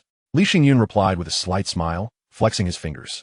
By the order of the Lord of the Unfettered, Jia Nan Academy has entered Qingshan City to recruit without prior notification, violating Huaxiao law. According to national regulations, you are to be expelled immediately. Silence enveloped the area, and eerie stillness prevailed. Not only the members of Jia Nan Academy, but even the spectators who had gathered to watch held their breath, eyes wide in disbelief. What did we just hear? Expelled? Expelled who? The recruitment team of Jia Nan Academy. It has been ages since anyone dared to utter such words. The Lord of the Unfettered is truly formidable. Chapter 65, Li Xingyun. By the order of the Lord of the Unfettered, you are to be expelled from the territory. The red-clad youth declared. What? Expelled us? The members of Jia Nan Academy were struck with utter astonishment. How could they be expelled? Did they not recognize who they were? They were the recruitment team of Jia Nan Academy. Gentlemen, please leave. Li Xingyun addressed them, disregarding their shocked expressions. His tone conveyed an unmistakable urgency to depart immediately. Hey kid, do you even realize we are from Jia Nan Academy and yet dare to speak such nonsense? You must be courting death. You think we will allow you to obstruct our recruitment? Does Qingshan City wish to erase itself from the continent? One of the Jia Nan students, incensed by Li Xingyun's defiance, hurled insults at him, dismissing him as just a brash youth. Insolent rabble. Li Xingyun scoffed at the disrespectful remarks, maintaining his composure amidst the chaos. Li Xingyun's gaze turned icy, and he pointed sharply at the man before him, the Huayang needle shooting forth with incredible speed into the man's chest. The instant the needle pierced his body, a feeble sensation enveloped the man, causing him to collapse to the ground. Lu Bin, are you all right? The others, witnessing their companion's misfortune, hurried to shield him, their concern palpable. My fighting spirit is gradually dissipating. The man slowly spread his hands, panic etched across his face, realizing that the fighting energy within his dantian and meridians was vanishing. What? My good sir, while my student may have been somewhat disrespectful, he is still a student of the Canaan Academy. Your actions are excessively harsh, rendering him devoid of fighting spirit. Do you not find that a bit too much? Wang Yuan, enraged at seeing his student rendered powerless, confronted Li Xingyun directly. I merely issued him a small lesson. Fear not. I have not destroyed his dantian or meridians. I have merely allowed his fighting energy to leak out. In about 10 to 20 days, he shall naturally recover, Li Xingyun remarked nonchalantly, unaffected by the grim expressions of those around him. Merely a temporary release of his fighting energy? Upon hearing Li Xingyun's words, Wang Yuan and Lu Bin finally breathed a sigh of relief. However, their moment of respite was short-lived as they were met with a new demand. Enough. I ask you to leave the city at once. We do not require the Canaan Academy's recruitment in Qingshan City. Please. The young man's repeated insistence to expel them enraged the fiery and spirited Zhang Li, who was about to confront the insolent boy. Yet, Wang Yuan restrained her. My good sir, our recruitment in the cities of the Gama Empire has the blessing of the royal family. Your actions may be problematic. The Gama royal family has no authority over Qingshan City. I will repeat myself. By order of the young master, I request that you vacate the city immediately. Li Xingyun interrupted with unyielding resolve. Preposterous little brat. Low-level Xian, rank fighting technique, wind claw. Unable to endure further, Zhang Li pushed aside the man in front of her and launched an attack on Li Xingyun. Hey, do you think I, old Li, shy away from dealing with women? Seeing the girl attacking him with her claws, Li Xingyun sighed helplessly and commanded, open fire. Yes, sir. At the order. The surrounding soldiers aimed at the girl, the sound of gunfire erupting in a cacophony of chaos. This is bad. Sensing the imminent danger, Zhang Li quickly unleashed her fighting energy to block the hail of bullets. However, with gaps in her defense, she was still struck by several rounds on her shoulder and waist as she hastily retreated. Lia! Wang Yuan caught the swaying form of the girl in his arms, his fury igniting as he exclaimed, You insolent lot, who dare offend the Canaan Academy? Handing the girl over to a nearby female student, Wang Yuan opened his arms, exuding the formidable aura of a 5-star grand fighter. Oh, a 5-star grand fighter, impressive indeed. However, if this is the strength you possess to remain in Qingshan City, it may not suffice. The youth smiled lightly. Instantly, a tremendous pressure emanated from the young man, sweeping over the Canaan Academy members, his fighting spirit surpassing that of the man before him, leaving everyone in disbelief. 8-star grand fighter. The man stammered in terror. What nonsense is this? The boy appears barely 18 or 19 years old, and yet he is an 8-star grand fighter? How can this be? Who is he? A genius? Seeing the terror-stricken expressions on the faces of the man and the Canaan Academy members, Li Xingyun smiled faintly. Name, Li Xingyun. Age, 18. Origin, the world of Huajinghe, the unruly. Cultivation talent, 4-star. Alchemist talent, 5-star. Power level, 8-star grand fighter. Martial arts, Tiangang decision. Longquan 7-star decision, Qinglian sword song. Yuayon Nidou technique. Personality, honest, humorous. Catchphrase, my women, like Han Exen leading his troops, the more the merrier. This is troublesome. Feeling the overwhelming pressure of an 8-star grand fighter within the boy and the multitude of soldiers surrounding them, Wang Yuan glanced back at the Canaan Academy members, beads of cold sweat forming on his brow. Returning to the young master, all members of the Canaan Academy have been expelled from Qingshan City. In the embassy's administrative office, Li Xingyun reported to Wang Yi. Very good. Xingyun, who is this child? While Wang Yi was processing documents at his desk, he nodded in acknowledgement, then looked up to speak with Li Xingyun, suddenly noticing a shy boy of 11 or 12 standing beside him. My lord, I was just about to report. This boy's name is Wan Xiaoyong. I discovered him while recruiting at the Canaan Academy. Though he is only 12, he is already a 6-star fighter. Li Xingyun replied with a respectful bow. Oh, that piques my interest. Wang Yi descended the steps and grasped the boy's arm. Indeed, a 6-star fighter. I inquired about this child. He is an orphan and does not remember where he comes from. He is a refugee from the previous turmoil between Jiyuan and Xinjiang. And although he possesses fighter-level fighting energy, he seems unaware of how to use it, even unsure how he became a fighter. I see, little brother. Would you like to join Qingshan Academy for your studies? Upon hearing Li Xingyun's words, Wang Yi's eyes brightened with curiosity. Having talent is sufficient. Not knowing how to use it? We shall teach you. If I go there, will I have food? The boy inquired, his naive expression quite endearing, prompting a strong desire to pinch his chubby cheeks. Of course, the academy provides meals, and by completing tasks, you can earn rewards, including gold coins and martial arts techniques. Wang Yi assured as he ruffled the boy's hair. Food! Then I want to go, the boy exclaimed, his face lighting up with excitement. Excellent. Xingyun, take him to meet Dean Yu Buchuan. Wang Yi smiled at the boy's response. Yes, sir. Chapter 66, Shiao Yen and the Little Doctor. At the base of a cliff in a monster mountain range, a young woman walked slowly, effortlessly dispatching several magical beasts with a mere wave of her hand. Upon reaching a massive stone door, she halted her steps. Dressed in a pale white gown, the young woman's beauty, though not breathtaking, was undeniably striking. Her serene smile exuded an ethereal charm, elevating her allure significantly. The delicate curve of her waist evoked a sense of tender affection. It seems that behind this door lies a treasure chamber. However, given its thickness, only a powerful fighter could break through. The treasure's owner was clearly well prepared. The little doctor mused, gazing at the immense stone door. Gingerly extending her slender hand toward the door, it was astonishing that upon contact, it seemed less like a delicate touch and more like a bottle of potent corrosive agent. As her fingertip made contact, the stone door began to be enveloped by a layer of black substance, gradually corroding it into a puddle of liquid. Crossing over the liquid, the little doctor stepped directly into the doorway. Within the stone door lay a vast chamber, appearing somewhat simple and spacious. The walls were embedded with moonstones for illumination, and in the center of the chamber stood a chair upon which a skeletal figure sat, its skull deeply sunken and resting on the stark white thigh bones, a rather eerie sight in the quiet atmosphere. Before the chair, a long, narrow slate of blue stone displayed 3 locked stone boxes, arranged neatly. Furthermore, in the 3 corners of the chamber, a considerable pile of gleaming gold coins and other precious treasures lay amassed, likely numbering in the hundreds of thousands.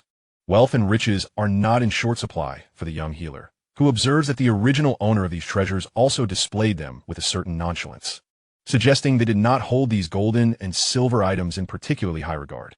Shifting her gaze away from the gleaming gold, the woman's attention is drawn to a final corner, where a faint smile of joy graces her countenance. In that secluded nook, a small flower bed has been crafted from earth, within which a variety of flora bloom, exuding an enchanting fragrance. As she gazes upon these plants, the young healer hastens forward, for while others may not recognize their worth, she is acutely aware that these seemingly ordinary flowers and herbs possess far greater value than the piles of gold coins. Purple-blue leaves, white spirit ginseng fruit, snow lotus seeds. Her beautiful eyes linger on the modest flower bed, and the names of these rare and precious medicinal herbs escape her rosy lips. I spirit flame grass. Her gaze traverses the flower bed, and suddenly, her pupils constrict as she fixates on a plant in the center, its leaves alternating between white and red. The white stalk is adorned with glistening, ice crystal-like formations, while the fiery red crown resembles a flickering flame. The stark contrast of colors and properties coexists within a single plant, a truly wondrous phenomenon. A delicate mist envelopes this botanical marvel, imparting an ethereal quality as though it resides among the clouds. With a gentle smile, the young healer retrieves a jade bottle and a small spade from her storage ring, preparing to transplant the precious herb. Miss, wait, a youthful voice interjects, somewhat immature yet earnest. Turning around, she sees a slender young man clad in black, who appears rather unassuming, yet carries a peculiar large black iron behind him. It is none other than Shiao Yen, who has embarked on a journey of training after leaving Wutan City. Even without the young healer's guidance, he has managed to arrive at this treasure chamber that harbors the remnants of the pure Lotus Demon fire map. Do you require something? The woman inquires with a hint of indifference. Miss, the ice spirit flame grass is of great importance to me. I implore you to part with it. I am willing to exchange it for medicinal pills. Shiao Yen steps closer, bowing respectfully while addressing her. Unexpectedly, he has stumbled upon a treasure chamber while being chased down a cliff by a fierce beast, as well as the ice spirit flame grass necessary for refining extraordinary fire. Of use to you? She questions, her tone cool. Indeed. I beseech you, miss, he implores. What concern is it of mine?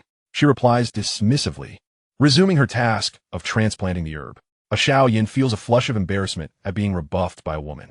This ice spirit flame grass is truly vital to me. I hope for your generosity and would be immensely grateful. As for the other treasures here, I assure you I will not take a single item. With aspirations of defeating Nalan Yenran in a year, Shiao Yen is unwilling to let go of the ice spirit flame grass easily. Huh, are you implying that if I do not grant you the ice spirit flame grass, you would then seize everything else here? The young healer furrows her brow, scrutinizing Shiao Yen. Well, the ice spirit flame grass is something I discovered first in this treasure chamber. Shiao Yen scratches his nose, feeling a bit sheepish. How important it is to you, I neither know nor care. Depart, and do not entertain thoughts of force. I have no desire to kill. She turns her back, continuing her delicate task of transplanting the spirit herb. You, seeing her disregard for his plight and her intent to take the ice spirit flame grass, Shiao Yen grows anxious. This is an essential item for refining extraordinary fire. Should he miss this opportunity, who knows when he would find it again? Shiao Yen, this woman is a 7-star Dou master. You are no match for her. At that moment, the voice of Yao Lao echoes in his mind. What? A 7-star Dou master? Shiao Yen's eyes widen in disbelief as he gazes at the young woman, who is meticulously transplanting the ice spirit flame grass. Feeling as though the world has become surreal. She appears to be even younger than he is. Shiao Yen suddenly realizes he is not the prodigy he thought he was. The world has long since abandoned him from the very start. Chapter 67, Coercion and Plunder. A 7-star Dou master. Shiao Yen is left speechless upon hearing Yao Lao's words. This girl, who is of similar age, is indeed such a formidable figure. You are no match for her. The disparity in strength is too great to warrant any attempt at confrontation. Allow me to take control of your body, Yao Lao instructs. However, she discovered this place first. Shiao Yen hesitates, feeling uneasy about the prospect of stealing. On the Dou Qi Continent, strength reigns supreme. The strong command respect. Consider the humiliation your clan has endured. First, Nalan Yenran's cancellation of the engagement, then your father's severe injury, and the destruction of a third of the Shiao clan's buildings. Such misfortunes are the consequences of weakness. Moreover, the ice spirit flame grass is essential for subduing extraordinary fire. Are you certain you will not pursue it? Yao Lao continues his admonition. In this world, strength is paramount, and the weak need not exhibit kindness. Very well, master, but please do not take her life. After all, we are human, inherently selfish. After a moment's contemplation, Shiao Yen concedes to Yao Lao's suggestion. Miss, the ice spirit flame grass is of utmost importance to me. I will be willing to exchange it for medicinal pills. And if you have any other requests, I am open to them. I simply ask for you to entrust it to me. Shiao Yen bows once more, seeking to avoid the role of a thief, especially against a woman. I require no medicinal pills, nor do I have any demands of you. This ice spirit flame grass is equally beneficial to me, hence I cannot part with it. Depart. Without a moment's hesitation, the young healer speaks with a light, airy voice. Then I must apologize for my impertinence. Upon witnessing her preparation to store the ice spirit flame grass in a jade bottle, Shiao Yen, in a panic, relinquishes control of his body to Yao Lao. This energy pressure, how is this possible? Sensing a powerful force, the young healer turns around, only to find Shiao Yen enveloped in white mist, suspended in midair, his Dou Qi rapidly surging to an unprecedented level, far exceeding her own. How can this be? He is merely a Dou disciple. How could he possess such formidable power? The young healer's beautiful eyes brim with disbelief. Miss, I will ask once more. Are you willing to part with the ice spirit flame grass? If you are, my prior offer still stands.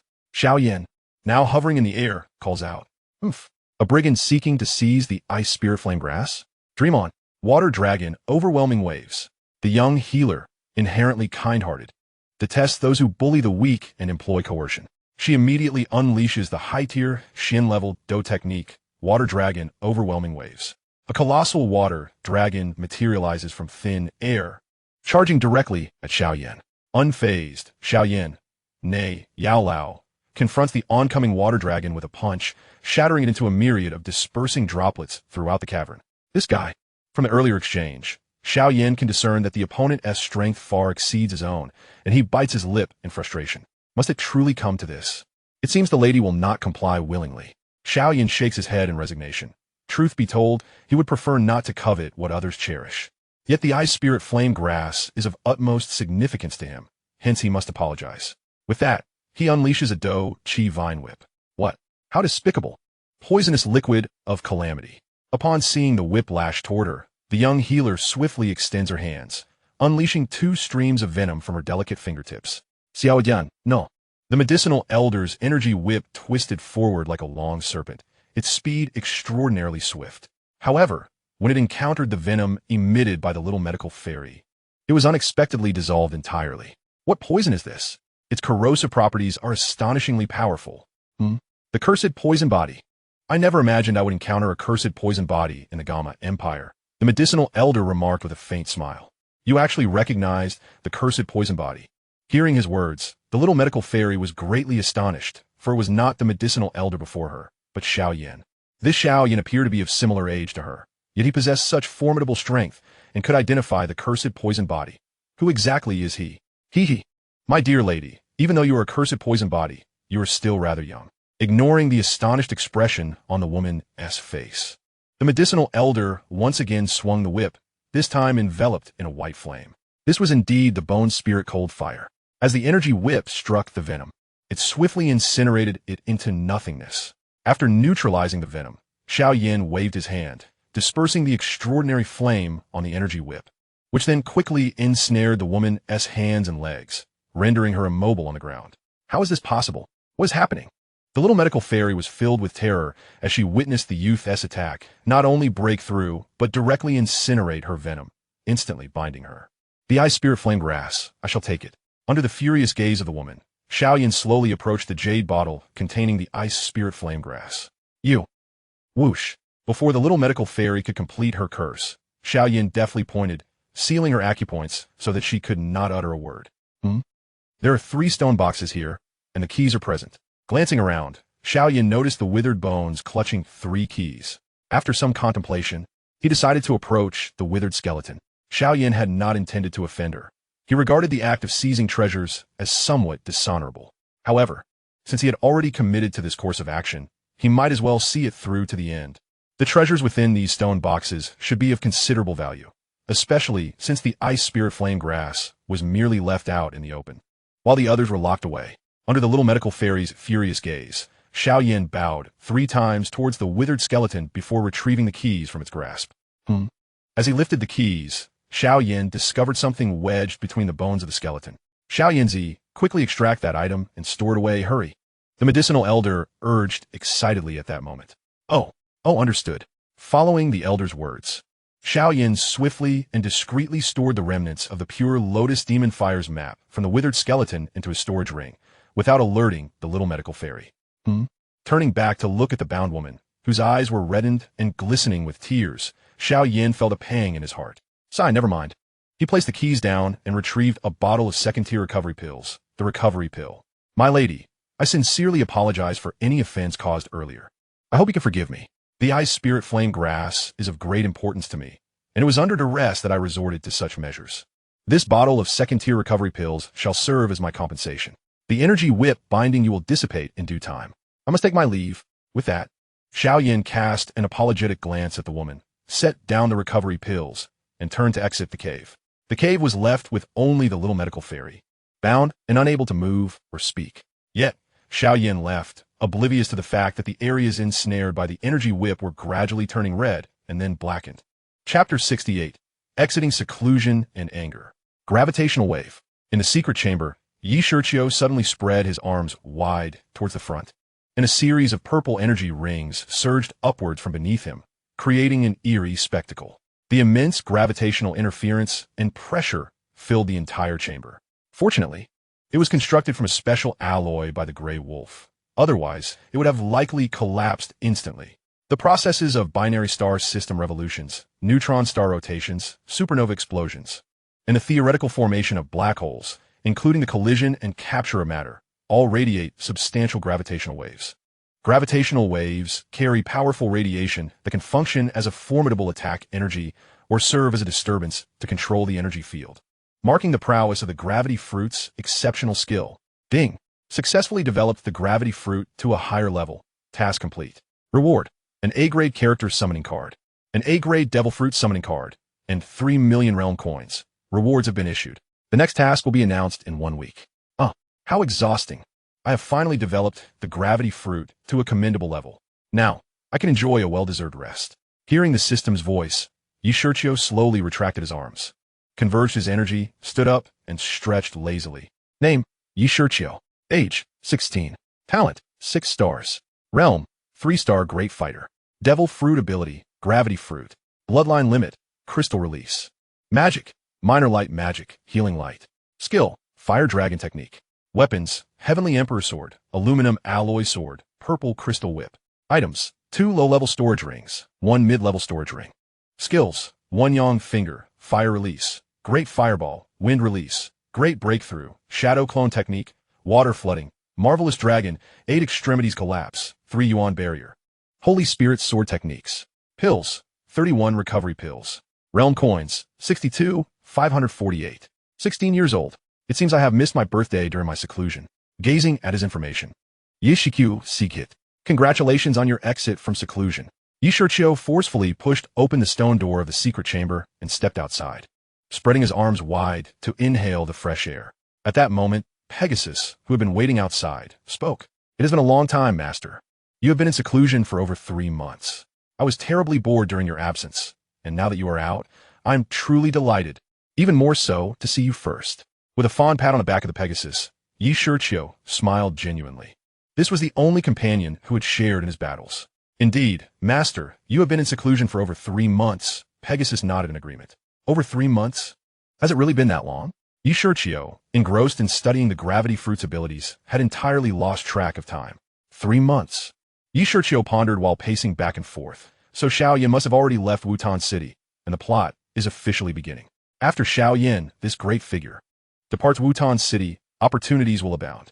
Let me think of what he might encounter that could lead to an advantageous interception. The Wolf Head Mercenary Group? No. That pathetic group has long been eliminated by me. Then there's the Purple Crystal Wing Lion King's Beast Fire. No, that isn't worth much. What else is there? Flying Dough Techniques? No, not that. The remnants of the Pure Lotus Demon Fire's map. This is bad. Realizing that Shiao Yan's first stroke of luck involved the legendary remnants of the Pure Lotus Demon Fire's map, Shiqiu lamented that due to his own presence, the little medical fairy would not be able to accompany Shiao Yen, especially since she was also in seclusion. Wait, where is the little medical fairy? Has she exited seclusion? Shiqiu inquired of Pegasus beside him, replying, Master, the little medical fairy exited seclusion a month ago and has broken through to the 7-star Great Fighter realm. I heard she went to the magical Beast Mountain range to gather herbs a few days ago. I do not know if she has returned, Pegasus responded. This is not good. Summon Wang, Xiao Tsai, Xiao Feng, and Yu Buqiu into the council hall immediately. Ignoring the fact that the little medical fairy's 7-star Great Fighter status surpassed his own, Shiqiu was filled with anxiety and headed straight for the Grand Hall. In the council hall, Shiqiu sat at the head, propping his forehead with one hand, frowning in deep thought, feeling quite troubled. If the little medical fairy is with Shiao Yen, or if they're not together, but the Pure Lotus Demon Fire map is still in possession of? Your Grace, we have come to pay our respects. The voices of Wang, and his companions echoed from outside the Grand Hall. Enter, came the curt response. Yes. The four slowly stepped into the hall, bowing deeply to greet the Lord. Congratulations on your return, Your Grace. They said in unison. Spare me the pleasantries. Take a seat. Shiqiu replied, his mind preoccupied with the remnants of the Pure Lotus Demon Fire. What a treasure it must be. Thank you, Your Grace. The four responded, and once seated, Wang Yi took the lead in asking, Might I inquire why Your Grace has summoned us in such haste? Wang Yi, tell me, has Shiao Yen departed from Wutan City and entered our Green Mountain territory or the Beast Mountain range? Shiqiu asked solemnly. Yes, but due to Shiao Yan's companion, the Medicine Sovereign, we dared not approach him. Once he entered the Beast Mountain range, we lost all trace of him. Wang Yi stammered, visibly shaken by Shiqiu's expression. The little medical fairy. Not good. The little medical fairy has been injured. Just as Shiqiu was about to inquire further, Grey Wolf burst in, shouting.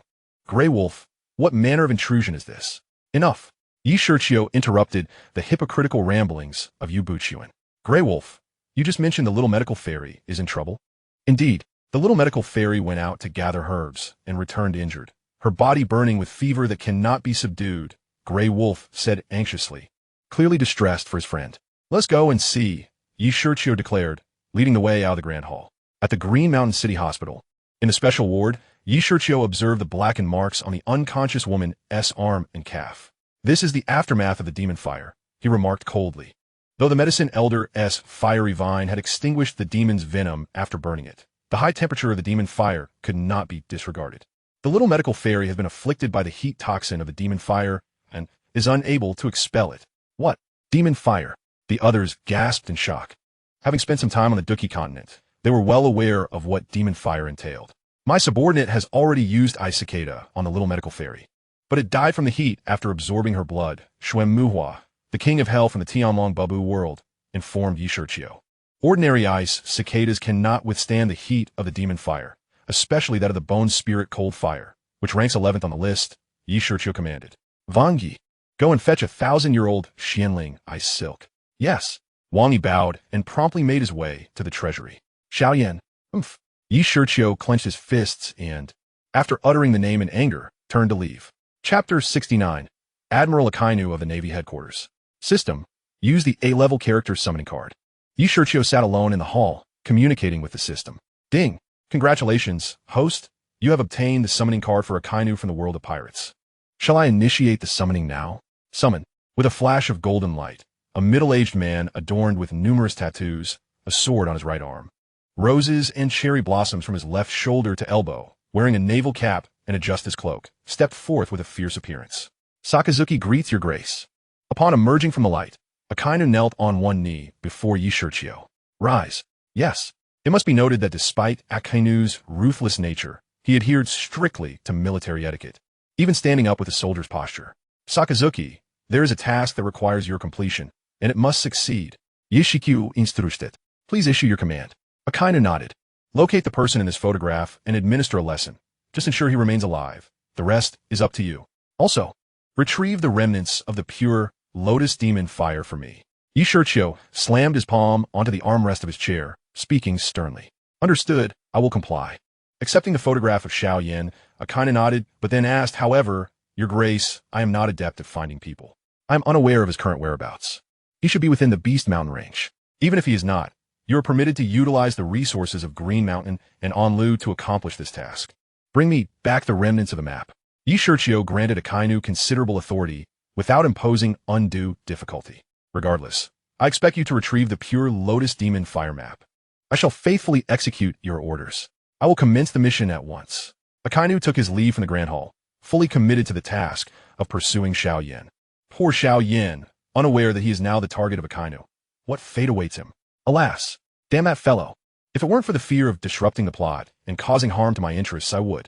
Shiqiu seethed within the hall. Shiqiu, in a few days, the Green Mountain Academy's grand competition will take place, and Dean Yu requests your presence to observe. Shortly after Akinu's departure, Qingyi entered and addressed Shiqiu. The Green Mountain Grand Competition? Understood. The youth nodded in response, deciding it might be refreshing to watch the battles and unwind a bit. Damn Shiao Yen, you've ruined the joy of my long-awaited return. In a cave within the Beast Mountain range, the young man in black contemplated briefly before retrieving a remarkably ancient scroll from his spatial ring.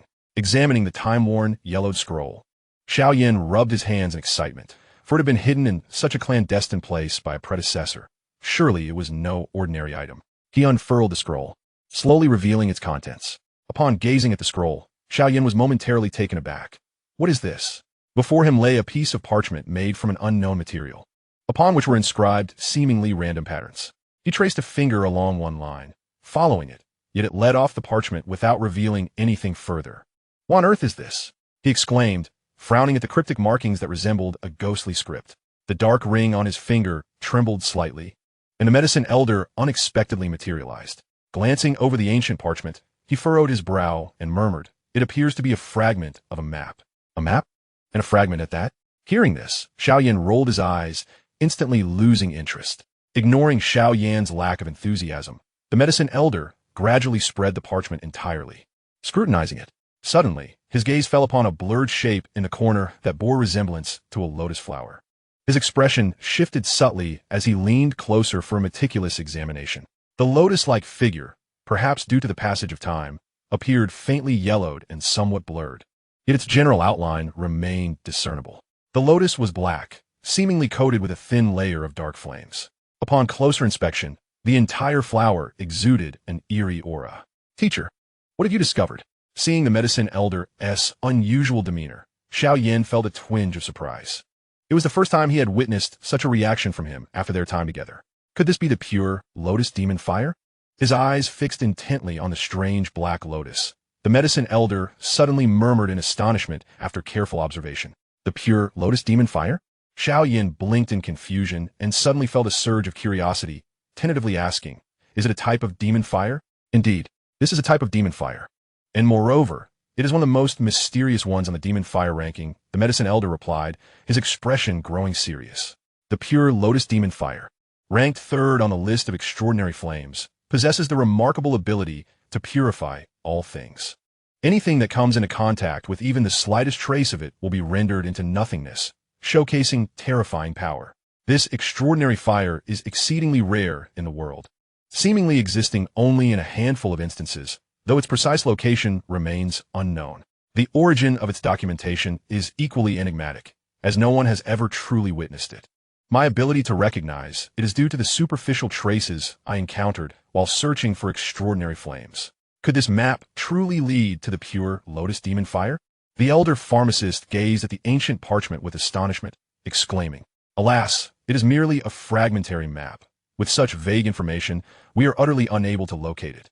Shiao Yen, too, felt a flicker of interest, yet was overcome by a sense of regret at the thought of it being just a remnant. Acquiring this tidbit of information about the pure lotus demon fire is already a considerable achievement. Even if you were to find it now, your current strength would be insufficient to obtain it. It is better to take your time. Perhaps in the future, we might uncover additional fragments. The elder pharmacist smiled and remarked, if you can successfully devour the pure lotus demon fire, one wonders how much the flame decision would evolve. Surely the pinnacle is the advanced heavenly rank? Shiao Yen shrugged and muttered, that may not necessarily be the case. With a low, mysterious chuckle, the elder pharmacist suddenly fell silent, waving his hand dismissively. The Dou Qi Continent is vast. Once you reach a certain level, you will naturally comprehend its enormity. For now, it is best to remain humble and start from the very bottom. Do not forget, even a mere second-tier magical beast had you fleeing in every direction. Gazing at the elder pharmacist's enigmatic demeanor, Shiao Yen could only nod helplessly, grimacing.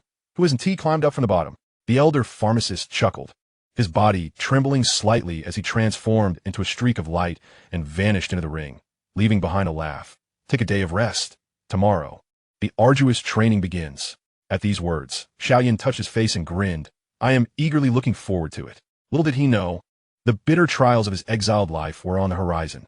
Chapter 70, The Academy Grand Competition. On the training platform of Qingshan Academy in Qingshan City, countless students sharpened their skills, brimming with readiness. The occasion was none other than the grand final competition of the first semester at Qingshan Academy. It was said that students who performed exceptionally well would receive precious rewards. Moreover, Lord Pingyang would personally attend to observe. Gaining his favor would illuminate a bright future. Thus, the students diligently engaged in warm-up exercises, for a last-minute effort can still yield results. Director Yu, it appears that your management of Qingshan Academy has indeed flourished. The decision to appoint you as the principal seems justified. A group of individuals traversed through the administrative passage directly to the high platform. Observing the fervent and spirited youth below, the leader, a young man clad in purple, chuckled softly. Ever since little doctor had been injured, it was refreshing to witness a matter that lifted the spirits. Today, Shiqiu donned a purple robe adorned with a black dragon embroidered on the shoulder and a jade pendant hanging at his waist. Perhaps due to the gravity fruit he consumed, he found himself favoring purple just like General Teng Hu. Your praise is undeserved, my lord. You, the elder, felt immense delight at the compliment from Shiqiu, but maintained a composed demeanor, for a gentleman must not be overly self-satisfied. With a chuckle, the young man took his seat at the forefront.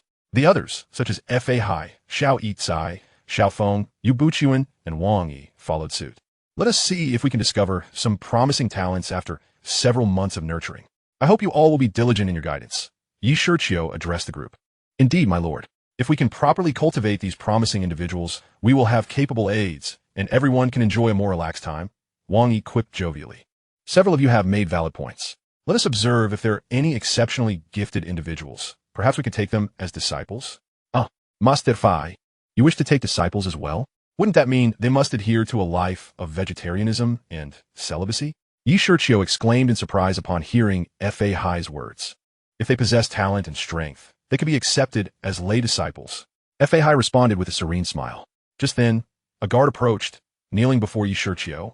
My lord, Lady Mitre of the Mitre Auction House has come to pay her respects and wishes to observe the Academy's grand competition. Upon hearing the name, Shiqiu raised an eyebrow. He had encountered her before, yet she had not met him. Although he was the lord of Qingshan, aside from Jia Xingtian, Yin Yin, and Little Doctor, he had not yet met any other character from the original story. Lady Mitre's visit was unexpected. My lord, Lady Mitre previously assisted us in hosting an auction. It would be remiss not to meet her. Wang Yi interjected, rising to salute. Very well, let her in. Prepare an additional seat. After contemplating Wang Yi's reasoning, Shiqiu conceded, recognizing that she had indeed aided him and was a member of the Mitre family. Granting her this courtesy was reasonable. Moreover, meeting her posed no threat. After all, she was not a Dou Zun or Dou Sheng. Yes, Lady Mitre, having met Lord Pingyang before, was taken aback by how youthful he appeared. Upon her arrival, she felt incredibly fortunate to meet him. Guided by the guard, she approached the high platform with graceful steps. Upon seeing the young man in purple seated at the forefront, she was momentarily startled, but quickly regained her composure. Placing her hands on her waist and bowing to Shiqiu. Lady Mitre, there is no need for excessive formalities. I am delighted by your presence today. Please, take a seat. Shiqiu gestured towards the recently vacated space. Thank you, my lord. May I inquire about the identities of these individuals? Lady Mitre expressed her gratitude, but refrained from sitting immediately, instead inquiring about the others present. Aside from Wang Yi, the head of the Qingshan Administrative Office, and Xiao Feng, the commander of the Qingshan City Guard, she was unfamiliar with Yuan, Xiao Yitsai, and Fa Hai. However, judging by Fa Hai's bald head, she could make an educated guess. This is Master Fa Hai, the abbot of Qingshan Temple. This is the Sword Emperor Xiao Yitsai, the head of the Spirit Gathering Tower. And this is the principal of Qingshan Academy, Yuan. You should already be acquainted with Wang Yi and Xiao Feng. Shiqiu explained to the lady, unperturbed by her knowledge of their identities. Sword Emperor, Lady Mitre had deduced Fa Hai's identity, and she had also heard of Yuan's name when she received information about auction items. However, that was not all. She was aware that the legendary sword saint was the master of the Sword Emperor, Xiao Yitsai. Could it be? As she gazed at the young man, seated diagonally, surprise filled her expression. All right, my lady, please take your seat. Huh? Yes, thank you, my lord. Lady Mitre, pulled from her astonishment, slightly bowed before taking her place. It seemed imperative to report back to her clan quickly. The Sword Saint's esteemed disciple had not departed but remained under the banner of Lord Pingyang. Who exactly was this Lord Pingyang? What was his true identity within the Gama Empire? Why did even Dou Sheng powerhouses engage with him and present him with renowned techniques? Stealing a glance at the young man in purple, Lady Mitre's heart was filled with questions. Director Yu, it is time. Indeed, upon receiving the command, Yuan rose and approached the railing, channeling his fighting spirit as he addressed the multitude gathered below. People of Qingshan Academy, heed my call. I, Yuan, in the name of the esteemed principal of Qingshan Academy, hereby declare the commencement of the first grand competition. Chapter 71, The Pursuit. At the very moment when the grand competition was taking place at Qingshan Academy, within the depths of the Beast Mountain Range, a middle-aged man clad in a righteous cloak, adorned with a white military cap and a chest insignia, navigated through the dense thickets of the mountain. Various oblivious magical beasts, whether they were of the second, third, or even fourth and fifth tiers, were effortlessly vanquished by his hand, leaving behind a series of molten craters. With his eyes closed, the man concentrated intently, attuning himself to the surrounding sounds. Not here. After a brief moment, he opened his eyes and continued forward in a different direction. Meanwhile, within a cave, stop hiding. Is it not merely a bottle you concocted? Many male alchemists, during their first attempts at formulating recipes, begin with this very substance, chuckled the elderly alchemist, teasing Shiao Yen, who had been furtively attempting to keep his actions under wraps. Taken aback for a moment, Shiao Yen finally exhaled in relief and turned to the elder, grinning. Teacher, was your first concoction also this? At the mention, the elder's face flushed slightly, and with a mix of embarrassment and indignation, he waved his sleeve dismissively. Do you think I am as frivolous as you? Observing the elder's demeanor, Shiao Yen smirked knowingly, rising to gather his belongings when suddenly a violent surge of energy and the ferocious roar of a lion erupted from the heavens, resonating like thunder. Hearing the tumultuous roar imbued with fury, the elder's expression shifted. His gaze fixated on the distant sky, where the source of the overwhelming energy emanated. Through his keen sight, he seemed to glimpse the graceful silhouette of a woman. That is the roar of the sixth-tier magical beast, the amethyst-winged Lion King. Who dares to provoke it? A sixth-tier magical beast? Shiao Yan's pupils contracted as he swallowed hard. That equates to a human Emperor-level fighter. Who would be foolish enough to grasp its whiskers? Emperor-level? Could it be the sole entity spoken of by that nobleman? Murmured the middle-aged man, having reduced another fourth-tier beast to ashes, while gazing at the source of the colossal energy pressure in the sky. In the azure expanse above, violent energy fluctuations continued to produce thunderous reverberations. Even from a considerable distance, Shiao Yen felt his ears ringing. Fixated on the distant horizon, where crimson and azure hues nearly engulfed half the sky. Even the languid clouds were tinged with glimmers of dual colors. Once again, a thunderous crash resounded, causing Shiao Yen to swallow hard. The energy pressure from the sky made his heels tremble. Is this what it truly means to be a formidable warrior? He murmured, having glimpsed the terrifying might born of such a level of combat, feeling as if he had been merely a frog at the bottom of a well until now. He finally understood that the legendary feats of 1 against 1,000 were not merely tales of old. Beside Shiao Yen, the elder furrowed his brow, observing the distant battle, and softly mused, that woman must be human, but what brings her to the Beast Mountain range to confront the amethyst-winged Lion King? What? Are you astonished? Turning to the visibly shaken Shiao Yen, the elder chuckled. With difficulty, Shiao Yen nodded, a wry smile on his face. It seems their battle has illuminated the fact that my previous skirmishes were but child's play. I've always stated that the Dou Qi Continent is vast, and there are many who surpass the Emperor level. You possess great potential. Once you ascend to that tier, you will discover that this world is indeed exhilarating.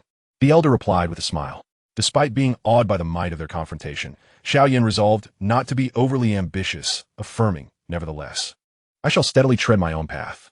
Upon hearing this, the elder was momentarily taken aback, then nodded in appreciation with a smile. Do you wish to witness their battle up close? He gestured toward the distant conflict. Will not be noticed by them? Shiao Yen asked, a mix of excitement and worry in his tone. Do you underestimate me? So? The elder waved his hand, transforming into a streak of light that entered Shiao Yan's body. Instantly, a chilling white energy enveloped him. For the time being, I will control your body. After uttering those words, Shiao Yan's form gradually morphed into a swirling mass of white vapor, appearing exceedingly ethereal and mysterious. The icy energy continued to envelop him, shrouding his dispersed smoky body. This smoke fruit is quite remarkable. It can even transform into vapor for flight. Come, today I shall show you what a true powerhouse looks like, the elder remarked, a hint of awe in his voice as he smiled faintly. As the white mist gently swayed, Shiao Yen's form began to ascend slowly, the smoky arms flaring once more before soaring toward the battleground below. Is it him? Both Shiao Yen and the elder believed they were undetectable. Yet they were unaware that a middle-aged man not far away had just witnessed their swift transformation into smoke. Was it a natural-type smoke fruit? He pondered. Natural type? Too bad you encountered me. You shall not escape. No matter where you flee, you cannot elude my grasp. I stake my name as Admiral Sakazuki. The middle-aged man's right fist gradually turned black as he clenched it, resolutely declaring as he watched Shiao Yan's flight path. Chapter 72. The Confrontation of Emperor Fighters. The emergence of Akinu. Gazing at the trees below, retreating like phantoms, Shiao Yan's face flushed with excitement, thanks to the immense amplification of the elder's powerful spiritual energy. His speed had increased exponentially compared to when he had previously relied on his fruit's abilities alone in Wutan City. The exhilarating sensation of soaring through the air instilled in him an overwhelming urge to howl at the sky, gliding just above the treetops. Shiao Yen raced forward at breakneck speed. After more than 10 minutes, he finally drew near to the site of the clash. The tremendous energy fluctuations in the sky, sending waves of pressure even to Shiao Yen, who remained under the elder's protection. Halting several dozen meters from the combat zone, Shiao Yen stealthily ascended to the top of a towering tree, where he could clearly observe the battle unfolding in the sky. From this vantage point, he beheld the ferocity of the Emperor-level fighters anew. The azure sky was a canvas of crimson and azure, encompassing nearly half of the heavens, presenting a truly magnificent spectacle. His gaze first swept to the enormous magical beast in the sky. This creature, colossal in stature, measuring a staggering 7 to 8 meters in length, was covered in a layer of purple crystalline armor. Under the sunlight, it shimmered with a blinding brilliance. The beast's head bore a fearsome lion's visage, its blood-red eyes glimmering with an eerie purple light, its massive maw brimming with jagged fangs. Atop its lion's head was a fire-red spiraled horn, around which danced clusters of purple flames. On its immense lion's form, a pair of purple wings unfurled, and with each flap, torrents of pale, purple flames erupted like a deluge, while its four sturdy claws were similarly enveloped in crystalline purple. With each step it took, the very void trembled, leaving one to ponder the magnitude of its strength. As the colossal magical beast hovered in the void, an invisible pressure descended from above, causing Shiao Yen's heart to quake in response. Is this truly the legendary amethyst-winged Lion King? With a gaze entranced by the creature that embodies both beauty and destruction, Shiao Yen whispered softly, shaking his head in awe at the appearance of the amethyst-winged Lion King. He then turned his attention to the figure standing defiantly against it. To his astonishment, it was a woman. His eyes swept over her curvaceous and exquisite form, leaving Shiao Yen utterly stunned. He had not expected that this formidable being, daring to confront the amethyst-winged Lion King, would be a woman. It was she. She is Yun. Upon recognizing her visage, Shiao Yen gritted his teeth and spoke through clenched jaws. Having attended the auction in Qingshan City, he could easily identify this woman, who had sat beside Nalan Yanran and represented the Yunlan sect, a Dou Huang powerhouse. She could only be the leader of the Yunlan sect, Yun, the very person who had subjected their Shao family to immense humiliation. In the sky, the woman donned a simple dress that enveloped her voluptuous figure, wielding a somewhat peculiar long sword that radiated a greenish glow. Her dark hair was elegantly styled into a regal phoenix adornment, and her strikingly beautiful face remained calm and serene, unfazed by the presence of a beast that would be renowned even across the entire Dou Qi Continent. Behind her, a pair of ethereal azure wings fluttered slightly, likely formed from her own Dou Qi, an emblematic sign of powerhouse exceeding the Dou Wang level. Yun stood gracefully in the sky, her serene beauty concealing an undeniable air of magnificence and nobility. Shiao Yen, remain calm and do not expose yourself, the medicine elder cautioned. I understand, master. Exhaling deeply to quell his turbulent emotions, Shiao Yen lifted his gaze to the standoff above, hoping fervently for the amethyst-winged Lion King to vanquish this woman. What would happen to Nalan Yanran when deprived of Yun as protection? Human woman, why do you disturb my rest? The colossal amethyst-winged Lion King suddenly bellowed, articulating human speech. Initially taken aback by the beast's ability to speak, Shiao Yen soon realized that at this level of creature, intelligence had undoubtedly awakened, rivaling that of humans. I seek to procure a fragment of your amethyst crystal. Yun's captivating gaze remained fixed on the amethyst-winged Lion King as her lips parted slightly, her voice resonating like the melodious chime of pearls upon a jade plate. Amethyst crystal? My kind can only shed a minuscule piece every 20 years. It is not something you can simply demand, the amethyst-winged Lion King retorted with derision.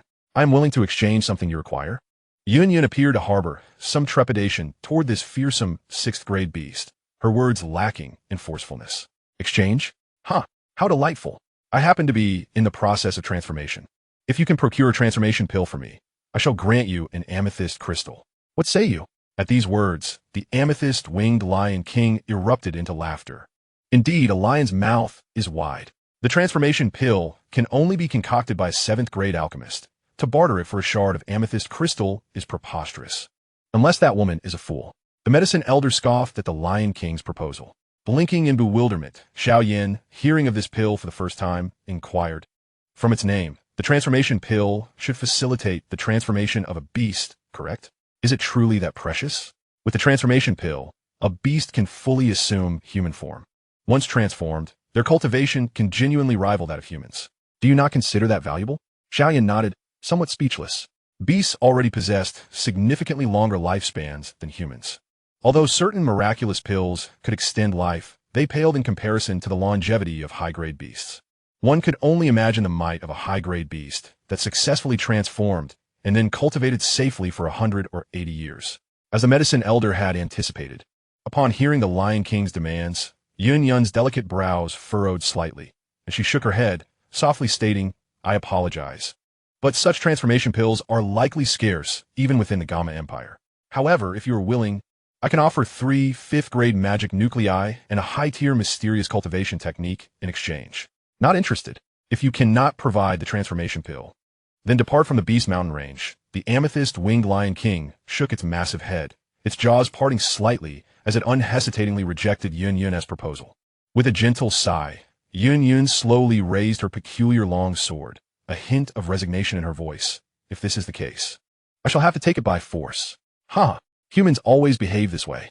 At the sight of Yun Yun's action, the amethyst-winged Lion King erupted into a laughter that shook the ground. After a moment, the laughter gradually subsided, its tone turning icy. I am aware that you two are a Dou Huang powerhouse, but should a battle ensue, whether you can leave the Beast Mountain range alive remains to be seen. That need not concern the Lion King, Yun Yun replied coolly. As she spoke, she elegantly lifted her hand, and with the motion, a small azure tornado suddenly manifested in the sky. Initially only 2 meters in diameter, the tornado swelled rapidly, soon transforming into a colossal vortex spanning several dozen meters. The azure tornado roared and whirled, uprooting towering trees from the ground and reducing them to mere splinters in the tempest. Humph. The Beast Mountain range is not your human territory. You have no right to wreak havoc here. Gazing at the ever-expanding tempest, the amethyst-winged Lion King roared, its deep voice resonating throughout the mountains. As its roar echoed, the amethyst crystals adorning its body blazed with brilliant light, and in an instant, surging purple flames erupted from within, coiling into a massive column of violet fire that soared into the heavens. The scorching heat was palpable even from a distance of several thousand meters, causing Shiao Yen to break into a cold sweat. What a terrifying display! Shiao Yen wiped the beads of sweat rolling down his forehead, staring in shock at the immense tornado and fire column above. Master, who do you think will prevail? He asked, wiping his brow once more. At this level, unless one possesses an exceptionally strong trump card, it is generally difficult to defeat the opponent. As for who will win or lose, I cannot definitively say. All will be revealed in due course, the medicine elder replied with a smile. Shaking his head in resignation, Shiao Yen suddenly raised his gaze, sensing the taut atmosphere, whispering, "It seems a battle is imminent. Everyone stand down." Just as tensions escalated and battle was on the verge of breaking out, a shout resonated from above. Higher than both combatants, a middle-aged man clad in a cloak, embroidered with the characters "For Justice," descended from the heavens, landing with a powerful impact upon a mountain peak, stirring a tremendous gust of wind. Emerging from the dust, the red dog surveyed Yun Yun, the amethyst-winged Lion King, and the position where Shiao Yen concealed himself with an imposing demeanor. Chapter 73, Settling Scores. Emerging from the dust, the red dog surveyed Yun Yun, the amethyst-winged Lion King, and the position where Shiao Yen concealed himself with an imposing demeanor. This is bad. We have been discovered. As Shiao Yen beheld the newcomer, incredulity washed over his features, while the medicine elder exclaimed in alarm. Curse it, I never expected this person to. Could it be that you recognize him? Yun Yun mused, a flicker of familiarity crossing her face as she recalled having seen this individual somewhere before. Suddenly, she recollected the pirate film she had watched in Qingshan City. Was he not one of the characters in it? He is. I am Admiral Sakazuki of the World Government Navy Headquarters. How about it, little ghost? Are you still hiding? Come out. Upon hearing Yun Yun's inquiry, Akinu proclaimed his name. However, he did not address Yun Yun directly, but rather bellowed toward Shiao Yen. His formidable presence caused the towering trees around them to sway. Shiao Yen, that man has discovered us. I suppose we must reveal ourselves and ascertain his intentions. The solemn expression on Yao Lao's face revealed his concern as he gazed at Akinu atop the distant mountain. A Navy admiral, is it? His strength undoubtedly surpasses that of a Dou Zong. Indeed, nodding in agreement with Yao Lao's assessment, Shiao Yen stepped out from behind the tree trunk. Disregarding Yun Yun and the amethyst-winged Lion King, he respectfully clasped his hands together and addressed Akinu, saying, I am honored to meet Admiral Sakazuki. I noticed 2 powerful Dou Huang presences competing fiercely in this area, which piqued my curiosity, leading me to hide and observe the battle. I did not intend to disturb any esteemed seniors. Please forgive my rudeness. He then nodded graciously towards the other 2 individuals. If there is nothing else, I shall take my leave, esteemed sirs, until we meet again. Shiao Yen was eager to hasten away from this perilous place. Stop! At Akinu's fierce command, Shiao Yen gulped nervously and stiffly turned around. Humph! With a powerful push of his right leg, Akinu transformed into a streak of crimson light, instantly leaping before the youth and looking down upon him. This is astonishingly swift. Both Shiao Yen and Yao Lao thought simultaneously. Humph! Another human has arrived. What? Are you here to seize my amethyst spirit crystal as well? The amethyst-winged lion king, who had been ignored by Akinu, questioned, sensing the impending threat. Not all. Akinu, still gazing at the terrified youth before him, did not even turn his head, showing utter disregard for the ruler of the Eastern Magic Beast Mountain. Name, Sakazuki. Codename, Akinu. Origin, One Piece World. Identity, Admiral of the World Government Navy Headquarters. Realm, 2-star Dozone. Talent, 5-star. Devil Fruit, Magma Fruit. Technique, Elund. A close combat technique utilizing molten lava from the left hand, capable of creating a hole in the opponent's body with a single strike. Great Eruption. A colossal lava fist attack that can instantly obliterate a massive iceberg. Dogtooth Red Lotus. An assault technique performed by transforming his molten arm into a canine form. Meteor Volcano. Summoning an abundance of enormous lava fists, akin to a meteor shower of magma, turning the earth into a vast sea of lava. Oof. The amethyst-winged lion king let out a cold snort upon witnessing Akinu's blatant disregard. Were it not for the dangerous aura he exudes. In the presence of that damned human woman, I am Yuan Yun of the Yunlan sect, honored to meet Admiral Akinu. May I inquire about your purpose here? Do you require my assistance? Yuan Yun interjected, bowing respectfully to Akinu. Having seen the Marineford War movie, she recognized the immense threat he posed and understood the necessity of not crossing him. You little brat. I have pursued you for 7 days and nights, and finally caught you. Ignoring Yuan Yun entirely, Akinu fixed his menacing gaze on the youth before him. Feeling vexed that this insignificant insect had wasted so much of his time with its incessant evasion. Not good. Shiao Yen, flee quickly. Sensing the murderous intent, Yao Lao immediately took control of the boy's body, transforming into smoke and swiftly darting away into the distance. Hellhound. Akinu's right arm transformed into molten lava as he swung a punch toward Shiao Yen's shoulder. Since the Lord has decreed that as long as you do not die, anything goes, I shall cripple one of your arms. The scorching heat from the lava surged towards the youth. In a moment of crisis, thanks to Yao Lao's intervention, Shiao Yan's powerful soul energy activated the abilities of the smoke fruit, allowing him to swiftly escape as smoke. Unfortunately, while Yao Lao was quick, Akinu was no slouch. His Hellhound technique dispersed a wisp of smoke that had barely begun to escape. When Shiao Yen reappeared in another location, he found that a layer of skin had been sheared off his left arm, exposing flesh and blood, which flowed profusely. Oof. Seeing that his attack had not gone as anticipated, Akinu let out a dissatisfied grunt. Was that just a smoke fruit? Yuan Yun mused, not overly astonished by Akinu's prowess. But the sight of Shiao Yen transforming into smoke had reminded her of the smoke fruit that had appeared at the auction. Huh. Dozone. The amethyst-winged lion king was horrified upon sensing the aura Akinu had emitted during his Hellhound technique. Could be a Dozone. I hope I didn't provoke him with my earlier snort. In that instant, both Yuan Yun and the amethyst-winged lion king tacitly decided to suspend their hostilities, fixating their attention on Akinu. Shiao Yen retrieved a medicinal pill from his spatial ring. After consuming one, he applied a layer of medicinal powder to his wound, letting out a pained groan as his face contorted in agony. This isn't just a mere abrasion. The scorching heat of the lava has caused severe burns. Predecessor, I do not know what offense I have committed to invoke such animosity from you, even to the point of unbearable pain. Despite clutching his wound, Shiao Yen respectfully inquired. You have not offended me in any way, boy. I have never encountered you before. Then, Admiral, does that mean I am exempt from your wrath? Shiao Yen asked cautiously. You may unleash your fury upon an innocent young lady, even using strange flames against her. Yet, is it not permissible for you to punish a mere child? Akinu's arm remained in its molten state as he strode toward Shiao Yen, the lava trickling down his arm, instantly melting the ground beneath him. A young lady? Strange flames? Yes, it is her. Hearing Akinu's words, Shiao Yen was reminded of the little healer he had once encountered while seeking the ice spirit flame grass. Strange flames? Both Yuan Yun and the amethyst-winged lion king were taken aback by Akinu's mention of strange flames. They looked at Shiao Yen, astonished that this young boy possessed such a divine artifact. Admiral, I acknowledge my previous wrongdoing in seizing another's treasures, but I have already made amends. Furthermore, while I did use strange flames to neutralize that lady's poison, I did not harm her with those flames. I implore you to show leniency. Shiao Yen and Yao Lao were filled with regret upon realizing why Akinu had come. Shiao Yen regretted letting greed cloud his judgment, while Yao Lao lamented having indulged the boy. Having already offended Akinu, they should have eradicated any future threats. Oomph. Did you not harm her?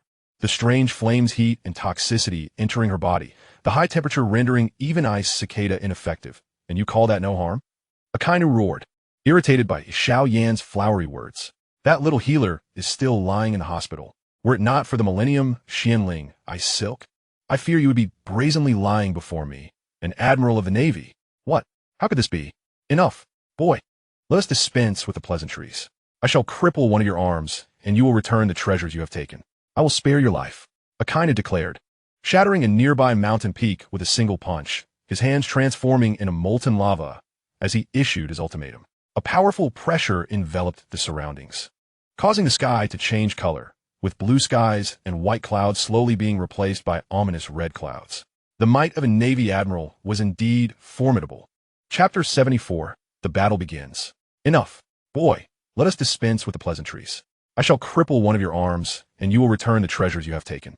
I will spare your life. Ignoring Shiao Yan's pleas for mercy, Akinu's voice resonated with fury.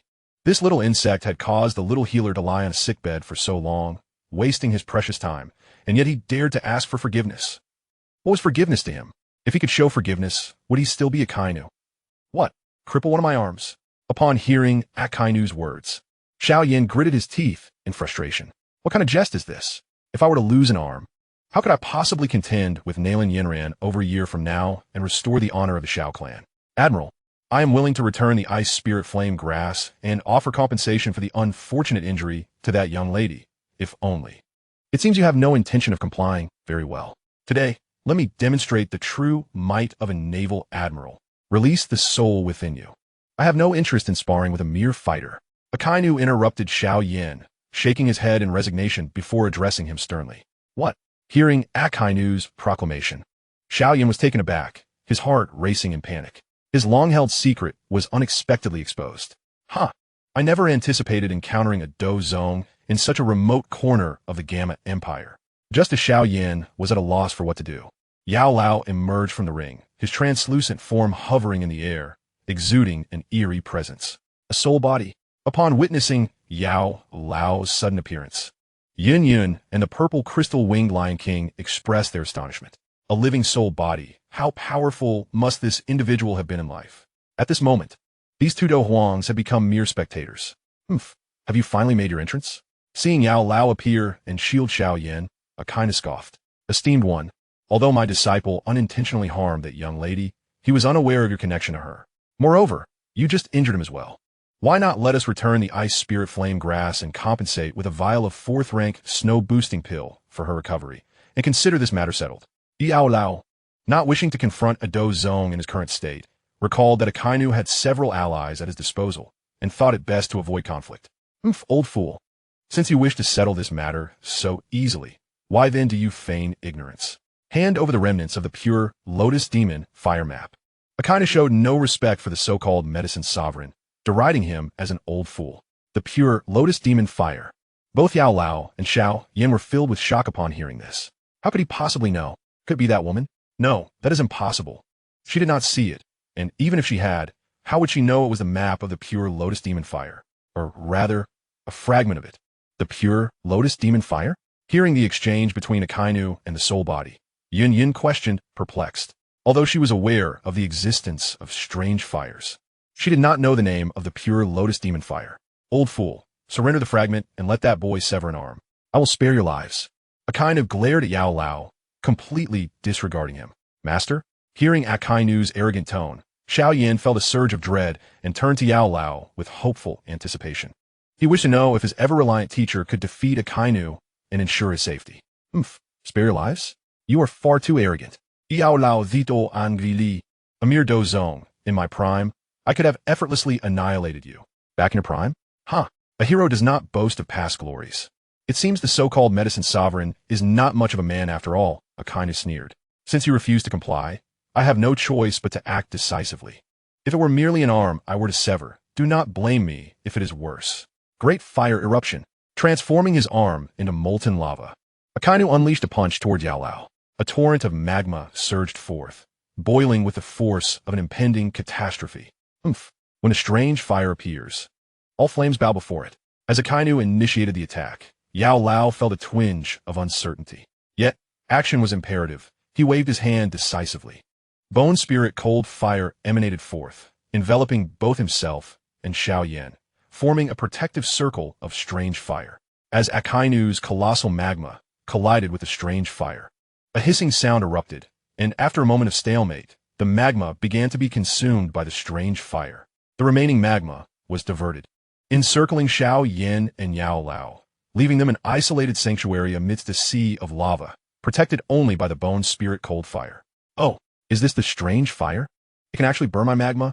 Quite intriguing, but this is merely the beginning. If I am not mistaken, you cannot sustain the use of strange fire for long, or else your soul power will dwindle and you will succumb to slumber. However, I can continuously unleash magma. Observing Yao Lao struggling to maintain control over the strange fire, Akinu remarked, "Humph." Yao Lao coldly snorted, refraining from responding. "Master, why don't we just return the fragment of the pure lotus demon fire to him? After all, it rightfully belongs to that young lady, and this is merely a fragment. Who knows when we could gather the complete map?" Seeing Yao Lao struggle to fend off the consuming magma, Shiao Yen suggested as the strange fire circle shrank. "But you heard what he said. He demands not only the fragment, but also your arm." Yao Lao replied, his energy waning. The quantity of magma was overwhelming, while his own reserves were dwindling. Upon hearing Yao Lao's words, Shiao Yen furrowed his brow. He was willing to part with the strange fire fragment, as it was merely a remnant. However, an arm was a different matter entirely. "You have exhausted my already limited patience. Today, I shall break your strange fire, and see if you dare harm my comrades again." Infuriated by Yao Lao's obstinacy, Akinu's temper flared. He retrieved a bundle resembling silken threads, radiating a chilling aura, and donned it over his right hand. That is a millennium of Xianling ice silk. Recognizing the material, Yao Lao's heart sank further. Break my strange fire? Could he possibly intend to? Millennium Xianling ice silk? Master, what is that? Can it resist strange fire? Hearing Yao Lao's astonishment, Shiao Yen grew anxious. How could Akinu be this formidable, yet still resort to tools? How shameless! Millennium Xianling ice silk, harvested from the extreme northern glaciers, is spun by the celestial Ming giant silkworm during its metamorphosis. The Xianling ice silk is produced by giant silkworms of Dou zone level or higher. The Millennium variant has absorbed the chill of the extreme northern glaciers for over 1,000 years. It is an excellent remedy for injuries caused by strange fire. However, whether it can withstand strange fire depends on the disparity in strength. Yao Lao explained to Shiao Yen, his expression grave. "Huh, you are quite knowledgeable." Akinu sneered. While the Millennium Xianling ice silk can diminish some of the strange fire's potency, its chilling effect is formidable as well. Your magma is of the fire attribute, is it not? Will it not affect you? With Yao Lao's keen intellect, he quickly grasped that Akinu had summoned the Millennium Xianling ice silk to break through the strange fire barrier. He feigned calmness and replied, "Effect? Huh, of course. It will have an effect. If it didn't, would it still be called Millennium Xianling ice silk? And yet, when did I ever claim I would utilize the power of magma?" What? Crossing his arms before his chest, an overwhelming aura surged from Akinu, creating a powerful wind pressure that radiated outward from his center. Armed Haki. Releasing his arms, black Haki enveloped Akinu's hands, intertwining with the ice silk. Exuding en un citiligne. Haki. Master, be careful. His attack is extremely potent. Observing Akinu's hands turning black, Shiao Yen urgently warned Yao Lao. "Oh, Shiao Yen, toss me the Xuanzhong ruler." Sensing that Akinu possessed a terrifying power beyond magma, and upon hearing Shiao Yan's words, Yao Lao understood that a fierce battle awaited them. "Right? Master, here." Without hesitation, Shiao Yen threw the Xuanzhong ruler from his back. "I didn't expect to be forced to this extent by a Dou zone." Lifting the Xuanzhong ruler horizontally across his chest, Yao Lao looked at the red dog and said, I didn't expect that the strange fire could actually burn my magma. It's much stronger than Ace's flames. But if the strange fire is strong, it also depends on who is using it. The red dog is not to be outdone. Come on, help you." Chapter 75, Red Dog versus Medicine Elder. "Today, I will use your teachings to demonstrate the power of my navy." The red dog looked at the transparent figure in front of him, with a bone spirit and cold fire attached to its surface, and said sternly, "If you want to move, my disciple, I'm afraid you don't have the ability yet." Yao Lao's soul power drives the strange fire throughout his body, and the opponent's strength is definitely higher than that of the two-star Dou sect. With his current state, he cannot be careless. "Touching your disciple? I should have moved with you now. Get the move." The red dog directly stepped on the magma and rushed towards Yao Lao. with a fist wrapped in 1,000-year-old Xianling ice silk in its right hand, fiercely smashing towards Yao Lao. Oomph. Just. Yao Lao leaped out and left Shiao Yen in the realm of exotic fire. Using the Xuanzhong ruler as a weapon alone, they fought against the red dog until they reached a point. The strange fire attached to the Xuanzhong ruler by Yao Lao was powerful, but it could not immediately penetrate the Millennium Xianling ice silk in the hand of the red dog. However, the armed and domineering red dog mercilessly punched Yao Lao. Dark Dog, the red dog's right hand, with ice silk and domineering aura, collided with the Xuanzhong ruler in Yao Lao's hand. But its left hand suddenly turned into lava and hit the old man directly. Bone Spirit Cold Fire.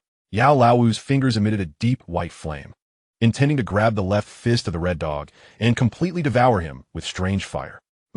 Seeing Yao Lao release a strange fire, the red dog immediately changed its attack direction and swung a punch towards the ground, splashing countless magma. The scorching heat of the magma prevented Yao Lao from landing.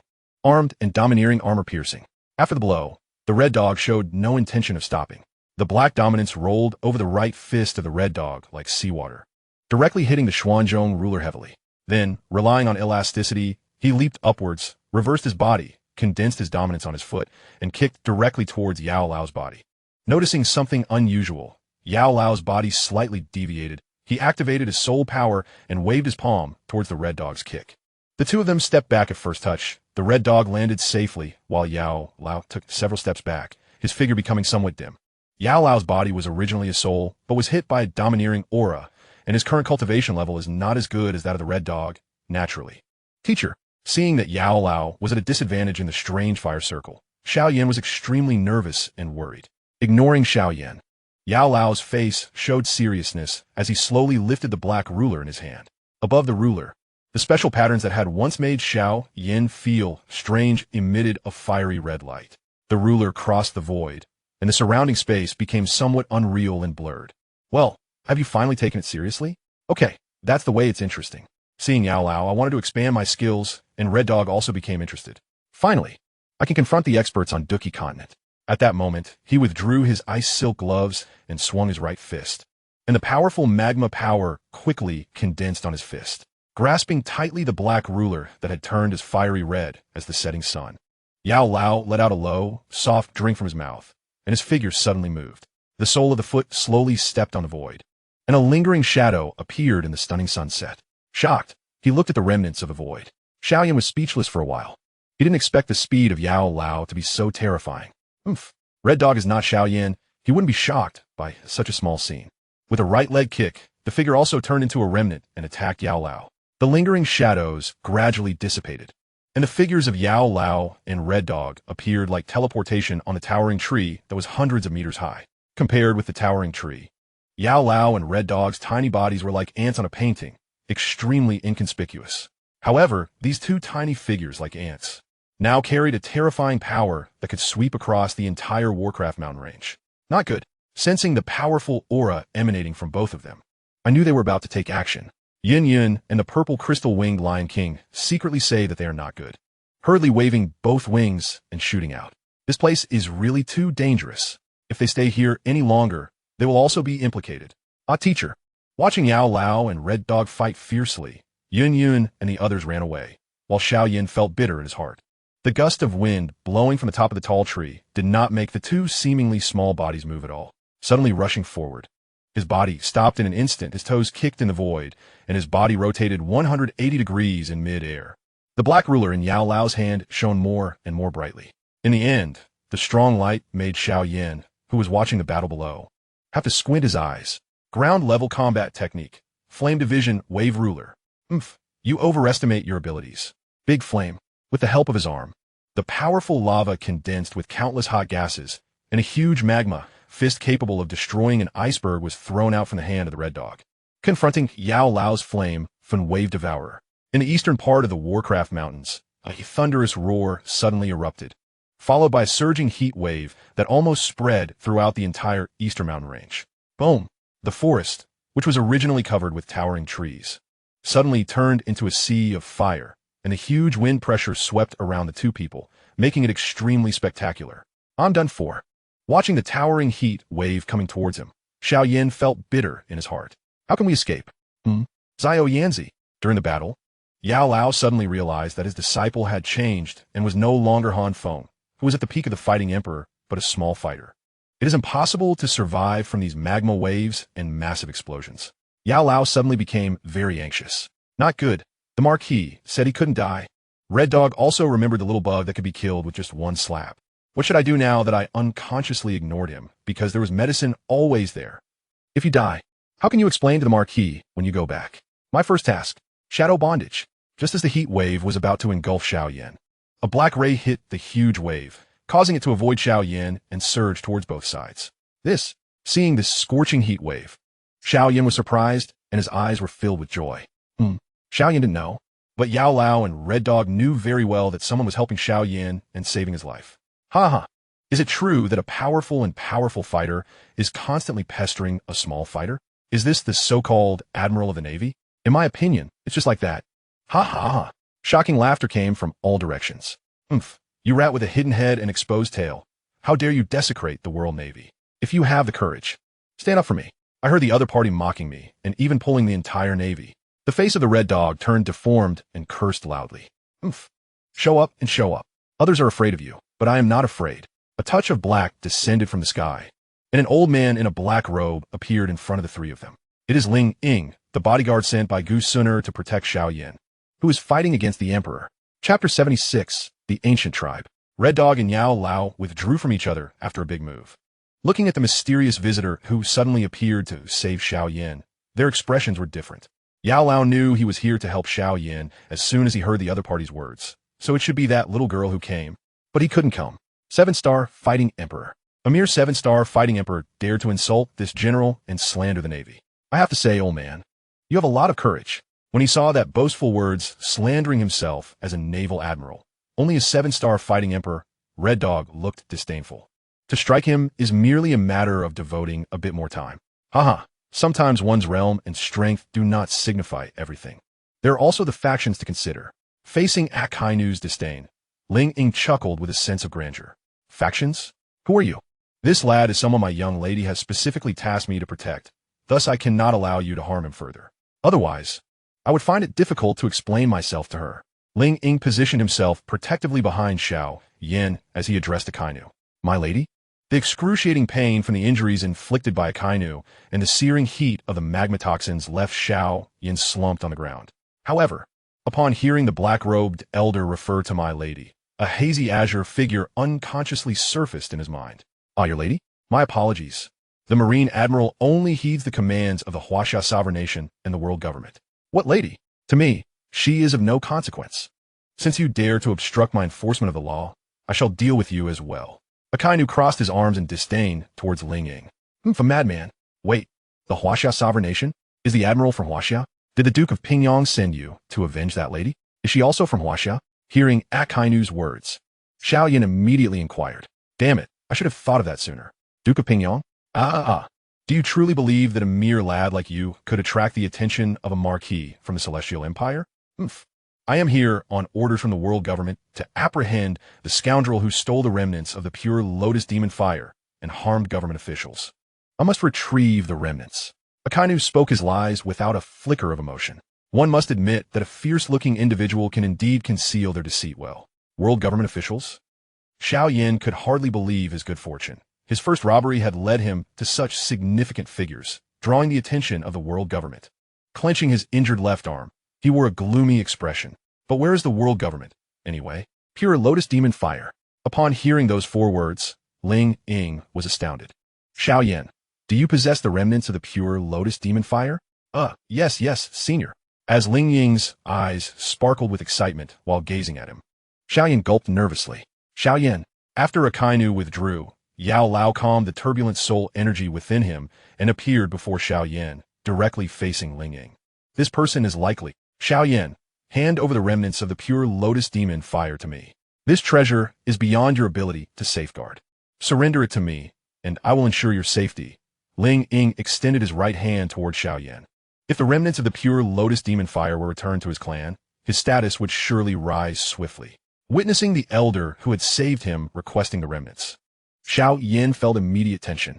He turned to Yao Lao, For amidst the multitude of powerful foes he had encountered today, only Yao Lao offered him a sliver of solace. Desiring the remnants? Bold indeed, I shall obliterate you. Akinu howled in fury upon seeing the elder audaciously demand the remnants from Shiao Yen in front of him. His arm transformed into a colossal lava hound, charging directly at the elder. What do you take the admiral of the Marine headquarters for? Shadow Bind. As Akinu launched his attack, Ling Ying did not dare to underestimate him. He formed an intricate hand seal, and black fighting energy surged forth, coalescing into a massive spear. Grasping the spear, he aimed it at Akinu. Not good. Yao Lao realized the perilous situation and unleashed a vortex of strange flames, colliding with Akinu's lava hound. Boom! The immense pressure of wind erupted once more. Shiao Yen, go! Yao Lao disregarded the clash's outcome and the advancing Ling Ying, seizing Shiao Yen and propelling them away. Trying to escape? Seeing Yao Lao whisking Shiao Yen away, Akinu's rage ignited, and he launched himself after them. Shadow Bind. A series of thick black fighting energy whips entwined together, obstructing Akinu's path. Blocked? Noticing the obstruction, Akinu leaped over it, aiming to pursue the two from a higher vantage point. Not on my watch. Ling Ying, witnessing Yao Lao escorting Shiao Yen away, felt a surge of dissatisfaction. Nonetheless, adhering to his young lady's orders, he obstructed Akinu with several black energy arrows. Get lost. This won't do. You, who knows no fear, I shall extinguish you. Great fire blast. Akinu's temper flared as he faced the persistent hindrance of this insect. Not good. Ling Ying recognized the terror of this technique and knew he could not confront it directly. He swiftly retreated. Boom! Another blast occurred, transforming the area into a realm of molten lava. Damn it! Watching Yao Lao's retreating figure fade from view, Akinu's face contorted with fury. Turning back, he glared menacingly at Ling Ying, who was now somewhat disheveled from evading the great fire blast. Sensing the overwhelming malice emanating from Akinu, Ling Ying felt a chill run down his spine. He feigned bravado as he questioned, I am Ling Ying, an elder of the ancient clan, tasked by our clan's young master to protect young master Shiao Yen. How dare you inflict such severe injuries upon him? What punishment shall you face? The ancient clan? Indeed, we are the foremost of the 8 ancient clans, and young master Shiao Yen is someone our esteemed young lady highly values. Ling Ying proclaimed with pride. Due to the Soul Clan's deep concealment, the ancient clan often regarded itself as the most powerful faction on the continent. Akinu burst into laughter upon hearing Ling Ying's words. What are you laughing at? Ling Ying felt his faith was insulted. The mere ancient clan dares to obstruct the world government? How audacious! Today, I shall capture you and summon the clan leader to Marineford to demand justice. Akinu declared with immense bravado, hovering in the air, looking down at Ling Ying, his voice echoing throughout the eastern mountains. Chapter 77. Ling Ying heavily injured Akinu's fury. The mere ancient clan dares to obstruct the world government? How audacious! Today, I shall capture you and summon the clan leader to Marineford to demand justice. Akinu thundered, his voice resonating with grandeur, reverberating through the eastern mountains. What? The mere ancient clan? Ling Ying's expression shifted dramatically upon hearing Akinu's boastful declaration. How dare he belittle the ancient clan? Did he not comprehend the gravity of his words? You madman, how dare you? This remnant of the pure lotus demon fire was presented to the Hasha ancient kingdom's great sage son Wukong by the world government, and you dare assist the thieves. Akinu gritted his teeth, his expression filled with palpable hatred towards Ling Ying. Though he was spewing nonsense, his loathing towards the elder was genuine. For it was he who had thwarted his mission, failing to recover the remnants. Great sage son Wukong. Ling Ying momentarily froze, having read Journey to the West. Could it be true? Today, I shall capture you, old ghost, and seek forgiveness from the great sage. Akinu thrust his arms back and charged at Ling Ying like a cannonball. Nether dog, his arm transformed into molten lava as Akinu ruthlessly swung a punch at the elder. Realizing the inevitability of the assault, Ling Ying was taken aback and immediately leapt into the air, channeling all his fighting energy to evade Akinu's molten fist. Boom! The punch struck the ground, creating a massive crater in the rock-covered terrain, with countless streams of lava flowing within. Close call. Ling Ying felt a surge of terror at the force of Akinu's strike. He had not anticipated that his opponent would regard the ancient clan with such disdain and attack without mercy. Close call? You think you have evaded me? Just as the elder secretly congratulated himself for his timely reaction, a chilling voice echoed from behind him. What? Crash. Unbeknownst to him, The fierce Akinu had swiftly darted behind the elder, unleashing his haki with a powerful kick that sent Ling Ying hurtling downward. The impact was tremendous as Ling Ying collided violently with the towering mountains, creating a resounding crash and a cloud of dust. Thud! Sliding down the mountainside, Ling Ying slumped to the ground, one hand pressed against his chest as he spat out a copious amount of blood. If you lack strength, do not attempt to act like a hero. A mere 7-star Dou Emperor dares to meddle in the affairs of the world government. Akinu floated down from the sky, arms crossed, gazing down at Ling Ying with a look of utter disdain. Spit! I am of the ancient clan. You have harmed me, and the ancient clan will not let this transgression go unpunished. In the future, there will be no place for you to hide upon this continent. Ling Ying struggled to rise, leaning against the rocky outcrop of the mountain. Oh, ha ha ha. No place for you to hide? That is a message I shall convey to you. You allowed the one who stole the tribute meant for the great sage Qi Tian to escape. Should I fail to retrieve the fragmented map in time and incur the wrath of the sage, your ancient clan will accompany the world government into the cycle of reincarnation. Akinu scoffed, his contempt palpable as he dismissed the ancient clan as inconsequential. What great sage Qi Tian? How dare you speak of my ancient clan? One of the most formidable forces on this continent, as if we would face annihilation at the hands of anyone else?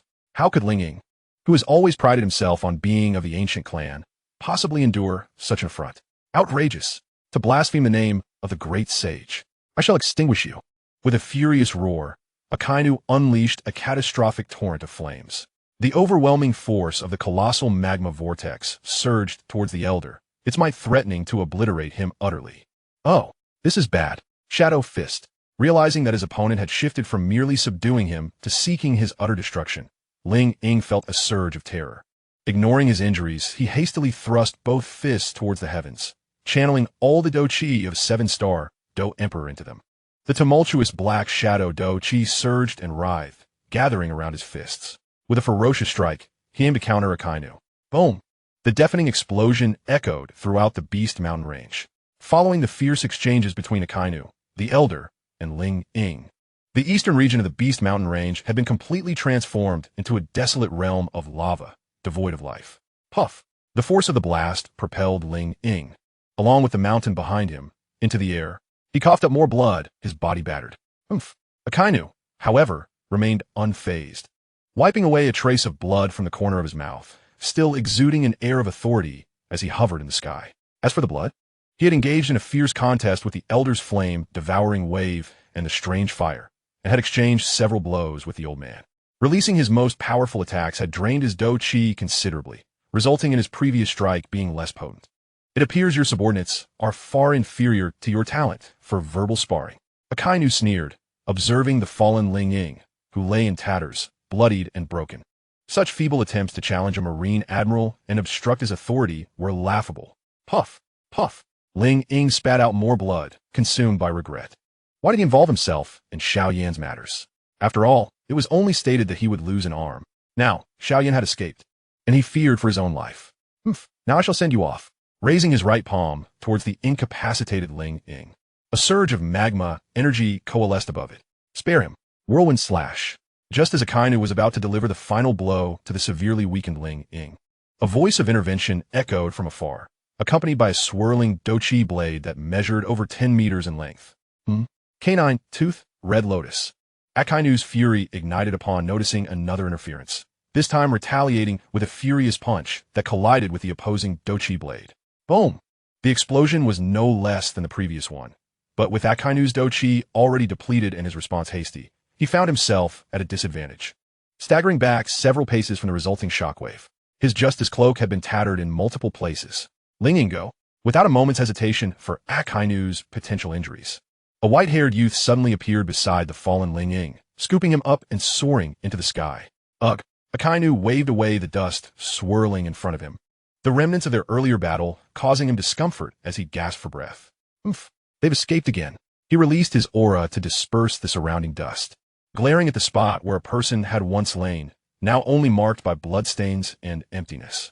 Akinu's expression darkened with rage as he fell silent for a prolonged moment. They had all fled. As a marine admiral, he had failed to capture even a single one of them. Shiao Yen, Yao Chun, Ling Ying. You three shall pay for this. Should I encounter you again, I will cast you into the infernal depths of lava, where you shall suffer for eternity. For eternity? The entire Beast Mountain range reverberated with Akinu's thunderous, wrathful roar. Chapter 78, Personal Involvement. As such, it may take my subordinates a bit longer to retrieve the fragmented map for you. Understood. You must be cautious. After all, Gusuner may send even stronger individuals to protect Shiao Yen in the future. Rest assured, my lord. I comprehend the gravity of the situation and will not be careless again. Very well, then. I leave it to you. Yes. Upon hanging up the Din Mushi, the realization dawned upon Knight Shiqiu that the protagonist, Shiao Yen, had managed to escape Akinu's clutches. Could it be that he truly possessed some form of luck? And what of the ancient clan? Besides Ling Ying, there were others within the Gama Empire? It seemed the decision to purchase them had not been a mistake. Knight Shiqiu murmured as he retrieved 2 character summoning cards from the system space, acquired through trading the Dou Qi Ancient Emperor's Jade. Ding. Week's task. As the Marquis of Pingyang in the Huaxiao Empire, the host cannot even capture a mere Shiao Yen. How embarrassing. Please, host, take personal action to reclaim the fragmented map of the pure Lotus Demon Fire. Task rewards: 1 blood bodhi, 10 bottles of solidified cloud gas, and 100 bamboo dragonflies. Task deadline: 20 days. Personal involvement. Surprised by the system's task, Knight Shiqiu chuckled helplessly. Very well, I have rested long enough. It is time to move. Given the abundant rewards, including the blood bodhi of the fire Qilin from the turbulent world, I shall personally confront you, Shiao Yen. With the system's voice echoing in his mind, the youth slowly rose, a glimmer of determination in his eyes. 2 days later, in the Beast Mountain range amidst the vast, dense forest, one could behold the endless expanse of lush greenery. Occasionally, a gentle breeze would sweep through, creating massive waves of green that undulated from afar, ultimately fading from sight. A truly breathtaking sight. Beneath the thick canopy of trees, a towering tree reached for the skies, though surrounded by even taller giants. It did not stand out. At the top of this great tree, among the sprawling branches, thick foliage concealed something hidden within, making it difficult to discern with a cursory glance. Huff! A stifled breath echoed from within the leaves, followed by a series of gritted teeth sounds. Moments later, a face, furrowed with worry, emerged as he cautiously peered at the sky, confirming that the rabid dog was not in pursuit. Only then did he exhale deeply, settling onto a thick branch, leaning against the trunk, beads of cold sweat trickling down his forehead. Master, are you there? After a few long gasps, Shiao Yen quickly called out in a low voice in his heart. After a while, a slightly tired old voice echoed in Shiao Yan's heart. Little one, the situation is a bit bad this time.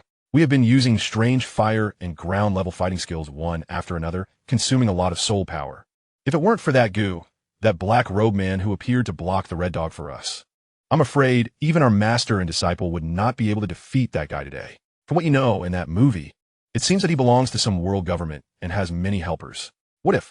Shiao Yen gave a bitter smile and said, Teacher, why am I so unlucky? The first time I did this, I offended someone and was chased by a force even more terrifying than Yanlan's sect. If I had listened to you earlier, I would have taken that woman. I know, you have some chauvinism as a child. Unless you offend someone, it's difficult to take action against a woman without any grudges, especially a young girl. Yao Lao comforted, but you don't need to blame yourself either. Throughout one's life, one must go through some hardships to grow. Consider him as a sharpening stone on the path of your life. Thank you, teacher. Shiao Yen breathed a sigh of relief and whispered gratefully.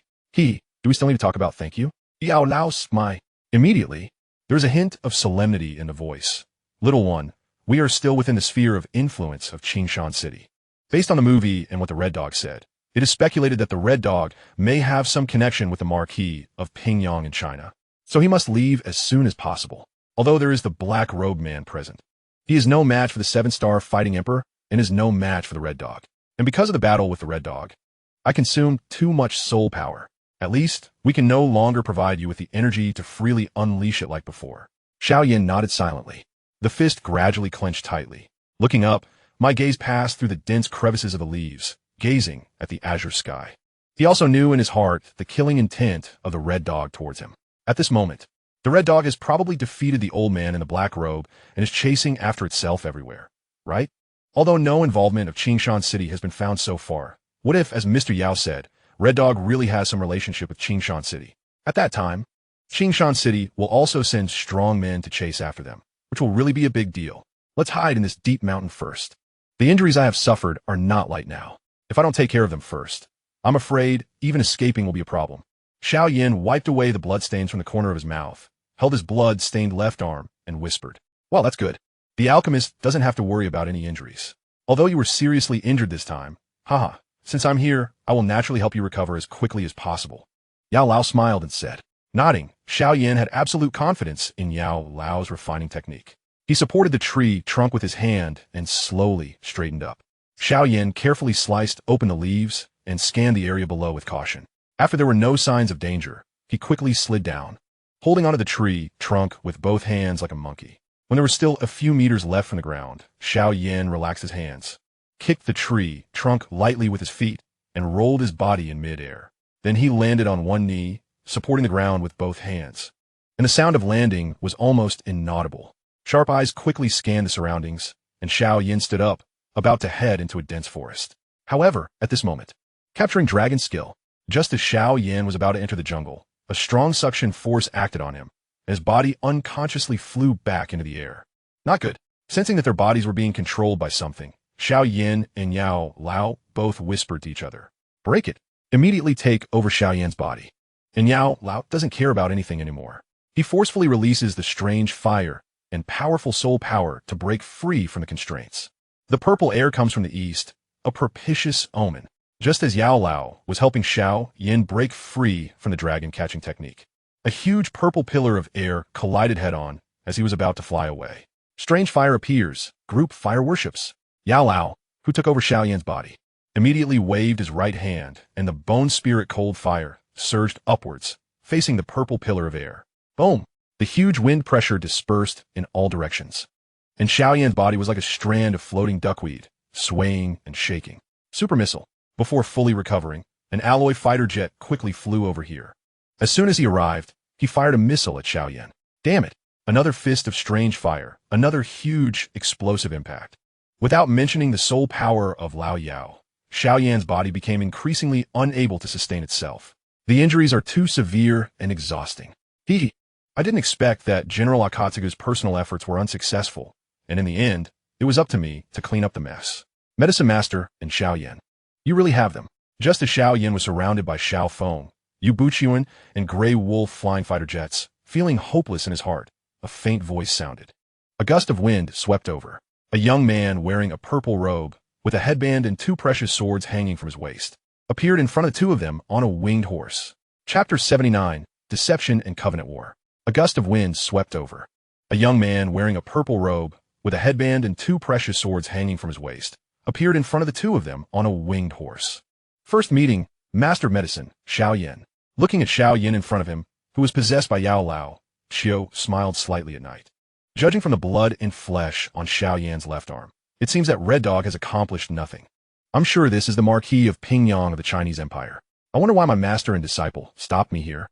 I heard the other party call themselves Marquis and then mention Medicine Venerable.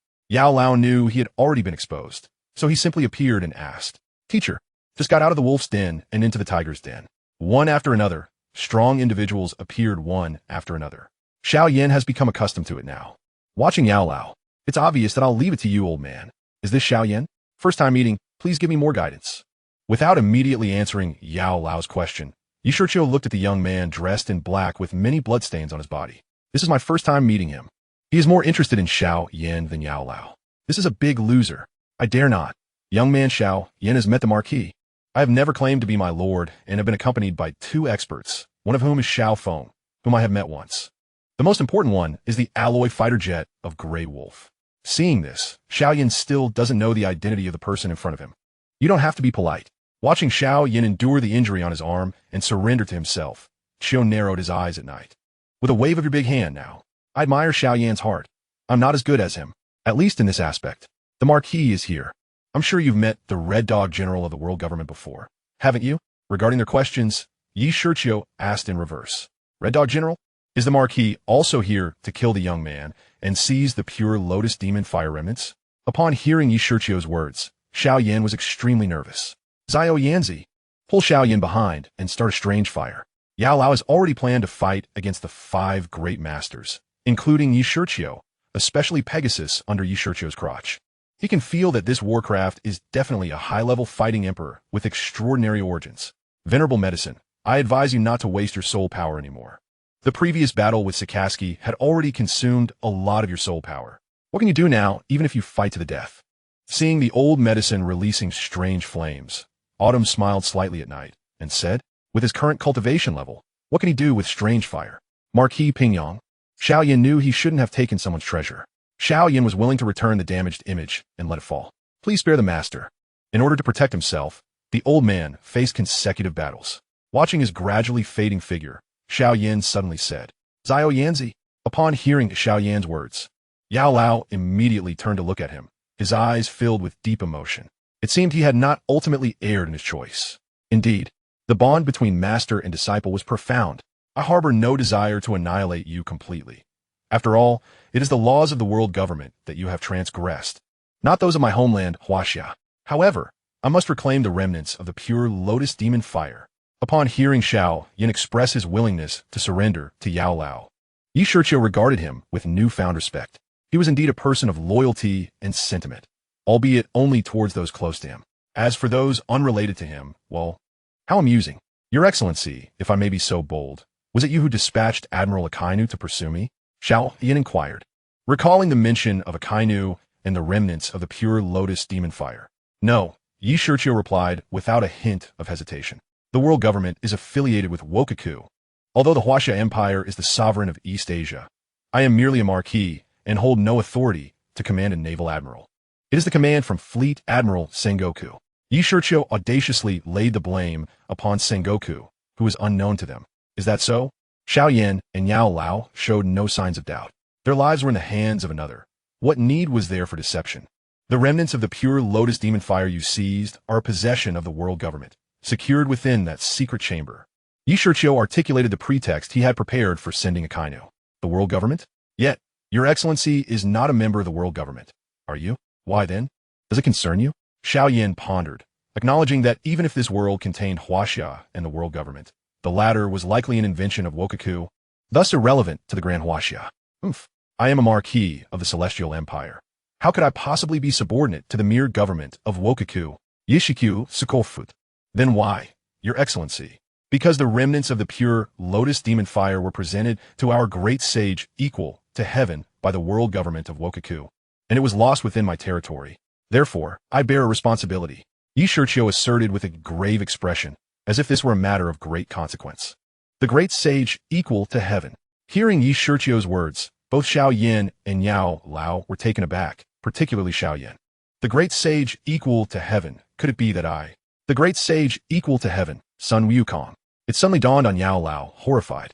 If the remnants of the pure lotus demon fire truly belonged to a formidable being akin to the great sage, then even in his prime, he would likely be risking his life to seize it.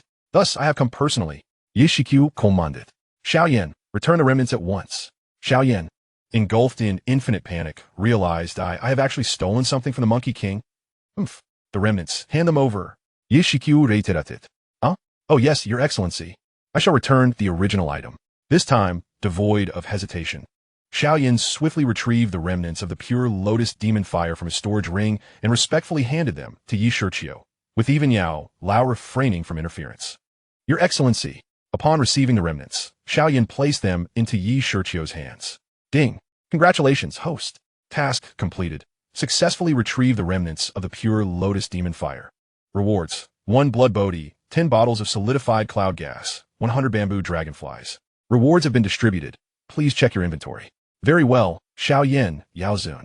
The remnants are now reclaimed. However, you have injured an official of the world government within my territory. As the envoy was here to deliver a national gift, I must engage in a discussion with both of you.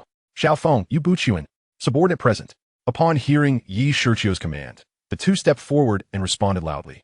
Their Dou Wang level auras surging forth, directed towards Shiao Yen and Yao Lao. If Yao Zun can defeat my 2 inept family members, I shall allow you to leave. If not, you will accompany me to meet Admiral Akinu, so I may provide an explanation to the world government. Shiqiu declared, casting a glance at the encircled duo. Chapter 80. A strongman capable of slaying enemies 6 levels higher. If Yao Zun can defeat my 2 inept family members, I shall allow you to leave. If not, You will accompany me to meet Admiral Akinu, so I may provide an explanation to the world government. Yi Shiqiu reiterated, addressing the two within the circle. Please, Yao Zun, teach us. Xiao Feng and the others clasped their hands in respect towards Yao Lao. Huh, I never imagined I, Yao Chun, would fall to the level of being besieged by Dou Wang. Yao Lao sigh. Very well. I wonder if the prior words of Marquis Pingyang were true. If by mere chance I were to prevail against these two, I shall let you leave as promised. Yi Shiqiu stated directly, seeking to reassure Yao Lao. Very well, then I shall test my skills. After hearing the promise, Yao Lao waved his hand, unleashing a torrent of strange fire towards the two. A fine challenge. Responding with enthusiasm, Xiao Feng unleashed a golden Dou Qi dragon, clashing against the wave of strange fire. What a fierce Dou technique. Observing the clash, Yao Lao's pupils narrowed in surprise. In that instant, Yu Buchuan swiftly surged through the gap created by the dispersing flames, drawing his sword with a flourish. A phoenix descends. He transformed into a flurry of afterimages, relentlessly assaulting Yao Lao's arms, thighs, and various parts. What exquisite swordplay! Yao Lao evaded Yu Buchuan's strikes with remarkable agility, suddenly countering with a technique that struck the back of Yu's sword. Clang! Despite having acquired abundant resources from Qingshan City, Yu Buchuan's strength was merely at the 2-star Dou Wang level, and he was staggered back several steps by Yao Lao's punch. Riding the winds, as Yu Buchuan retreated, Xiao Feng immediately closed in, his fists spinning like wheels, relentlessly battering toward Yao Lao. Bang! The two collided in a fierce exchange, both being sent flying backward over 10 meters. Is this what a duel of experts looks like? How splendid! Alas, I'm still too weak. Ye Shiqiu, along with the Wolf King, soared high above, marveling at the exchange below. This is nothing impressive. My great Wolf King possesses the mightiest atomic bomb. One blast, and whether they be Dou Wang or Dou Huang, they are all doomed. The Wolf King expressed indignation. Indeed, you are most formidable. Yi Shiqiu chuckled at the Wolf King's proud declaration.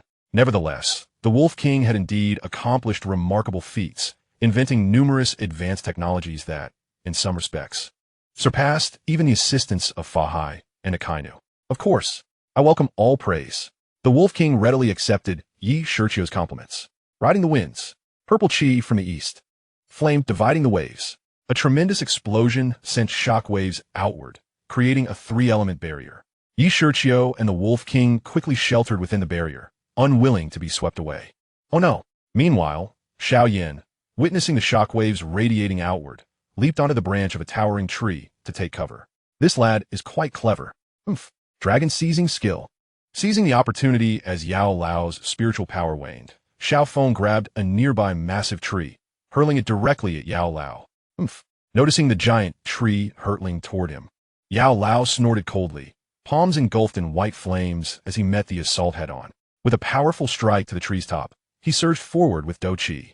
The moment the giant tree came into contact with the strange fire, it ignited instantly, the flames spreading with astonishing rapidity. At present, the prowess of the esteemed elder Yao surpasses that of Xiao Feng by a significant margin. Xiao Feng initially attempted to strike Elder Yao with a tree, yet found himself compelled to retreat under immense pressure, the strange fire atop the tree threatening to engulf his hands. However, relinquishing his hold would result in being crushed by the massive trunk. This is dire. Observing the precarious situation, Yi Shiqiu mused internally. Ding! At that moment, Yu Buchuan severed the gigantic tree with a single stroke of his sword, allowing Xiao Feng to quickly withdraw his strength and stumble backward, regaining his composure. That old rascal, Yu Buchuan, has indeed saved Xiao Feng's life. Phew, that was close. Yi Shiqiu felt a twinge of regret, wishing he had directly commanded Pegasus to intervene. Yet, Xiao Feng had reached a bottleneck in his cultivation, and only through life-and-death battles could he achieve a swift breakthrough. Thus, he had no choice but to rely on Elder Yao for assistance. Thankfully, Yu Buchuan was there to join the fray. After all, he was a formidable ally. With a resounding purple east comes, Yu Buchuan unleashed a powerful palm strike, sending forth a colossal purple energy column aimed directly at Elder Yao. The fire-blowing palm. A formidable gale surged towards the energy column. As soon as he executed the fire-blowing palm, Elder Yao vanished without a glance at the outcome, transforming into a fleeting shadow that disappeared from his original position. Before Yu Buchuan could register his astonishment at Elder Yao's sudden absence, he felt a sharp pain in his back and was immediately sent flying, spitting out a mouthful of blood. Old Yu is faltering. Witnessing Elder Yao's swift strike from behind, which had caught Yuan off guard, Shiqiu shook his head. Indeed, Director Yu is somewhat lacking. Grey Wolf, who had inexplicably produced a bag of chips from within the fighter jet, nodded in agreement. Truly useless. If it were me, Grey Wolf the Great, a single atomic bomb would suffice. With a thunderous roar, the dragon soars in the sky. Xiao Feng ascended into the air, arms outstretched in a dramatic pose. A torrent of golden fighting spirit coalesced around him, ultimately transforming into a magnificent golden dragon that hurtled downward towards Elder Yao. A 6-star Dou Wang? Such profound cultivation at such a young age, along with such advanced fighting techniques. Impressive. Fire divides and devours the waves. Elder Yao mused silently, then brandished the Xian heavy ruler, employing a ground-level fighting technique to counter the golden dragon. Boom! The tremendous impact struck Xiao Feng, causing him to spew a mouthful of blood and be sent reeling backward. Elder Yao also felt the repercussions, his form retreating explosively. His once translucent body now appeared even dimmer. Enough. Grey Wolf. Noting Xiao Feng's injury, Yuan was eager to press on with the fight. Shiqiu addressed Grey Wolf in the fighter jet beside him. Yes, my lord. Following the command, Grey Wolf hastily swallowed the snack in his mouth and saluted. He then propelled the fighter jet swiftly into the fray. What is your intention, sir? Noticing the peculiar, attack-capable iron contraption soaring into the battlefield, Elder Yao furrowed his brow. Wasn't it said that only 2 were to engage? Old man, you are indeed formidable, but those 2 fellows are no match for you. There is no need for further combat, Grey Wolf declared into the microphone from within the fighter jet. That means, if you can withstand a strike from Grey Wolf the Great, you may yet survive. All past grievances shall be forgiven. Even the world government will be smoothed over by my hand. Oh, what move is this? Retreat, shall the great Director Yu. Before Elder Yao could finish his sentence, Grey Wolf shouted, prepare to receive my interstellar missile. A colossal metallic cylinder erupted from the fighter jet, aimed squarely at Elder Yao. Upon witnessing Grey Wolf's brazen attack, Xiao Feng and Yuan swiftly flapped their wings and rolled away to escape to safety. Interstellar missile. Teacher, run. Upon hearing Grey Wolf's audacious shout, Shiao Yen cried out in alarm. Run? Elder Yao pondered, perplexed. Are they about to strike? Surely not. He hasn't even used his fighting spirit yet. What is there to flee from? An interstellar missile? What fighting technique is that? Is it formidable? What is this? The strange fire appears. The myriad flames bow in submission. As the metallic cylinder rushed forth, Elder Yao was taken aback, bewildered by this bizarre contraption. With a swift motion, he unleashed a wave of white flame to meet the missile. No! Seeing this, Shiao Yen exerted all his strength to shout. Boom! A tremendous explosion erupted in the sky. The heavens turned gray. Grey Wolf's ashes. Chapter 81. Past grievances forgiven. The interstellar missile launched by Grey Wolf was detonated by Elder Yao's bone spirit cold fire. The massive explosion roared into existence not far from Elder Yao, unleashing a powerful shockwave that rippled outward. Crystal escape, crystal shield. Although he had flown far away in advance, some of the shock still reached the youth. Therefore, Shiqiu conjured a crystalline barrier, enveloping himself and the Pegasus beneath him to shield against the impact. What transpired? After a lengthy silence, as the chaos began to settle, Shiqiu addressed Pegasus. Let's investigate. Yes, master. Pegasus kicked off with its hind leg, flapping its wings to soar towards the site of the earlier explosion. My lord. Xiao Feng and Yuan hastily flew to the youth's side, ready to guard. Disperse.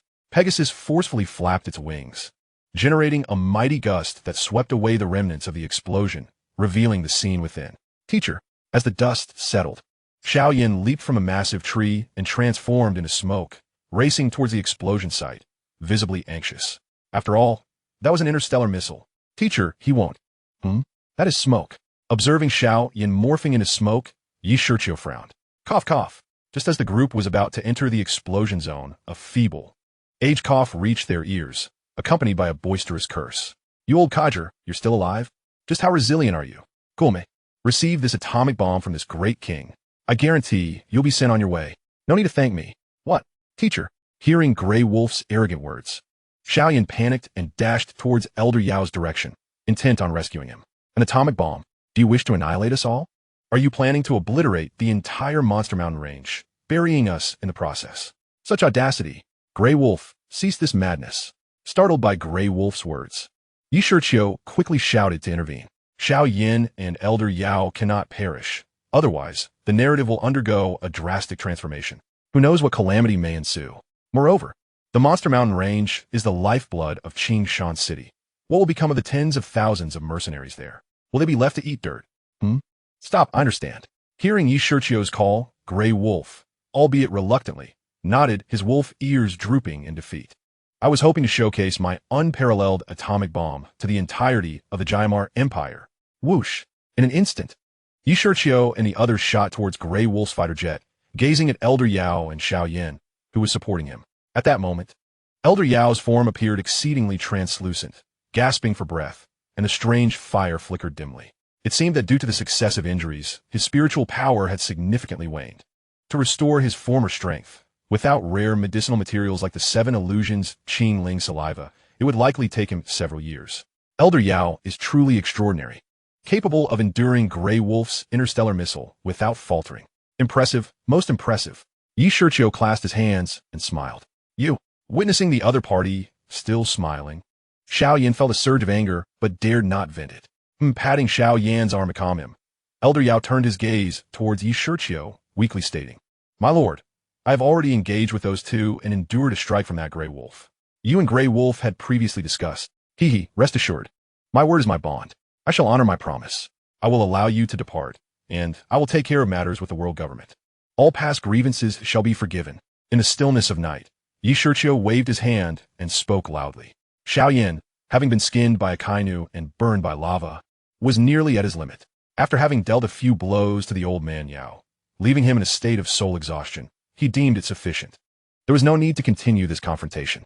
However, witnessing Shiao Yen transform into smoke and soar into the sky reminded him that it was indeed Shiao Yen who had auctioned the smoke fruit and the sacred spirit sword technique last time. No wonder he could produce a 7th grade pill recipe. Oh, even the world government is involved. I must express my gratitude to you, old Yao said, clutching his chest as he spoke slowly. With the protection of the Pingyang Marquis, Akinu should cease his pursuit, shouldn't he? Shiao Yen, thank you, my lord. Although he felt anger at the injury inflicted upon his master, the willingness of the Marquis to handle the matters with the world government and Akinu was indeed a piece of tremendous good fortune for Shiao Yen. He wished to avoid encountering Akinu's terrifying strength, which had previously overwhelmed both old Yao and Linging. Indeed, no need for formalities. However, Shiao Yen, I am uncertain of your relationship with the ancient clan. But remember, do not let the support of the ancient clan embolden you to provoke the world government in Japan. While their strength may not match ours in Hasha, they are a power inherited from ancient times. The waters there run deep, once embroiled. Even I would find it difficult to navigate.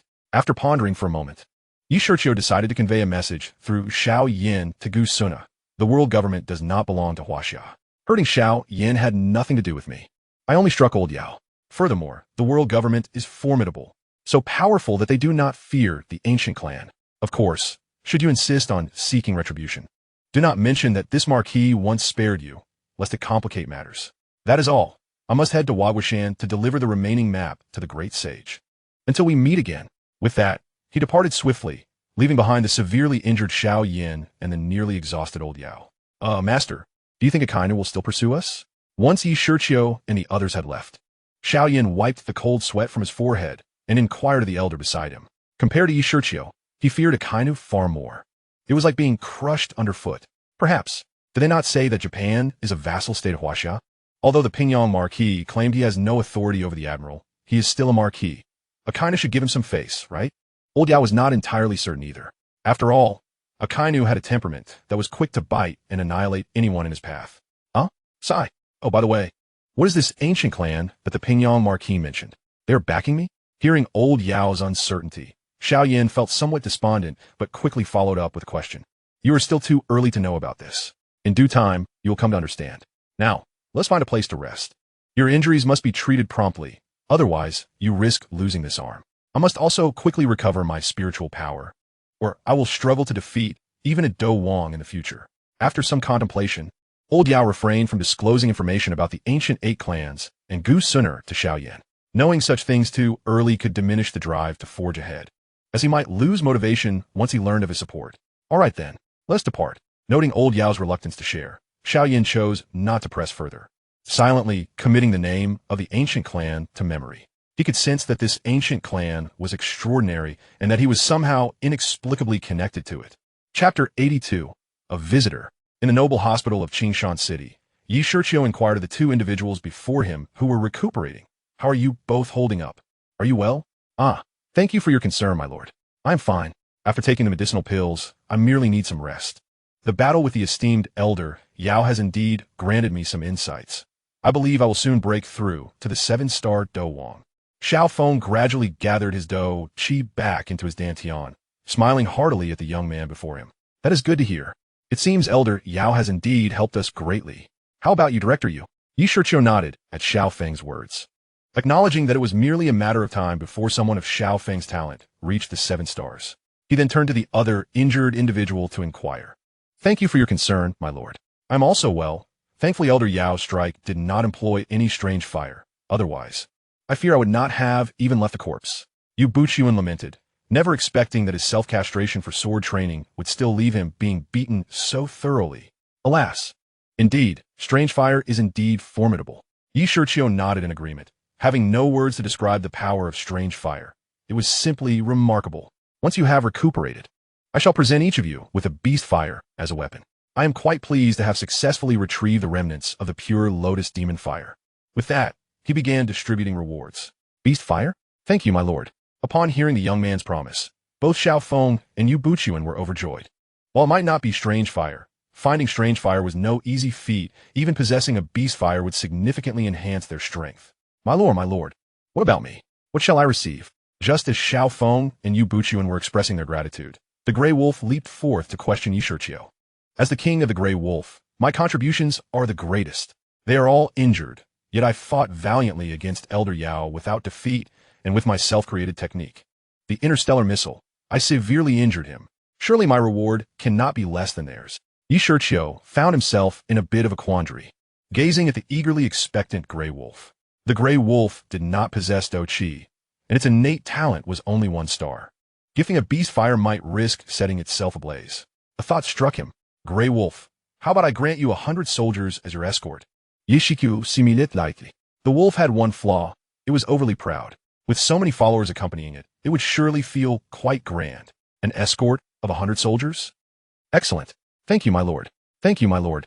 The Grey Wolf looked up at the ceiling, mouth agape, nearly drooling at the thought of its future grandeur. However what? A sudden jolt, the Grey Wolf quickly asked. You're going to go back on your word, are you? My escort, my entourage. However, you must take care of the matters regarding the Sky City. Handing over the spatial ring containing the solidified cloud gas and bamboo dragonfly to the Grey Wolf, Shiqiu assigned the task. Sky City? The Grey Wolf expressed confusion over the lofty term. Even Xiao Feng, who was nearby, meditating, perked up his ears to listen. This solidified cloud gas can condense clouds as solid as the ground, and the bamboo dragonfly allows one to soar into the sky. I wish for you to use them to manage a construction team to build me a Sky City. Once completed, your 100-man escort will be yours. Shiqiu pressed on without a change in expression. Solidify clouds? Constructing a Sky City. Very well, my lord, leave it to me, Grey Wolf. Upon hearing Shiqiu's explanation and demands, the Grey Wolf thumped its chest in assurance. What a trivial task. If I can solidify clouds, how can I not build a city? Then I shall leave it to you. Shiqiu crouched down, patting the Grey Wolf's shoulder with a smile. Yes, leave it to me, rest assured. The Grey Wolf waved its large hand, vowing to accomplish the task. Watching the Grey Wolf's boisterous demeanor, Shiqiu found it genuinely amusing. This unyielding Grey Wolf was truly quite cheerful. My lord, we've discovered that Serpent People have infiltrated Qingshan City. Just as Shiqiu intended to remind the two to rest well before returning to their training, Wang Yi suddenly rushed in, hurriedly reporting to Shiqiu. Serpent People? Upon hearing Wang Yi's words, Shiqiu was momentarily taken aback. The Serpent People?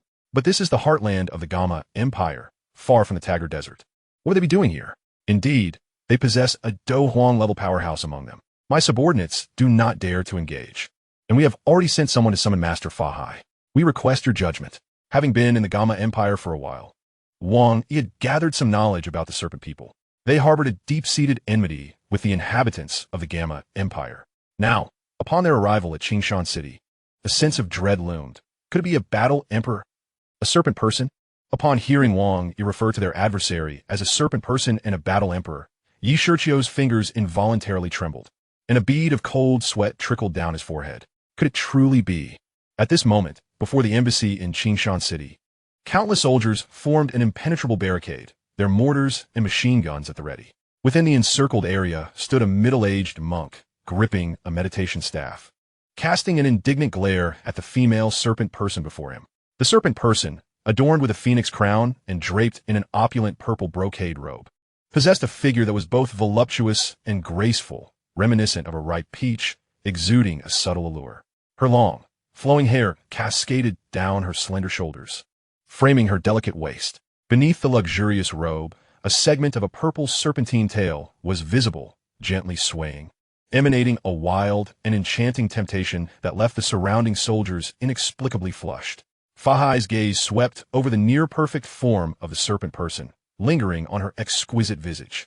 Observing the soldiers around him, some of whom were unconsciously swallowing hard, their eyes tinged with desire, he became infuriated. Audacious serpent demon! How dare you trespass into Qingshan City and breach the embassy? Do you have any notion of the gravity of this place? Cease your seductive arts at once.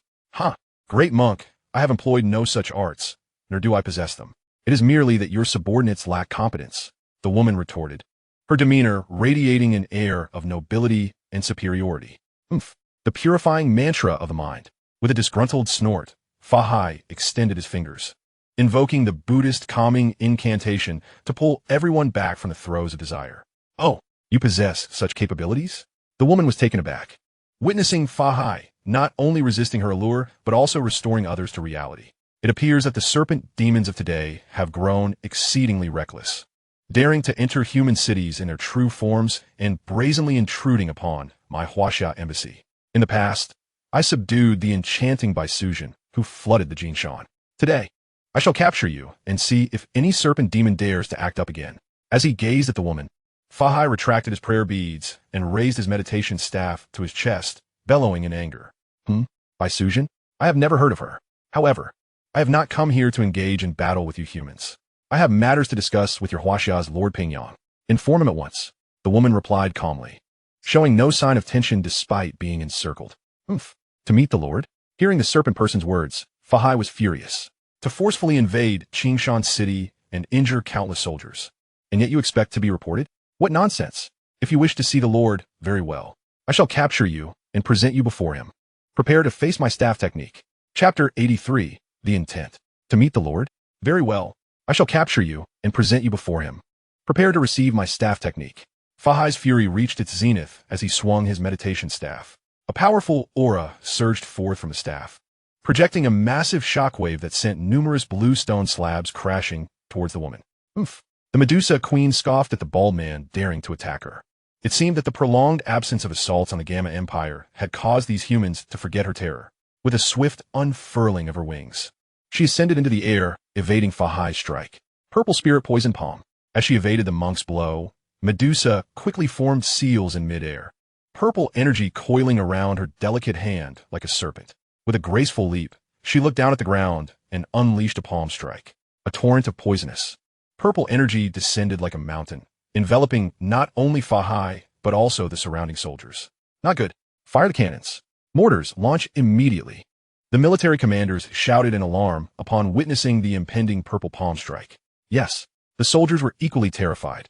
A colossal palm descending from the sky. Was it the Relay Divine palm? But why was it purple? Boom, boom, boom. Countless shells shot towards the descending energy palm, erupting in a series of explosions.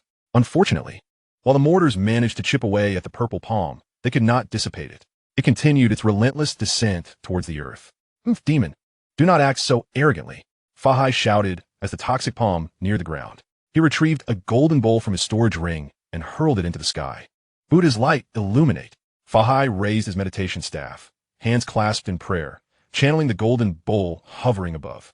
Whoosh! Instantly, the golden bowl radiated brilliant light, enveloping the purple aura and gradually absorbing it within. That bowl can absorb my attack. Medusa furrowed her brows, extending her finger to unleash a sword of energy towards the golden bowl, sending it flying. Right in the clouds. Fa Hai opened his left hand, retrieving the golden bowl before seizing his meditation staff, charging towards Medusa. Treading the void? You truly are a battle sovereign. Medusa had heard many tales about Qingshan City and the Shiao Empire. It was said that they had battle, sovereign-level warriors, yet she had dismissed it as mere rumor. To her astonishment, the staff gleamed with golden light as Fahai struck mercilessly towards her. Even if you are a battle sovereign, the Queen Medusa fears you not. Having ascended to the pinnacle of the battle emperor level for many years, my cultivation is scarcely inferior to yours. She met Fahai's strike with her palm. Boom! A tremendous gust of wind surged between them. Fahai staggered slightly, propping himself up with the staff for stability, while Medusa staggered back a few steps, a trace of blood at the corner of her mouth, indicating she had been at a disadvantage in their clash. To think that Qingshan City truly harbored a battle sovereign. How utterly unexpected. Yet your hospitality leaves much to be desired, attacking a guest without provocation. Steadying herself and wiping away the blood, Medusa gently brushed her hair aside, her expression captivating. Hospitality? A mere serpent demon dares to call itself a guest? Fahai bellowed angrily. A serpent demon? You dare to insult my serpent people. Medusa's expression turned cold at being repeatedly referred to as a serpent demon. It was precisely due to such discrimination and rejection from humans that her kind was forced to reside in the inhospitable Tagore Desert. What is wrong with calling you a serpent demon? Are you still human? Fahai questioned, genuinely perplexed. What wrong is there in calling you a serpent demon when your tail is still exposed? Fine. I originally came here with no intent to kill, but today I shall grant you that favor, she retorted, her enchanting gaze laced with murderous intent. Such arrogance. A mere 9-star battle emperor dares to invade Qingshan City and spout such arrogance. Today, I shall subdue you, removing the prayer beads from around his neck. Fahai formed them into a swastika seal, channeling his energy. With a flick, the thread of beads transformed into light and vanished, sending the numerous prayer beads imbued with a sacred aura flying towards her. Not good. Medusa's heart sank as she saw the prayer beads approaching. She quickly attempted to defend herself, but as she deflected several, Fahai appeared behind her in an instant, ready to strike. Stop! Just as Fahai was about to deliver a crushing blow to Queen Medusa, a somewhat youthful voice rang out. A gust of wind swept through, and a purple-clad youth riding a magnificent winged steed burst into the fray, revealing himself to be Shiqiu, who had rushed over upon receiving word of the conflict. Lord? Lord, I pay my respects. Upon seeing the newcomer, Fahai immediately halted, hastening to the youth's side and bowing slightly in greeting. Master, please. There is no need for such formality. In the twilight of autumn, Shiqiu clasped his hands together and gazed at the woman who had battled with Fahai. Clad in an opulent purple brocade robe, her voluptuous form resembled a ripe peach, exuding a subtle allure. What a stunning beauty! Could this indeed be the Medusa queen of the Serpent People? When Shiqiu first arrived in this world, he was merely an ordinary high school student. Yet now he had held the title of the Marquis of Pingyang for quite some time. Having experienced the world more extensively, he no longer exhibited the same discomposure he had when he first encountered Qingye. He inquired, "Is it truly you, my queen?" "Indeed, it is I," Medusa replied, casting a glance at Fahai and the multitude of soldiers below. "Haha, however, I have not received any notification regarding a distinguished guest's arrival today." Shiqiu chuckled. Medusa queen coldly snorted, choosing not to speak further. "Pray tell, what brings such an illustrious figure to my Qingshan City? I invite you to my embassy for a discussion, where we can clarify the purpose of your visit," Shiqiu suggested, his curiosity piqued about Medusa's reasons for coming here instead of the Tagore Desert. Very well. Though angered by Fahai, Medusa had not forgotten the purpose of her journey. She lightly nodded, her words fragrant as orchids. Wang Yi, instruct the soldiers to return to the camp. Shiqiu commanded loudly to Wang Yi, who had just arrived. Subsequently, in a hushed tone, he added, immediately summon Qihan back. At once. Yes. What are you lingering for? Did you not hear the Marquis's command? Back to the camp, everyone. Upon receiving the orders, Wang Yi directed the soldiers to return while hastily contacting Qihan to expedite his return. Your Majesty, please. Shiqiu courteously ushered Medusa into the embassy. With Fahai nearby, he felt little trepidation regarding the enchanting serpent. Medusa nodded subtly, emanating an aura as frigid and unapproachable as an iceberg. Not deterred by the queen's indifference, Shiqiu, accompanied by Fahai, entered the embassy, guiding the lady while pondering her true intentions. Through a series of corridors and past pairs of guards, Shiqiu escorted Fahai and Queen Medusa to the Foreign Affairs Hall, originally used by Wang Yi to convene with City Lord for trade discussions, now aptly repurposed to receive the Queen of the Serpent People. A rectangular wooden table was set at the center. After inviting Medusa to sit, Shiqiu took his place opposite her, while Fa Hai stood guard behind, vigilant against any sudden moves from the lady. Now that we are alone, I shall speak candidly. What brings the Medusa Queen to my Qingshan city? I have come specifically for the Millennium Profound Spirit Ice Silk. Without any preamble, Medusa declared the purpose of her visit. The Millennium Profound Spirit Ice Silk? Shiqiu raised an eyebrow upon hearing this. What could she possibly need it for? Indeed, recently, the Tagore Desert has been afflicted by rare hot flow sandstorms, causing many of my kin to succumb to heat poison. Our Serpent People's bloodline is inherently cold, and thus ill-equipped to withstand this affliction. Therefore, I have come to seek a trade of the Millennium Profound Spirit Ice Silk from the Marquis of Pingyang to treat my people. Medusa explained casually while toying with her dark tresses, seemingly indifferent to the lives of her kin. Oh, I had no idea the Tagore Desert was experiencing such hot flow sandstorms. Quite unexpected. Shiqiu reacted with astonishment. However, he was internally speculating whether she had acquired the Blue Lotus Earth Heartfire by now.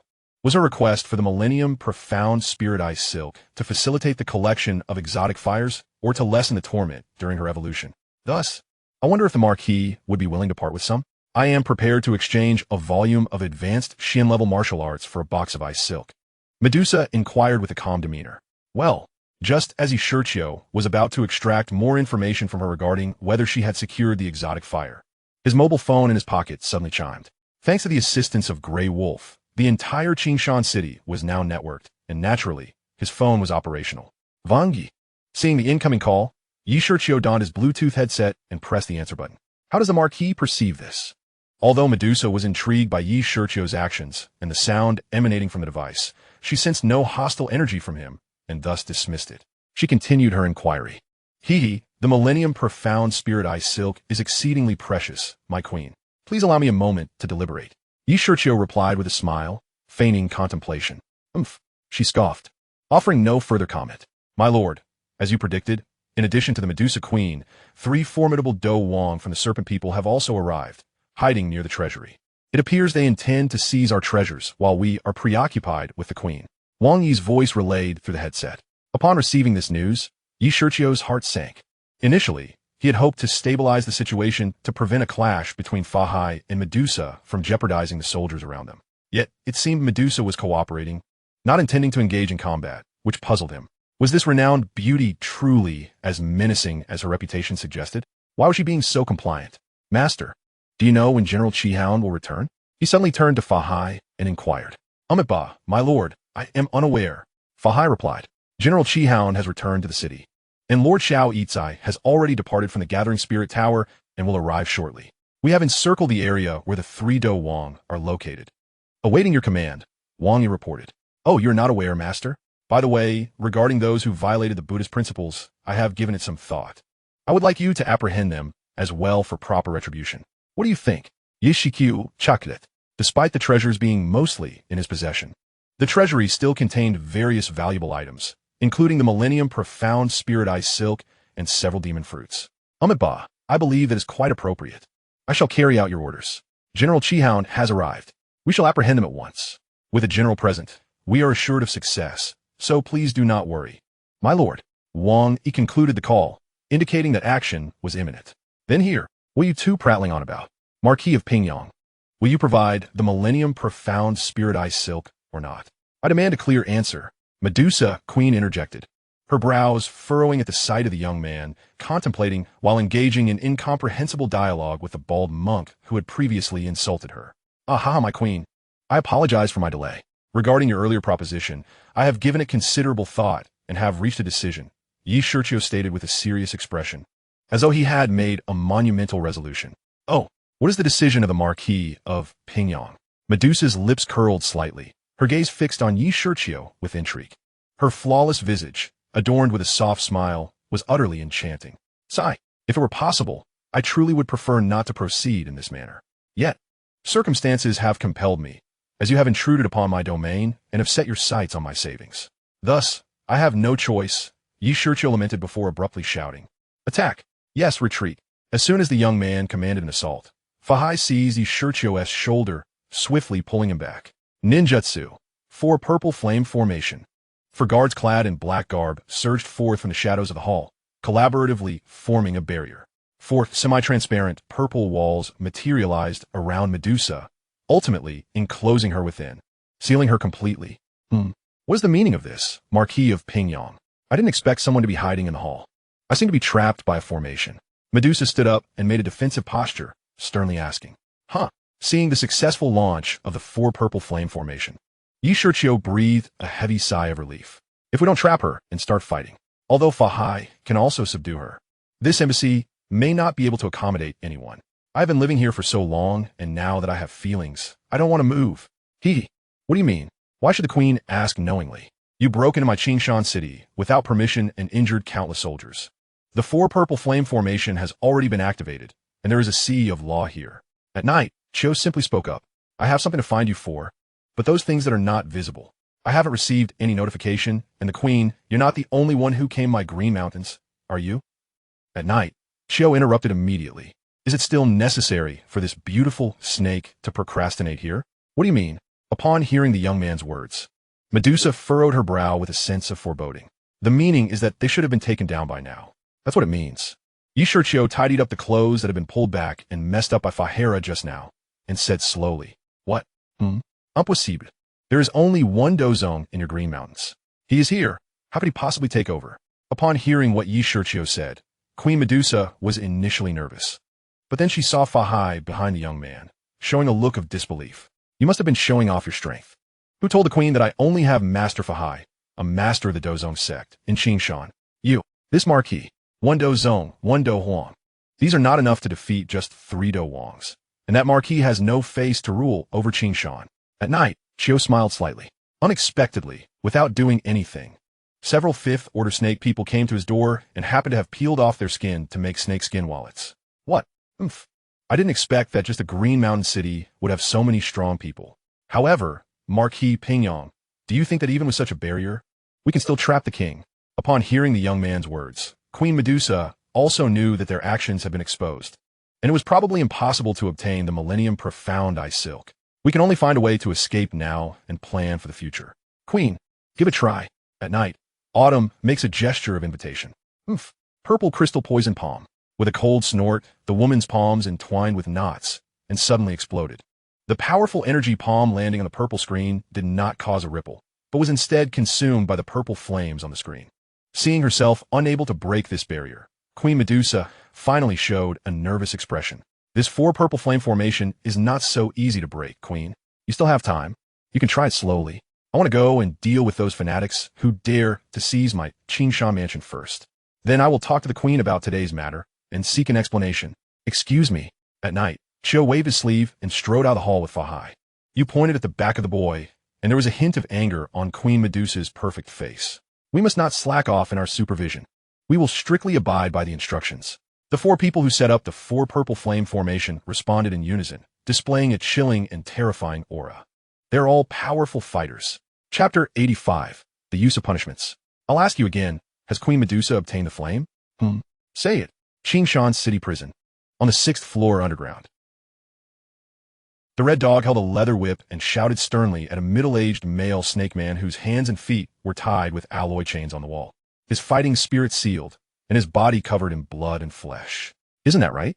Okay, I'll tell you not to say. Give a heavy whip down. The snake man's chest was instantly torn apart, with a large amount of blood oozing out and staining his clothes, visible to the naked eye. However, despite this, he gritted his teeth and persisted, refusing to let out a single groan of pain.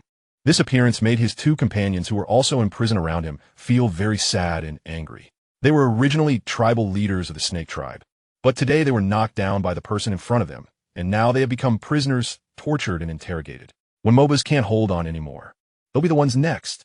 The male snake man, named Mebas, who was severely beaten by the red dog, had a slightly robust physique. The arms are covered in strange black tattoos. When the tattoo reached the palm, 2 ferocious black snake heads were revealed. At this moment, the black tattoo was stained red with his blood, and the black and red intertwined, looking very terrifying. But in the face of the red dog, his terror is nothing to mention. His strength is far inferior, and his means are even more formidable. Snap! with another heavy thrust. There was no good flesh on Moba's body anymore. Blood was everywhere, and he was a bloody person. In order to endure the pain, my teeth were almost bitten to pieces. But the excruciating pain, like a knife cutting, continuously entered the brain and finally couldn't bear it anymore. The head suddenly lowered and I fainted. This won't work. It's really useless. Give him medicine. Don't let him die. Seeing this for only a few moments, he couldn't hold on anymore, and the red dog sneered disdainfully. Then he instructed the alchemist behind him, who had prepared in advance, to administer medicine to him, in order to prevent him from dying and losing another breathing apparatus. The last time we captured Shiao Yen, the mission failed, and in the end, the Marquis had to personally take action to retrieve the remaining image. This made the red dog very angry and wanted to go find Shiao Yen and Yao Lao to dismember them. But the Marquis also ordered that no action be taken against the two. How could the red dog bear it? Today, these little snakes happened to come knocking at my door, so I used them as targets to vent my frustrations fiercely. Yes, General. Upon hearing the words of the red dog, the second-grade alchemist trembled and quickly stepped forward to treat Mobus. To be honest, seeing the red dog brutally hitting the other person like this, he was shocked and terrified as he watched from aside. You must not offend the man who wrote justice behind him. What the hell is justice? It's hard to even want to die when it falls into his hands. Next up, it's you guys. To recruit or not to recruit. Mobus fainted, and Red Dog had to turn his target around to the two people locked beside him. These two people are a man and a woman. The man is an old man in a gray robe with white hair, but his triangular eyes, fierce wrinkled face, and long claws all make people feel scared. Of course, this does not include the Red Dog. Even though this Yin Lao is the most powerful among the three of them, he is the 8-star Dou King, still unable to withstand a lava punch from the Red Dog. Currently, due to serious injuries, I am powerless and waiting for the punishment of the Red Dog. And that woman, on the other hand, had a youthful body, full and perky breasts, a proud face, charming and enchanting. In the beautiful diamond-shaped eyes, there are ripples of spring like water. The blue snake tail at the waist adds a touch of wildness to it, and the slender and agile waist makes people unable to resist holding it in their arms and playing with it. I believe that for such a stunning beauty, few men can save themselves from the pain of hard work. Unfortunately, what she encountered was a big man named Red Dog who only knew how to kill, but didn't understand how to cherish Jade. The belly was punched hard by the Red Dog, and there were still bloodstains on the corners of the mouth. Let's start with you first. Looking at these two people, Red Dog ultimately chose to hit the gray-robed old man first. Although he didn't care about the beauty of the snake man, named Yume, at all, if there was a man around, he would still beat and interrogate him first. After all, he was a man and couldn't bully women too much. Did Medusa get the fire, and where did she hide it? If you don't say it, that one over there is your role model. Screaming and fainting.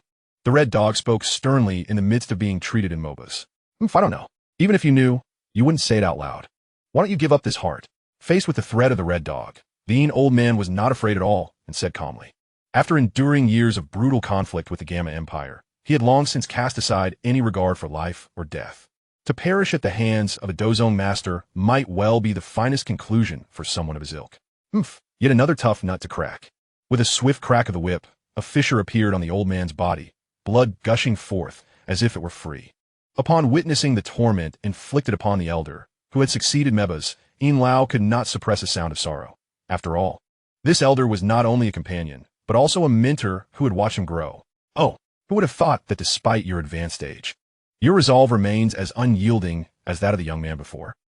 Noticing that the old man refrained from uttering a cry of pain, Shiqiu regarded him with newfound respect. I shall see how long you can endure this. He raised the whip once more, prepared to strike again. His Excellency, the Marquis of Pingyang, has arrived.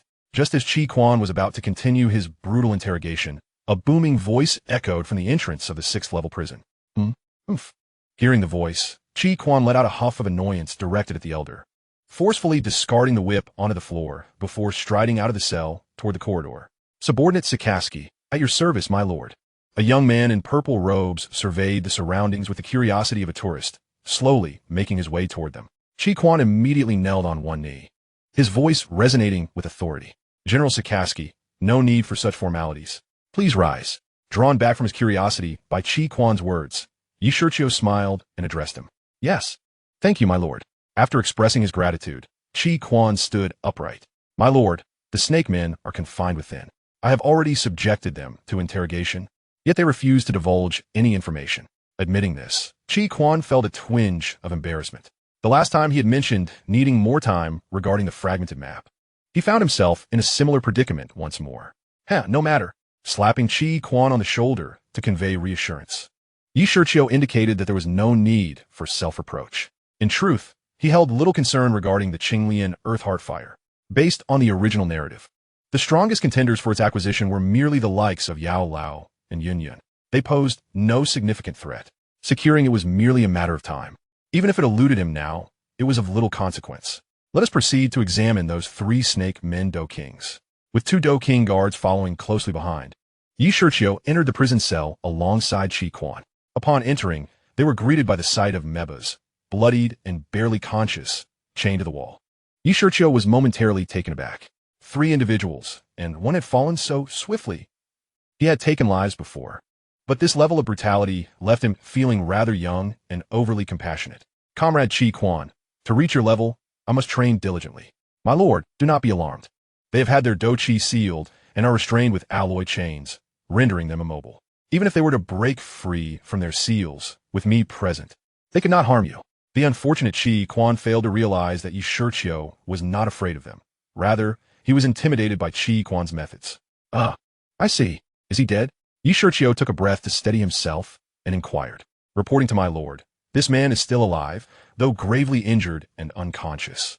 The second-tier alchemist, tending to Mebas, promptly bowed in response to Shiqiu's question.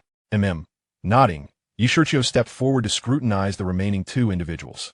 They, in turn, were fixated on him, astonished that the youthful Marquis of Hasha commanded such a vast city and possessed so many formidable allies.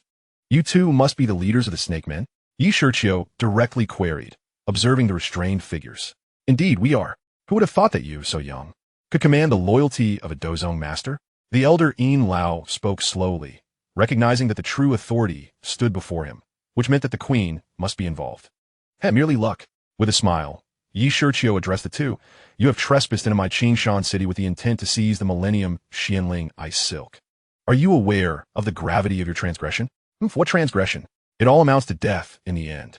Now, all I wish to know is the whereabouts of our queen, Medusa. What have you done with her? The elder responded disdainfully, fully aware of the fate that awaited his kind at the hands of humans. Medusa, you say? I have confined her for her own reflection on her misdeeds. If you wish to see her unharmed, and to prevent the annihilation of your race, it would be prudent for you to comply. Shiqiu's lips curled into a sinister smile, signaling the commencement of his grand scheme in the Tagore Desert. Chapter 86, Coercion and Promises. If you desire for Queen Medusa to remain unscathed, it would be wise for you to heed my words. The youth's gaze remained steadfast upon the 2. Queen Medusa is the leader of our snake men. Should you dare show any disrespect toward her, we shall not rest until one of us is dead. The gray-robed elder, seething with rage, could scarcely contain his fury at the audacity of the youth to leverage Medusa's fate against them. Impudent, even as you lie in chains. You dare to speak so boldly? Qi Quan's fury ignited, and he was prepared to deliver a molten fist to the elder. Hold, General. He is merely a wounded, captured elder venting his frustrations. There is no need for anger. Shiqiu calmly intervened, though his expression had grown somewhat colder. Very well, my lord. Although the youth had spoken, Qi Quan's temper could not be easily quelled, and he directed a fierce huff at the elder. Unrest until death. Elder, I trust you have witnessed the splendor and might of my Qingshan city. Do you truly believe your meager snake clan holds the capacity to challenge us? After restraining Qi Quan, Shiqiu addressed the elder in a tone that was remarkably calm. As the elder prepared to retort, he hesitated, recalling the devastation wrought upon him by soldiers clad in strange attire wielding peculiar iron cannons, their might rivaling that of a grand Dou master. Moreover, the presence of Dou Huang and even Dou Zong masters loomed large. His rebuttal faltered, and he could not continue. You snake men have brazenly invaded, intent on seizing my Qingshan's treasure, the Millennium Xianling Ice Silk. I ought to eradicate your entire race for this transgression, a task that would pose little difficulty for me. Yet, I'm willing to extend you an opportunity. Initially, Shiqiu had no intention of sparing them. Their audacity in directly assaulting Qingshan City and attempting to plunder the treasury was unforgivable. However, recalling the original narrative where Shiao Yen had won over the 2 snake men and had Medusa manage the Flame Alliance, which thrived under her governance, inspired him to consider an alternative approach. Opportunity? What do you mean? The elder Yao Lao furrowed his brow at the youth's words, remaining silent. However, The anxious Yu Mei beside him quickly inquired, fully aware of the allure her presence held over men. If the youth were to claim her, she could scarcely fathom her fate. Quite simply, your entire clan must submit to the Shiao Empire. I shall ensure your safety and grant you a plot of land where you may thrive. Shiqiu declared with unwavering conviction. Land? Is this genuine? Huh? Do you think we, the snake men, would ever submit to you humans? Yao Lao's face twisted in rage as he spat. Countless warriors of our kind have perished at your hands. To think you could coax our surrender is but a foolish dream. How dare you? Shiqiu raised an eyebrow. Are you suggesting you lack the wisdom to recognize your circumstances? He gently placed a hand on Yao Lao's shoulder, his purple Dou Qi swirling ominously. As soon as Shiqiu's hand made contact, an overwhelming heaviness engulfed his body, akin to the weight of Mount Tai pressing down upon him. It felt as if all his bones were on the verge of dislocating, exacerbating the pain of the already injured elder. The discomfort was more acute than a whip from Akinu. While Akinu inflicted pain through strikes, this young man was dismantling him at a fundamental level. He could not help but emit cries of agony, beads of sweat trickling down his forehead. Old Yin, he scoffed, I possess the power to manipulate gravity at will. I can crush you to death at any moment without a single drop of blood being spilled. The boy's tone was indifferent, as if he were simply stating an undeniable fact. And indeed, it was a fact. With his fighting spirit sealed, how could the elder, a mere mortal, possibly withstand the oppressive gravitational force wielded by Shiqiu? Kill me if you must. Why persist in this charade? The elder glared defiantly at the boy. Why? Shiqiu chucked it lightly. What benefit would killing you bring me? A fifth-tier magic core, perhaps? I have no interest in such trivialities. I am counting on you to help persuade Queen Medusa. With a cold demeanor, Shiqiu retracted the gravitational pressure. So, are you willing to submit to our Huaxia now? Spare me the rhetoric about humanity being irreconcilable enemies.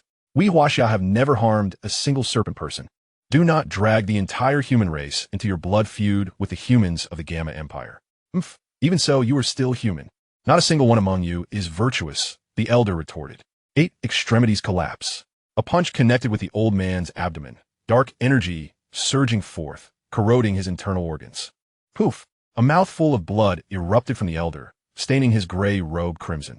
His breath grew increasingly feeble. You wish to criticize the humans of the Gama Empire.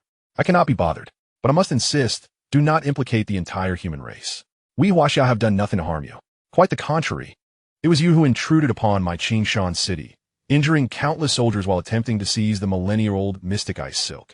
Shiqiu retracted his fist, his voice icy. Not a single one among you is virtuous? Does that not include you as well?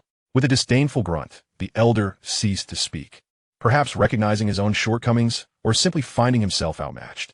Damn it, stubborn old fool. I cannot be bothered to argue with you. What about you? What say you? Not wishing to squander any more breath on the obstinate elder, Shiqiu turned his attention to the last remaining figure, the serpent woman, Yu Mei. I observed as the young man sought her opinion. To my surprise, Yu Mei, a formidable Dou Wang, appeared to harbor a sense of trepidation. Mobas had been nearly beaten to death by that brutish man, and Elder Yin had also been struck barely clinging to life. Now was her turn. May I ask, Lord Pingyang, do you intend for our serpent clan to submit to your kingdom as mere slaves? She inquired anxiously, exhaling a fragrant breath. She did not wish for death, nor did she want her clan to face extinction. Yet if survival meant living in such a manner, she would rather. Of course not. Upon joining the Shiao Empire, you'll be bound by and protected under Huaxia's laws, enjoying the same treatment as humans. Upon hearing this calm and composed offer, Shiqiu's youthful visage lit up with a hint of a smile, radiating an air of youthful vigor. What? The shock was palpable not only in Yu Mei, but also in the stony-faced Elder Yin, who displayed an expression of incredulity. Is what Lord Pingyang says true? Yu Mei asked, her excitement evident. The power wielded by a mere marquis was staggering. How formidable must the entire empire be? With such protection, could they finally be granted land suitable for their survival? The Taggart Desert was oppressively hot, unsuitable for their cold-blooded nature. They had only settled there due to the pressure from the 3 great empires. Could they really leave now? Even Elder Yin turned his head to observe the young man. Could he truly treat serpent folk and humans equally? I assure you, my word is my bond. As long as you join Huaxia, you shall be considered a part of the empire. The serpent clan will be free to traverse Huaxia's borders. So long as you adhere to Huaxia's laws, everything will remain as it is for all other humans. The Empire will not interfere and will even provide you with land for your people as settlement, Shiqiu promised. The strength of the Serpent clan was formidable. Bringing them under his banner would significantly bolster his power. Yu Mei and Elder Yin exchanged glances, both discerning the other's intrigue. Merely joining a nation did not equate to the entire clan becoming slaves, and they would be granted land conducive to their survival. Cough, cough, Lord Pingyang. While we cannot deny that your words are enticing, we still find it difficult to trust humans. What if? Elder Yin began to voice his concerns. Are you worried that once you arrive on my territory, I will annihilate you all? Shiqiu chocolate dismissive. Indeed, the elder was refreshingly forthright. Do you truly believe that with my power, I would need to lure you here to exterminate your clan? Besides, what benefit would such an act bring to me? Well, my previous promises were made with sincerity. Once again, I ask, are you willing to join Hasha? Shiqiu unsheathed the emperor's sword, his voice firm. The atmosphere made it clear that if they dared to refuse, they would meet their demise right then and there. Sigh, even if we are willing, our clan leader is Queen Medusa. Only with her approval can we respond to your lordship, Elder Yin lamented, shaking his head. Should you agree, I will find a way to secure Queen Medusa's consent. Shiqiu sheathed his sword, a smile gracing his lips. It is settled. Sigh, we consent. Reluctantly, Yu Mei and Elder Yin bowed their heads, murmuring in submission. Good. Now we must appease Queen Medusa. Bring forth healing for them. Ensure not a single wound remains. With that, Shiqiu strode purposefully toward the prison's exit. Queen Medusa, I wonder if the 4 purple flame array has diminished your confidence. Chapter 87. The storm reignites. Outside the embassy's foreign affairs hall, Medusa relentlessly assaulted the violet, translucent barrier that ensnared her. Alas, her attacks met the shield with no more effect than raindrops falling into the ocean. Damn it! Frustrated to see her efforts in vain, Medusa's flawless visage darkened with despair. If she remained here, the fate of the 3 of them would surely be. Creak! The door swung open, revealing a boy clad in purple, followed by a middle-aged man donning a white hat and draped in a cloak of justice. Ah, Queen, you truly are tenacious. Have you discovered a method to break the array? Shiqiu exclaimed with exaggerated mirth, observing the cloud of dust stirred up by the energy clashes within the 4 purple flame array. You insolent brat. If you possess the skill, come in and face me one-on-one without relying on a raise or assistance. Medusa seethed with rage at the audacity of the boy who had trapped her, her eyes glinting with malice. How dare you? Akinu's temper flared anew. Are you serious? Queen, you a pinnacle Dou Huang, expect me, a mere Dou Shi, to duel you alone. Have you no shame? Shiqiu retorted, rolling his eyes as he wiped his cheek with a finger, adopting a tone of righteous indignation. You! Medusa was momentarily speechless, her anger causing her chest to rise and fall with agitation. How long had it been since anyone dared to speak to her in such a manner, and to question her sense of shame? Do not be angry. Anger is detrimental to your health, and if you grow old too quickly, you may find it difficult to marry. Shiqiu feigned concern. Marry? You damned little brat. Medusa's icy demeanor intensified, her fury palpable. Gazing at the audacious youth who dared to jest at her expense, her palm involuntarily clenched into a fist.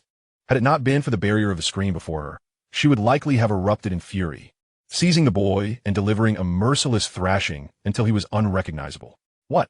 Marry me? And you insist?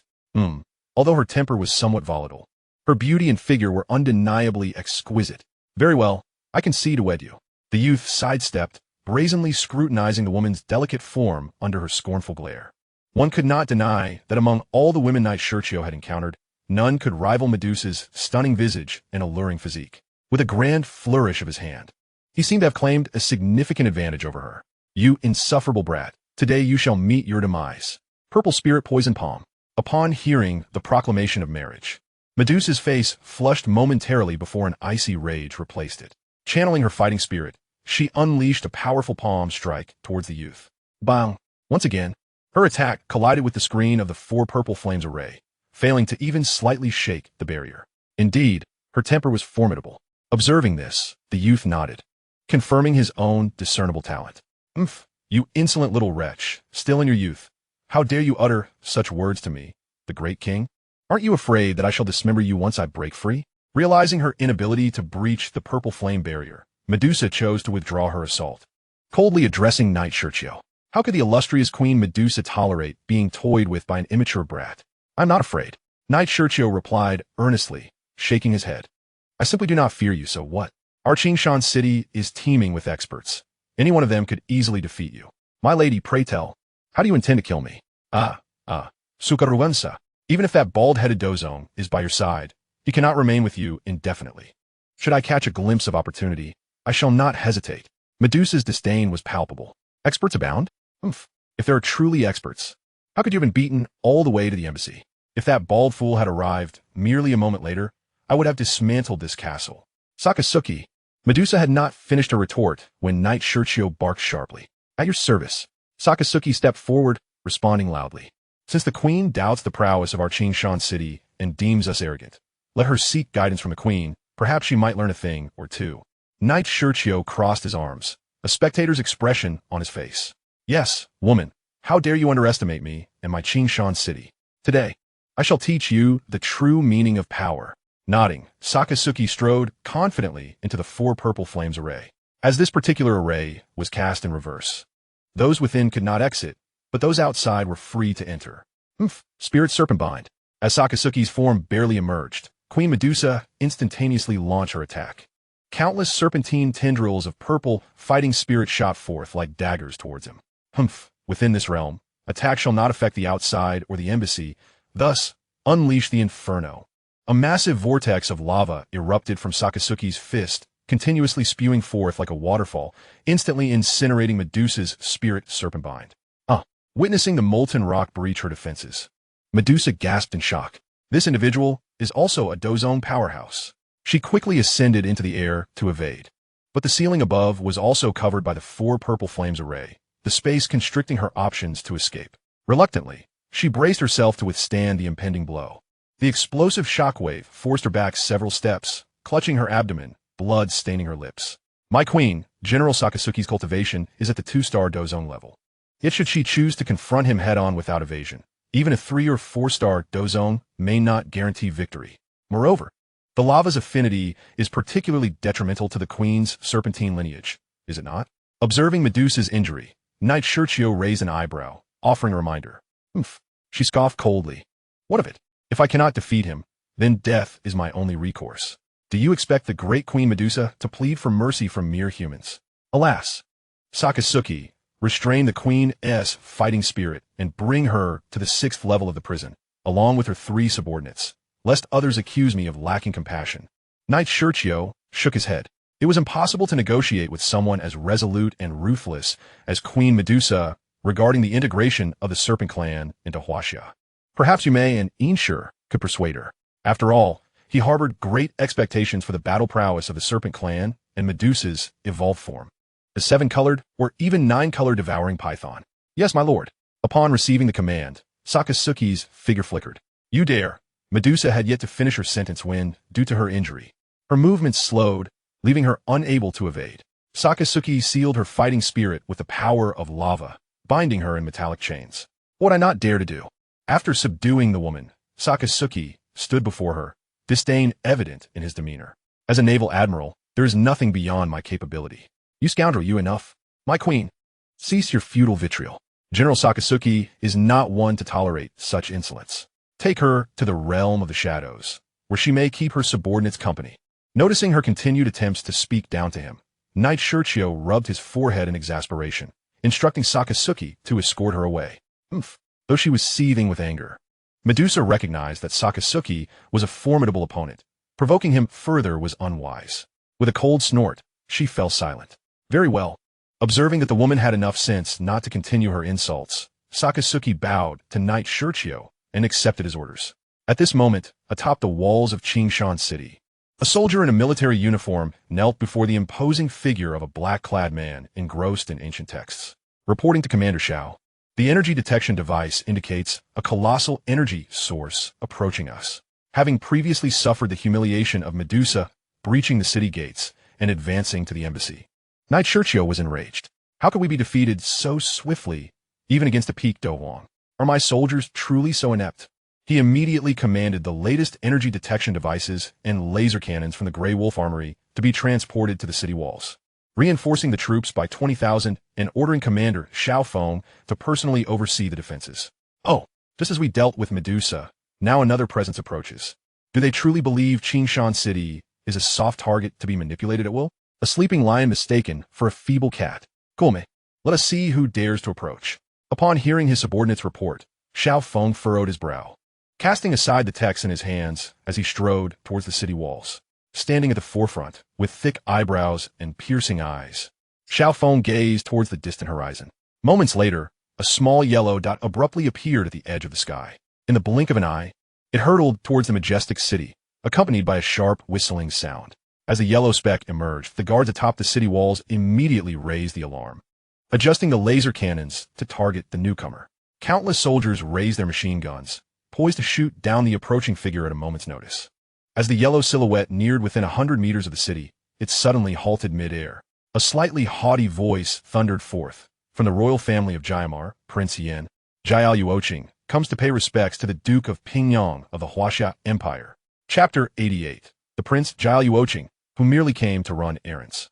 Just as Knight Shiqiu and Sakasuki were escorting Queen Medusa through the streets toward the Qingshan prison, a thunderous proclamation echoed from afar, reverberating throughout half of Qingshan City. Who on earth is this? Such a loud voice. Is it a declaration of war? At night, Chiao covered her ears and expressed her dissatisfaction towards the source of the distant sounds. It seemed to be coming from the northern gate of Qingshan, where an aura of a Dou emperor lingered. Is that Jiao Luocheng? Qi Quan murmured as he gazed into the distance. Upon hearing this name, Medusa's pupils constricted sharply. The reason she was willing to take the risk of storming Qingshan City to seize the Millennium Xianling Ice Silk to enhance her chances of evolving through the strange fire was largely due to this individual. Since he consumed the Nyo fruit obtained from Qingshan City and underwent rigorous training, he had astonishingly broken through the barrier of Dou Huang and advanced to Dou Huang. Consequently, the Gama royal family now possessed 3 Dou Huang powerhouses, particularly the royal guardian Jia Xingtian, who was at the pinnacle of Dou Huang, just like herself.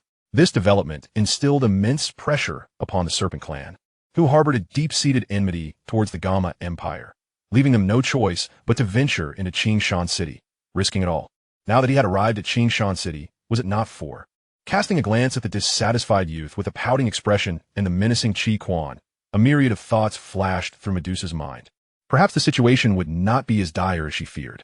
On the city wall of Qingshan, Your Excellency, as a Gama noble, why did you not present a visiting card in advance to make your intentions known? Xiao Feng extended his arms, and a pair of enormous wings gradually took shape behind him, instantly solidifying into a pair of pitch-black energy wings. With a subtle movement of his wings, Xiao Feng soared through the air, halting a dozen meters in front of the newcomer to confront him. The visitor was robustly built, adorned in light yellow aristocratic attire, crowned with a lofty hat, exuding an air of nobility and superiority. Oh, a 6-star Dou Huang? This is intriguing. Sensing the fluctuations of Dou Qi emanating from Xiao Feng, Jiao Luocheng raised an eyebrow. Could it be that Qingshan City was indeed as formidable as his royal uncle had claimed? I came here on a whim and did not prepare a visiting card. However, might I inquire if my personal appearance is not worth more than a mere piece of paper? Despite his acknowledgement of Qingshan City's potential strength, as a Gama noble and a Dou Huang powerhouse, especially with the royal family's newfound strength surpassing even the Yunlan sect, he crossed his arms and spoke to Xiao Feng with a hint of arrogance.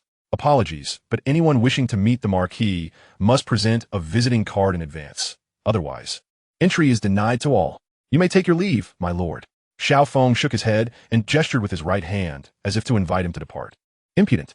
I am the royal uncle of the current emperor, and you, a mere city guard, dare to turn me away? Do not forget this territory, though temporarily granted to you, still belongs to the Gama Empire. Hearing that he had lowered himself to meet a marquis, only to be denied entry, was intolerable for the proud imperial prince. He lowered his arms, raised an eyebrow, and barked angrily at Xiao Feng. Soldiers, heed my command. Capture that insolent yellow fish spewing nonsense. Just as Xiao Feng was about to retort, an extremely arrogant trumpet sound erupted from the city wall, creating an awkward silence. Upon hearing the brazen proclamation from the city wall, Jiao Luoqing momentarily wore a befuddled expression, his lips twitching in disbelief. It's him again.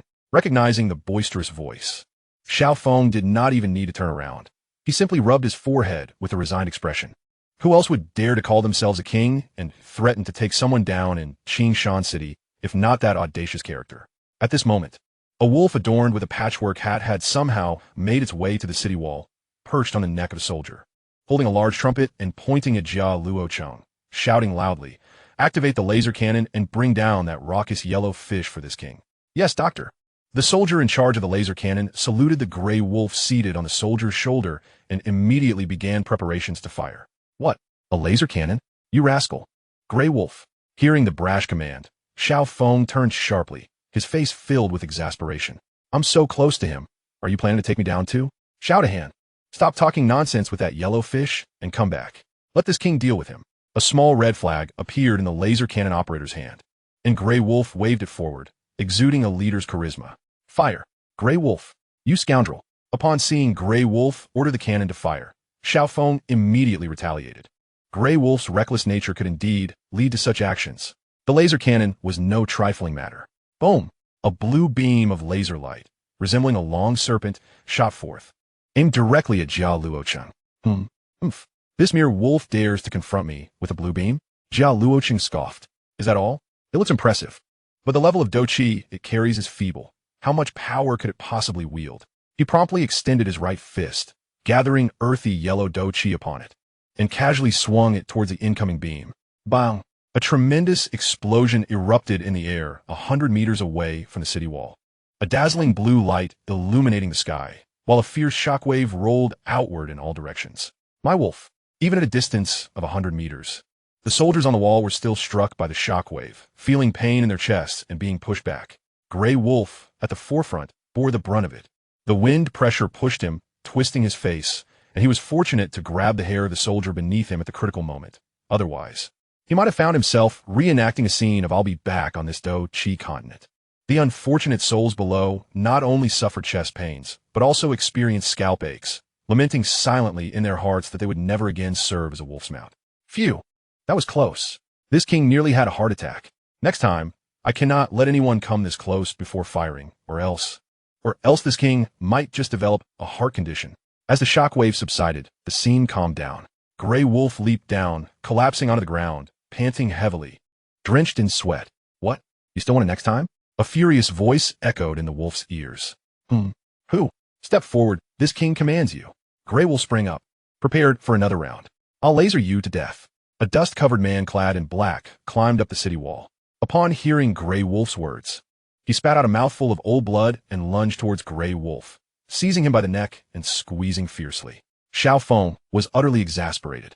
Here he was, the city's chief guardian, yet this laboratory Gray Wolf constantly ran to the city gate, issuing orders to soldiers as if he were the commander. Despite knowing his arrogance and desire to show off, he had allowed it because of the wolf's scholarly background. Little did he expect that over time, Gray Wolf's words carried more weight than his own as the actual commander, and today he had the audacity to fire without a second thought. Though the visitor bore ill intent, it was unreasonable to resort to violence without so much as a word. Moreover, he was standing right there. Did they intend to take him out too? "Shout a hand, calm down, calm down." Gray Wolf was on the verge of passing out from the pressure. Humph. With a dismissive flick, he tossed the unconscious wolf onto the ground. Xiao Feng pressed his hand to his chest. Although he had quickly escaped the center of the explosion, he still felt the impact, having slammed against the city wall. His chest ached, and he was uncertain whether he had sustained internal injuries. "You too. Go pick up that unfortunate fellow. Didn't he want to see the Marquis? Let's take him." Regaining his composure, Xiao Feng pointed to a large pit 100 meters away, where Jia Luocheng lay in tattered clothing, bloodied and unconscious, uncertain of his fate. "Yes, my lord." Two soldiers accepted the order and hurriedly found a stretcher to carry him outside the city. "Damn it. I can never allow Gray Wolf to come to the city gate again. Otherwise, I want to have enough lives to spare." Watching Gray Wolf, who lay unconscious on the ground, Xiao Feng cursed silently. Chapter 89, Yuan Tang Gang. By the heavens, what is this? The embassy. After imprisoning Medusa in the 6th level dungeon, Shiqiu returned to the embassy. Upon entering, he was met with the sight of a bloodied individual on a stretcher in the center of the Grand Hall, prompting him to inquire. Returning to the Lord Marquis, this person is Prince Yen of the Gama royal family, claiming to have matters to discuss with the Marquis. However, upon seeing the young master return, Xiao Feng hurriedly stepped forward, gathering his thoughts before slowly recounting the events that transpired. "Oh, this is the result of an encounter with the big bad wolf?" Shiqiu remarked, a smirk dancing at the corner of his lips as he observed the wolf cowering behind Xiao Feng, unable to meet his gaze. This fellow certainly possesses audacity. Does he believe himself to be a 6th-tier magical beast, daring to confront a battle emperor? Indeed, he is a member of the Gama Empire's nobility. My subordinate was uncertain on how to handle the situation, hence the request for your guidance. Lord Marquis, Xiao Feng bowed respectfully. What is there to deliberate? Did he not assert that Qingshan City belongs to the Gama royal family, only temporarily lent to us? It's of no consequence. Shiqiu waved dismissively, plopping down into his seat and propping his chin on his hand. What shall be done? Shall be done. Yes, indeed. The wolf leaped up, beaming with delight. Feeding magical beasts? The Marquis truly is wise, akin to this king. Ha ha! Do you think the Xiao Han can intimidate me? Ha! I, the great wolf king. Fear no one. However, my lord, we are still unaware of his purpose for visiting Qingshan City. Xiao Feng interjected, halting the guards. What else could it be? It must be for Queen Medusa. Do not even entertain the thought. Take him away. Shiqiu reiterated, waving his hand once more. Yes, take him away, take him away. The wolf chimed in, adding to the ruckus. Understood. The guard in the hall stepped forward, bypassing Xiao Feng, and lifted the stretcher, proceeding to exit. Soon, only Shiqiu, Xiao Feng, and the wolf remained in the grand hall. Xiao Gu, I must say, do not trouble me with such trivial matters in the future. The Gama royal family? One Sakaski alone could annihilate them all. What honor do they deserve? Just deal with it straightforwardly. This is where the great wolf king excels. The youth stretched lazily, giving the wolf a thumbs up. Thank you for the praise, my lord. Did you hear that, Xiao Han? You ought to learn diligently from this king. Wasting time on such small fry. Are you not simply idle? The wolf retorted, a look of disdain directed at Xiao Feng. Indeed, my lord. Xiao Feng nodded, but cast a glance of annoyance at the wolf. By the way, has there been any news on the whereabouts of the Qinglian Earth Heart Fire? Shiqiu gestured for them to sit down. Compared to the Gama royal family, he was far more concerned about the elusive fire. Not yet, but after sending someone to scout the Tagore Desert, it appears Queen Medusa has yet to obtain the Earth Heart Fire, Xiao Feng replied, bowing slightly in gratitude before continuing to sit. She has not obtained it yet, so she is aware of its location but has not made a move. Perhaps she intends to secure my Millennium Xianling Eye Silk before claiming the fire. Shiqiu mused, tapping his fingers thoughtfully. He still held a grudge against that temperamental woman for eyeing his precious possession. That seems to be the case. Xiao Feng nodded in agreement. Very well then. Half a month from now, regardless of whether Medusa agrees to join us in Hasha, release her. However, we must assign someone to monitor her closely. The youth leaned forward, stroking his chin as he contemplated, ultimately declaring, My lord, why is that? Xiao Feng asked, perplexed. Has the Marquis had a change of heart? Just a moment ago, you were sending someone out to feed the magical beasts. Oh, it's merely for the sake of the Qinglian Earth Heart Fire and the evolved 7-color devouring python. If Medusa remains unwilling to join Hasha, am I to keep her in prison for a lifetime? I cannot allow Shiao Yen to obtain the Earth Heart Fire, nor can I let the devouring python remain dormant. Shiqiu sukofut. While Medusa was indeed beautiful, she had yet to transform, and he was far more intrigued by her potential after evolution. Understood, my lord. Xiao Feng acknowledged, grasping the youth's intention. But who should we assign to monitor her? Considering that Queen Medusa is a peak battle emperor, my monitoring does not require close surveillance, but rather an awareness of significant events, such as when someone might attempt to seize the Earth Fire. Alas, I shall dispatch someone specifically for this task. You all may take your leave and rest. After some thought, he decided that the military was primarily for combat, and true experts were scarce. It was best to assign someone else to this task, as he already had a suitable candidate in mind. Yes, we take our leave. Upon hearing the young master had another candidate, Xiao Feng bowed and respectfully exited the grand hall. In contrast, the wolf was far more brazen. My lord, I shall take my leave. Until next time. With a flamboyant wave, the wolf swaggered alongside Xiao Feng as they exited the hall. Indeed, Shiqiu smiled and nodded. It is time to summon you, great commander. Once the two departed, he retrieved the character summoning card from the system space, murmuring to himself. The card's front depicted a robust figure clad in blue attire and black armor, wearing a conical hat and a mask. Summon. He tossed the card into the air. His mind focused on the incantation. Whoosh! A flash of golden light illuminated the space, and a figure materialized before him, striding forward with heavy steps. Minister Yuan Tang Gang. At your service, my lord. The masked figure knelt on one knee, his voice gravelly. Name, Yuan Tang Gang. Origin, the world of the unruly. Title, National Master of the Tang Dynasty. Unruly Commander. Talent, 5 stars. Realm, 2-star Battle Emperor, 6th rank Alchemist. Techniques, Tian Gang decision. Battle skills, heart-prompting palm, Huayang needle technique, indestructible Dao fist, divination art. Rise? There is no need for formalities. Thank you, my lord. Yuan Tian Gang clasped his fists in gratitude. Yuan Tian Gang, I have a task for you. I need you to select individuals in Qingshan City to rebuild the unruly, gathering intelligence from across the Central Plains. Of course, the most pressing matter is the Qinglian Earth Heart Fire. The youth articulated slowly. I shall not fail in my mission. Upon receiving the assignment, Yuan Tiangang bowed, assuring the youth he would not disappoint him. Very well. Shiqiu smiled, fully trusting the great commander's capabilities. At this moment, in the capital of the Gama Empire, what did you say? Falling into Qingshan City. Jia Xingtian's face contorted with anxiety as he addressed the middle-aged man clad in imperial robes before him. Yes, grandfather. Upon hearing that Queen Medusa had been captured in Qingshan City, the royal uncle immediately rushed there, intending to secure her transfer to the imperial dungeons. The emperor of the Gama Empire stammered, intimidated by the elder's thunderous voice. This is dire. That reckless fool has ventured into that den of wolves. Knowing my foolish nephew truly went to that lair, Jia Xingtian's face twisted with frustration as he unleashed his battle energy, soaring towards Qingshan City. I hope it is not too late. The elder fervently prayed. Chapter 90, Breakthrough. In the secret chamber of the embassy, the purple-clad youth sat with his eyes closed, a crimson glow enveloping him, with strands of battle energy weaving like serpents around him, harnessing the power of blood Bodhi. After successfully completing the task of reclaiming the remnants of the pure lotus demon fire, Shiqiu obtained a blood Bodhi from the world of wind and cloud. However, due to the matters concerning Medusa, he had been delayed until today, when he could finally refine the miraculous power contained within it.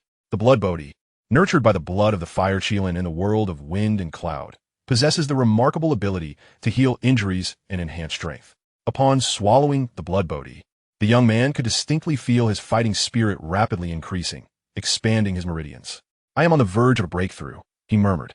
While the youth was in deep concentration for his breakthrough, in the embassy's foreign affairs office, an elderly man with a head of white hair and a youthful face supported himself on the table, rising with a look of profound sorrow. His palms, resting on the table, trembled incessantly before forming into fists. This insolent fool dares to insult our Hasha Empire. I had already dealt with him. You may leave. Qi, seated at the head, crossed his legs and impatiently waved his hand at the elder, thinking that the old man should just go home and wallow in his sorrow. With such an expression, one would think he had suffered some grave misfortune. May I ask, General, where's the body of my nephew Luo Chong? I wish to take him back for burial, to let fallen leaves return to their roots. Hearing Qi casual remarks, Jia Xingtian's fists clenched even tighter. However, reason ultimately triumphed over emotion as he exhaled a few breaths of foul air and, in a hoarse whisper, asked, the body? It's gone. After my intervention, there was no body left. It turned to ash somewhere in the monster beast mountain range. Go find it yourself. Guards, show him out. Qi, with his irritable temperament, was unwilling to waste words with someone who had only just reached the peak of the Dou Huang level at such an old age, and he promptly ordered the elder to be removed. Yes, sir. Please, old gentleman. A guard stepped forward and said, You, alas, his face filled with anger. Yet, upon seeing the piercing glare from Qi, he trembled involuntarily. With a resigned sigh, as if aged by a decade, he slowly exited the hall. At least you know your place. After the elder left, Qi let out a light snort. Just then, a sudden fluctuation of energy reverberated, permeating Qi's senses. This aura was familiar, the aura of a breakthrough. Sensing this familiar aura of impending breakthrough, Qi suddenly stood up, a glimmer of surprise flashing in his eyes. Is the Lord about to break through? In the secret chamber, Shiqiu's face radiated with divine light. The slightly purple hue that had marked his visage earlier had completely vanished, leaving his skin seemingly imbued with a lustrous glow akin to jade.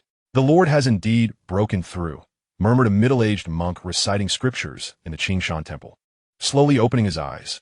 A 4-star Great Dome Master. The aura is still on the rise. Qi closed his eyes, carefully sensing the fluctuations of this aura.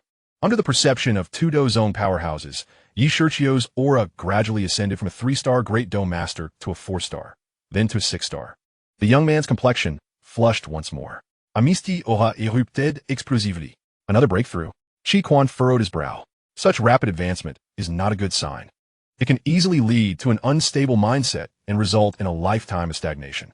This cannot continue. Clenching his fists, Qi Quan strode down the steps toward the secret chamber. His expression was grave.